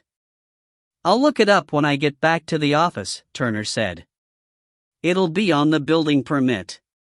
10, Schmidt said, turning his laptop around. Turner peered at the screen, which was displaying a digital copy of the document, then glared at the German before nodding his head. There you go, he said, then looked at Brillard. You sure this is gonna get those red bastards out of here? This could cost me my job if anyone figures it out. Like I told you, Ethan. This isn't a game we're playing here. Tell that to the missus if I lose my pension. Once the pipes are plugged, how long for the plumbing in the building to back up? Lucas asked, getting the conversation back on track. Depends, Turner said. How much water they puttin' down the pipes? Doin' laundry and takin' showers will fill 'em up in a hurry. Flushin' toilets, not so much. Only about 3.5 liters per flush. If it was me, I'd do it at night. Why? I asked. People get out of bed in the morning, what's the first thing they do? Take a piss. Everyone in the building. That's a lot of flushin'. Then, most people shower first thing. More water, and lots of it. Is the building full? Yes, Brillard answered. Well, I'd expect the ground floor would be swimming in their upstairs neighbor's shite before lunch, Turner said with a big grin. What about the upper floors? Will it eventually back up to them, or all come out on the ground level? I asked. Lowest plumbing drains only, he said. Once they start overflowing, then gravity will make sure it don't go any higher. That doesn't get us into the penthouse, I said, looking around the table. Everyone was quiet, Turner looking at us with a confused expression on his face. Look, mate, he said. Don't know what you got planned, and don't much care. But I can tell you this. If there was raw sewage backing up on the lower level, any plumber worth his salt is going to want to check all the building's pipes before he's willing to say it's fixed. Don't know no one that would risk their reputation like that. Call it good, collect the money and leave, then find out there was a problem upstairs that he missed? He'd be out of business in a hurry. I looked at Lucas. He was staring at the tabletop, thinking. I stayed quiet and, after a long stretch, he raised his head and nodded. Glancing around the table, I received a nod from everyone else. Turner picked up on our silent consensus and grinned. So, what you blokes calling this? Excuse me? Wellington asked. This, Turner said, flapping his hand at the map. You know. Like a name for the mission. We hadn't really thought about it, Wellington answered, obviously trying not to roll his eyes. Well, how about mission, shite? Turner asked, roaring with laughter. Operation Poop? Rachel asked with a smile.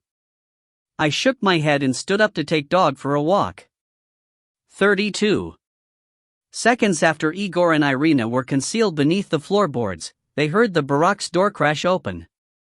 Heavy boots stormed in, the guards shouting for the men to stay in their beds. They couldn't tell for certain, but it seemed as if there must have been a whole platoon that was moving on the floor above their heads. The noise continued for a long time, and frequently the section of flooring they hid beneath was walked across. Every time the heavy footsteps sounded directly over them, Irina shuddered in fear. She was terrified of what would happen if the guards discovered a woman. Igor pulled her to him, wrapping his big arms around her, the pistol gripped tightly in his right hand. Eventually, they heard the guards talking amongst themselves, but the voices were too muffled for them to understand what was being said. After several minutes of this, there was a shout and the sound of hurrying feet heading for the door. Irina let out a quiet breath, reaching up to push open the hidden door. Igor stopped her, whispering in her ear. They will let us out when it is safe. We do not know that all of the guards have left. She nodded, feeling foolish for almost having made such a mistake. Nodding, she snuggled tighter against Igor and listened intently for any sound of danger. 10 minutes later, there was another crash as the door burst open, more feet charging into the barracks.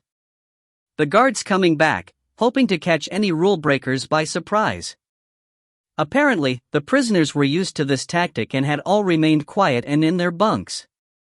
The guards retreated quickly, slamming the door on their way out. Half an hour later, there was a scrape above them.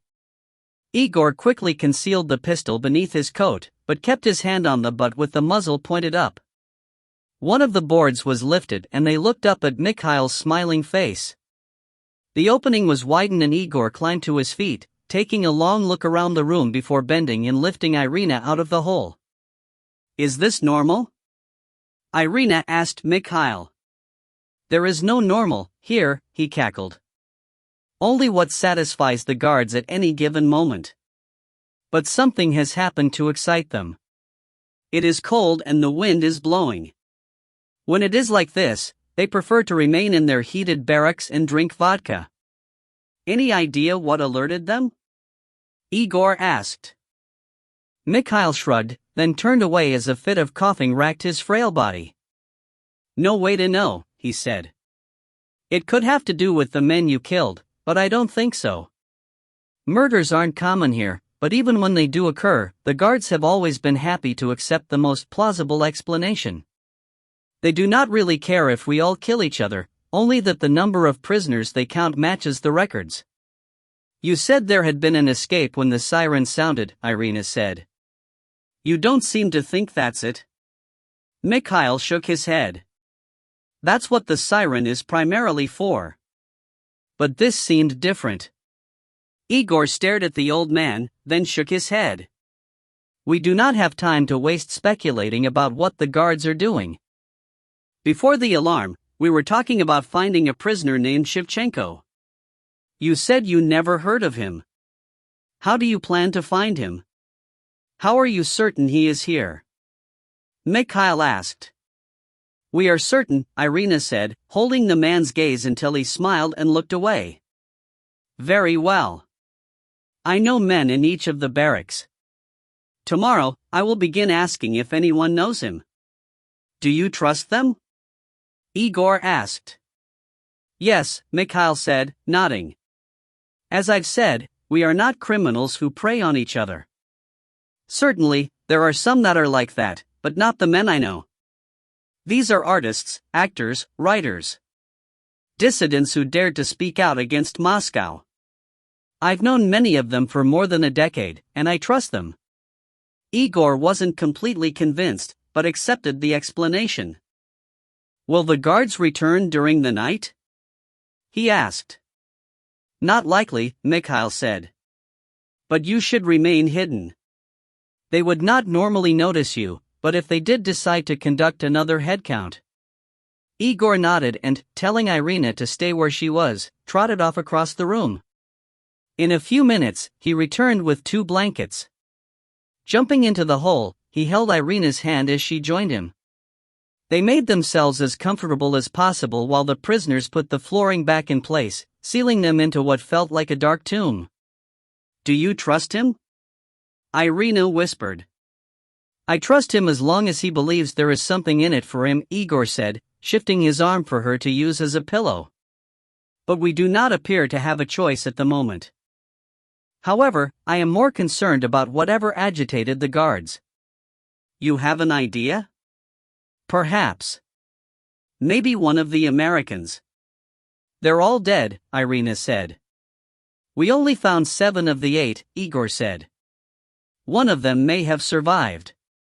If he came to the camp and was seen, or captured, it will make our task much more difficult. You really think he made it? I do not know. I am just mentioning a possibility. Now, we should sleep. Igor stopped talking and within a minute Irina heard his breathing change. She envied his ability to shut down and rest, seemingly on command. Her mind was racing, fear fueling her inability to close her eyes. She startled awake some time later, surprised she had fallen asleep and unsure what time it was. Igor was alert, his body tense against hers as the first board was removed. Irina relaxed slightly when she saw Mikhail looking down at them, but could tell Igor was still prepared for a fight. Is it morning? Irina asked. No, but I have news. I sent word with men I trust who worked the night shift at the factory, Mikhail said in a somber voice. Irina quickly got to her feet and scrambled out of the hole, followed a second later by Igor. Where is he? She asked excitedly, reaching out and grasping the old man's arm. He didn't answer immediately, looking at her face, then glancing up at Igor before lowering his eyes. He is dead. What? Irina blurted, never having considered the possibility. What happened? Igor asked, shifting slightly so his back was against the wall. Pneumonia, Mikhail said. He was in barracks 12. Was sick when he arrived, or so I'm told. If he was who you say he was, that is understandable as he would have been held in Lubyanka prison in Moscow before being brought here. Very few survive the conditions there. Are you sure? Irina cried, squeezing Mikhail's arm hard enough to make him wince in pain.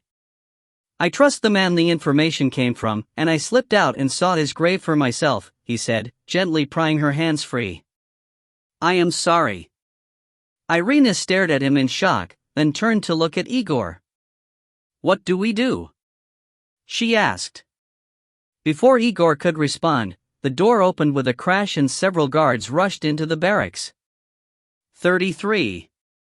Anna drove for half an hour, keeping a constant watch on the Humvee's mirrors. She pushed the vehicle as hard as she could, wanting to put distance between herself and William as quickly as possible. If he caught her again, she had no illusions about how she would be treated.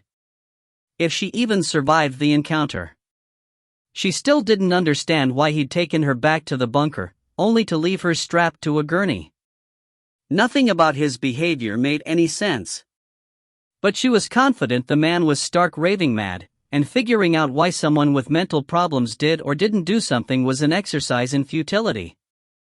After an hour of driving, she pulled to a stop on the top of a low mesa that provided a commanding view of the surrounding desert. She glanced at the odometer, irritated with herself for not having noted the mileage when she fled the bunker. But she couldn't have covered more than 10 to 15 miles.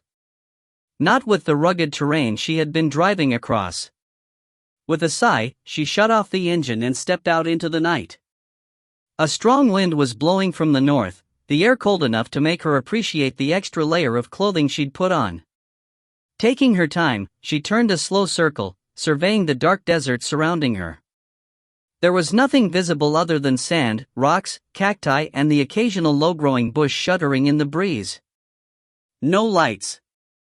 No dust trails being thrown up by other vehicles. Just a cold vista, bathed in the pale light of a nearly full moon. Shivering slightly, she started to climb back into the vehicle, but changed her mind and walked around to its rear. 2 brackets held a total of 4 5-gallon fuel cans, and with a muttered plea she tapped each of them. She sighed in relief after confirming they were full, giving her an extra 20 gallons of diesel. Finally, some good news. Returning to the driver's seat, she started the engine, comforted by the smooth idle and flow of warm air that came from the heater. Sitting there, she stared through the windshield and considered her options. After a few minutes, she realized that she didn't have any. She'd been so focused on escaping that she hadn't thought about where she would go. Fear threatened to become desperation. She'd never once considered not being able to rely on the comfort and safety of the bunker. Hadn't believed there would ever be a time when she didn't have Nitro and his men by her side. Sure, he prepared her for an event that would force them to flee, but at no time in those conversations had there been a discussion about where they would go. Thinking about her bug-out bag, she mentally catalogued its contents. Her stomach rumbled loudly for several seconds when she remembered there was a supply of MREs. Putting her concerns aside for the moment, she focused on digging one of them out and preparing it. The food tasted wonderful, perhaps because she was so hungry. Regardless the reason, it was better than she could remember an MRE ever tasting, and she quickly devoured every bite. She saved the empty pouch, which could be used for other purposes in a pinch, putting it on the rear floor. It had only taken a few minutes to eat, and now she found herself back in the same situation. She didn't know where she was, much beyond a general location of southern Nevada, and had no idea where to go. Fuel wasn't an immediate problem, but even with the spare cans her supply was hardly unlimited. That thought prompted her to shut the engine off so it wasn't wasted. Closing her eyes, she tried to remember everything she'd heard from the militia about the surrounding area, as well as information she'd picked up from Major Chase and his group. She knew that Las Vegas wasn't that far away, but didn't want to approach a city with a population of infected residents. Briefly, she considered an aircraft, knowing there were helicopters sitting on the tarmac at Nellis Air Force Base. But what was the point? Flying versus driving was only an advantage if one had a destination, and that was the root of her problem. It wouldn't be one bit different if she were sitting in a cockpit. Groaning softly in frustration, she suddenly remembered one of the lessons Nitro had tried to teach her. Don't sit out in the open for too long, and if you have to, be sure you're keeping watch for the enemy. Popping the door open, she stepped out into the cold night and looked back along the path she had followed from the bunker. Nothing. She began to turn to scan through a full circle, but something caught her eye, making her pause. Taking a few steps away from the Hummer, she peered intently at a small smudge, not too far in the distance. She couldn't make out what it was. It was lighter than the surrounding terrain, only visible because of the moonlight. As she watched, it reminded her of a small cloud hugging the ground. "Oh, shit," she breathed a second later. It was a cloud. A dust cloud, created by a vehicle's tires on the desert floor. It had to be William, but how the hell did he know where she had gone? Heart pounding in fear, Anna dashed to the Hummer and leapt inside. Starting the engine, she began to shift the big vehicle into gear, but paused with her hand on the lever. If she started driving away, she'd create a dust cloud exactly like the one she'd spotted. And being on a terrain feature that was elevated above the surrounding desert, it would be visible for miles if someone happened to be looking in this direction. She thought for a long moment, then pulled the lever and allowed the Humvee to idle forward. At less than 5 miles an hour, it didn't kick up enough dust to give away her position. Controlling the speed, she steered around a large outcropping and came to a stop. Her vehicle was now concealed by the pile of rocks instead of being outlined against the night sky. Grabbing her pack, she jumped out and ran across the mesa and went into a prone position on the edge facing the approaching vehicle. It was perhaps a mile away, and she was going to be ready. Not in the mood to run when she had nowhere to go, she'd decided to fight. William might have found a way to track her, but he was in for a big surprise when he caught up. 34. I'd started to head out with Dog, but Wellington stopped me with a warning. Strict leash laws, mate. You won't go a block without running into a cop that will be happy to write you a citation. Hold on a mo. He disappeared into a private office, returning a few seconds later with a long leather lead and stout chain collar. You just keep this lying around? I asked in surprise when he handed it to me.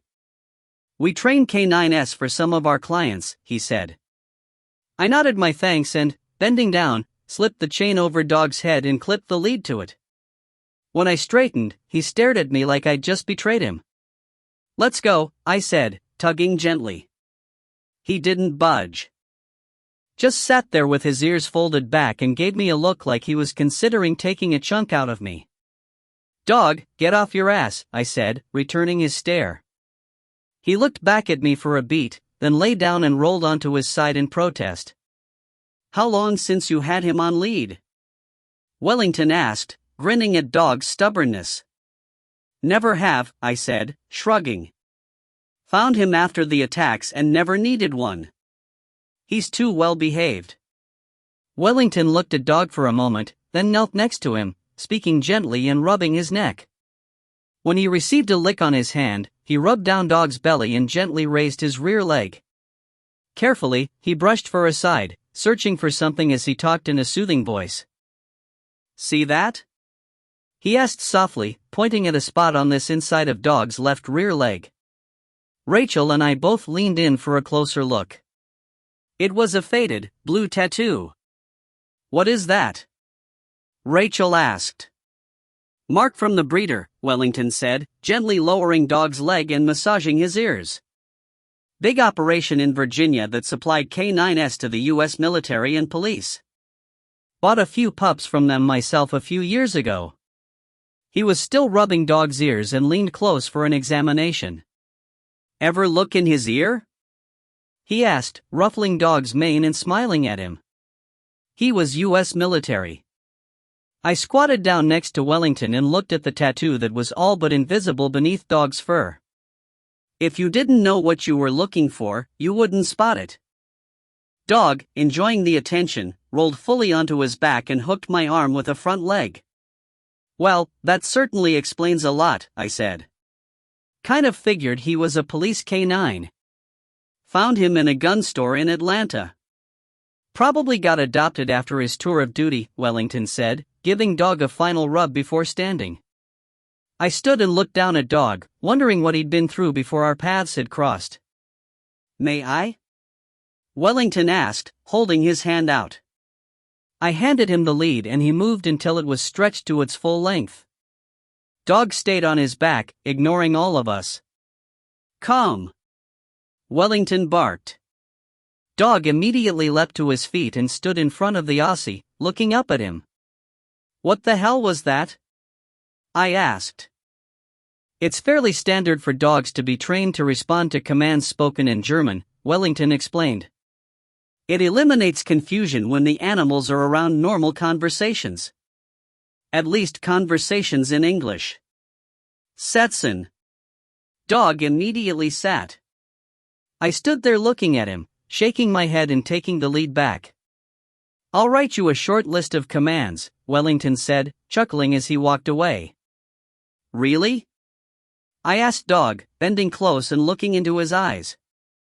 You're making me look bad. His tongue snaked out and licked me on the cheek. Grinning, I stood and barked the command for him to come with me. He stood and walked at my side as I headed for the door. Lucas and Rachel followed, and once outside we walked a block down the street to a small, grassy park. Dog looked up at me and I could tell he wanted to be let off the lead. Sorry, buddy, I said, rubbing his head. Don't need any attention from the cops. You're just gonna have to deal with it.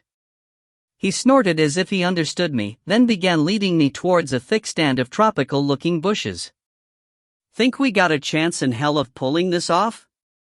I asked Lucas as Dog sniffed for a spot to raise his leg. Lots going to depend on how they react when the plumbing goes haywire, he said. And your acting ability. What? I asked.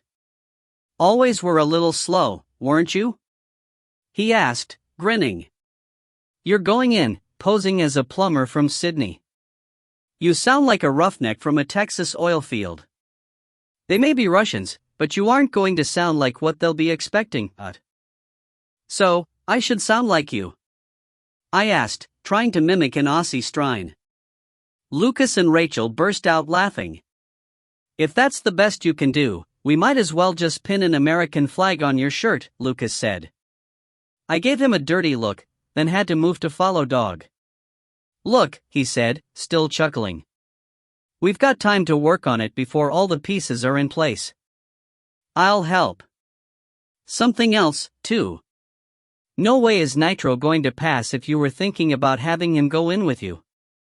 They'll take one look at him and know something's wrong. I thought about that for a second, nodding my agreement even though I wasn't happy about it. Nitro would be an invaluable asset, not just because of his size and strength, but we'd worked together before. I'd just have to make do. What else? I asked. The three of us were following Dog and must have looked a little ridiculous to a passerby. You need a crack, Rachel said, giggling. Can't be a plumber if your crack isn't showing. Lucas turned away to hide a smile and I just shook my head as I rolled my eyes. What are you gonna do once you get in there? Lucas asked. All we've discussed is how to get someone inside. Play it by ear, I said. If all I can do is some recon, that's fine. But if I get an opening, I'm going to take it. Hold on, Rachel said, serious again. What are saying? You'll go after Baranov if. Lucas and I both immediately shushed her and looked around to make sure there wasn't anyone within hearing distance. Rachel glared at us for a second, then realized what she'd done. Sorry, she mumbled. Let's talk about this when we're back inside, I said, reaching out and taking her hand. 35. It was late evening and we had moved to Wellington's training facility. The large compound was in a western suburb of Sydney, and for the life of me I couldn't remember the Aboriginal-sounding name that Lucas had rattled off. There was a main building with classrooms, an indoor shooting range and an expansive kill house. Scattered around the perimeter were half a dozen barracks and a large administrative building. Built along the backside of one of the housing units was a kennel and training area, but there were no dogs at the moment. Dog, running free, frantically dashed around the area to sniff every blade of grass and pee on every tree, bush and post. He seemed thrilled to no longer be restricted by the collar and lead. Rachel and I had picked up our conversation when we went back into the offices. I'd expected to be subjected to more anger over my intention to be the one going into the Russian building, but she had surprised me. She was worried, but had apparently concluded that there was no way she could convince me to change my mind. Lucas had been working with me on my accent, the Australian one, and Rachel provided an American ear to critique my progress. I was getting better, and had gained a new appreciation for actors who came from the UK or Australia to the US and played the role of an American. It's damn difficult when you have to think about how each word should sound before you speak. That was the approach I'd taken and wasn't making much progress. Not until Wellington had walked by and heard what we were doing. He'd stopped to listen for a minute, then interrupted with a suggestion that I only focus on the sound of the vowels. He demonstrated, seamlessly switching between sounding exactly like an American and a Brit. Continuing, he dropped into several regional accents from the US, 1 minute a proper Southern gentleman, the next a cabbie from New York. That's fine, I said sarcastically. But can you do Canadian? Eh? He asked with a grin. Taking his advice, I kept working on it, but a couple of hours later Lucas threw his hands up in surrender. I swear, you must have a tin ear, he said. Can't you hear how you sound? I thought he was improving, Rachel said, coming to my defense. Not enough. You still sound like a bleedin' Yank. Go fuck yourself, you bloody sod. I said without even thinking about how I was speaking. Lucas looked at me in surprise, a big smile on his face. That's it. He cried. Why the hell haven't you been doing that? Doing what? I asked, looking between him and Rachel. That was perfect, she said. Maybe you've been trying too hard. Don't overthink it. It's probably causing you to hesitate and form the sounds wrong. Just go with it. I paused, thinking about what I wanted to say, then shook my head and reset. Without hesitation, I started talking about the weather and how nice the day had been. Lucas and Rachel sat there listening, smiles on both their faces. That's perfect, or close enough to not matter, Lucas said. Now, don't say anything else in your normal accent until this is all over. Stay in character. What did the Australian do after raking the leaves? He fell out of the tree. Not that much in character, Lucas said, shaking his head. We broke for a meal, Tanner walking in as we were preparing to eat. He had the airbags in his car, but sat down with us before unloading them. Day mate. I said cheerily, trying out my new language skill. Who are you, now? He asked with a raised eyebrow. Fucking Crocodile Dundee? Everyone around the table thought that was hilarious and I decided it was better to eat before I made an even bigger fool of myself.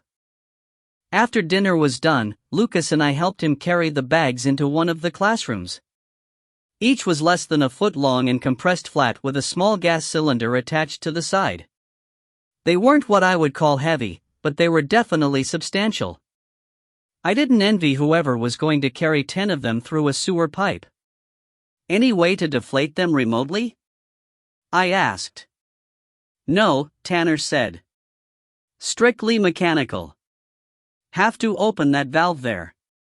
He pointed at a small lever mostly concealed by the inflation cylinder. So, the team in the sewer is going to have to stay in place, I said. By this time, Brillard, Schmidt and Wellington had joined us, looking over the equipment. Why? Rachel asked. Because if this turns out to be nothing more than a recon, the plumber has to appear to have fixed the problem, I said. We can't walk away and risk them calling another one. You're not optimistic you'll be able to get to Baranov, Brillard said. No, I'm not, I answered. I don't expect security to allow me to access any part of the building that isn't directly affected by the sewer backup. I could be wrong, but if I were them, and there didn't seem to be a problem on the upper floors, there's no way I'd allow it. Should we come up with a fresh idea? Tanner asked. I shook my head. This gets me in the door, I said. That's the first step. Maybe I'm wrong and I'll be given access to the other levels. But even if I'm not, I'll have gotten a good look at the lay of the land. Maybe I'll see something we don't know about that we can use. Why not gas them? Lucas asked, reaching out and touching one of the airbags. Thought we talked about that, I said with more patience than I felt. No, he said. Not what I was thinking. We go ahead with the backup, but pump some gas into the system before we plug it. Nothing toxic, just something that will smell like shite and spread to the upper floors.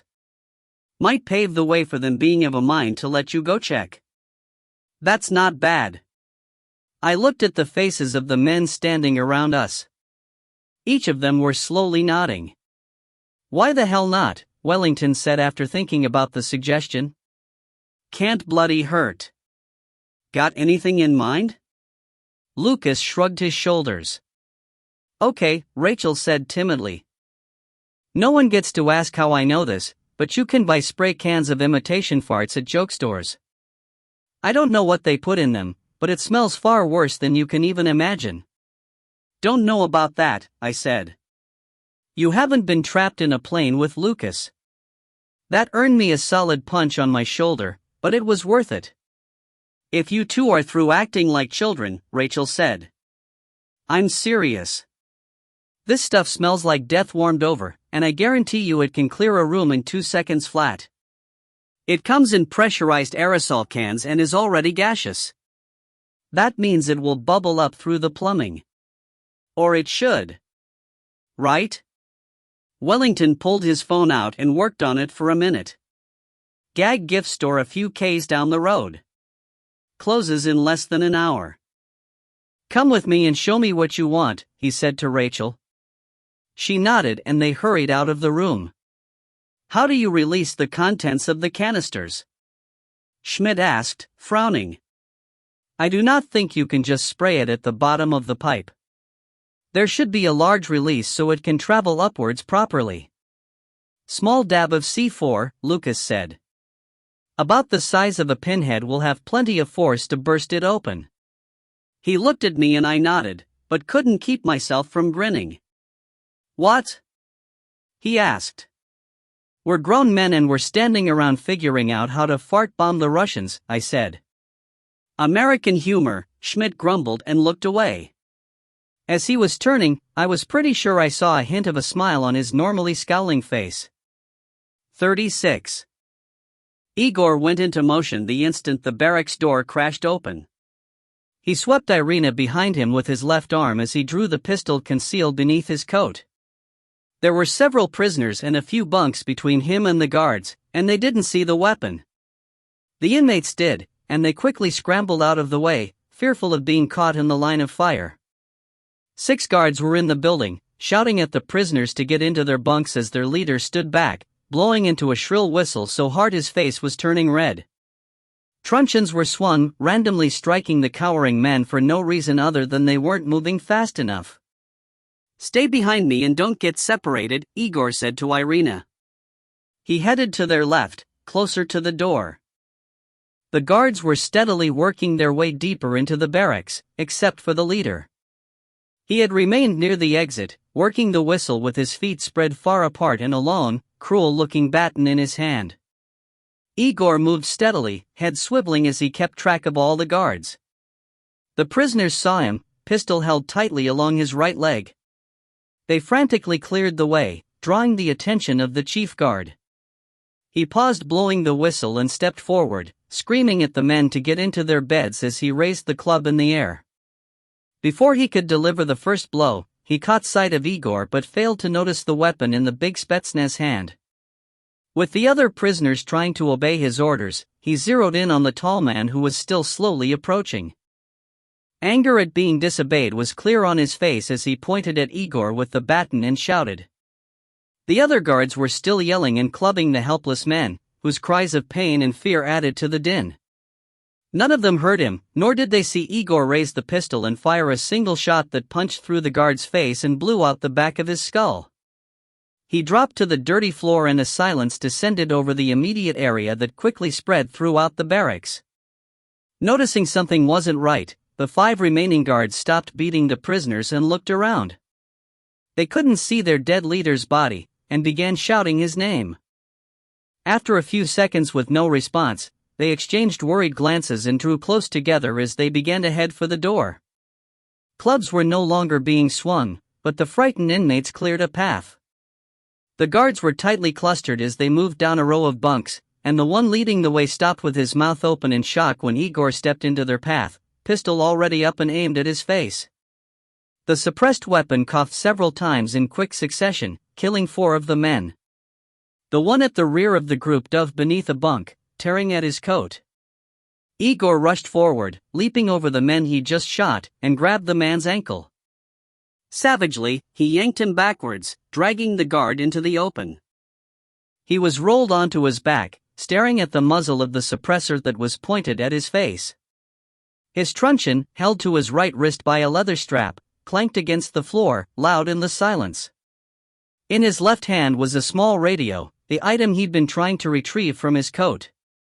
Igor pulled the trigger, the bullet drilling a neat, nearly bloodless hole in his forehead. Stepping away, he moved backwards, pushing Irina to keep her behind him as he faced the prisoners. He paused near the door when Mikhail stepped forward, the pistol steady on the old man's heart. "Was it you?" Igor asked. "Did you betray us?" "It wasn't me," Mikhail said, then looked around the room and raised his voice. "It was someone else, but they will be found and made to pay." Igor's eyes bored into him as he considered putting a bullet into his heart. "Kill me if you don't believe me," he said, stepping to within 6 feet of the weapon being aimed at him. "We are leaving," Igor finally said, but he didn't lower the pistol. "Try to follow and I will kill you." "Getting in was easier than it will be to leave," Mikhail said, holding up a hand to stop them. "Especially since the guards are alerted." "You need my help. I can show you how to get out." Igor stared at him, pistol never wavering, as he considered what the old man had said. Before he had reached a decision, Irina rose on her toes and mumbled into his ear. "I think we should trust him." "And if he leads us into a trap?" Igor asked without shifting his attention. Irina paused, not having considered that possibility. Looking at Mikhail, she noticed a younger man standing near him. He had stayed close by the older man's side since they'd met him, and she suspected the two cared for each other. "See the one to his left?" she mumbled to Igor. "Bring him, too, as a guarantee. I think Mikhail cares about him." Igor glanced at the man Irina had pointed out, then nodded. "Let's go," he said to Mikhail a moment later. "But he's coming, too. If you betray us, my first bullet will go into his heart." Mikhail looked back at them with a surprised expression on his face before turning and looking at the other man. Something passed between them, then both nodded in agreement. "Follow me," Mikhail said. He hurried forward, the younger man staying close behind. Peering into the darkness through the open door, they moved outside. Igor walked backwards, Irina still behind him, the pistol aimed at the prisoners who were watching intently. When they stepped out of the barracks, he gently pulled the door shut and looked around. Mikhail and the other man waited for them, standing in knee-deep snow. "Lead on," Igor said, gesturing at the distant, dark forest. "Just don't forget my warning." The two prisoners had a brief conversation, then the younger man set out, blazing a trail through the deep snow. Mikhail struggled behind him, his labored breathing loud in the stillness of the night. Irina stayed close behind Igor, doing her best to walk in his tracks and not battle the footing. Igor had expected that they would head directly for the eastern perimeter of the camp, where he and Irina had entered, but the man rounded a barracks and turned to the north. "Towards the guard barracks and administrative buildings." "Where are you taking us?" he asked, suspicion hardening his voice to a dangerous growl. "We are following the route the guards would have taken," Mikhail wheezed. "Our tracks will not draw attention." The old man had to stop as a deep, wet cough racked his frail body. He pressed his arm tightly to his face to muffle the sounds with his coat sleeve. Security lights dimly reflected off the snow, and when he raised his face, Igor could see the stain of bright red blood on the fabric. Mikhail saw but ignored it, waving for the younger man to continue. They passed more barracks, sticking close to the walls. When they crossed open spaces, even Mikhail managed to put on a burst of speed. Igor's head was on a swivel, but he was yet to see any patrolling guards. He was growing more suspicious when the man in the lead suddenly flopped into the snow and waved for them to get down. Igor dropped instantly, glanced over his shoulder to make sure Irina was out of sight, then scanned to the front. 4 guards were crossing their path, no more than 50 meters away. 2 of them had batons swinging from their wrists, but the other 2 carried AK rifles high across their chests. "I didn't think the guards carried firearms," Irina said in his ear after crawling forward to lie next to him. "Not in any of the surveillance we saw in Hawaii," Igor mumbled. "And that makes sense. Too easy for the prisoners to overpower them and take their guns." The guards apparently had a destination and weren't simply on a routine patrol. They were moving with a purpose and quickly passed out of sight. Mikhail and his friend waited a few minutes to make sure they didn't return before climbing to their feet. The old man required assistance, but shrugged off Irina's offer of a shoulder to lean on as they continued.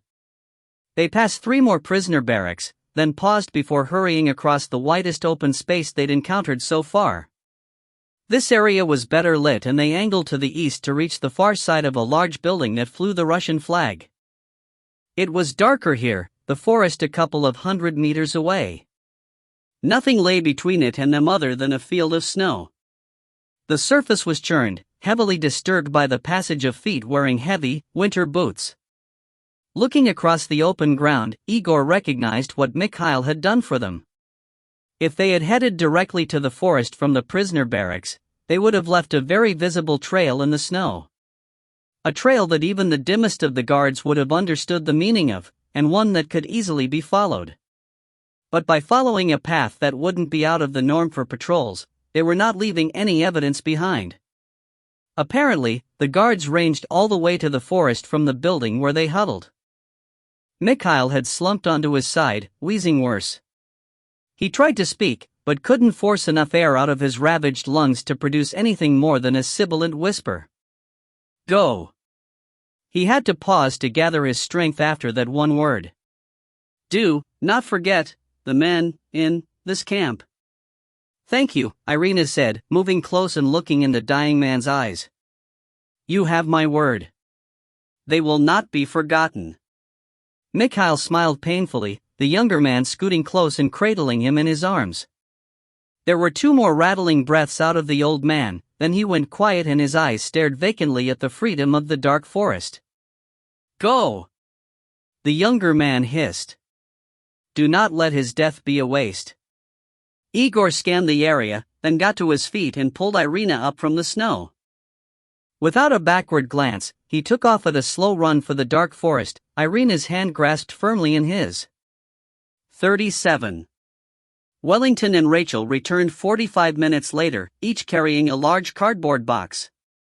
"Got lucky," Rachel said, depositing her box on the table. "They just got a shipment and we bought all they had." Wellington placed his case on top of the one she'd just put down. Dog gave the 2 boxes a perfunctory sniff, then wandered over to the corner of the room and stretched out with a grunt. "Can't be that bad," I said, looking at him as he yawned. Rachel tore one of the flaps open on the top box and pulled out a tall, thin spray can. She shook it for a few seconds before popping off the plastic lid. Holding it at arm's length, she pressed and held the nozzle for 5 seconds, a fine mist spraying into the air. She quickly backed up, an expectant smile on her face. Dog, 3 times as far away as Lucas and I, reacted first. Jumping to his feet, he lifted his nose and sampled the air before sneezing violently. A few seconds later, the smell wafted across me. That was all it took to send me backpedaling, Lucas pushing against my back as he retreated. The smell was, well, a fart. If you were enclosed in a sauna with an elephant that had eaten about 20 pounds of chili cheese fries and washed it down with beer. Oh, and I think there were some rotten eggs thrown in for good measure, and I know I'm not doing it justice. Gagging, I pulled my shirt collar over my face and wiped away the tears that had sprung up in response. Wellington dashed out the door and a moment later Schmidt poked his head in. For a second he looked around curiously, then his eyes flew wide. Maine got him Himmel, he said, then quickly disappeared. Lucas and I were huddled in the far corner and Dog was still sneezing. The only way to escape the room, and the horrid odor, was to pass through the area where Rachel had sprayed it. There was no way in hell I was that brave. Think that will do it? Rachel asked, moving to the open door. Where the hell are you going? I called. Stinks in here, she said, then ran out of the room with a laugh. Lucas and I stared at the door. Well, mate. I can certainly see why you picked that one, Lucas said drily, trying not to gag. It took us close to a minute to work up the courage to make a dash for the door. Dog ran with us and I've probably never been so happy to breathe fresh air in my life. Rachel, Wellington and Schmidt stood in the hall, each of them grinning like idiots. You didn't need 2 cases of that shite, Lucas gasped. One can should send the Russians running. Rachel started to say something, most likely sarcastic, but we were interrupted as Tanner burst out of another room. We've got a problem, he shouted, dashing away from us down the hallway. No one hesitated, just charged after him. We caught up with the chief inspector in a cramped office. Several PCs sat on the floor, feeding monitors that were piled on a folding table amongst a bird's nest of wiring. Tanner? Wellington asked as we all squeezed in.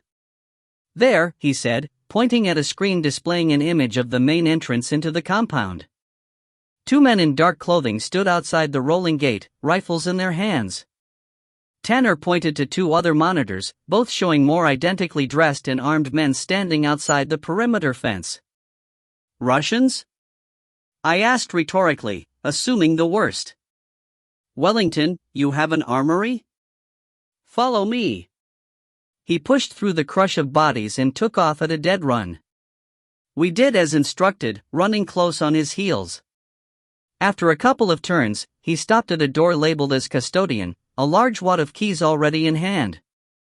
It hit a slate gray vault door and he tugged it open after entering a long series of digits into the keypad. Lights popped on as he stepped in and immediately reached for a rack of American M4 rifles. They were quickly passed down the line until everyone was armed, then he grabbed a large ammo can off a shelf.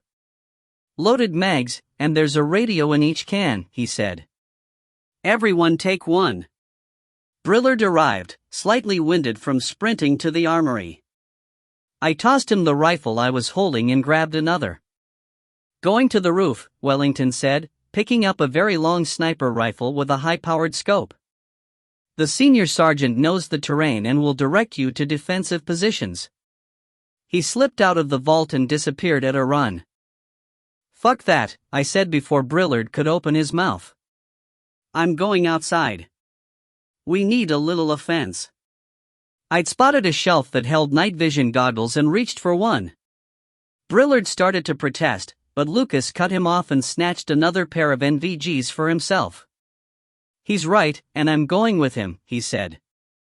Stay here and keep Dog close, I said to Rachel. She slapped a loaded mag into her rifle and nodded as I stepped into the hall. This way, Lucas said, taking off to our right. We passed the classroom and turned down a narrow hall that led to the rear of the building. At the end was a steel fire door and I knew where we were. Just outside, there was a small smoking area that had been set up for the trainees, and I ducked out there for a cigarette a couple of times. Lucas paused before opening the exterior door, glancing up at the light over our heads. I reversed the rifle in my grip and used the butt to smash the bulb, plunging the hallway into darkness. Dog's nose bumped my leg and I spun around in surprise. Rachel was right behind him. He wanted to come with you, she whispered, shrugging. I shook my head, but didn't have time to argue. Slipping the night vision goggles into place, I activated them and followed Lucas out into the dark. We were on a concrete pad that extended from the rear of the structure, surrounded by a grassy field with occasional clumps of bushes. Lucas scanned quickly before leading the way to the closest shrub. We took up positions on opposite sides and I hand-directed Rachel to the third area. Dog settled in at my side and I could feel the tension in his body. "Clear," I said after a full 30 seconds of scanning. "Clear," Lucas and Rachel both echoed a moment later. Lucas raised the radio to check what Tanner could see on the security monitors, but paused when the sound of a heavy helicopter rotor reached us. It quickly grew in volume, approaching fast. "That's a Black Hawk," I said when I recognized the unique sound signature. "Has to be ADF," Lucas said, meaning the Australian Defence Force. "Russians brought their own." "What the fuck?" I muttered. "Don't know," he said. By now we could see the helicopter's navigation lights approaching from the south. It was coming fast, but wasn't low or blacked out. At least it wasn't on an attack run. Not trusting it wasn't a decoy, I carefully scanned the night sky in the opposite direction. Nothing was airborne. The Black Hawk lost altitude and slowed until it was in a stable hover above the large parking lot for the classroom building. Lucas had already pulled around close to me, so we were all concealed by the thick bushes. We watched as the helo descended and came to rest on the asphalt. Side door sliding open, half a dozen men in body armor with rifles jumped to the ground and spread out in a defensive perimeter. When they were in place, an older man with a star on his uniform collar stepped out into the night. He was ramrod straight with a profile straight out of Central Casting when they wanted a hard-as-nails military commander. He stayed by the helo for a moment, surveying the area, iron gray, brush-cut hair not even twitching in the fierce downdraft from the rotor. "Fuck," Lucas breathed. "Know him?" "Recognize him," he said. "Brigadier Stonebridge. Right bloody prick. He's a political puppet, and whenever the PM farts it clears out his sinuses." "What the hell is he doing here?" Rachel asked. "Nothing good. That's for sure," Lucas said. "This means the PM has gotten wind of our plans, or at least that we're making some, and the Brigadier is here to shut us down. We need to get the hell out of here," I said, turning and surveying the distant fence line. We do," Lucas said, then turned to face me. "But if the Brigadier is here, that means it's not Russians surrounding the perimeter. We aren't here to start killing soldiers who are simply doing their job. If we get caught, we get caught." "Fuck that," I growled. Where were these bastards when Baranov was executing a squad of American SEALs? They made their choice, and they've got to live, or die, with the consequences. Lucas glared at me, then shook his head. "You know better than that," he said, not breaking eye contact. "Look, Lucas. You know the score. Know what's coming if we don't remove Baranov. I understand your concern for your fellow soldiers, but do you think they'd hesitate to fire on us? I promise I'll do everything I can not to kill one of them, but I will not let them stop me." "Look," Rachel said. She was staring at the idling Black Hawk and Lucas, and I turned to see what had caught her attention. Another man in uniform had stepped out and was standing next to the Brigadier, only this one wasn't a member of the Australian military. I raised the rifle to use the scope for a better view and gritted my teeth. "Goddamn Russian Colonel General," I said, lowering the rifle and looking at Lucas. "Don't know about Australia, mate, but I know what we do to traitors in my country." "Fuck 'em," Lucas growled, lowering his weapon. "Let's get out of here." 38. I stood to lead the way to the rear fence and nearly tripped over a bush. It was to my left and I didn't see it until I'd already stuck a foot into a tangle of trailing vines growing from it. Without a word, Lucas moved past me and headed for the perimeter.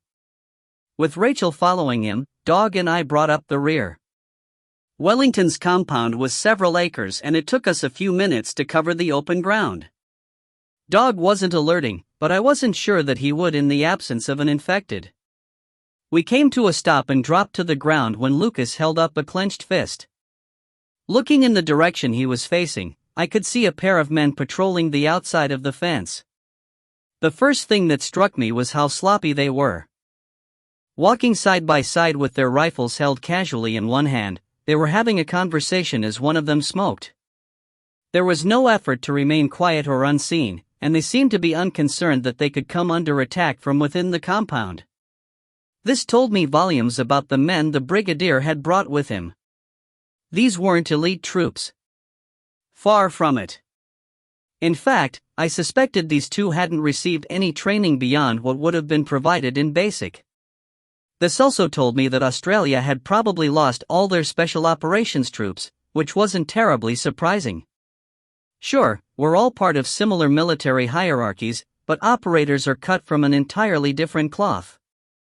Yes, our selection and training is a brutal process, but it's every bit as much mental as physical.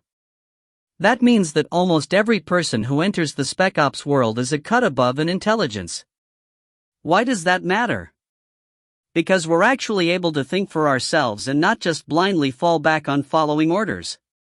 Sometimes that served me well, but on more than a few occasions it's gotten my ass in a sling with a superior officer. But my point is, when something as dramatically wrong as their PM bowing to the Russians happens, it's not surprising when men like Lucas walk away and start sharpening their knives. It's also not surprising that there will be some soldiers who will take the easy way out and continue to do as they're told by their commanders. I was pretty sure these two were a prime example of that. It took them several minutes to pass out of sight. Once they were gone, Lucas leapt to his feet and ran to the 6-foot chain-link fence that formed the perimeter of the compound. Without breaking stride, he jumped, placed a hand on the top rail and vaulted over. Rachel, who had probably never run an obstacle course in her life, came to a stop before climbing over. I crossed in the same manner as Lucas and Dog cleared the barrier in a seemingly effortless bound. Lucas was looking to our left, making sure the two soldiers hadn't heard the soft jingle of the fence as we crossed. I scanned right, something catching my attention. A man was standing behind a sedan parked on the side of a narrow road. He was bringing a rifle around to target us, and I'd caught a brief glint of light from a streetlight reflecting off the scope's glass. There was no time to shout a warning, and I threw myself at Rachel and Lucas, who were only a few feet apart. As we tumbled to the ground, there was a faint report from the direction of our attacker, telling me he was using a suppressed weapon. I heard and felt the shockwave of a heavy bullet, passing just above my back. "Shoot her!" I called, twisting around to face the threat. I didn't take time to aim. Wasn't even sure there wasn't already a bullet on its way towards my head. Instead, I pointed my rifle in the general direction of the sedan, pulled and held the trigger. The M4 was unsuppressed and shockingly loud in the still night. Rachel joined me an instant later, and we thoroughly hosed down the car, shattering glass, flattening tires, and riddling the sheet metal with bullet holes. "Move!" I jumped to my feet and ran for the protection of a squat warehouse on the far side of the street. Rachel was at my side, Dog sprinting ahead. We skidded to a stop behind a large delivery van, and I looked around for Lucas. He still lay on the ground near the fence, unmoving. My first instinct was to run to him, but I had no idea if the shooter was down, had left, or was waiting to put a round into me the instant I came out of cover. As I hesitated, staring hard at Lucas, there were shouts in the night as the two soldiers who'd passed by earlier responded to the gunfire. "Lucas," Rachel said, distress in her voice. "Nothing we can do." "If he's alive, they'll call an ambulance," I said. I took a second to look around, then grabbed her arm and headed for the far side of the warehouse. We were screened from the shooter's location by the van, but I still pushed her to a flat-out run. Full auto-firing is notoriously inaccurate, and I wasn't about to bet our lives on our attacker being out of the game. As we approached the side of the building, I pushed Rachel ahead, Dog sticking close. As I rounded the corner, a chunk of concrete was blasted out of the wall only inches to the right of my head, sending tiny pieces of shrapnel into my face. The shooter was coming after us. Pulling to a stop, I dropped to a knee and stuck my head back around the corner for half a second, then pulled it back as another round struck the wall. Shoving my rifle around the edge, but keeping my head back, I blindly ripped off another long burst before jumping back to my feet. I pushed Rachel and she broke into a run along the back side of the building with me right behind her. The warehouse was larger than I'd thought, and it was too far to the next corner. There wasn't enough time to make it before the shooter would reach the area and pick us off. "To your left," I hissed, gesturing down a grassy slope when Rachel glanced over her shoulder. She didn't hesitate to change directions, turning and flying down the small hill. We crashed through a narrow strip of trees, then into another parking lot for a commercial business complex. It was little more than a strip mall with office doors spaced regularly across the front, and the parking lot was well lit. "There!" I tugged on Rachel's arm to get her moving in the right direction. Along the back edge of the parking lot was a water control channel that disappeared into a culvert that ran beneath a broad thoroughfare.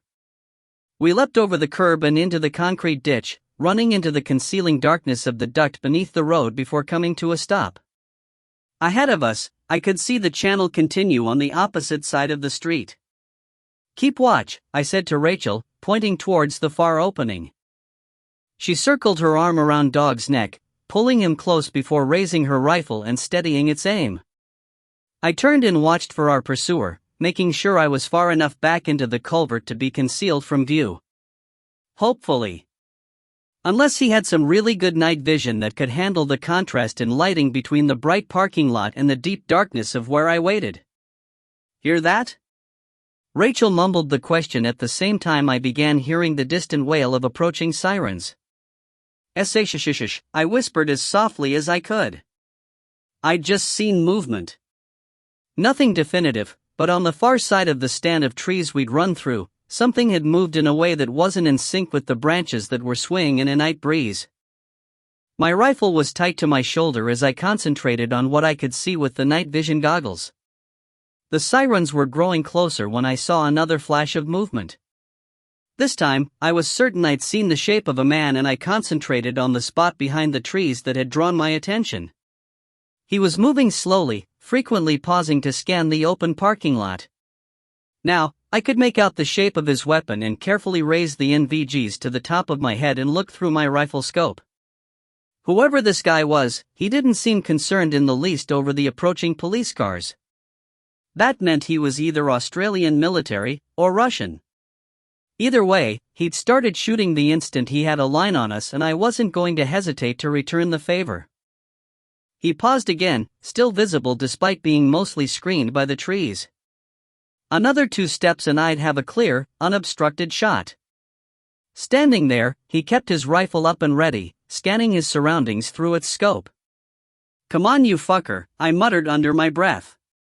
Time stood still as he scanned, and I kept mentally encouraging him to step into the open so I could kill him. But he didn't move. He was a cagey bastard, and it bothered him that we'd disappeared so fast. I was willing to bet this wasn't the first time he'd chased an armed man, and he wasn't going to charge headlong into a trap. The wail of sirens reached a crescendo as 3 police cars passed directly overhead. Again, the man hunting us didn't even flinch. I grudgingly acknowledged to myself that this guy must have nerves of steel. Even if he was immune to arrest or prosecution, it's still risky as hell to be standing around the scene of reported gunfire with a rifle in your hands when the police arrive. Being official doesn't protect you from being shot by a nervous cop who has no idea who you are, and isn't about to wait to find out if you're going to do him harm. More sirens were coming, and I began to hear the beat of a helicopter. Not the heavy pounding of a Black Hawk, but the lighter sound of a smaller hello. The kind that's used by police departments. And the kind that has spotlights and thermal imagers for tracking suspects at night. This wasn't good news. Time for us to make it out of the area before the cops completely locked it down was almost gone. 39. Anna watched intently as the dust cloud continued to approach. It was too dark and the vehicle was still too far away for her to spot it. If not for the hazy patch of air that marked its passage, she wouldn't even be aware of its presence. Lying on the cold, hard desert sand, she wished for a sniper rifle with a high-powered scope.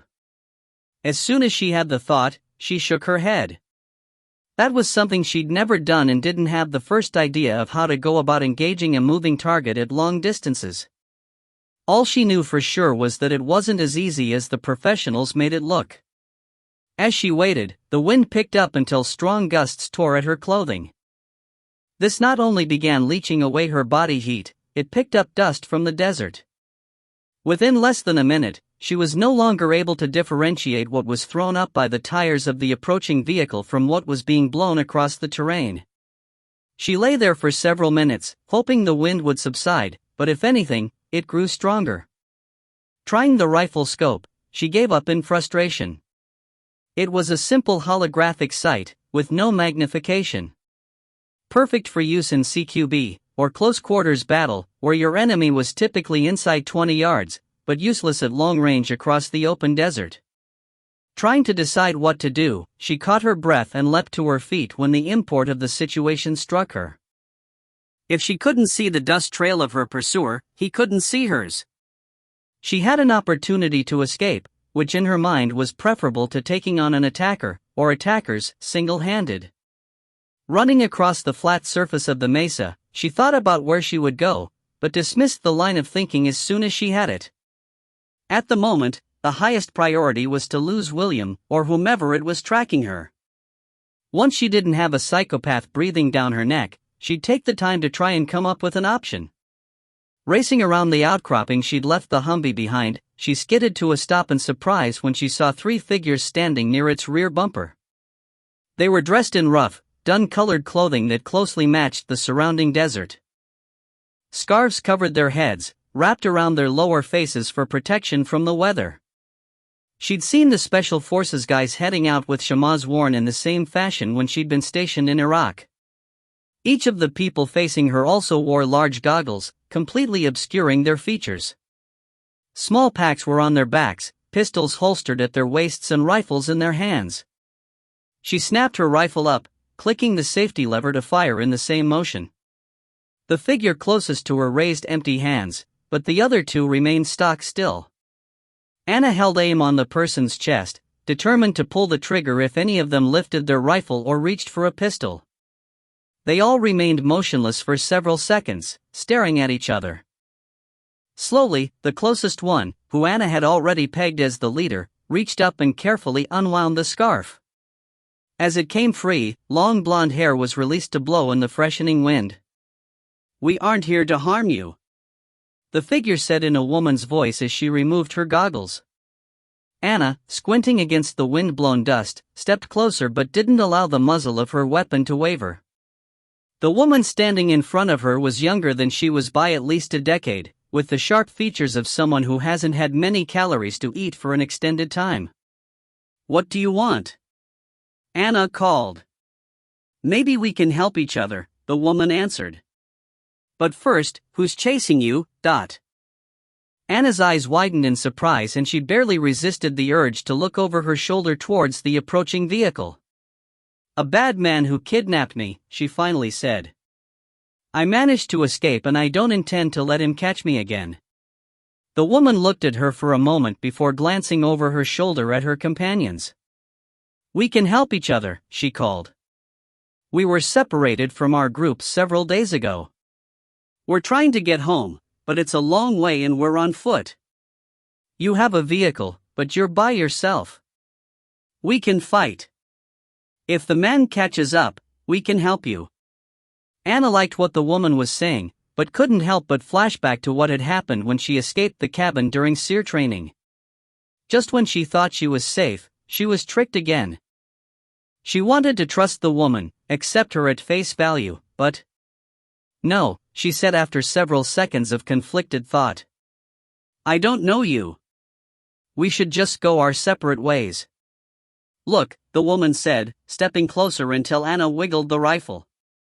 "If we'd wanted to hurt you, or steal from you, we had plenty of opportunity while you were lying on the edge of the bluff, watching the truck that's coming. It would have been easy to put a bullet in your back and take your Hummer. But we didn't." Anna held the woman's eyes, thinking about what she'd just said. Argued with herself as she acknowledged the truth of the statement. "So, why didn't you?" "Shoot me, that is?" "That's not who we are," the woman answered. "The world is in trouble, but that doesn't give us an excuse to not follow God's word. We will defend ourselves if attacked, but we won't murder or steal." Anna was surprised at the response. And concerned. She was all too aware of how unstable people like to use religion to gain and control followers. That was part of the hold William had held over the members of the militia. Or at least some of them. "We're not what you're thinking," the woman said with a sad smile. "We're not some end-of-the-world cult." "Who are they?" Anna asked, gesturing at the other two figures as she tried to buy some time to think. The woman turned her head and nodded. The scarves and goggles were quickly removed to reveal two more women, close in age to their leader. "Look," the woman said. "My name is Elizabeth. That's Mary and Paula. We're from a compound in Utah where members of our church sheltered from the apocalypse. We were on a scavenging mission with 4 others and were attacked by infected. They didn't make it, and we lost our vehicle. We just want to get home, and it looks like you need a safe place. Help us, we'll help you. If not, we need to start moving before whoever that is on your trail gets here. So, what's it going to be?" Anna looked at the woman for a long time, her eyes finally shifting to check out her companions. The muzzle of her rifle slowly lowered to point at the ground as she made a decision she hoped she wouldn't regret. "Get in," she said, hurrying for the driver's door of the Hummer. The women quickly piled in, Elizabeth taking the front passenger seat. Anna started the engine and shifted into drive. "That way," Elizabeth said, indicating a narrow break in the rocks. "It's a trail down to the next valley." Anna hesitated briefly. But she had taken them into her vehicle and it was a little too late to not trust them. With a nod, she released the brake and steered where the woman had pointed. As they slowly bounced across the rocky terrain, the two women in the back seat began softly muttering to themselves. It took her a moment to realize they were praying. "Utah?" Anna asked, steering around a large boulder. Elizabeth looked at her and smiled. "Yes, we're Latter-day Saints, if that's what you're asking." "Mormon," Anna said. "Yes. Is that a problem, Dot?" Anna noticed that the prayers in the back seat had stopped. Maybe they'd finished, or then maybe they were concerned over what her answer would be. "Not for me," Anna said. "I was simply thinking that being Mormon explains how you've survived so long. Isn't it one of your requirements to be prepared?" "Yes, it is," Elizabeth said, still smiling. And we were. We had over a year's worth of supplies at our compound, but we took in more people than we expected. For a while, our men were able to supply us with fresh meat by hunting deer and elk. But the wildlife seems to have moved on. Our hunters are coming back empty-handed, so we had to venture closer to towns and cities in search of food. We send out scavenging parties. How have you survived without becoming infected?" Anna asked. At first, the doctor we had was treating everyone with antivirals. We were making routine raids to get more, but they didn't work. Or didn't work well. Nearly every day, someone would turn. What did you do with them? At first, our men tried a priesthood blessing. But it didn't work. We began to see fractures within our community as the less devout turned away from our teachings. For a while, we simply restrained those that turned, but very quickly that became untenable. So, we put them outside our wall. But they never left, and the noise they made drew others. Our leader finally decided that we had no choice other than to put them down, Elizabeth said, shrugging as she paused to take a drink from a bottle of water. It was hard at first, she continued. Very nearly tore us apart. But there was nothing else we could do. We lost almost a third of our population in the first few weeks, then things got better. Better? How? Anna asked. There is an old woman in our group that spent most of her life in China. She went there on a mission as a young girl, fell in love with the people and decided to stay. She became fascinated with natural healing and studied under several masters while she was there. Fortunately for us, she was home, visiting an elderly relative when the attacks occurred. She evacuated to the compound with us and brought several boxes of herbs with her. Once it was apparent the treatment our doctor was using wasn't effective, she began blending teas that were a mix of elderberry, licorice root, and a few other things I don't remember. Not everyone was convinced it would help. There's a healthy distrust of Asian medicines amongst the faithful, and over half of the group wouldn't partake. Within a week, 10 more people turned, but none of them were the ones who were drinking the tea. That was what it took to convince the doubters, and we haven't had an infection since. What about you? How have you survived? I was in a bunker, Anna said. I've been underground since the day of the attacks. Elizabeth nodded, looking at Anna like she wanted to know more, but didn't push the issue. So, what happened that left you stranded out here? Anna asked, changing the topic. We were part of a scavenging party, working our way west out of Utah into Nevada. Passed through several small towns and were finding very little. Only enough to keep us going. Our team leader, Robert, decided we needed to try Las Vegas.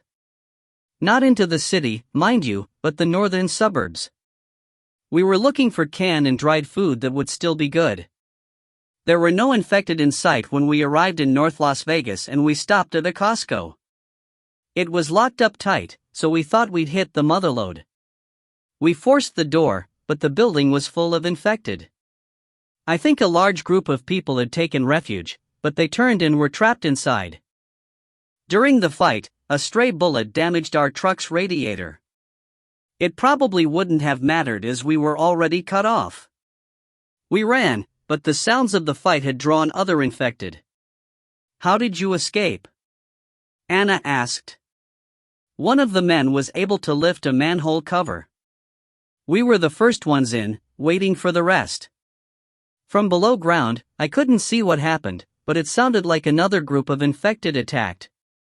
He dropped the cover back into place and we listened to them fight for a few minutes until they were overwhelmed. We followed the sewer for most of the day, finally reaching a water treatment plant. That was very fortunate. We couldn't reach the ceiling, and even if we could, I don't believe we would have been able to raise one of the covers. We've been walking for 4 days, trying to get home. Anna glanced at her passenger, impressed with how calmly the woman had related the horrors she had experienced. What have you been eating? She asked. We had some food in our packs, Elizabeth said. Not much, but it's been enough to keep us going. Also, the good Lord guided us to a small town where we found 2 cans of beef stew in a garage. But it has been 2 days since we've had more than water. Anna looked up in the mirror, seeing the gaunt faces on the 2 women behind her. There's a pack behind your seat, she said to them. Inside are some MREs. Help yourself. The women's eyes lit up and they turned to reach for her pack. One of them paused, then stretched closer to the rear window for a better view. He's close, she said in a frightened voice. 40. Elizabeth whirled around in her seat, trying to see through the rear window as Anna looked at each mirror. I don't see anything, Anna said. What do you see, Paula? Elizabeth asked. That last hill we just crested. For a second, I got a glimpse of a vehicle. It's really dark, but there's enough moonlight. How close? Anna asked, still trying to spot the pursuer in the mirrors. Half a mile. Maybe less. It's hard to tell. Anna pressed harder on the accelerator, the big Humvee bucking worse as they blasted across the rough ground. Easy, Elizabeth said. It won't help us if you break the vehicle. We've got to open up some distance. Anna protested, keeping their speed up. Tell me about this guy, Elizabeth said, her voice unnaturally calm. His name is William. He was the leader of a militia group that ran up against some military guys. Most of them got wiped out, but he survived. I was in a helicopter crash and passed out. When I came to, he had taken me and I was tied up. It took me a few days to escape. The Humvee roared over a rise, the front tires briefly going airborne before crashing to the ground with a bone-jarring thud. Why is he chasing you? What did you do to him? Nothing. Anna cried. How did you escape? Anna was quiet for a moment before answering. I killed 2 of his men. That would do it, Mary said from the back seat, earning a nod from Paula. So, he's out for revenge and isn't going to stop. Fair to say? Elizabeth asked. Anna nodded, starting to glance at her but had to keep her eyes on the dark terrain. Then we need to stop him, Elizabeth said, matter-of-factly. How? Ambush is the best way I know of, Elizabeth said, turning in her seat. Paula, any sense for what kind of vehicle he's driving? No. I saw a vague shape. That's the best I can tell you. Okay, she said, turning back to Anna and pausing. I don't even know your name. Anna. Okay, Anna. The next time we come to a low spot and you have to slow before starting to climb, stop and let us out. We'll take care of things. Despite the breakneck speed and darkness, Anna took her eyes off the windshield long enough to shoot a look at Elizabeth. I thought you said you don't kill? I said murder. And I also said we will defend ourselves. Killing in self-defense, or to protect others, isn't the same. A man who has already kidnapped 1 woman is chasing us. I don't think he wants to exchange apple pie recipes. God will understand that we have to protect ourselves and remove those that intend us harm. Anna glanced at her again, then cursed when the whole Humvee went airborne. It crashed back to the ground, bouncing wildly for a few seconds. They roared down a slope into a narrow valley and she jammed on the brakes as they reached an incline leading back to higher terrain. Elizabeth and the other 2 women were out of the vehicle in a flash, immediately disappearing into the darkness. Anna gunned the engine and the tires spit sand as she climbed the steep slope. Reaching the top, she slowed and circled to the right, coming to a stop facing the path she'd just followed at a 90-degree angle. The Hummer was hidden from the valley below. She jumped out and ran to the edge, looking down as William's Humvee crested the ridge on the far side of the valley. It was coming fast, engine bellowing as he pushed it hard. Charging down the slope, it slipped back and forth a couple of times, threatening to go sideways on the loose scree. If that happened, it would roll over, but he somehow maintained a degree of control. As the Humvee drew closer, Anna realized they had a problem. It was an up-armored version. The rifles the women had wouldn't even put a dent in it. All their ambush would accomplish would be to alert William to their presence. She began screaming, trying to alert them, but the strong wind whipped her words away. The heavy vehicle kept coming, reaching the lowest part of the ravine and spitting sand and rocks as it clawed its way across. Faint pops of rifle fire reached Anna's ears a moment later. The Hummer didn't slow or deviate from its path and she couldn't tell if the bullets were finding their target. Impervious to the small arms fire, it reached the incline, bounced hard and began climbing. Fear of being captured again coursed through Anna, but a second later it turned to anger. Boiling, searing anger, and she was blinded to anything other than stopping William. Racing to her idling Hummer, Anna threw herself behind the wheel and jerked the transmission into gear. Keeping her left foot firmly on the brake, she pressed the accelerator to the floor. The engine roared and the vehicle shook in protest. Within seconds, the rear brakes were no longer able to withstand the force of the motor and the tires began spinning, throwing up massive clouds of dust that were immediately whipped away by the wind. A moment later, she saw the nose of William's Humvee appear. She'd known he would have no choice other than to slow as he crested the top of the grade. There was a deep rut where infrequent but violent rainstorms had washed out the sandy soil. As he negotiated the obstacle, his vehicle was still fully on the slope, fighting against gravity to reach the top. Anna released the brake, accelerator still pressed firmly to the floor. Free of restraint, her Hummer rocketed forward. The heavy push bar slammed directly into the right, front corner of Williams with a rending crash. At the moment of impact, Anna steered to the right, away from the drop to the ravine below. The armored Humvee lost all forward momentum as the nose was lifted and pushed violently to the side. For a long moment, it teetered on the downslope set of tires. Perhaps it would have stayed in place if William hadn't tried to reach the safety of the top of the incline. He accelerated, and the lower tires dug into the soft ground, changing the entire vehicle's balance. Slowly at first, the upslope side rose into the air. The body of the vehicle tilted far enough to pull the tires on that side off the ground. For a heartbeat, the Hummer hesitated, looking for all the world like some monstrous beast trying to regain its balance. But there was no coming back. The severe tilt quickly went beyond the center line of the vehicle and it rolled over and over, crashing down the slope, obscured in a haze of dust thrown up by each impact with the ground. Anna leapt out of her vehicle and ran to the edge in time to see William's Humvee crash to a stop on its side in the ravine below. She was transfixed, watching and waiting for a door to open and the man to climb out and come after her. But he didn't. A minute later, she could make out the three women slowly approaching the wreck, rifles trained and ready. Dashing back to her Hummer, she drove carefully down the slope, stopping behind Elizabeth who was squatting as she tried to see through the shattered windshield. Anna got out and ran to kneel next to her. Neither woman could see through the thick glass that was now opaque from thousands of cracks. They exchanged glances, then climbed up onto the side of the vehicle that was pointing at the sky.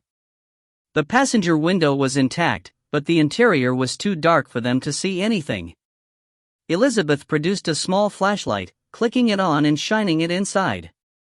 William lay on the driver's door at an awkward angle, blood covering his face and staining his shirt. A nasty gash on his forehead ran freely, telling them he was still alive. Reassured he wasn't prepared to shoot the moment they opened the door, Anna tugged on the latch, but it didn't move.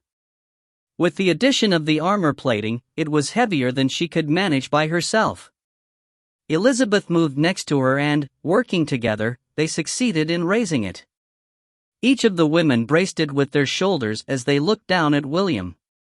He lay unmoving, even though he was conscious. They could see pain in his eyes as he stared back at them. "You fucking bitch," he hissed through clenched teeth.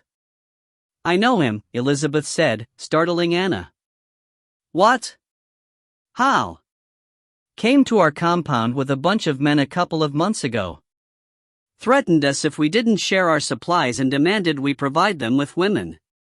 William stared at her as she spoke, saying nothing. "What happened?" Anna asked. "We knew they were coming a couple of hours in advance. A bunch of us were in the trees with rifles. They left when we started picking them off." Anna couldn't help but smile at the thought of the arrogant William and his followers being sent running with their tails between their legs. "How did you find me?" Anna asked, looking back into the Hummer. William snorted, locking his eyes onto her face. "Security system recorded everything you did," he said. "I watched you kill my men, then drive off. You weren't hard to track once I knew the direction you were headed." Anna didn't say anything, but was glad to have that mystery solved. But it also reminded her of the mistakes she'd made. She'd forgotten about the cameras and had simply gone in a straight line when she departed. It couldn't have been that hard to find her. "You have to help me," William pleaded. "You can't leave me here." "I think his back is broken, and we can't take him with us," Elizabeth said in a quiet voice. Anna nodded slowly, thinking about what Nitro would do if he were here. Without saying a word, she drew her pistol. William's eyes went wide when he saw the weapon in her hand, then she fired a round that punched through his forehead. 41. Admiral Packard came awake with a groan when Captain Black called his name. Sitting up, he squinted at the light leaking through his partially open bedroom door. "What is it, Captain?" he asked, glancing at the bedside clock and sighing to note he'd only been asleep for 2 hours. "Sorry to disturb you, sir. Urgent call from Chief Simmons." "Is she here?" Packard asked, swinging his legs off the bed and rubbing his tired eyes. "No, sir. She's in the CIC at the moment. Shall I tell her to come over? Packard rubbed his face, then scrubbed a hand across his brush-cut hair before answering. Negative, Captain. I'm awake, now. We might as well take a walk. Yes, sir, Black said, backing out of the room. I'll be right outside when you're ready. He gently closed the door, plunging the room back into darkness. Packard was exhausted, his body crying out for him to crawl back into bed, but he ignored its protests and snapped on a lamp. Getting to his feet, he went into the bath, washed his face, brushed his teeth, then returned to the room and selected a fresh uniform from the closet. 5 minutes later, he stood in front of the mirror, giving himself a final going over. The uniform was immaculate, as always, and he didn't see anything out of place. Grabbing his cover off the dresser, he opened the door and nodded his readiness to his chief of security. "Do me a favor, Captain," he said as they walked out into the pre-dawn tropical night. "Call the chief and ask her to meet me on the bench. She'll know where I mean." "Yes, sir," Black said. He took a moment to look around and ensure his men had formed a proper protective bubble around the Admiral. Satisfied, he pulled out a secure cell phone and made the call as he walked at Packard's side. The conversation was brief. "She'll meet you there, sir," he said. They walked in silence, the Admiral already thinking about everything that needed to be accomplished that day. Ships and aircraft were being retrofitted at a furious pace, prepared to transport the large civilian population to the mainland. Plans were being reviewed and tweaked on how best to manage the exodus from Hawaii. And there was a presidential election. Not that the Admiral was actively involved. That was against the law. He had to remain fully removed from the campaign or his only opponent, the governor of Hawaii, would cry foul and crucify him in the press. And rightly so, Packard acknowledged. Polling showed the two men in a dead heat. This encouraged the Admiral as his campaign consisted solely of a mix of civilian and military volunteers. There were no high-priced PR firms or professional campaign managers. No blanketing the airwaves with political ads. No $1,000-a-plate fundraisers. It was just men and women who believed in him, giving their time and enthusiasm to help him become president. The governor had gone on TV the previous evening, participating in a one-man debate. Without the Admiral present to correct the record, he'd used the forum to spout an impressive string of lies. He took credit for bringing the vaccine to Hawaii to protect the people. Claimed he'd been involved in the defense of the islands against the Russian invasion fleet, even going so far as to intimate that he'd issued orders to the Admiral that had ultimately won the day. Packard had sat alone in his private quarters, seething. For a brief time, he'd even considered resigning his commission on the spot and racing to the television studio to expose the little twit for the lying coward he was. But a cooler head had prevailed and he'd done nothing. The men and women under his command, and the entire remaining population of the United States, was better served if he remained where he was. For the moment. "Who will replace you, sir?" Captain Black asked, startling him out of his thoughts. "What?" "When you're elected, sir. Who will you appoint to take your job, ? "You're assuming I'll win, Captain," Packard smiled. "I'm not so confident. Especially after the so-called debate last night. The governor came out of that looking like a hero. Begging your pardon, sir, but that was all bullshit. The people will see through it. Especially with a few thousand volunteers out there spreading the truth. On their off-duty hours, of course," Black said with a grin.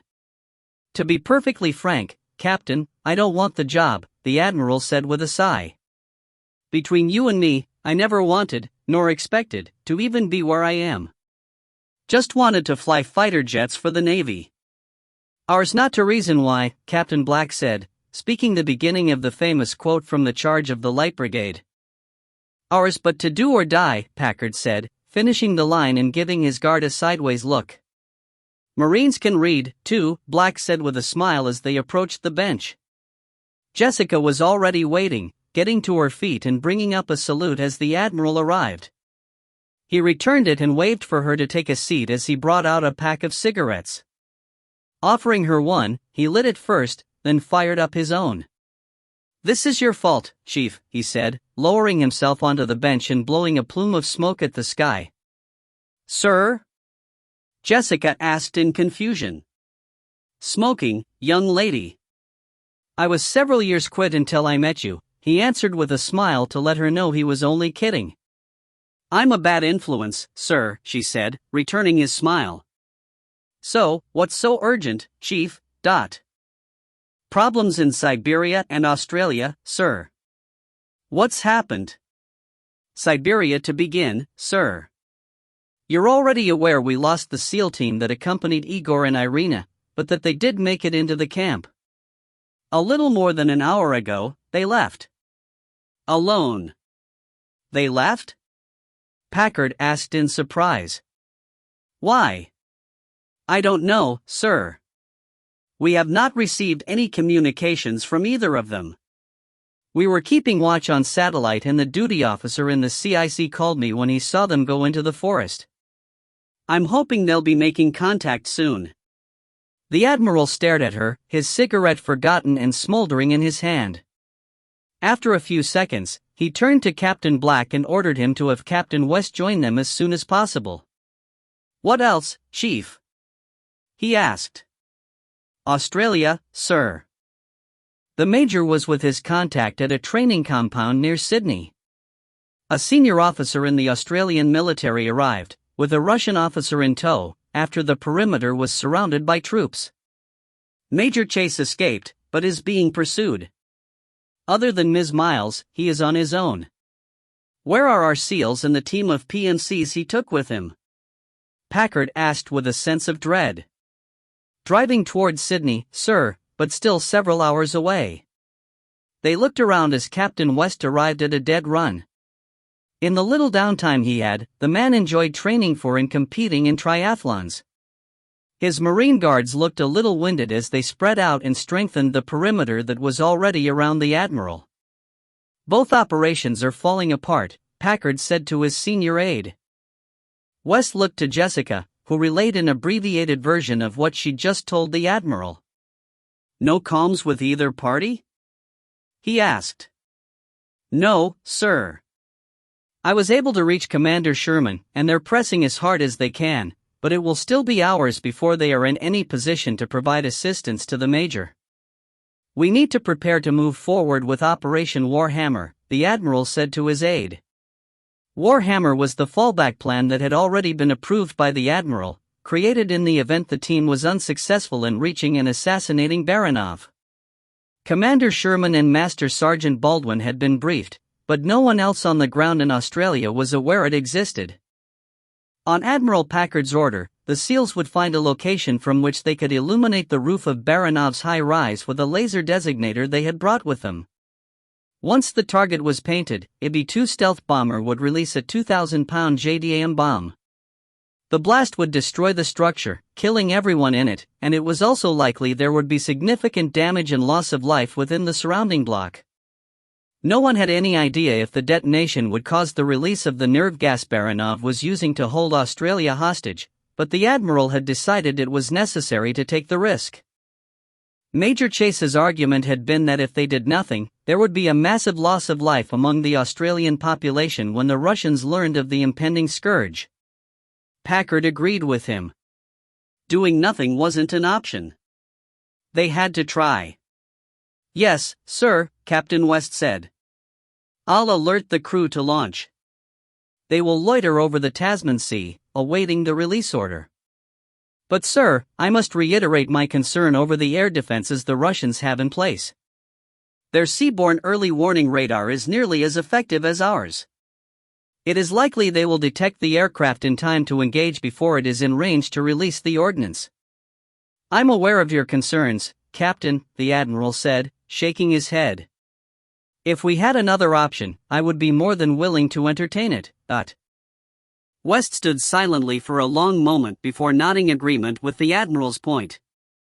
"By the way, what did you learn from speaking with the gentleman on the oil rig?" Packard asked. Captain West glanced at Jessica, sending a message that she hadn't been read in on the classified information. Packard nodded and turned to her. Thank you, Chief. Please keep me updated, and if you receive any communications, I want to be notified immediately. Yes, sir, Jessica said, understanding she'd been dismissed. Once she was out of hearing range, West turned his attention back to the Admiral. His name is Ian Patterson, sir. The director of the project. We were able to speak over secure comms once he transferred to the Reagan. He confirmed what we read in the file the Major recovered from Offutt Air Force Base. Claims the information is factual and he is indeed sitting on a time machine. Is this man a crank, Captain? I had the same thought, sir. If he is very convincing. But I'd been doing some digging since speaking with him. He was a Marine officer. Commanded a raider battalion. So, I started asking around to see if anyone knew him. Do you remember Colonel Pointier? I do, Packard said, lighting a fresh cigarette. He attended Annapolis with Mr. Patterson. Served with him afterwards in the Middle East. They're personal friends. I asked for his unvarnished opinion, and he gave it. He says this man, the director as he's called, is as sober-minded and straight-shooting as anyone he's ever known. Said that if Patterson says something, you can take it to the bank. The Admiral stared at his aide, slowly smoking his cigarette. Are we sure it's the same man? Packard asked. I had Colonel Pointier speak directly with him. Yes, sir. He's certain it's the same Ian Patterson he's known for over 2 decades. So, you're telling me that there is an honest-to-God time travel machine sitting off the coast of Texas? And it's operational and in our control? As crazy as that sounds, yes, sir, West said, shrugging. That appears to be correct. Then why the hell haven't they done something about this? Packard growled, standing up. Begging the Admiral's pardon, but if you recall from the file, travel is limited to only 36 hours into the past. The director confirmed this fact during our conversation. What was not in the file is that they only have one individual who can survive the rigors of being transported through the machine. The attacks were too widespread for one person to have any chance of going back and changing things. West paused with an odd expression on his face. Captain? The Admiral prompted. Sorry, sir. I just realized how what I said must have sounded. Brave New World, Captain, Packard said, stripping his cigarette and placing the butt in his pocket. Get Warhammer Flight in the air. I'll be in the CIC. 42. Igor and Irina moved through the dark forest, careful to only tread on clear ground that had been sheltered from the heavy snowfall by the spreading pine boughs over their heads. There was no indication of pursuit from the prison camp, but Igor wasn't going to leave anything to chance if he had another option. Right now, that was ensuring they didn't leave tracks that could be followed. They pushed for an hour, finally coming to a stop under a tree with a massively thick trunk. A large circular area was completely clear and dry as snow. Irina gratefully sank to the ground when Igor called a momentary halt. What are we going to do? She asked, watching him scan the forest. Do you believe that your uncle is dead? Igor asked without taking his attention off their surroundings. Do you think Mikhail was lying? Irina asked, hope surging through her. No, I do not, Igor said. But I was asking what you think. I believed him when he told us, but now you are making me rethink. That was not my intention.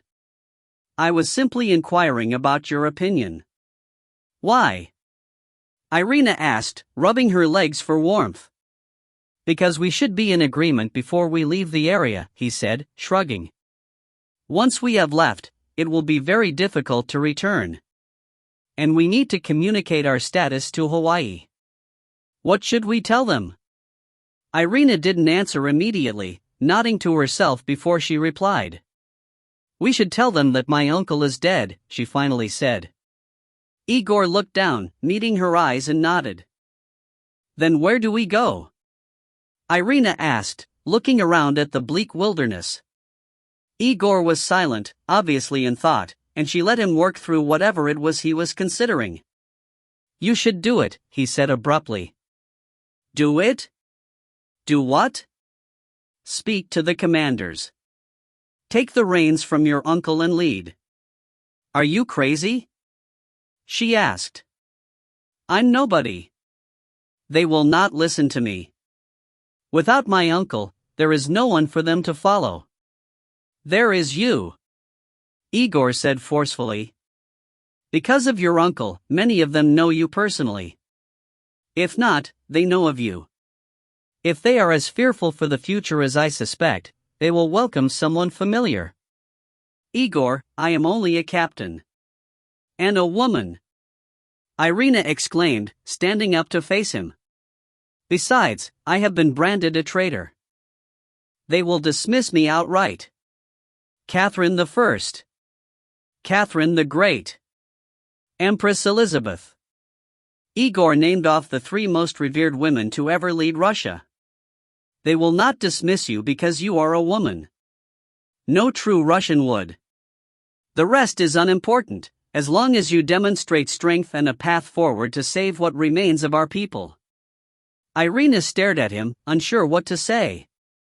She wanted to argue, but try as she might, she couldn't find a flaw in his logic. For centuries, Russia had shown herself to be a nation that would willingly follow strength, regardless of the gender of the person wielding power. There will be opposition, she said softly. Those who desire power for themselves. Power for the sake of power. Then we shall deal with those as they come, but... Igor drew his knife, holding it up to glint in the faint moonlight. A fearsome grin spread across his face as he slowly twisted the blade in the air. I always have been, and always shall be by your side. None shall touch you while I draw breath. We ran from our country because of the horrors brought by a madman. I do not regret anything we have done, but it is time to return. To save our people. Irina stared at him, heart swelling with love and pride as he spoke. Stepping close, she stretched up on her toes and gently kissed his lips. Where do we start? Irina asked, looking into his eyes. We call our American friends and ask for their help, Igor said. She nodded, stepping away as he brought the encrypted SATCOM unit out of his coat. Moving from beneath the sheltering branches, he activated the device and handed it to Irina. My English still needs improvement, he said. She smiled and took the unit from him, unreeling a corded plug and inserting it into her ear. The call was answered quickly, and within a few seconds she was speaking with Captain West. She explained the current situation, then what her intentions were before asking for the help of the United States. West asked a few questions, then asked her to hold. He was back on the circuit quickly, Admiral Packard joining them. They spoke for nearly 15 minutes. Before the connection was broken, the Admiral promised to fully support Irina. What did they say? Igor asked when she handed the unit back. We have Admiral Packard's full support, she said with a smile. There are currently difficulties in Australia, but he assured me that Baranov and the senior commanders and residents with him will soon be dead. Then who will support your plan? We must go to California. That is where all the next level of senior commanders have gone. The bulk of our remaining military assets are already there, and they are overseeing the arrival of our people and the occupation of Los Angeles and San Diego. Igor looked at her a moment before throwing back his head and laughing. What is so funny? Irina demanded, crossing her arms across her chest. I do not know American geography well, but weren't we just within walking distance of California? Irina glared at him a moment before smiling and shrugging. We were. But was it not good to stand on our native soil again? Igor smiled at her and nodded. I miss it, he said, looking around. Did the Admiral say how we are supposed to get to California? We have to make it to the coast. He can pick us up there, Irina answered. The coast! Igor exclaimed. That is more than 2,000 kilometers. Afraid of a little walk? Irina asked, reaching out and taking his hand. 43. I held on target, waiting. Hoping the shooter would take just 2 more steps forward. He was easy to see where he stood, but there were 2 trees directly between us, swaying gently in the night wind.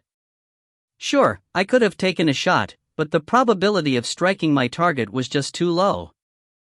Even a small branch can deflect the path of a bullet enough to cause a miss, and if that happened I would lose whatever tiny advantage I had.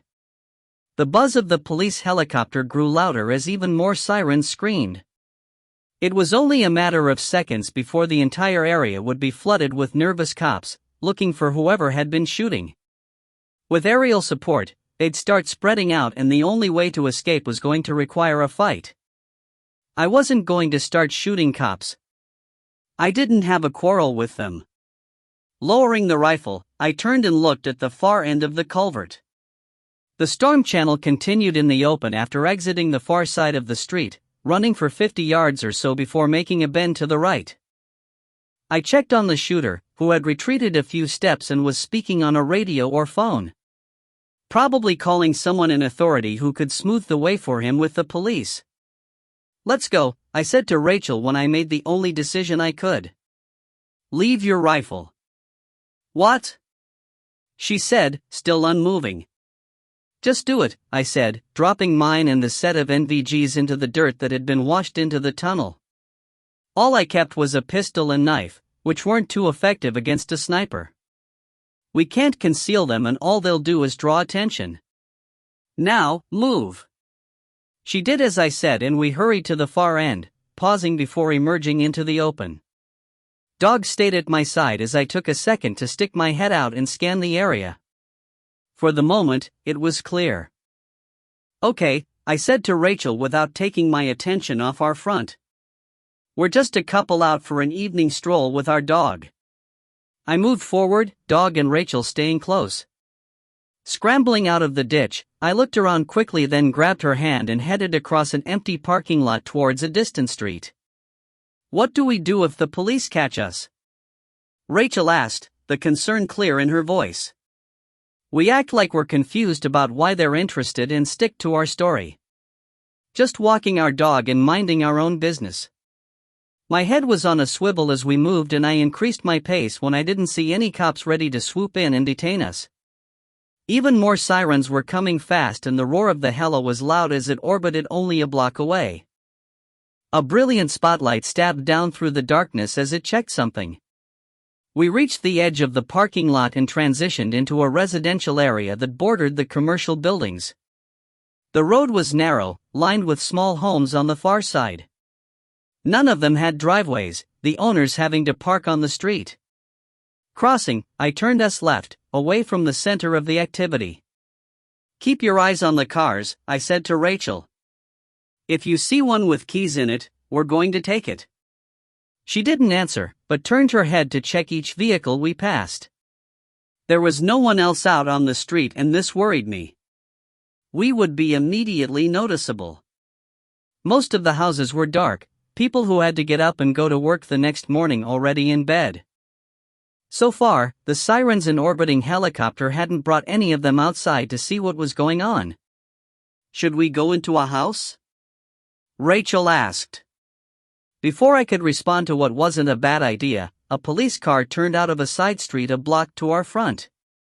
Its siren was silent, but the roof lights were strobing brilliantly in the night and a roof-mounted light was being played across the lawns and parked cars.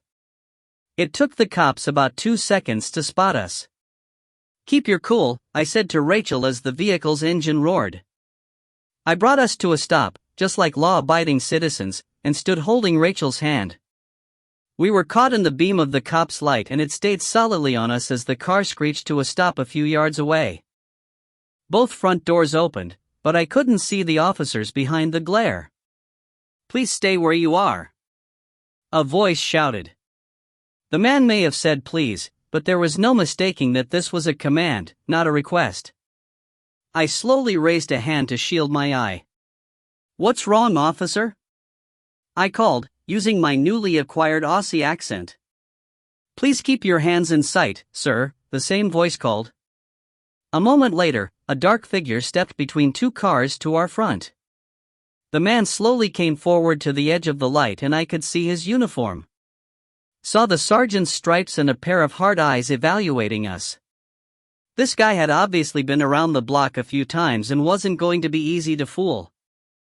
I cut my eye to the side, noting that his partner had remained at the vehicle, behind the light. All I could make out was his form, hunched over the roof. That most likely meant he had a weapon aimed in our direction, covering us as the other one approached. "What's your business this evening?" the cop to my front asked. Dog was seated next to me and rumbled a low growl, drawing the officer's attention. His hand moved onto the butt of a holstered pistol and I quickly put a hand on Dog's head to calm him. "Sir," I asked a question. "Where are you coming from?" he asked again. "We're just out walking our dog before going to bed," I said, trying to sound frightened. "What's wrong? What did we do?" "I need to see some ID, please, sir," he said. "You and the lady, both, dot." "I didn't bring my wallet," I said, turning to Rachel. "Honey, do you have yours?" "I left my purse," Rachel said, releasing my hand and making a helpless gesture. The cop was quiet for a moment, probably frustrated that this was taking longer than it should have. We weren't presenting an image of people who had just been shooting up the city, but he had enough time on the job that something was tickling a warning in his head. "Why isn't your dog leashed?" he asked, surprising me. "I'm sorry, officer. He's very well behaved and I just didn't bring it." "My fault for being lazy," I said, hoping the admission would mollify him. "Please stay where you are with your hands in sight," he said after a long pause. He disappeared back between the cars, returning to his vehicle. Just like an innocent civilian, I shielded my eye from the spotlight and watched him approach and speak briefly with his partner. While they were talking, the helicopter drew closer and suddenly we were bathed in the blinding light of its spot. Rachel and I both looked up, just like anyone would, but I was taking the opportunity afforded by the large diameter of illumination to scan our surroundings. There were faces peering out from several house windows, but I wasn't concerned about them. As the helicopter circled in a tight orbit with us pinned at the center of its light, I searched the edge of the commercial office buildings on the far side of the street. At first, all seemed calm, then a flash of movement on the roof of a one-story building drew my attention. "Down!" I screamed, pulling Rachel with me as I fell to the sidewalk. I felt the shockwave of a bullet pass overhead, hearing the crack of its supersonic passage. The cops immediately began yelling for us to stop and I was certain they had their weapons out. Rolling, I shoved Rachel against the side of a vehicle for protection and grabbed Dog, pushing him against her. "Sniper behind you!" I screamed at the cops, but they either couldn't hear over their own shouted commands, or they didn't believe me. Both moved onto the sidewalk this time, one on either side of us. They had drawn their pistols and aimed them at us, screaming commands as they cautiously approached. I screamed back that there was a shooter across the street, but they ignored me and kept advancing. From behind, there was the roar of an engine. Probably more cops coming. Tires screeched in the street and the sergeant glanced at the source of the sound, swiveling his aim in that direction an instant later. He was opening his mouth to shout a warning to his partner when his head suddenly dissolved into a cloud of pink mist. Getting to my knees and keeping my head below the level of the car's windows I was sheltering behind, I drew my pistol and scrambled to the rear bumper. The other cop was aiming his weapon at the street, shouting for someone to drop their gun. I screamed for him to get down an instant before his chest was blown out and he tumbled dead to the ground. Taking a fast peek, I saw a compact SUV sitting dark in the middle of the street, two men armed with rifles dashing for the line of cars I was hiding behind. I fired two fast shots, one of them stumbling before I lost sight of him. The helicopter was still orbiting, the pilot keeping the light focused directly on us. He had failed to notice the sniper, only concerned with the two cops who had been shot. His light suddenly went dark and a few seconds later there was the sound of broken glass falling to the street. The sniper was engaging the helo. Get in the cop car. Run. I shouted to Rachel, keeping my pistol trained on where I expected the two new attackers to appear. I couldn't tell if she had done as I said, and didn't have time to check. A head had just popped up over a car, then automatic rifle fire chattered in the night. Bullets tore into the trunk and rear window next to me as I fired 2 more shots. I don't know if either found their mark, but the head disappeared. Hoping the sniper was otherwise occupied, I stayed low and dashed for the police car. As I moved, the sound of the helicopter changed to a pounding roar, as if it were making sudden maneuvers. I couldn't tell if it was trying to avoid incoming fire or if it was crippled and about to crash down onto my head. More bullets came my way as I ran, and I returned fire without aiming, simply hoping to keep the shooter's head down. The car was just ahead, pointed to my left. The closest door on the driver's side, standing open. I could see Rachel and Dog inside, waiting for me, and I dove for the opening. There were 2 sharp tugs on my leg, then I crashed into the interior of the vehicle and reached for a steering wheel that wasn't there. In the heat of the adrenaline-fueled firefight, I'd forgotten that in Australia, the driver sits on the right side of the car. Go! I screamed at Rachel, who was gripping the wheel. Get us out of here. Part of my body was still hanging out of the open door when she slammed the selector into reverse and floored the accelerator. I held on for dear life as the vehicle surged, then more bullets slammed into the windshield. There was a yelp from Dog in the back seat, and one of the side windows facing the sniper's position shattered as another round screamed in. I managed to pull myself fully into the vehicle an instant before Rachel sideswiped several parked cars, shearing off the still open door on my side with a rending crash of metal. Correcting, she tore at the wheel and we went into a sideways skid as the rear window was blown out by more incoming fire. Another tug, this time on my chest, but I ignored it. The car came to a stop, having completely swapped directions while it was sliding. Rachel jerked the transmission into drive and we shot forward.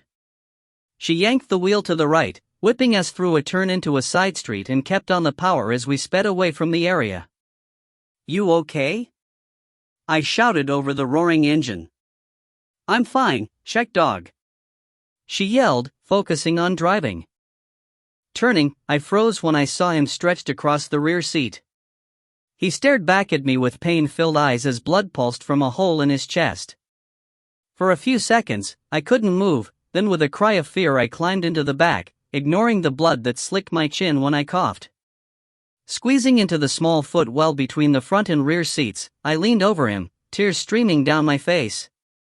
Dog tried to raise his head, but I placed mine on the bloody seat in front of his and stared into his eyes. He whined softly, then gently licked my cheek. A sob escaped my mouth when his eyes closed with a final sigh. I stayed there, arm draped over his body, unable to move. Pain blossomed through my chest and I shivered, suddenly cold.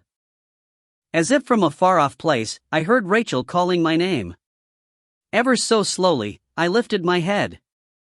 Why was it so heavy?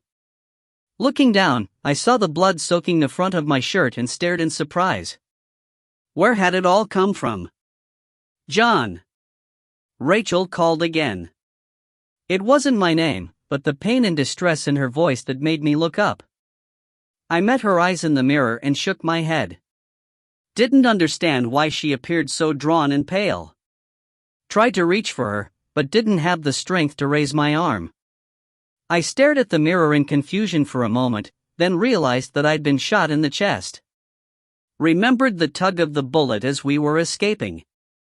I should have applied pressure to slow the bleeding, but I was warm and comfortable now, sitting next to Dog with my hand on his scruff. Rachel's head dipped briefly and I felt the car swerve, the motion bringing her back to alertness. She held a hand to her upper abdomen and it finally registered with me that the lower half of her shirt and her pants were saturated with blood. Raising her eyes to the mirror, she mouthed "I love you," before slumping against the door. We were traveling fast. I couldn't see the speedometer, but cars and buildings flashed past the side windows at a furious pace. In fascination, I watched as a concrete bridge abutment loomed large in the windshield. Time stretched out as we sped directly at it. 44. The CIC was hushed as Jessica and Admiral Packard stared at the massive display mounted to the front wall of the room. They had watched the firefight in Australia in real time, and a sob had sounded from her when the police car slammed headlong into a bridge.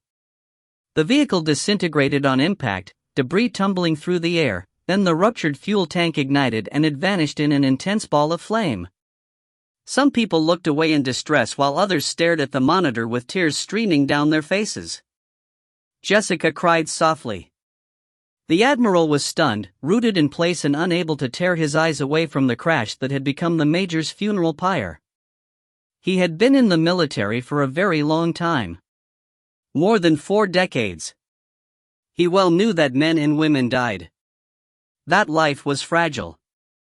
But over the past few months, he had begun to see the Major as one of those lucky few who led a charmed life. Despite setbacks, injuries, and seemingly insurmountable odds stacked against them, they always found a way to survive. Found a way to cheat death and come back even stronger and more determined. The Major had been one of those, but his luck had finally run out. Struggling to control his own emotions and sense of loss, the Admiral looked around the CIC. Several pairs of eyes stared back, reflecting the pain he was feeling. Jessica was wiping tears away, staring at the flaming wreckage on the display. He stepped forward and placed a hand on her shoulder. "Turn it off," he said gently. After a long moment, she nodded and pressed a key on her console that blanked the display. "May I be excused, sir?" she asked without looking up. "Take as much time as you need, Chief," Packard said. He stepped back as Jessica leapt to her feet and fled the room. "Do we have anything in motion at the moment?" he asked the duty officer in a quiet voice. "Nothing imminent, sir," the man said in a husky voice. "We're monitoring Russian movement and tracking the progress of Warhammer flight. That's about it. Relieve anyone that feels they can't focus. Call in replacements as needed," Packard said. "No recriminations for anyone who leaves, and I don't want anything in their personnel jackets." "Understand, Commander?" Aye, sir," he said. He began circulating through the room, softly speaking to each of the men and women who were on duty. The Admiral watched as, one after another, they shook their heads when the commander was through speaking. None of them left their seats.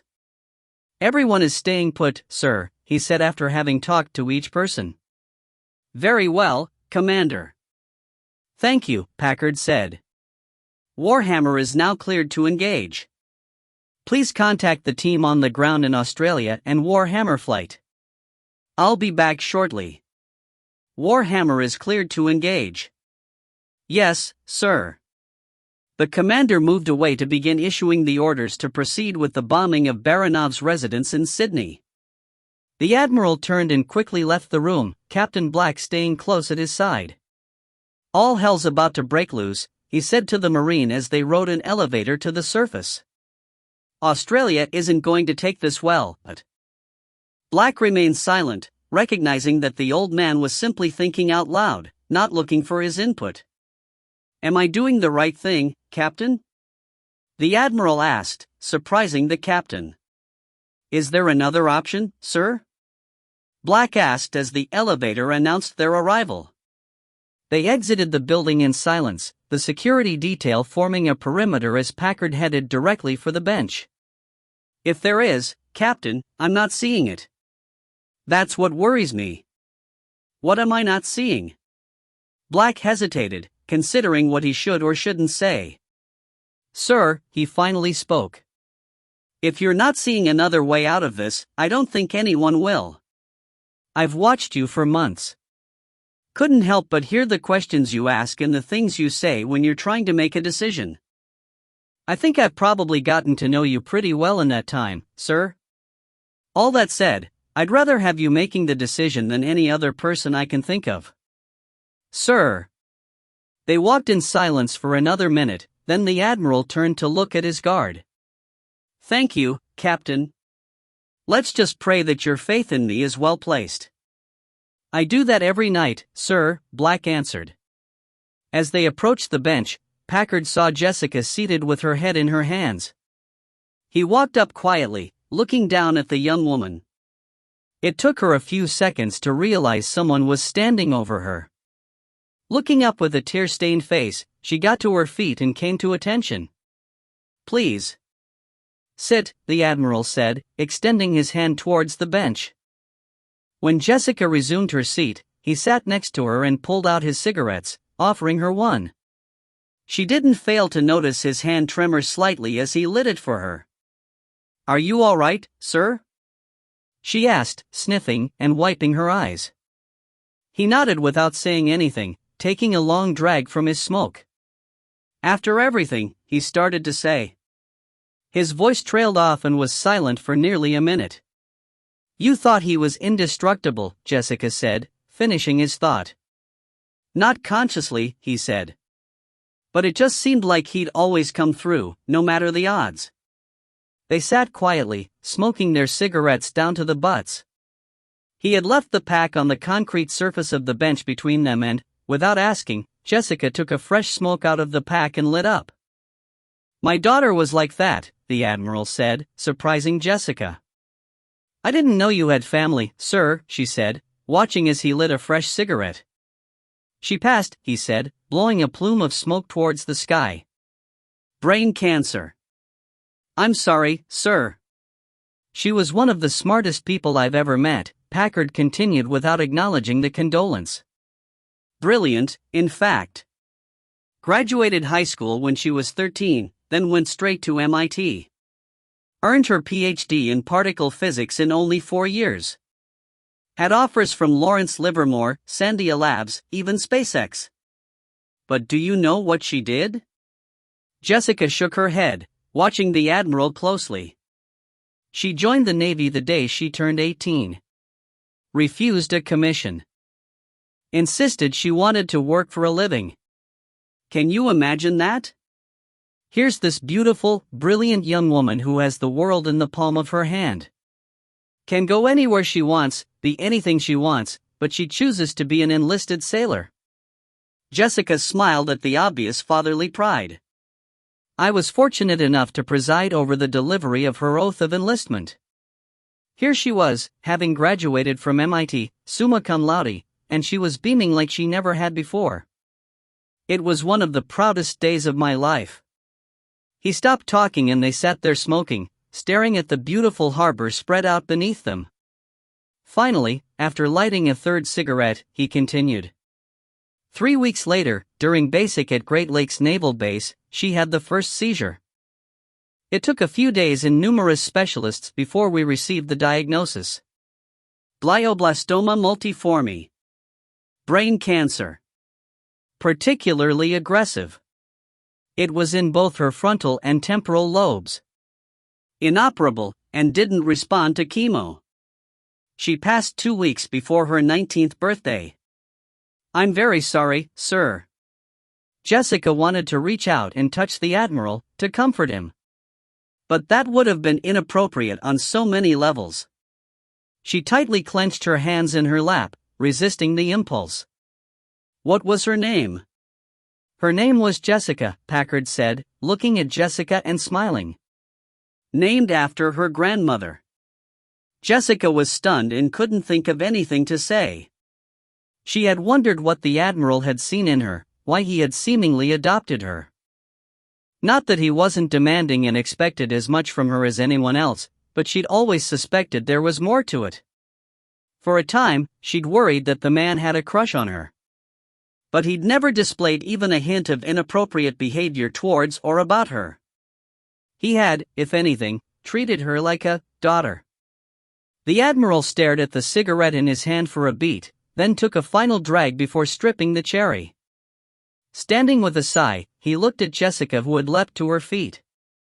"If you'll excuse me, Chief, I need to get back to the CIC." He turned and strode away, back stiff, before she could think of anything else to say. She watched the Admiral and his detail move across the lawn, glad for the momentary distraction from the pain of watching Major Chase die. 45. Nitro sat in the back seat of the Land Cruiser driven by Smith. Commander Sherman was in the front passenger seat and Master Chief Baldwin shared the rear with him. A large van, stuffed full of SEALs, and the rest of his team followed close behind. Smith was the only one of Lucas's men who was making the trip to Sydney. He knew the way and was very familiar with the city, so he'd volunteered to come along as their driver and guide. Sherman had just gotten off a secure call with Pearl Harbor, relaying the news about John in a quiet voice. Nitro was stunned and saddened by the loss of his friend. After a few minutes, Baldwin had produced a battered flask, unscrewed the cap and handed it across. Nitro stared at it for a moment, then held it in the air and spoke. To the most fearsome warrior I've had the privilege to stand beside.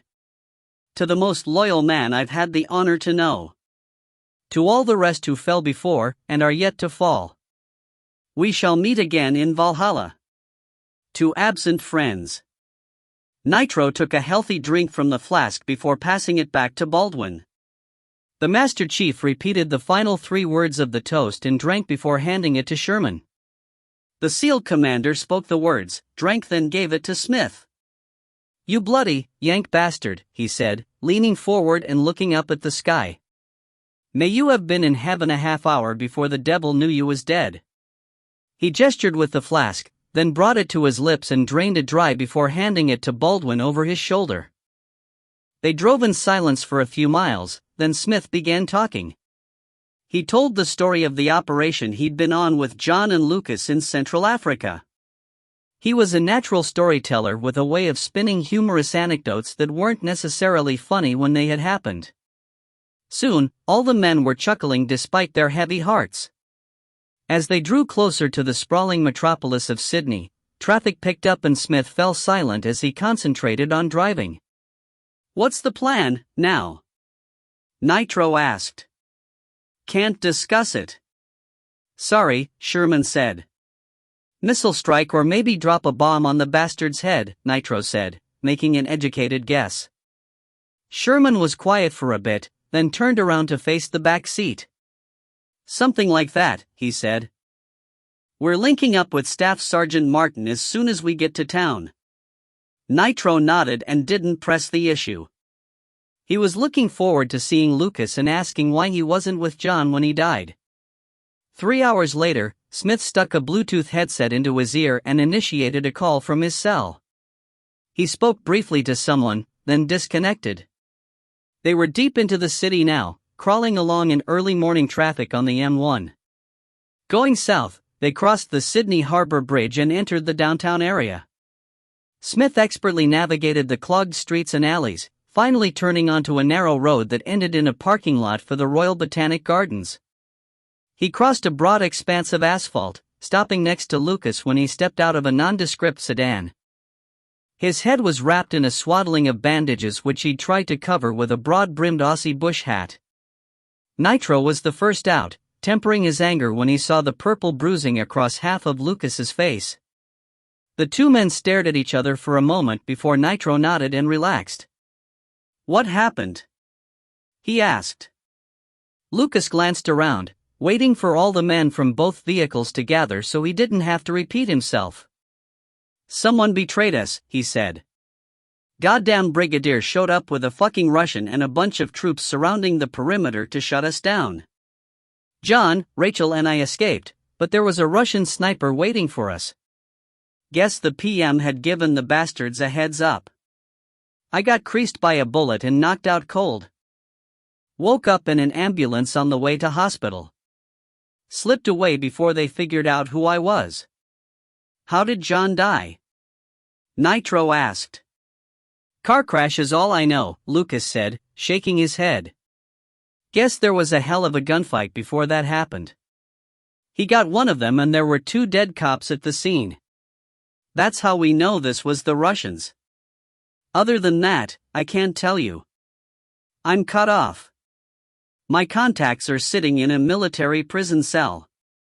"We've got orders to move forward," Commander Sherman said, forestalling any other discussion that could wait for a more appropriate time. "What does that mean?" Lucas asked, noting that the SEAL team had formed a neat perimeter around him and Smith. "Going to fight your way in? It's a bloody fortress, mate." "You won't get close to him, even with twice this many. "We're solving this today," Sherman said simply. "And I think it might be better if you and Sergeant Smith waited in the van over there." Lucas glared at the seal, eyes boring into him. Smith took a subtle step to the side, his hand slowly slipping beneath his shirt. "Hold on," Nitro said, staring at him. "Don't draw that blade." He tilted his head to the side where a seal cradled a suppressed pistol against his body, the muzzle steady on Smith's heart. After a moment, he smiled and lowered his hand. "Forgot you knew my tricks," he said, shrugging. "Everyone take a breath before this gets ugly," Nitro said, stepping between Lucas and Sherman. "We all want the same thing, Dot." After a minute, both men nodded and Nitro turned to face Lucas. "Do you have any doubts that everything John told you was true?" "No," Lucas said without hesitation. "Then you know something must be done, and it has to be done now. Even if there are risks." After a long hesitation, Lucas nodded and looked down at the asphalt beneath his feet. "How can I help?" he finally asked. Commander Sherman looked at him for a moment, then glanced at Nitro. "Look," Nitro said. "I've fought with Lucas. John fought with Lucas. He doesn't play games. If he did, John wouldn't have trusted him. I wouldn't trust him. If he's offering to help, he's sincere." Sherman stared at Nitro for a beat, then turned to look at Master Chief Baldwin. The grizzled SEAL didn't hesitate to nod his agreement. "Okay," Sherman said with a sigh. "We need a location higher than the roof of Baranov's building, at least half a click away. I've got some buildings spotted on satellite imagery, but some local knowledge would help." "Laser designator?" Lucas asked. "You're going to drop a JDAM?" Sherman nodded. "That's right. 2,000 pounds, right on his fucking head." "Thought dams were GPS guided," Lucas said, frowning. "They are, but also laser capable. The Admiral wants to make sure we hit the right target." He looked up at the blue sky before continuing. "It's a beautiful, clear day. Laser lock will be solid." Lucas glanced at Nitro, who shrugged his massive shoulders. "What about the nerve gas?" Lucas asked. "That's a risk we have to take," Sherman answered, watching Lucas closely. After nearly a minute, Lucas nodded agreement. "I don't like it, but I agree there's no other option at this point. Show me that sat imagery you've got." Sherman retrieved a small case from the vehicle and placed it on the hood. From within, he pulled out a large piece of paper, folded 4 times so it would fit, and spread it out. Lucas and Smith pressed in, looking at the crisp photo of a section of Sydney. Baranov's building was already tagged with a red, adhesive dot. 3 other buildings had been flagged with a black felt marker. "That's Defense Bank," Lucas said, thumping on one of the potential buildings. "No way to get to the roof without raising all kinds of alarms." "High security residential building." "Same problem," Smith said, eliminating the second possibility. "What about this one?" Sherman asked, tapping the third possibility. The building in question was the tallest of the 3 and nearly 2/3 of a kilometer from the target. Definitely a safe distance to be when the bomb detonated. "Standard office building," Lucas said, having looked at it with Wellington when they briefly considered using a sniper. "Lawyers, accountants, that sort of thing. It should do the trick." Sherman turned and called over 2 of his SEALs, showing them the building. "Recon," he said. "But do not push it and draw any attention." "Got it, boss," one of them said, then looked at Lucas. "Borrow your car, mate?" "Go ahead," Lucas said, grinning. "But I stole it. Might want to take the Rover instead." "Keys are in it," Smith said. They nodded and hopped into what had been the lead vehicle during the drive from Lucas's compound to Sydney. Most of 2 hours later, they returned. The building didn't have any security in the lobby. Anyone could just walk in and ride an elevator to any floor. They had walked the perimeter and checked the underground garage. Nothing was secured, nor were they challenged by any security. Finally, they'd ridden up to the top floor, which housed a film production company. At the end of the hall, they'd encountered their first locked door, but had defeated the cheap deadbolt within seconds. Behind was a set of dusty stairs that accessed the roof. Worrying about being spotted by security at the target building, they didn't do anything more than confirm they could open the exterior door without triggering any alarms. Sherman asked a few questions which were answered to his satisfaction, then stepped away to make a secure call to the CIC in Pearl Harbor. 46. Air Force Lieutenant Colonel Jason Whiteman grimaced as he stretched in the pilot's seat of the United States' last operational B-2 bomber. He was the commander of the primary crew, the Relief having relinquished control when they were given the order to execute Operation Warhammer. Behind him, in a sealed bay, was a pair of 2,000-pound GBUs. The operation only called for the use of one of the weapons, but if he received word from the SEALs on the ground that there had been a miss, or a failure to detonate, he had a backup. Currently, they were flying at nearly 60,000 feet, approaching Sydney from the southwest. Several first-stage alarms blinked continuously, warning the pilot that the aircraft's sophisticated electronics had detected the Russians' anti-air radar. As long as they didn't reach the next stage and begin screaming at him, he was happy. At the moment, the system was simply alerting him to the fact that enemy radar energy was present. But if they went to the second stage, that would mean they had been detected and were being tracked. It would only be a matter of a few seconds at that point before the Russians began firing missiles. If that happened, they were more than likely dead. They were alone. Had made the long journey from Hawaii without fighter protection. Only a hulking KC-135 tanker had accompanied them, and it was now waiting for their return, flying a racetrack pattern near the coast of New Zealand. So, detection wasn't an option. "Sir, Warhammer team reports target is painted," the mission commander, sitting where a co-pilot normally would, reported. "Copy, target is painted," Whiteman responded. He quickly scanned the instruments, verifying their position, heading and speed. While he did this, the mission commander double-checked that the JDAM was still receiving GPS guidance. When the bomb was released, it would adjust its initial flight to target based on the geographic coordinates already programmed in. When it passed through 40,000 feet, it would begin looking for reflected laser energy. Finding that, it would disregard the GPS data and ride the beam of light to impact with its target.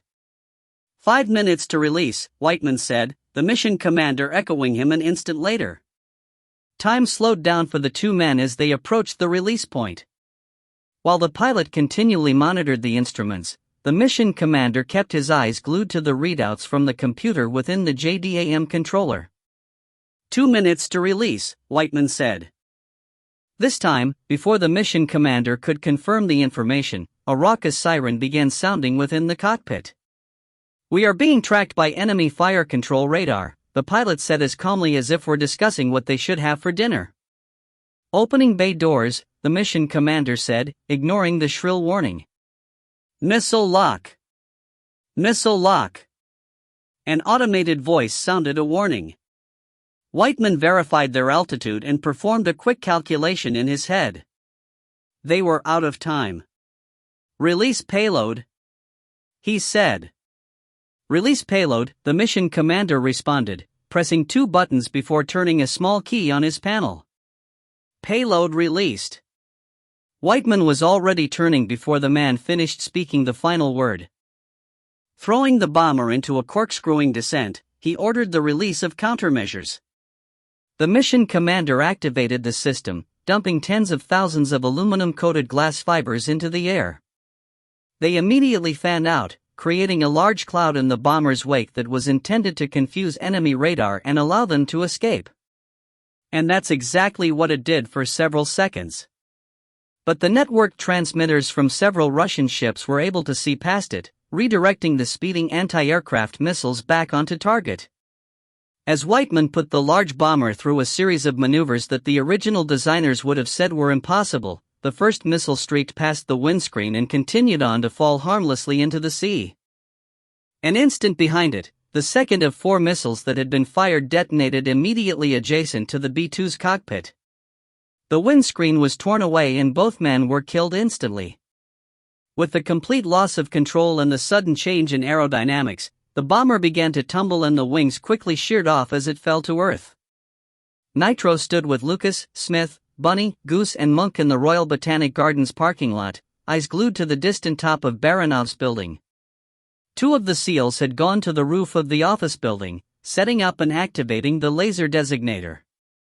The rest of the team had placed themselves in strategic positions to prevent anyone from reaching the roof and interfering with the operation. The men standing around in the parking lot hadn't been needed, and had grudgingly agreed to stay behind and be nothing more than spectators. Only a few seconds ago, they'd seen the 2 Russian-guided missile boats in the harbor each fire a pair of anti-air missiles. Following their paths, they had clearly seen the detonation of one of them bloom brightly in the daytime sky. Hoping the bomber had managed to drop its payload, they refocused their attention on the target and waited. The 2,000-pound bomb was too far away and falling much too fast for them to see it. But the resulting explosion was impossible to miss. The building occupied by Baranov suddenly erupted, debris thrown hundreds of feet into the air as it vanished in a cloud of smoke and dust. It was several seconds before the sound of the blast reached them, rumbling across the city like distant thunder. There were no secondary explosions, or if there were they were too small to be observed from their location. Within seconds, the massive cloud obscured the entire area where the building had been. Nitro took a deep breath and exhaled in relief. Lucas heard him and spoke without taking his eyes off the devastation in the distance. "Don't relax just yet, mate. We've got to see if the nerve gas is going to release or not." "I don't get it," Smith said. "Thought we was all vaccinated." "What's the worry? Vaccination is only for the virus. Doesn't protect against the nerve agent itself," Nitro grumbled. Smith gave him a confused look. "Just trust me," Nitro said, not in the mood to give any more of an explanation. They stayed in the park, waiting for the SEALs to return. The plan was to immediately leave the city and return to Lucas's compound. No one had any idea what they were going to do after that, but one step at a time. Half an hour later, the rover screeched to a stop in the parking lot. Commander Sherman got out, the rest of the men joining him. None were smiling. They'd just been doing a job and this victory didn't undo any of the harm that had been done to the world. "No gas yet," Sherman said, drawing a sharp glance from Lucas.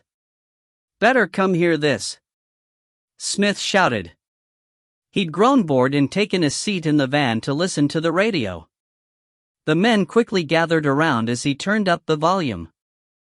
A breathless announcer was speaking quickly, warning people to stay where they were. Nerve gas had been released in Melbourne and Canberra and the authorities feared the worst for the fate of Sydney. "Oh, fuck me," Bunny said, pointing at the western horizon.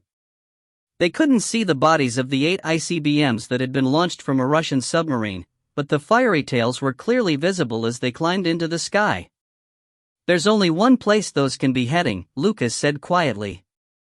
"This is it," Nitro said, looking around at the horrified faces of the men. Thoughts of his family spurred Lucas to action. "Let's get the fuck out of here," he said, running for the driver's side of the rover. Slowly, the other men began to move, dividing themselves between the 2 vehicles. Nitro was about to step into the back of the rover when a strangled cough caused him to turn. 3 of the SEALs were on the asphalt, writhing in pain. He stared in shock as one by one, they screamed as their eyes protruded from their skulls. Moments later, each man struggled to his feet and began stumbling forward with gurgling snarls. "Get in!" Lucas screamed, the rover already in gear. Nitro stepped in and slammed the door as Lucas floored the gas and ripped through a tight turn to head for the exit. Beside him, Master Chief Baldwin suddenly grabbed his head, crying out in pain. An instant later, Lucas did the same. The now unpiloted vehicle swerved and crashed into a light pole, flipping onto its side. Nitro struck his head on the metal doorframe and was stunned. The vehicle ground to a halt, steam from the ruptured radiator venting. For several seconds, he couldn't move. Could only hear the horrible sounds within the rover. Finally, his head cleared and he turned to shove the weight of Baldwin to the side. He came face to face with the Master Chief's blood-red eyes, unable to get his hands up in time to prevent the snapping teeth from tearing out his throat. 47. Ian Patterson and Agent Johnson stood in the control room on the Athena platform. Together, they watched the various data feeds that were coming from Pearl Harbor, relayed by the USS Ronald Reagan, which was steaming 20 miles to the south. They had watched the successful bombing of Baranov's building in Australia. Hopes for the possibility of a future beyond the confines of the converted oil platform were dashed in a matter of minutes when the release of nerve gas in multiple Australian cities began to become apparent. Then, the blooms of fire as a Russian ballistic missile submarine launched 8 ICBMs. The missiles were still in flight, already past their apogee. It was only a matter of a few minutes before they would reach their target and wipe Hawaii off the face of the planet. The director had spoken briefly with Captain West after the launch, ending the call with a tight expression on his face. They thought they had destroyed all of Russia's launch capability, he said to Johnson. They were apparently mistaken. Can they intercept? Johnson asked. The director was already shaking his head. Perhaps as many as 2. If they're lucky. They turned when the door behind them opened and a tall man walked into the room. He was accompanied by a stunningly beautiful blonde woman. Agent Bering, the director said. We have a mission for you. He didn't elaborate, turning back to watch the tracks of the missiles targeting Hawaii. A moment before the first one merged with the surface of the island of Oahu, the feed cut off. Afterword. If you haven't read the book yet, and jumped right here to the afterword. Stop reading now. There's a huge spoiler coming, and you won't be happy if you read it first. First, I want to thank SH for his wonderful suggestions. They led to some of the plot twists in this installment of the series. I'm not sure my mind would have gone there, and I'm pleased with the result. Chapter 43 was, without a doubt, the hardest thing I have ever written.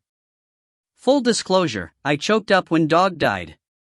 Funny how I can write about the deaths of friends and loved ones, even the demise of the entire planet, and go on about my business. But when it was Dog's time, I was done for the day.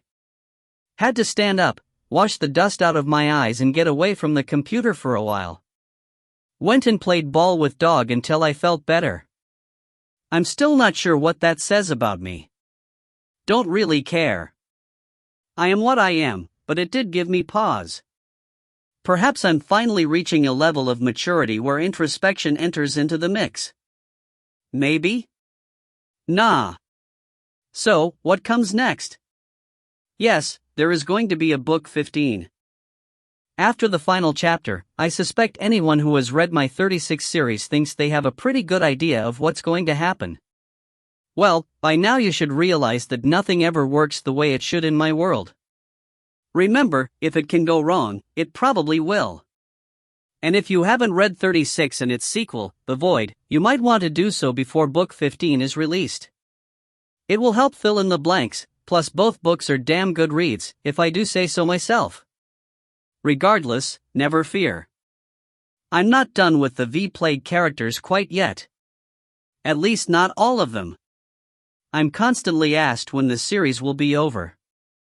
I receive reviews on Amazon, emails and Facebook messages from people who think it should have already ended. Why?